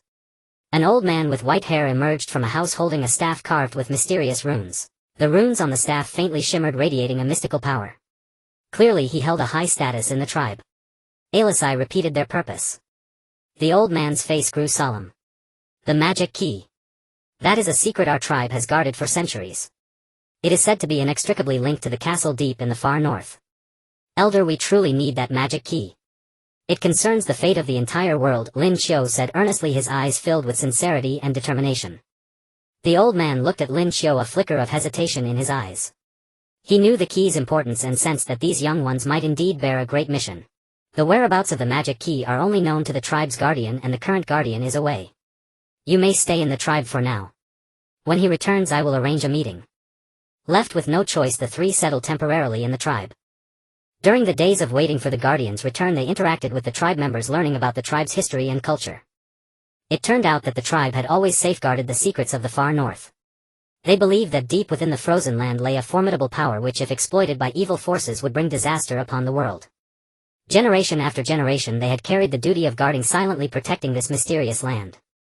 Days passed, but the guardian had yet to return. Lin Qiu and his companions grew anxious, fearing that the Dark Church would act before they found the magic key. The sinister plans of the Dark Church hung over them like a sword of Damocles, giving them no peace. "We can't wait any longer. This is wasting time," Lola blurted out, pacing the room with evident worry. "But we don't know where the guardian is. If we leave the tribe rashly, we might miss him," Alisai said, frowning. She sat on the edge of the bed, absent-mindedly twirling her wand, a hint of anxiety in her eyes. Just as they were discussing, a sudden urgent alarm echoed through the tribe. The piercing alarm shattered the tribe's tranquility. The three rushed out of the house to find the tribe members grabbing weapons and staring warily beyond the settlement. "What's happening?" Lin Qiu grabbed a young tribesman. "Beast attack." The young man said anxiously, "Recently, for some reason, these beasts have become increasingly frenzied, attacking our tribe frequently." Fear and worry twisted his face and his weapon trembled slightly. Lin Qiu, Alisai and Luala exchanged glances and without hesitation drew their weapons. "Let's help," Lin Qiu declared. His voice was firm and resolute. He instantly transformed into the masked rider Shengren's courageous flying dragon form, his holy blade blazing with fierce flames that illuminated the icy world. The three followed the tribe members outside, where a horde of massive icefield beasts was charging toward the settlement. The beasts were covered in white scales that gleamed coldly in the sunlight. Their sharp claws gouged deep furrows in the ice as if to tear the frozen plain apart. Frosty breath spewed from their maws, freezing everything in its path as if the world itself were being consumed by the cold. "Everyone be careful," Lin Qiu shouted, charging forward first. He swung his holy blade at the beasts. Flames clashed with the icy breath, producing a sizzling sound like a fierce battle between fire and water. The beasts struck by flames let out a painful roar that echoed across the ice field, sending chills down everyone's spines. Alisai cast magic, summoning a volley of ice spears that shot toward the beasts like sharp blades. The spears glinted coldly, striking the beasts with precision. Lola swung her war hammer, with each blow carrying immense force, sending beasts reeling. The impact of hammer against beast produced a deep thunderous boom that seemed to shake the entire ice field. With the trio's help, the tribe members gradually steadied their defense and engaged in fierce combat. However, the beasts were overwhelming in number and seemed driven by some dark force, abnormally frenzied. The battle became a stalemate and the tribe began to falter. The beasts surged forward relentlessly as if inexhaustible. "This won't work. We need a plan." Alisai shouted while casting spells, sweat beading on her forehead, yet she remained focused on her magic. Just then Lin Qiu spotted the beast's weakness. He noticed that when they attacked, their eyes revealed a brief opening. Striking there would inflict massive damage. Aim for their eyes. Lin Qiu yelled, his voice echoing across the ice field, reaching both the tribe and his companion. Hearing his command, everyone shifted their attacks. With combined effort, the beasts fell one by one. Eventually the icefield beasts were driven back and the tribe erupted in cheers. The cheers reverberated across the ice field, proclaiming their victory. "We are so grateful. Without you we would have been in grave danger," the tribe elder said with deep gratitude, his eyes filled with thanks, the wrinkles on his face deepening with his smile. "Elder, this was a joint effort." Lin Qiu smiled, dispelling his transformation. Though weary, his face radiated the joy of victory. After this battle, the tribe's attitude toward Lin Qiu and his companions shifted dramatically from wariness to trust. And Lin Qiu and the others hoped that through this aid the tribe's guardian would trust them more and soon reveal the location of the magic key.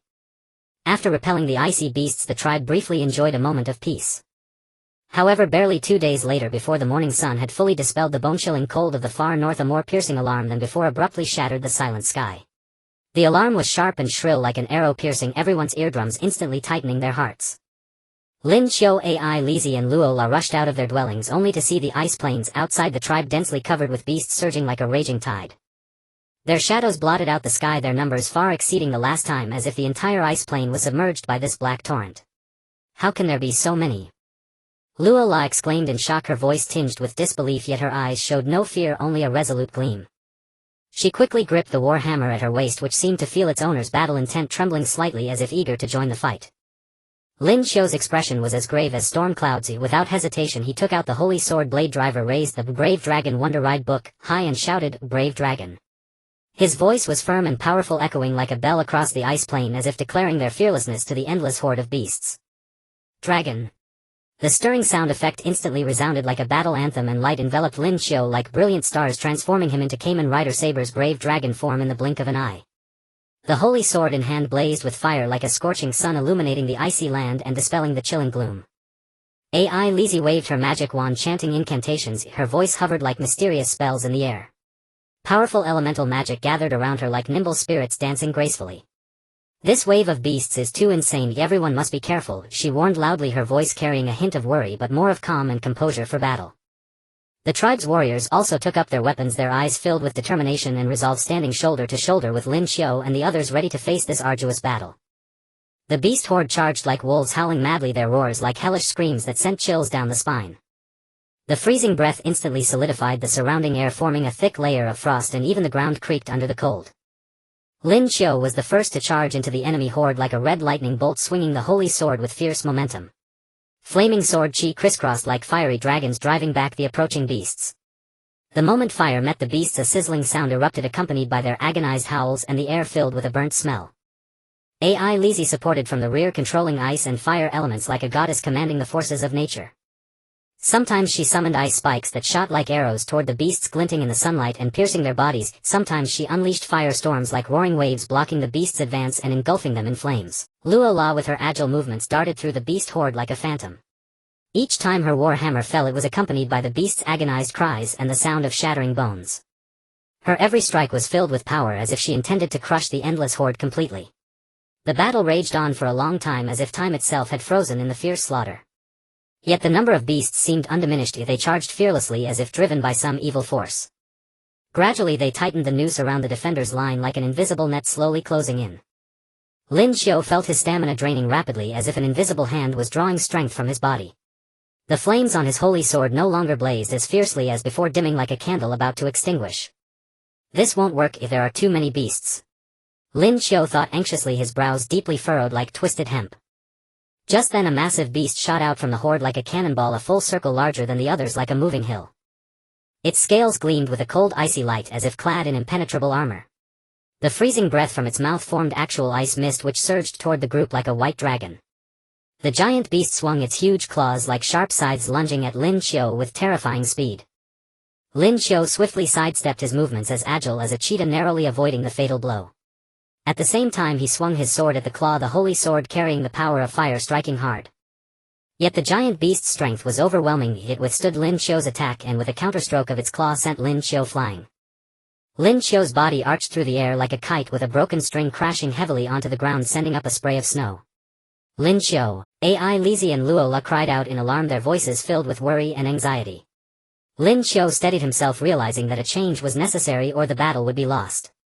But he didn't need to use his strongest form yet, so he decided to transform into another form, the Dragon Knight form. Lin Qiu took a deep breath, trying to calm the pain and urgency within. He pulled the Brave Dragon Wonder Ride book from the Holy Sword Blade Driver, then took out the Dragon Knight Wonder Ride book from the storage device at his waist. This Wonder Ride book emitted a mysterious glow, its surface covered with ancient runes that seemed to tell ancient legendary tales, as if containing endless power waiting to be awakened. It's time to show true power. Lin Qiu murmured to himself, his eyes gleaming with determination. He inserted the Dragon Knight Wonder Ride book into the Holy Sword Blade Driver. Rampage Dragon. With a new stirring sound effect like thunder, the driver released an even more dazzling light, engulfing Lin Qiu like a surging tide. In the light, Lin Qiu's armor began to undergo a dramatic transformation. The original white-handed armor was gradually covered by a deeper, mysterious silver armor whose patterns glowed with red light like flowing magma, filled with a sense of destructive power.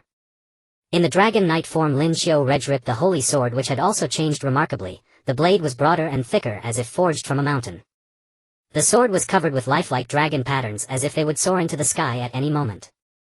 The edge shimmered with golden light, as if containing boundless energy, dazzling like the sun's radiance, capable of tearing space itself. Take this! Lin Qiu roared like thunder across the ice plain, charging toward the giant beast. His figure was as swift as a meteor, carrying an unstoppable momentum. The giant beast sensed the powerful change in Lin Qiu but did not retreat. Instead, it was provoked into even greater ferocity. It swung its claws again with a whistling wind like a scythe of death. This time Lin Qiu did not dodge. He leaped high like an eagle soaring, and with the power of the Dragon Knight form met the giant beast's claws heat. The holy sword clashed with the giant beast's claws, producing a deafening sound like a mountain splitting, and the shockwave spread outward from the point of impact, threatening to shatter the entire ice plain. The surrounding beasts were pushed back by the force, letting out terrified cries as if in awe of the overwhelming power. In the contest of strength, Lin Qiu gradually gained the upper hand. He exerted force, pushing the giant beast's claws aside, then brought the holy sword down with golden light striking the beast's body like lightning. The giant beast let out a piercing scream that echoed through the sky as if lamenting its fate. Its body swayed and finally crashed to the ground, sending up a huge spray of snow like a small avalanche. With the giant beast defeated, Lin Qiu's morale soared. He darted through the beast horde at lightning speed, elusive as a phantom. Each swing of his sword claimed the lives of beasts, which fell and turned into pools of blood. Ai Lizzie and Luo La, inspired by Lin Qiu, intensified their attacks. Ai Lizzie fused multiple elemental magics into even more powerful strikes, weaving ice and fire, lightning and wind, their dazzling magical light blasting the beast horde apart.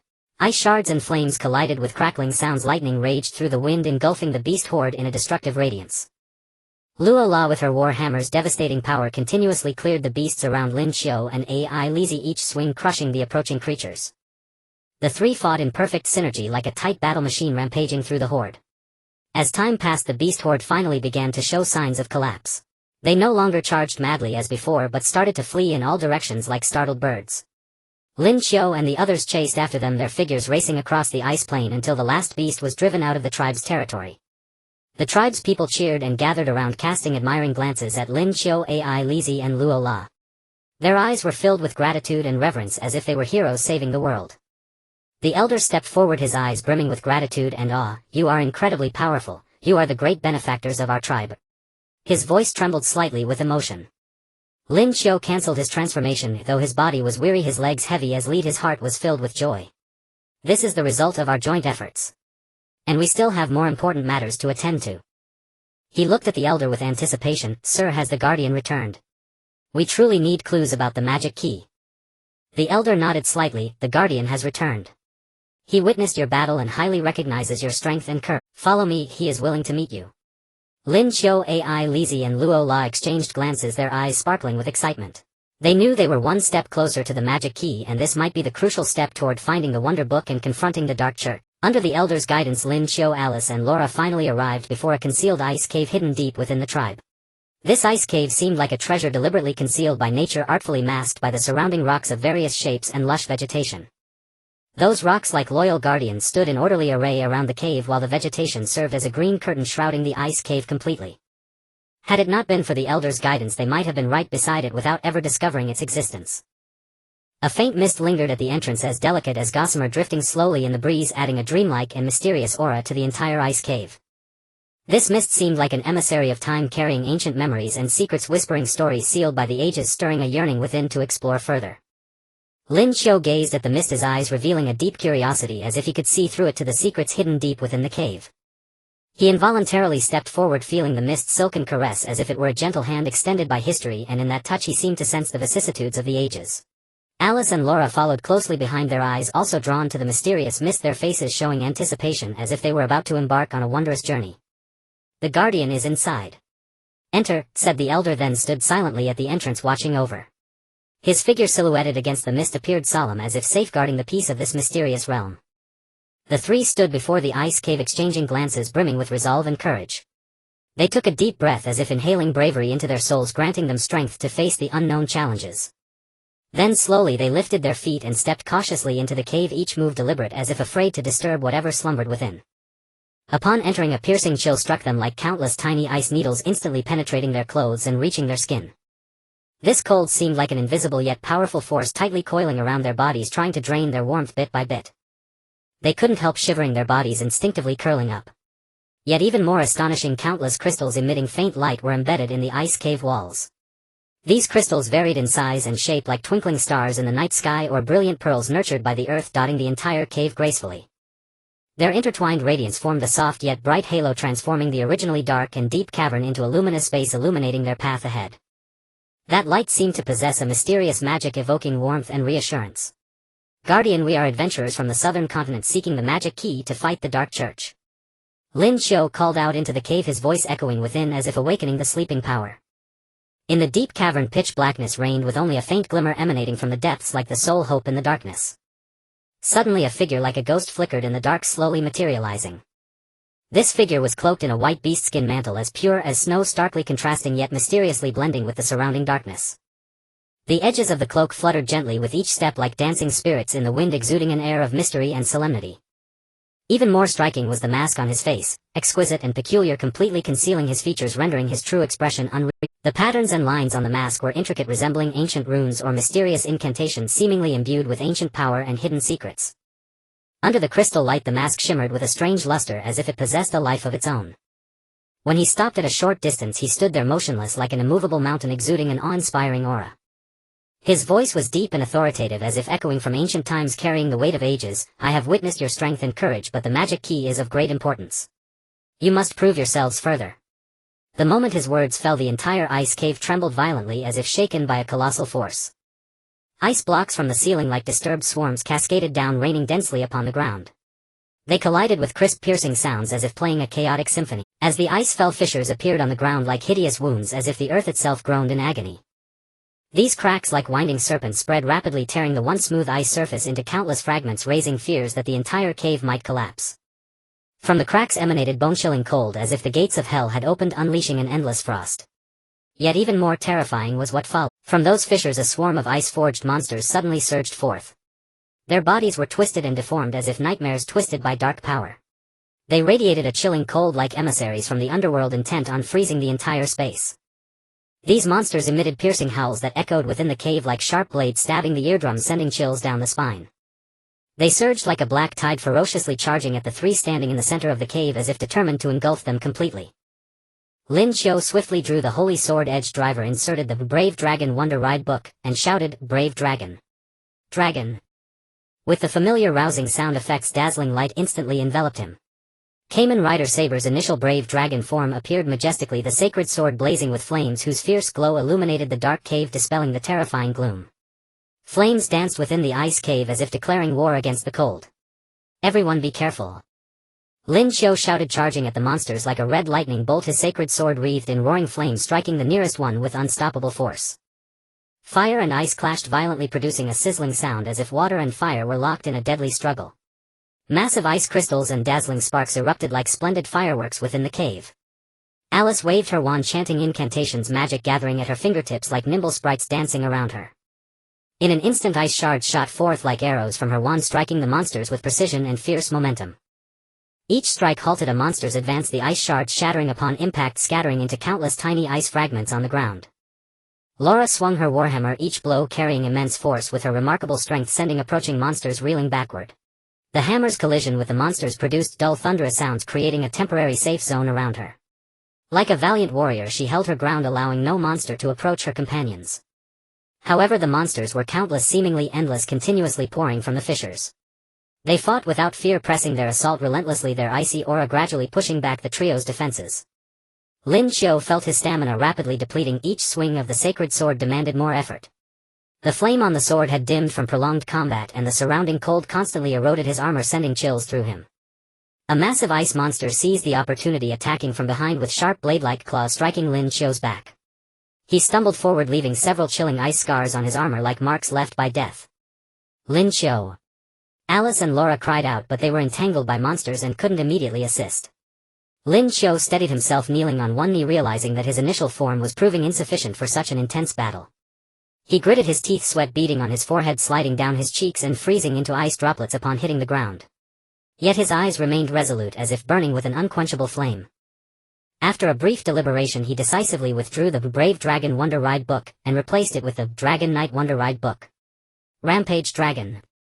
A more rousing sound effect erupted, and light surged like a tidal wave, enveloping Lin Qiu. His armor underwent a dramatic transformation. The original armor patterns were replaced by more complex, mysterious silver armor with red light emanating from the lines like flowing magma, exuding a sense of overwhelming destructive power. The sacred sword also changed its blade, becoming broader and thicker, tightly encircled by dragon motifs, the edge gleaming with golden light as if capable of tearing space itself. That radiance, like the brilliance of the sun, illuminated the entire ice cave, leaving no shadow in the surrounding darkness. In his Dragon Knight form, Lin Qiu spun around, a determined glint in his eyes. With a single push, he charged like a cannonball toward the massive ice monster that had ambushed him. The monster swung its ice claws again, accompanied by a howling wind like the prelude to death. Lin Qiu did not dodge. He leaped high, relying on the newfound power of his form, gripping the sacred sword with both hands, and met the ice claws with an unstoppable force. A deafening crash echoed, and a powerful shockwave radiated from the point of impact, causing the cave walls to tremble as if the entire ice cave shook under the force. The surrounding monsters were knocked askew by the blast like leaves swept by a gale. Lin Qiu successfully blocked the attack, and leveraging the absolute power advantage of his new form, he exerted force and severed the monster's ice claws with a clean cut. At the moment the claws broke, a crisp sound rang out like the shattering of glass. He followed through with a sword strike to the monster's body, a golden flash crossing. The monster let out a piercing scream filled with agony and despair, echoing through the cave. The monster crashed to the ground, dissolving into a pool of icy water that spread across the floor as if its final struggle. After dispatching this monster, Lin Qiu's morale soared. He darted through the monster horde with lightning speed. Every swing of his sword released a golden arc like a dragon emerging from the sea, dispersing monsters into clouds of ice mist wherever it passed. The ice mist hung in the air as if the souls of the monsters were dissipating. Alice and Laura, invigorated, attacked with even greater ferocity. Alice fused multiple elemental magics, creating powerful attacks. In an instant, ice and fire intertwined, lightning and wind danced together, and the dazzling magical light blasted the monsters into pieces. Flames burned on the ice melted in the fire, lightning flashed through the cave, and gales howled within. The forces of various elements interwove, forming a spectacular yet perilous tableau. Laura, relying on the warhammer's immense striking power, cleared the surrounding monsters for Lin Qiu and Alice. The three fought in seamless coordination as if one. Each swing of her hammer sent approaching monsters flying, creating opportunities for Lin Qiu and Alice. Their figures darted through the cave, locked in a fierce battle with the monsters. As time passed, the monster horde finally began to collapse, no longer attacking wildly but scattering in all directions. Lin Qiu and his companions pressed the advantage, pursuing until the last monster was destroyed. The ice cave was filled with mist, gradually returning to calm. Only the trio's slightly heavy breathing echoed within like a victory clarion, proclaiming their tenacity and courage. The guardian walked slowly forward, removed his mask, revealing an appreciative smile. "You have passed the test. The secret of the magic key. I will tell you." The residual waves of battle within the ice cave seemed to still tremble in the air as the guardian's profound gaze swept over Lin Qiu, Ai Lizzie and Luola, filled with admiration. He raised his hand and waved it gently, as if controlling the mysterious power of the ice cave. The crystals on the cave walls suddenly shone brightly, illuminating the entire cave as if it were broad daylight, clearly reflecting every corner. "You have demonstrated extraordinary courage and strength, indeed deserving of knowing the secrets of the magical key. However, obtaining this secret requires you to undergo the final trial." The guardian's voice echoed softly in the ice cave, carrying a sense of mystery and solemnity, as if each word bore the weight of time and mission. Lin Qiu and the others exchanged determined glances, seeing unwavering resolve in each other's eyes. Without hesitation they nodded in unison, Lin Qiu stepping forward with a firm and powerful tone, saying, "Whatever the trial may be, we are." That voice conveyed an indomitable spirit, as if it could break the shackles of the ice cave. The guardian nodded slightly in recognition of their courage. Following that, he quickly formed seals with his hands in the air, his movements fluid and mysterious like flowing clouds. As he did so, the ground of the ice cave slowly cracked open, as if the earth was being torn apart by a mysterious force. A massive circular magic array emerged from the fissure, etched with strange and ancient runes, as if those runes were mysterious codes from antiquity, emanating a ghostly blue light. Amidst the light, an ethereal castle flickered in and out of view, the very castle hidden deep within the extreme north, which housed the fantastical tome. The castle's outline shimmered in the light, resembling a mirage from a dream, both real and unreal. This is an illusion trial. You will find yourselves within the castle facing numerous dangers. Only by locating the phantom of the magical key within the illusion and successfully bringing it out will you pass the trial. The guardian explained patiently, his voice calm yet undeniable. The three took a deep breath, as if to transform the chilly air of the ice cave into courage within their bodies. They resolutely stepped into the magic array, and in an instant the scenery around them seemed to be stirred by an invisible giant hand spinning uncontrollably. A strong sense of dizziness almost caused them to lose their balance, forcing them to cling tightly to one another. When everything finally calmed down and they could see their surroundings clearly again, they found themselves in a cold and eerie castle hall. Old banners hung on the walls of the hall, swaying gently in the faint breeze as if recounting tales of past glory and sorrow. The ground was laid with heavy stone slabs covered in the marks of time, exuding a stale and decayed atmosphere, as if time had stood still here for 1,000 years. "Be careful, there must be hidden dangers here," Lin Qiu whispered cautiously to his companions. At the same time, he quickly took out the holy sword blade driver and decisively inserted it into the Courage Dragon fantasy writing book. Dragon. The familiar and passionate sound effect echoed instantly as light enveloped Lin Qiu like a tidal wave, and the Kamen Rider Saber in Courage Dragon form made a striking appearance. The flames burning on the holy sword blazed like a scorching sun, instantly illuminating the dark hall and revealing the hidden shadows lurking around. Those shadows, illuminated by the flames, appeared to be demons lying in wait in the darkness, ready to pounce. AI Lizzie tightly gripped her wand, her knuckles turning slightly white from the exertion as magic flowed rapidly around her like lively spirits dancing beside her, always prepared for any sudden situation. Luola steadied the heavy warhammer on her shoulder, her gaze sharp like that of a leopard, vigilantly observing her surroundings, missing no signs of movement. They cautiously explored forward, each step taken with extreme care, as if any misstep could trigger hidden traps. Just a few steps out, the walls on both sides of the hall suddenly emitted a dull rumble, followed by a splitting sound as if cut by a sharp blade, and a swarm of skeletal warriors armed with blades surged out like a tide. These skeletal warriors moved as swiftly as phantoms, emitting chilling howls that seemed to roar from hell, instantly surrounding the three. The hollow eye sockets of the skeletal warriors glimmered with eerie ghostly lights, and the blades in their hands flickered with a cold light in the dim surroundings, as if they sought to tear apart everything in front. Lin Qiu was the first to strike, like a fearless knight swinging the holy sword, as fiery sword energy swept towards the skeletal warriors. Wherever the sword energy passed, the skeletal warriors shattered into fragments like fragile porcelain, instantly breaking in the fierce flames. AI Lizzie did not show weakness either. She waved her wand, chanting incantations, and summoned shards of ice that shot towards the enemies like raindrops. The ice shards, imbued with piercing cold, accurately struck the skeletal warriors, shattering their bones. Luola charged into the enemy ranks with her immense strength like a tiger descending from the mountain. Each swing of her warhammer was accompanied by a deep thud, sending several skeletal warriors flying, their bones scattering across the ground. However, the number of skeletal warriors was overwhelming, coming wave after wave, seemingly endless. Lin Qiu felt his stamina quickly depleting, each swing of the holy sword requiring more effort, and the flames of the sword gradually dimming like a candle about to extinguish. "This won't do, we need to find a way to break through," Lin Qiu shouted loudly while desperately fending off the attacks of the skeletal warriors, his voice tinged with urgency. At that moment, a massive skeletal general slowly approached from the depths of the hall. It stood several meters tall, looming over everyone like a giant wielding a gigantic battle axe that emanated a powerful sense of oppression, as if it could cleave everything in two. The blade of the battle axe glimmered with a cold light, as if recounting its bloody past. The skeletal general swung the axe with tremendous force towards Lin Qiu. Lin Qiu's expression hardened as he quickly sidestepped to avoid the attack. The axe, slicing through the air, struck the ground with a force that sent sparks flying, splitting the stone slab in two. Seizing the moment while the skeletal general was attacking, Lin Qiu swiftly swung his sword toward its leg. The holy sword struck the bone of the skeletal general with a crisp sound, leaving only a shallow mark, revealing the formidable defense of the skeletal general. Seeing this, AI Lizzie immediately cast a spell, her hands moving swiftly in the air, reciting a series of mysterious incantations.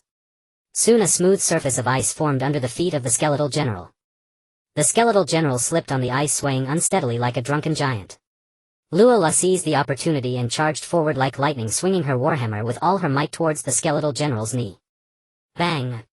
The warhammer landed heavily on the skeletal general's knee, producing a deafening sound, and its kneecap shattered instantly, causing its body to crash down, raising a cloud of dust. Having dealt with the skeletal general, the three took a moment to catch their breath. However, before they could collect themselves, the ceiling of the hall suddenly erupted with a dull roar, followed by countless sharp ice spikes raining down like a dense barrage of arrows. Lin Qiu hurriedly swung the holy sword, knocking away the nearby ice spikes one by one. The holy sword clashed with the ice spikes, producing a series of crisp sounds as the spikes shattered under the impact of the flames. AI Lizzie quickly cast a magic shield, and a transparent barrier instantly enveloped the three of them. The shield trembled slightly under the impact of the ice spikes, emitting a faint glow. Luola swung her warhammer, smashing the ice spikes that broke through the shield. Each swing was filled with tremendous force, turning the spikes into countless shards of ice. Under the assault of the ice spikes, the three moved forward with great difficulty. Suddenly AI Lizzie spotted a door at the end of the hall, emitting a soft glow, the light resembling a flicker of hope in the darkness. She pointed at the door excitedly, shouting, "Look there! The magical key might be inside." The three immediately rushed toward the door, but a magical barrier appeared in their path. The barrier shimmered with blue light, resembling a deep ocean, blocking their way. The light seemed to contain mysterious power, making it daunting to touch.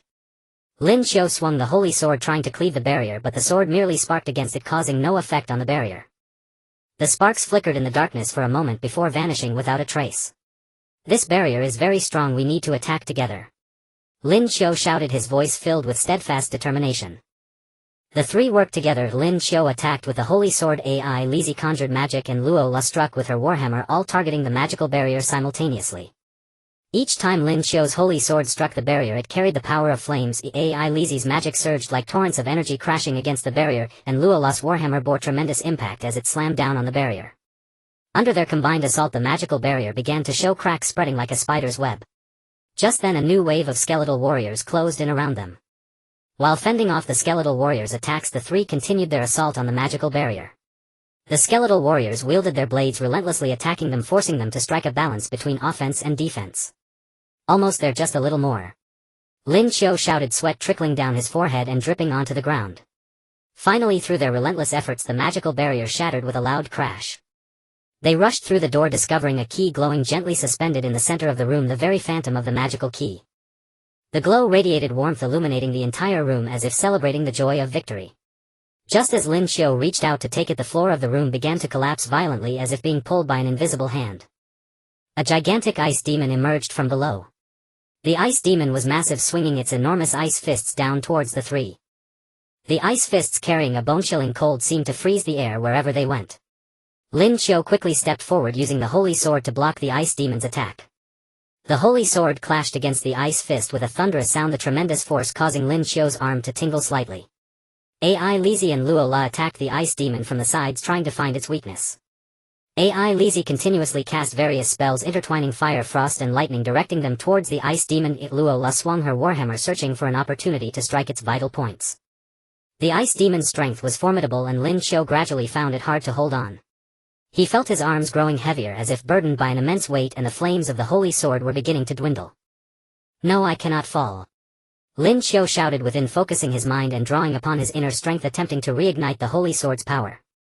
His eyes revealed a steadfast resolve, as if he was determined to fight the ice demon to the very end. Just as the ice demon's fist was about to crash down again, Lin Qiu suddenly felt a surge of powerful energy erupting from within him, as if an awakened dragon had stirred. The flames of the holy sword blazed fiercely, becoming even more vibrant, illuminating the entire room. Seizing the moment, he swung the holy sword, unleashing a powerful wave of fiery sword energy towards the ice demon. The sword energy, radiating intense heat, struck the ice demon's chest. The ice demon let out a pained howl, swaying unsteadily as a deep wound appeared on its chest. AI Lizzie and Luola seized the opportunity to unleash their strongest attacks. AI Lizzie fused all elemental magic together, forming a gigantic magic sphere that contained immense energy, resembling a miniature sun, shooting towards the ice demon. Luola swung her warhammer with all her might, striking towards the ice demon's head. Under the combined assault of the three, the ice demon finally collapsed, turning into a puddle of water. The water spread across the ground, gradually disappearing from sight. Lin Qiu stepped forward, cautiously picking up the phantom of the magical key. Just as he grasped the key, the surroundings began to spin wildly again.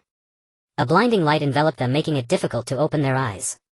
When everything finally settled, they found themselves back in the ice cave.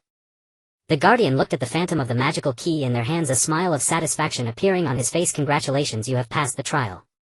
The true magical key lies within the castle deep in the extreme north, and this phantom will guide you to find it. Lin Qiu and the others exchanged glances, their eyes filled with joy and anticipation. They knew they were one step closer to finding the fantastical tome. Returning from the ice cavern to the real world, Lin Qiu and his two companions brimmed with exhilaration and anticipation. Guided by the Guardian, they bid farewell to the enigmatic tribe and ventured deeper into the far north, hearts resolute in their quest for the unknown. The environment of the far north grew increasingly hostile, beyond imagination. Fierce gales raged like enraged beasts, hurling blizzards across the land with overwhelming cataclysmic force. The snowflakes cut like razor-sharp blades, lacerating their cheeks with stinging relentless pain. As far as the eye could see stretched an endless expanse of white ice, a world swallowed whole by frost and silence. Only the wind's ghostly wolf-like howling pierced the suffocating stillness. With immense difficulty the three pressed forward across the frozen plain, one laborious step at a time, each foot sinking deep into the snow as though countless invisible hands dragged at their limbs. Lin Qiu, empowered by the Kamen Rider Sabers, might forged ahead like an intrepid pioneer cleaving a path through the storm. Flames roared along the sacred blade, beacons in the abyss, illuminating the way forward while banishing part of the bone-deep cold. Their flickering light danced defiantly against the gale. Alice focused utterly on her magic. Her hands wove intricate patterns in the air, her lips murmured arcane incantations, each syllable weaving threads of ancient power. Soon a translucent barrier shimmered into existence around them, a fortress of pure wool steadfastly repelling the blizzard's onslaught. Snowflakes shattered upon impact, melting instantly into glistening droplets that slid silently down its surface. According to the Guardian, the castle lies just ahead, Alice shouted over the shrieking wind, holding aloft her softly glowing magical map. The map's lines pulsed with life, radiating an ethereal luminescence that pointed unerringly toward their destination. At last, we're nearly there. Luola exclaimed, her cheeks flushed crimson as if ripened by winter's bite, yet her eyes blazed with fierce unquenchable yearning, the fire of adventure itself undimmed by hardship or peril. Hours passed in grueling march, their legs grew leaden, yet unwavering conviction carried them onward. At last a colossal castle emerged before them, slumbering titanic, encased entirely in thick seamless glacial armor, a masterpiece sculpted by nature's own hand. Its soaring spires pierced the brooding heavens, sunlight struck the ice, igniting a glare so brilliant and frigid it seared the eyes. The massive gates stood sealed, silent, monumental, etched with cryptic runes. These glyphs, ancient and potent, seemed to breathe with forgotten power, whispering of secrets buried deep within the castle's heart. This is it. Lin Qiu halted, lifting his gaze to the awe-inspiring edifice, a surge of inexplicable fervor rising within him. That fervor swelled like a tide, an omen that destiny's gears had begun to turn. They approached the gate, and Lin Qiu carefully extended the spectral image of the magical key toward its surface. In that instant wonder unfolded, the key's phantom resonated with the runes as if soulbound, igniting a brilliance so intense it blinded the eye. Within the radiance the runes shimmered and leapt, engaged in a silent sacred rite. Then slowly the gate groaned open, releasing a breath of antiquity, dusty, arcane, heavy with millennia, and an aura of profound, ineffable power that stirred reverence in the soul. Heart pounding with trepidation and elation, the trio stepped inside. The castle's interior was dim and hushed, a tomb slumbering for 1,000 years. Tattered banners hung from the walls, trembling faintly in the chill, rustling like whispered memories of glory and ruin. Massive stone slabs paved the floor, moss clung stubbornly in shadowed corners, jagged icicles sharp as daggers gleamed with faint spectral light. All bore mute testament to time's inexorable passage. Tread carefully, danger surely lingers here, Lin Qiu whispered, voice taut with vigilance. His grip tightened on the sacred blade, the courageous dragon Wonder Ride book mounted on its hilt glowed faintly, sensing its master's alertness, ready to unleash overwhelming force at a moment's notice. They advanced down the corridor, each step measured and deliberate, fearing hidden perils. Their footsteps echoed hollowly, like tolling bells heralding fate. Suddenly the floor heaved violently, no warning, no tremor, just earth-shaking convulsion. Cracks spiderwebbed outward, and from their depths surged a host of ice-elemental monsters. Translucent and exquisite, like master-carved ice sculptures, they were composed purely of crystalline elemental essence, radiating biting, soul-chilling cold. Claws of sharpened frost slashed the air as they shrieked, a piercing metallic wail that rent the silence like a blade, and hurled themselves forward with murderous intent. Lin Qiu reacted instantly, transforming into Kamen Rider Saber, courageous dragon form. Power flooded his frame, flames erupted along the sacred blade, roaring like a living dragon, banishing the corridor's gloom. Dragon! With a thunderous cry he became a comet of fire, hurtling headlong into the horde. Swinging the blade he struck the nearest monster. Fire met ice in violent sizzling collision, hissing like oil on scorching iron, sparking great bursts of frost and ember. The frost fragments shimmered with prismatic light under the flame's glow, a dazzling ephemeral fireworks display. Alice raised her wand and unleashed potent elemental sorcery. Her gaze unwavering, she chanted swiftly. Icy spears shot forth like arrows, streaking with lethal grace to clash against the monster's frost claws. At impact, blinding light erupted, shards of ice and claw alike shattering into glittering motes that drifted weightlessly through the air. Luola swung her warhammer, raw strength and fearless courage merging into devastating blows that repelled every monster that dared draw near. Each strike rang clear and sharp, the crystalline shatter of ice monsters fracturing like priceless glass. Yet the ice elementals multiplied without end, pouring ceaselessly from the fissures like a dark freezing tide tightening their encirclement. Lin Qiu felt his stamina ebbing rapidly, as if an unseen hand drained his vitality. The sacred blade's flame dimmed, flickering weakly like a candle nearing its end. Then from the throng emerged an ice elemental lord, towering colossal, radiating a cold so profound it froze the very air, leaving delicate frost blooms in its wake.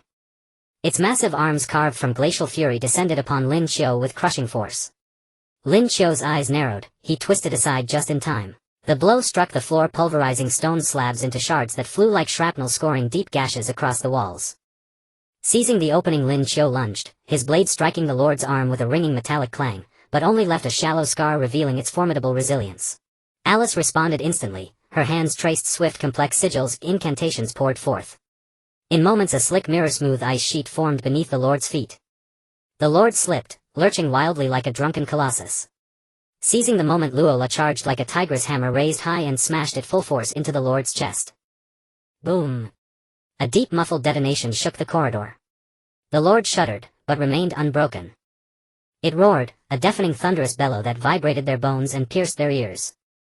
Swinging its arms it summoned a vortex of ice, feral furious, that slammed into the trio, driving them backward with brutal force. This lord is too powerful, we must find another way. Lin Qiu shouted, his voice strained yet unyielding amid the storm. Then Alice's gaze locked onto a pulsing azure core embedded in the lord's chest, starbright radiant nestled deep within its glacial form. A spark ignited in her mind. Lin Qiu, strike its core, she cried, her voice alight with sudden revelation. Lin Qiu followed her pointing finger, his eyes flared with dawning triumph. He drew a deep breath, centered his spirit and channeled his remaining strength into the blade, rekindling its flame with blazing intensity. The fire surged, reborn fiercer than ever, flooding the corridor with golden light. Dragonic finish. With a final thunderous cry, Lin Qiu became a blazing draconic comet, hurtling with apocalyptic speed straight into the lord's chest core. The lord let out a final agonized wail, full of despair and defiance, before dissolving like frost beneath a summer sun, crumbling into shimmering motes that scattered into nothing. As the lord vanished, the lesser ice elementals likewise shattered, melting into pools of water that spread silently across the floor. The three stood breathing heavily, relief washing over them. It's over, Luola said, wiping sweat from her brow, streaks glistening against her flushed cheeks. Don't let your guard down, we haven't found the wonder book yet, Lin Qiu cautioned, his eyes still sharp, ever watchful. They pressed onward, through chamber after chamber, hall after hall, each steeped in mystery. Weathered statues stood sentinel, crumbling tables and chairs whispered of long-vanished lives. At last they reached the castle's innermost sanctum. In the center of a vast circular chamber a stone pedestal rose slowly. Upon it rested a book bathed in gentle golden light, the wonder book of elemental forces, the very artifact they had sought. Its radiance warmed the space like dawn's first light, beckoning, calling them home. Yet as they stepped forward to claim it, elemental energies erupted around the chamber's perimeter. Flame roared like wildfire, water surged like tidal wrath, earth rose like mountainous might, wind shrieked like gale-born fury, for primal forces coalescing into a colossal shimmering barrier, severing them from their prize. A new trial awaited. Lin Qiu, Alisai and Luola stood before the fantastical book of elemental power, yet they were obstructed by an element barrier that seemed to originate from another world. This barrier resembled an indestructible wall of energy intricately woven from the four elements of fire, water, earth and wind, with colorful lights flickering and dancing like lively spirits, creating powerful waves of energy that caused the surrounding air to seem to boil, emitting a low hum. The power of this barrier is overwhelmingly strong, and the four elements balance each other, making it difficult to break through for the time being. Alisai furrowed her delicate brows, worry filling her eyes as her gaze darted like a sharp hawk, searching for a way to unravel the complex interweaving of the elements. Lin Qiu gripped the holy sword tightly, flames blazing fiercely along the blade echoing the steadfastness within his heart. His gaze was like a sharp sword piercing through the obstacles before him as he resolutely declared, no matter how difficult it is to break through this barrier, we must obtain that fantastical book. The Dark Church may strike again at any moment, it is the key to our fight against darkness. Luola, unwilling to back down, firmly hoisted the heavy warhammer onto her shoulder, her voice booming like a great bell. Indeed, this barrier will not stop us. Her words were filled with fearless courage and unwavering determination. Just as the three were racking their brains for a strategy, a peculiar vibration suddenly emanated from Lin Qiu's backpack. At first the vibration was slight, as if something inside was gently wriggling, but soon it grew more intense, as if a beast eager to break free from its cage was hidden within the backpack. Before they could react, a blinding light shot out from the backpack like lightning, revealing the second fantastical book they had previously obtained. The book seemed to be drawn by a mysterious and invisible force, swiftly flying towards the third book on the stone platform, creating a small whirlwind in the air with its speed. The whirlwind held, scattering the surrounding ice and snow, while the pages of the fantastical book rustled in the wind as if whispering some unknown secret. "What is happening?" Alisai exclaimed in surprise, her eyes widening as her voice involuntarily rose, filled with astonishment and confusion. The second fantastical book flew steadily to the side of the third book, and the two books began to slowly rotate as if compelled by some mysterious force. Initially the rotation was slow, but it quickly picked up speed, the pages flipping open on their own, radiating an increasingly dazzling light that was almost blinding, forcing them to squint and peek through their fingers. Amidst the light, countless mysterious runes flickered in and out of existence, emanating a powerful and enigmatic aura, as if recounting an ancient and mysterious story that transcended time and space. Then the two books slowly drew closer, as if performing a sacred ritual. In a dazzling flash of light they began to merge. As they merged, the surrounding space seemed to distort slightly, like a calm lake disturbed by a great stone ripple spreading outward. A powerful wave of energy spread outward like a surging tide, causing the clothes of the three to flutter and their hair to whip wildly in the wind. While they were still immersed in this unbelievable scene, the merged fantastical book transformed into a stream of light, shooting towards Lin Qiu with blinding speed. Lin Qiu instinctively tried to dodge, his body reacting reflexively, but the stream of light was too fast, vanishing into his body in the blink of an eye, leaving only a faint glow that flickered across his chest. Lin Qiu stood frozen in place as if he had been struck by a freezing spell. He instinctively looked at his hands, then slowly touched his chest, confusion etched across his face. He had expected his body to undergo dramatic changes or to be overwhelmed by a surge of power, even preparing for the possibility of fainting. However, apart from a warm sensation that flickered in his chest at that moment, he felt nothing unusual.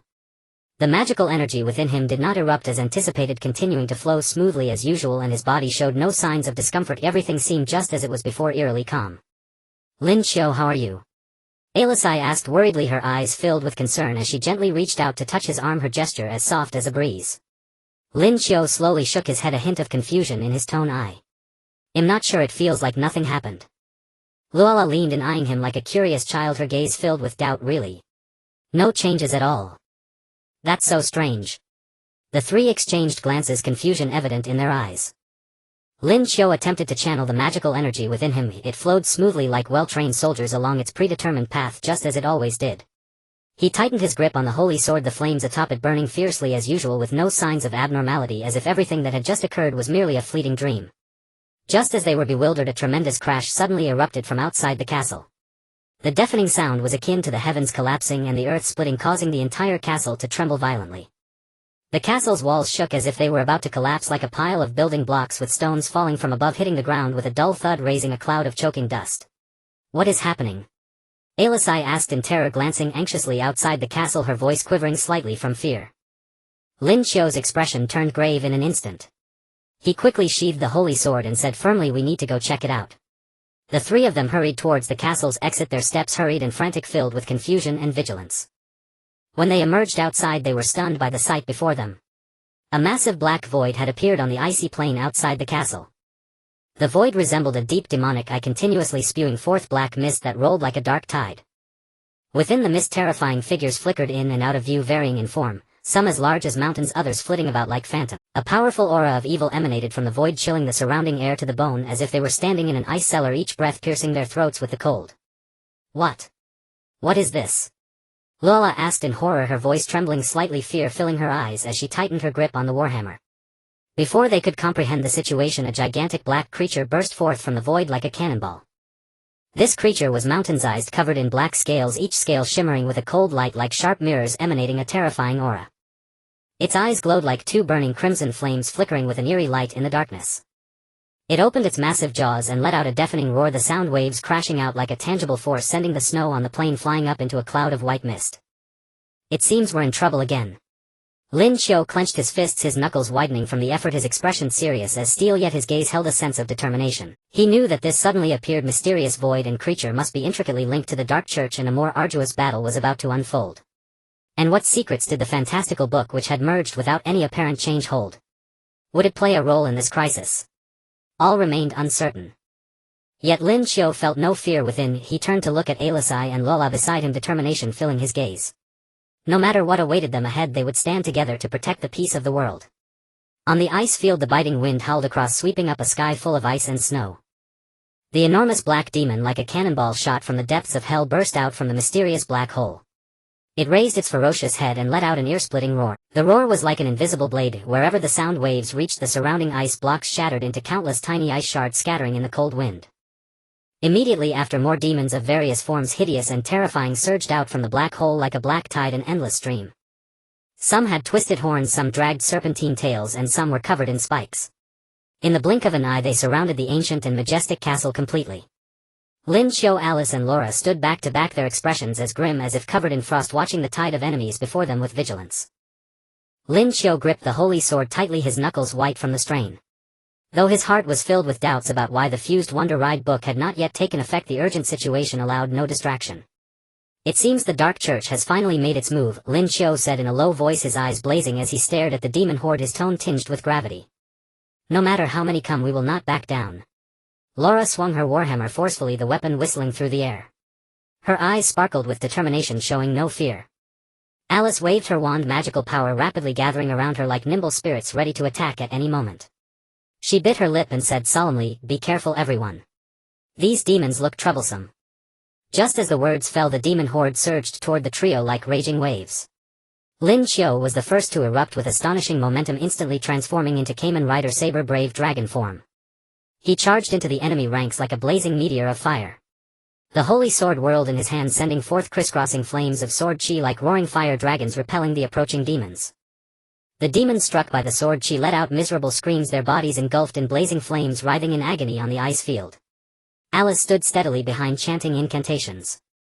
The tip of her wand shone brightly, unleashing powerful elemental magic like a dazzling display of fireworks.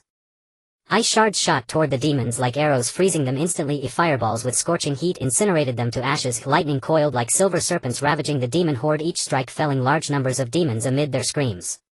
Relying on her agile movements and innate formidable strength, Laura rampaged through the demon horde like a brave lion. With every swing of her warhammer, she exerted immense force, sending demons flying like ragdolls, tumbling and crashing heavily onto the ice. However, the number of demons was overwhelming, like an endless black ocean. Moreover, more high-level demons joined the battle, their forms larger, their strength greater, radiating a chilling aura. The trio gradually fell into a bitter struggle like a small boat tossed in a raging storm. Lin Qiu felt his stamina rapidly draining, as if an invisible hand were drawing the strength from his body. The once blazing flames on the holy sword dimmed like a dying candle. Just then a black light shot out from the black hole like a ghost, as fast as lightning. Lin Qiu failed to dodge and was struck hard by the light, sent flying like a broken kite, sliding dozens of meters across the ice, leaving a long trail. "Lin Qiu!"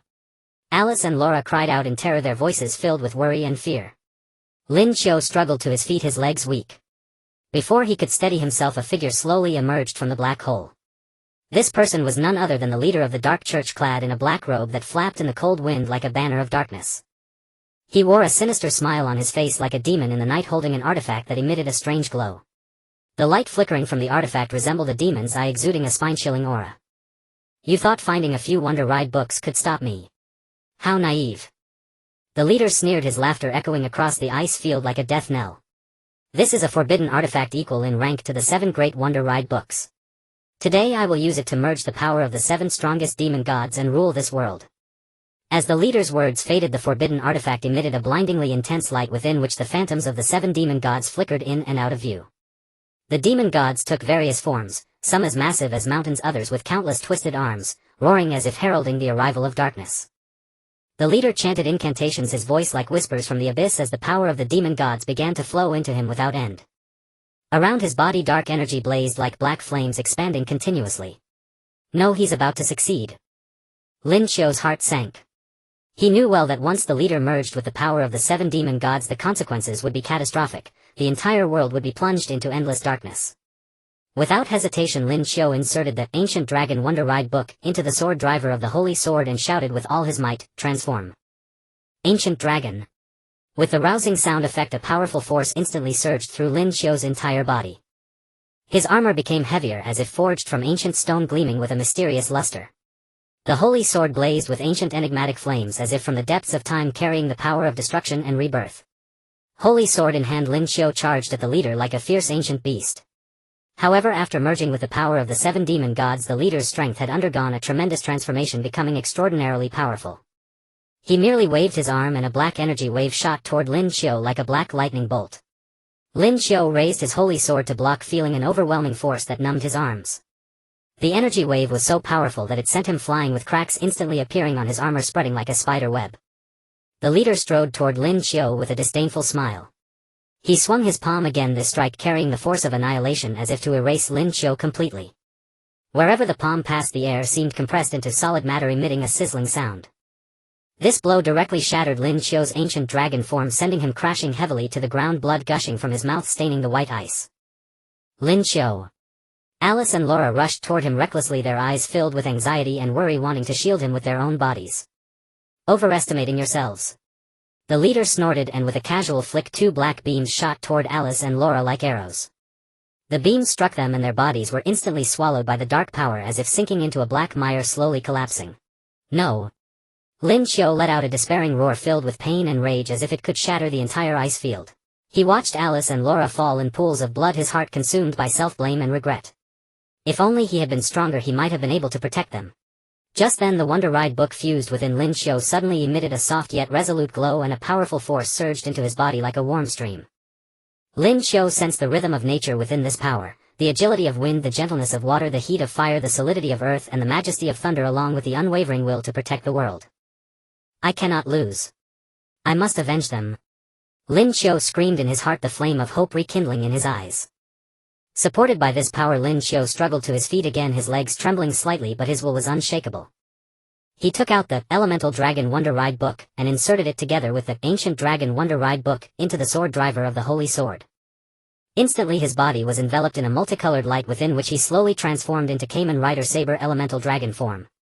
In this form, Lin Qiu's armor radiated a prismatic glow like a rainbow, perfectly harmonizing with the elements of fire, water, wind, earth, and thunder.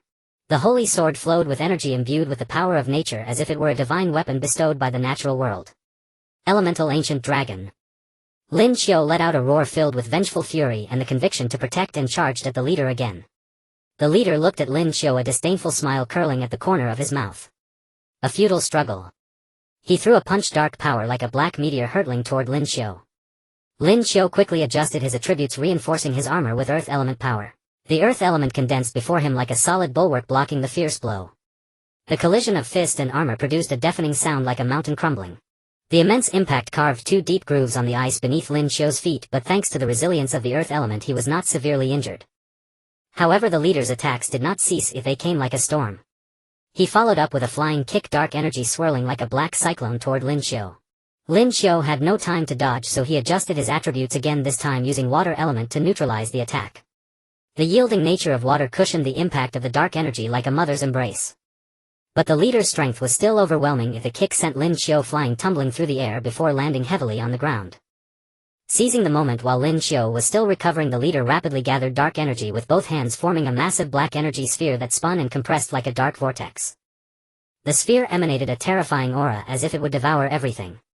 The leader launched it at Lin Qiu, the sphere speeding toward him like a black cannonball. Knowing the power of this attack, Lin Qiu dared not meet it head-on.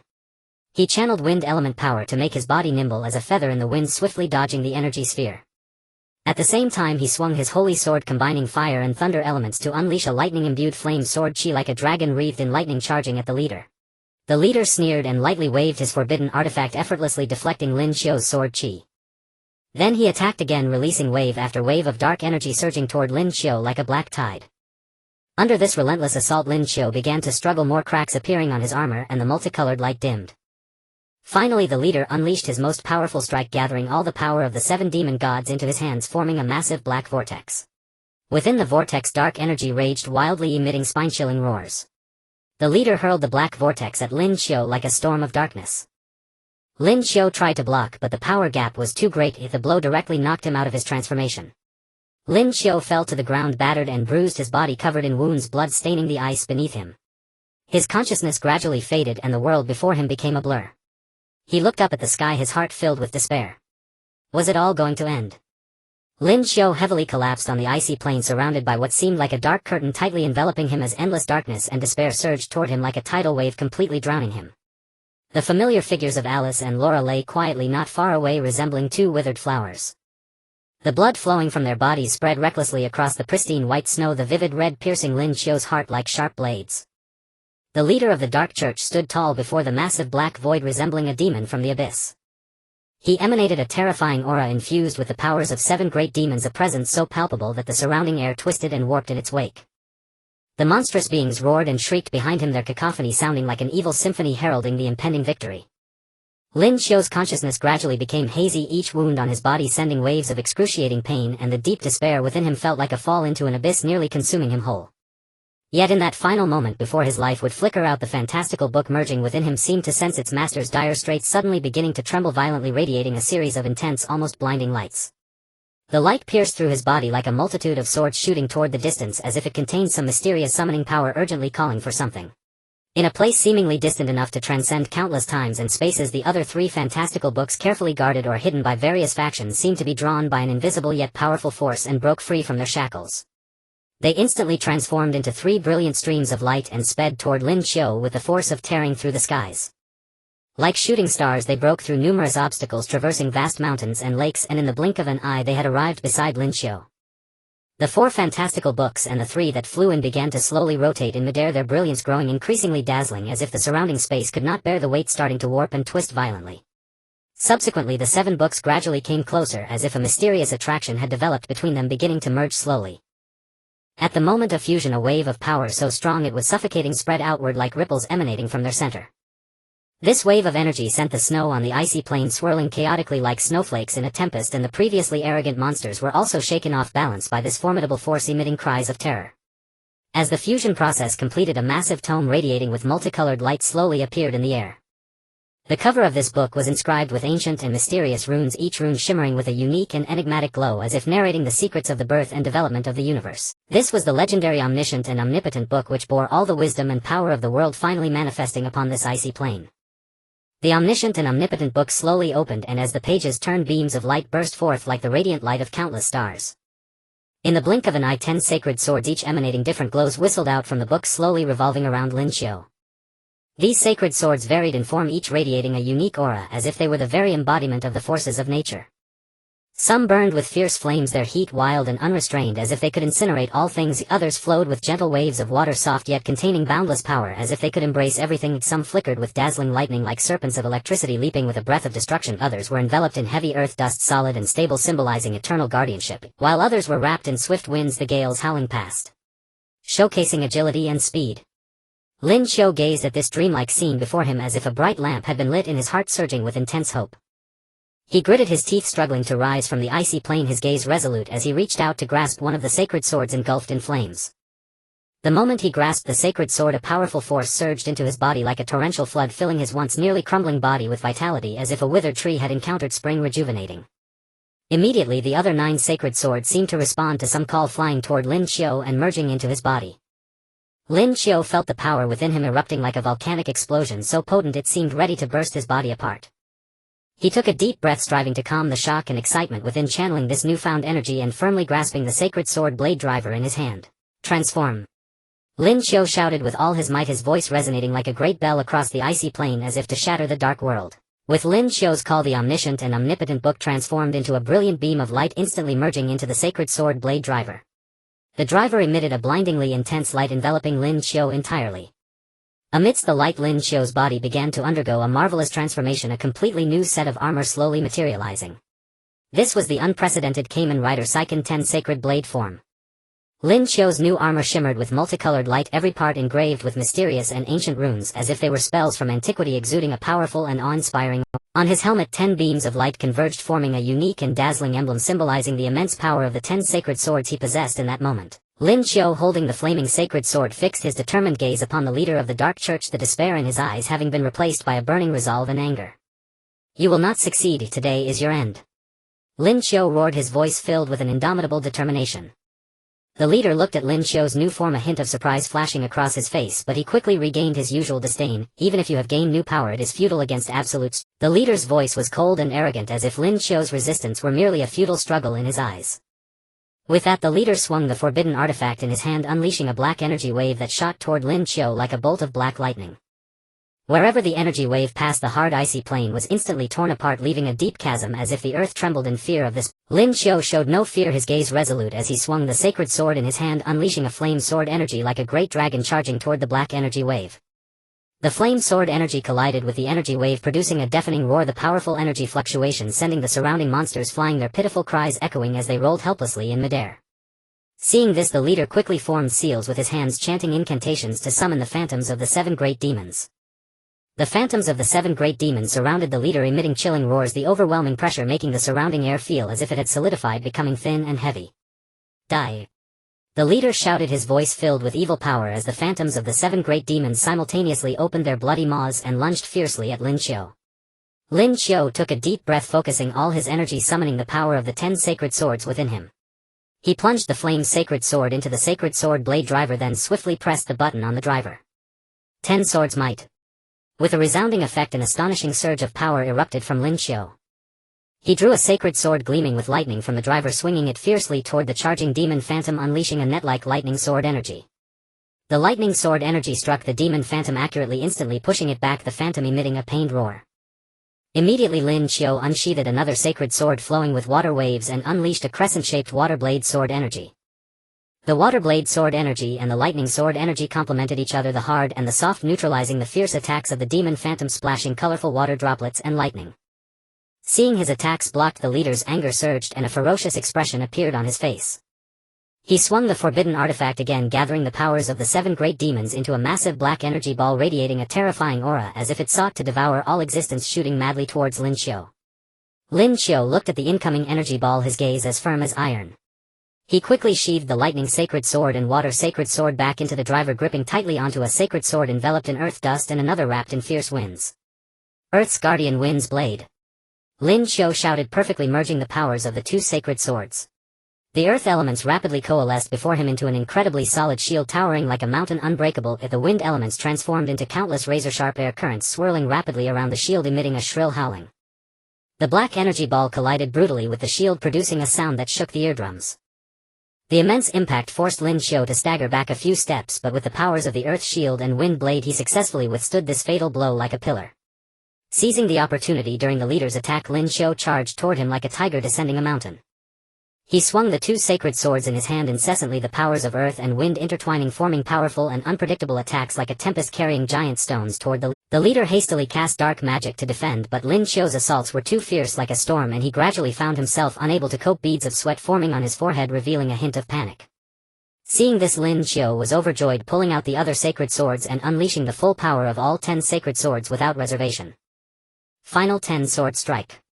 Lin Qiu shouted with all his strength, channeling the energy of the 10 sacred swords into a radiant sword energy aimed at the leader. This sword energy carried a momentum powerful enough to obliterate the heavens and the earth, striking the leader like a burning comet. The leader let out a piercing scream, his body sent flying like a kite, with a severed string crashing heavily onto the icy plane. The forbidden artifact in his hand fell powerless to the ground, losing its eerie glow as if it had lost its soul. With the leader's defeat, the once menacing monsters also lost their power, dissipating into black smoke like bubbles. The massive black void slowly closed as if the devouring demon had shut its bloody maw. The icy plains of the far north gradually returned to calm after this thrilling battle, leaving behind a battlefield in disarray and the survivors. Lin Qiu released his transformation, stumbling over to Alice and Laura. He gently knelt down, embracing them tightly, tears streaming uncontrollably. "We won," Lin Qiu said through his tears, his voice filled with relief and pain for his companions. At that moment the omniscient and omnipotent book slowly floated beside Lin Qiu. Lin Qiu looked up, his face streaked with tears, gazing at it with endless pleading, saying, "Save them. Please." The omniscient and omnipotent book remained silently floating in the air as if it had not heard Lin Qiu's plea. Just as Lin Qiu felt despair, the flame of hope in his heart about to extinguish, the omniscient and omnipotent book suddenly emitted a peculiar sound. "Damn it, I'm going to be late for the early class. Lin Qiu, how are you still sleeping?"